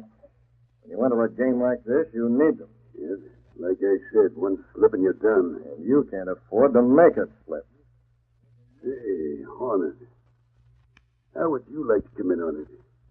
You know a lot about foods and things. You could play safe that way with the future. Yeah, it looks like it. But what would Monty say? I think Monty would say okay. He'll be here in a few minutes. We're going to take a load up to the warehouse tonight. Fine, Penny. Oh, wait. Hey, and so will you. No, don't you. Take this. Don't get... Yes, Pennick, I'm joining your racket, all right. I'll just drag you over the window. Now, the light's out. Now, you wait right there until Monty comes. Cato. Yes, Mr. Britt? Cato. Partner's named Monty. He'll be here in a few minutes to go to the warehouse. We go to the warehouse, Mr. Britt? I think so, Cato. If I leave with him, follow in the Black Beauty. What do you keep out of sight? Yes. There's a truck heading here. Get back in the shadows.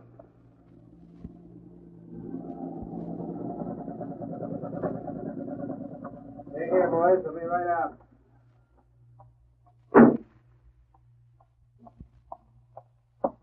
Shouldn't leave the door open. Hey, Kennick. Stay where you are, Monty.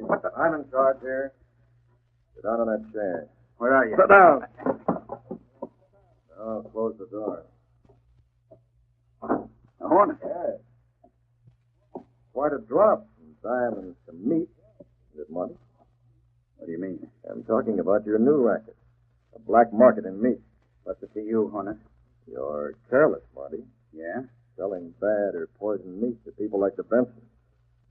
What do you know about it? What'd you do to Tennick? He's not in condition to go with you, Monty. I'll go instead. No, you don't, Hornet. You don't muscle into our racket, see? You can stay out of this. I thought you might need me, Monty. Yeah? How? Monty, the type of bacteria that made the Benson sick is carried by rats. Rats? Yes. There are rats getting at that meat, Monty. What are you And you two are fools. You're wrecking a good thing. Why risk losing everything by selling meat that's no good? Maybe you've got ideas. Yes, I have. Come here. Let go of me. Let me show you your partner. There he is on the floor. You killed him? No, he's just out. You'll be all right in a few minutes. Ready to talk business with me. Business? I'm cutting in, Monty. Get it? Yeah? Well, you got a lot of nerve. You I don't said need I'm cutting in. Either you or Pennick. If it's with you, I'll give him something that'll keep him there for a while. And if it's not with you, I'll let you sample the gas from this gun. Then I'll deal with Pennick. Well, that's it, huh? That, Monty, is it. Okay. Give Tennick the works. You're smart? Now, hold on. I always heard you took a lot of pride in your job. So? You leave a sticker, a seal of some sort to brag about what you do, don't you? It isn't to brag. What then? You couldn't possibly understand. There's the seal of the Green Hornet. Now, up now. Not yet, Monty. What do you mean? He'll be there for a while in case I need him. Need him? Maybe you don't figure on leveling with me. In that case, you'll be the rub-out victim, and then I'll deal with Pennick. Get it? What if he should come I'll to... be back here.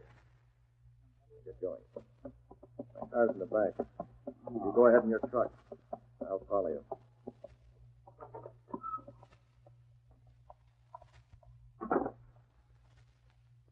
Cato. Yes. I saw him hurt. I'll drive to Black Beauty. Follow the truck, come on. It will attract attention. Well, we'll keep the lights dim. What do you plan? Tito, Axford wants to join Lowry. I know that. I think sooner or later those two will get around to the store. All right, in with you. Yes, sir. Then what? That's when we'll have to do some close timing.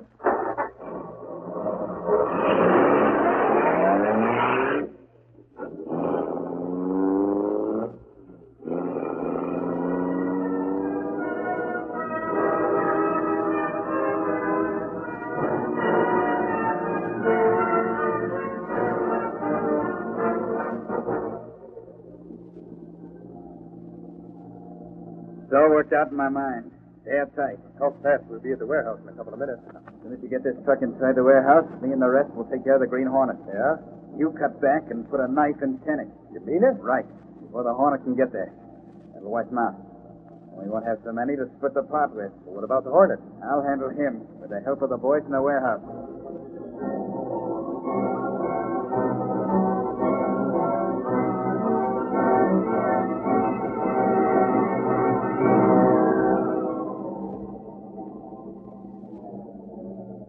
That's the tonic place, Axford. See it? Sure I see it, Lowry. Do you think I'm blind? What I think sometimes would blister you.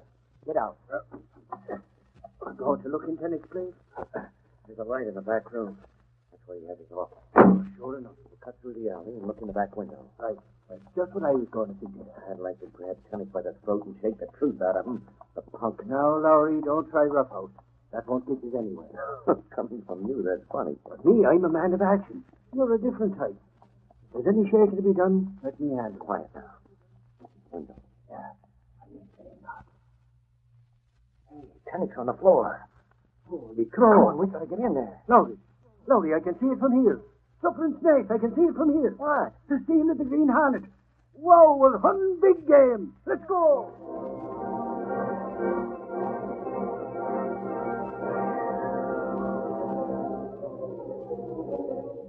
How long will you wait for this guy? Why don't that Hornet come? How the dickens do I know? He'll be here. He thought he was right in back of us. Look up the door. See if there's any sign of his car. Okay. The rest of you boys, keep your eyes open. Okay, The first sign of that Hornet, shoot. This warehouse is far enough from everything so the shots won't be heard. You see him? Half a block away. Might be there one of his. Play him safe, eh? I don't get it. He must know what he's doing. What's the matter? Car coming fast. Mighty Jake. Oh. Well, open the big door and let him in. I wish that Hornet would come so we could finish and unload the truck. There's a lot of meat to handle. Got to get it out and on the way to be sold. It is Jake's car. Good. And we'll hear about Tennick. One more crime against the Green Hornet. One more murder. Keep watching the Hornet's car. Hey, Monty. You get Tennick? No, listen, there's trouble there. Trouble? Yeah, those ones from the paper. Axford and Lowry were there with him. They brought him around with water. I was outside the window. Axford was calling the cops. How you like that? I like it. Hey, what the? Line up there, all of you. The Hornet. Listen, you. Shut up. Double crosser. You're going to rub me out. Why, you simple-minded fool. Did you think I trusted you? Now, wait. Wait for what? I've been inside the back of that truck since you drove in here. Now get in and hurry it up. You first. Now, listen, Hornet. You were going to kill Tennick and let me take it, huh? Get in. No, but I... And you, all of you, make it fast. You want legs, and let them have this gas and throw them in like a side of beef. All right, that'll do it. Now, here's a sample of the gas. A pineapple filled with it. Take a good smell.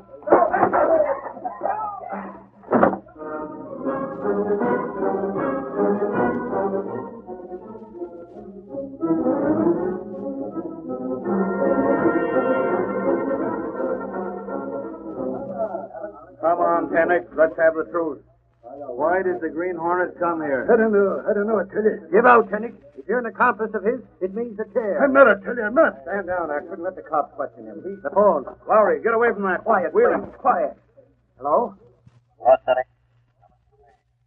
Marty wouldn't play ball, so I'm giving you the chance. Got the tiger rat done up like beef. Run over to the 12th Powder's warehouse right away, and we'll start business. Hello. Lowry, what was that? I gotta call the paper. That was someone calling Tennick. Thought I was Tennick. Said he couldn't make a deal with Marty. Said for Tennick to come to the warehouse fast. A pack of rats done up like beef. What warehouse? Where? Hello, give me the desk and fast. Lowry, where's the law? What warehouse? Where is it? I'll make Tennick tell Gunnigan. Get this fast. Maybe Hornet store. Shooting the warehouse now. Maybe the big smash. Whole black market gang. Send some photographers to 12th and Corners. 12th and Corners, that's it. Why didn't you say so? Come on, bring Tennick. We want him too.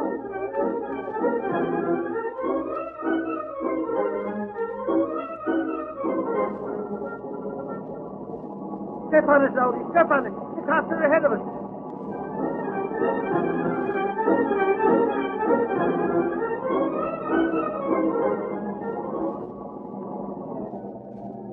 Wait for me, boys. Wait for me. Lowry, get these joggers out of the way. They're already made 3 shots of the seal on the door of the truck. What's there? Look. The seal of the Green Hornet. Smash it open. Hey, look at the meat around here. And not a purple stamp on a pound. All bootleg. There. Let me see what's inside this truck. Man. Whoa. There's Monty. He's the rat from the way back. They're all out cold. And more bootleg meat. Oh, Connie. If we only had a fire, we'd have a barbecue.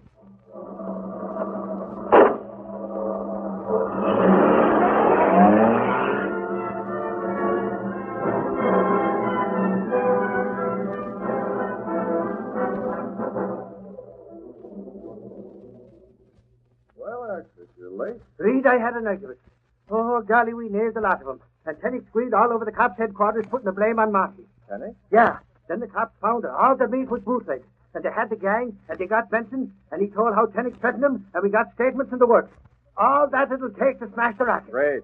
But what about the Sentinel? Lowry's giving him the works with pictures. Cato? Yes, Mr. Ashford? I saw enough beefsteak to feed an army. When it's been inspected, maybe it'll end the meat talk. Then we have meat on table again. Yeah. But, golly, in the meantime, I could do with some of that cold chicken.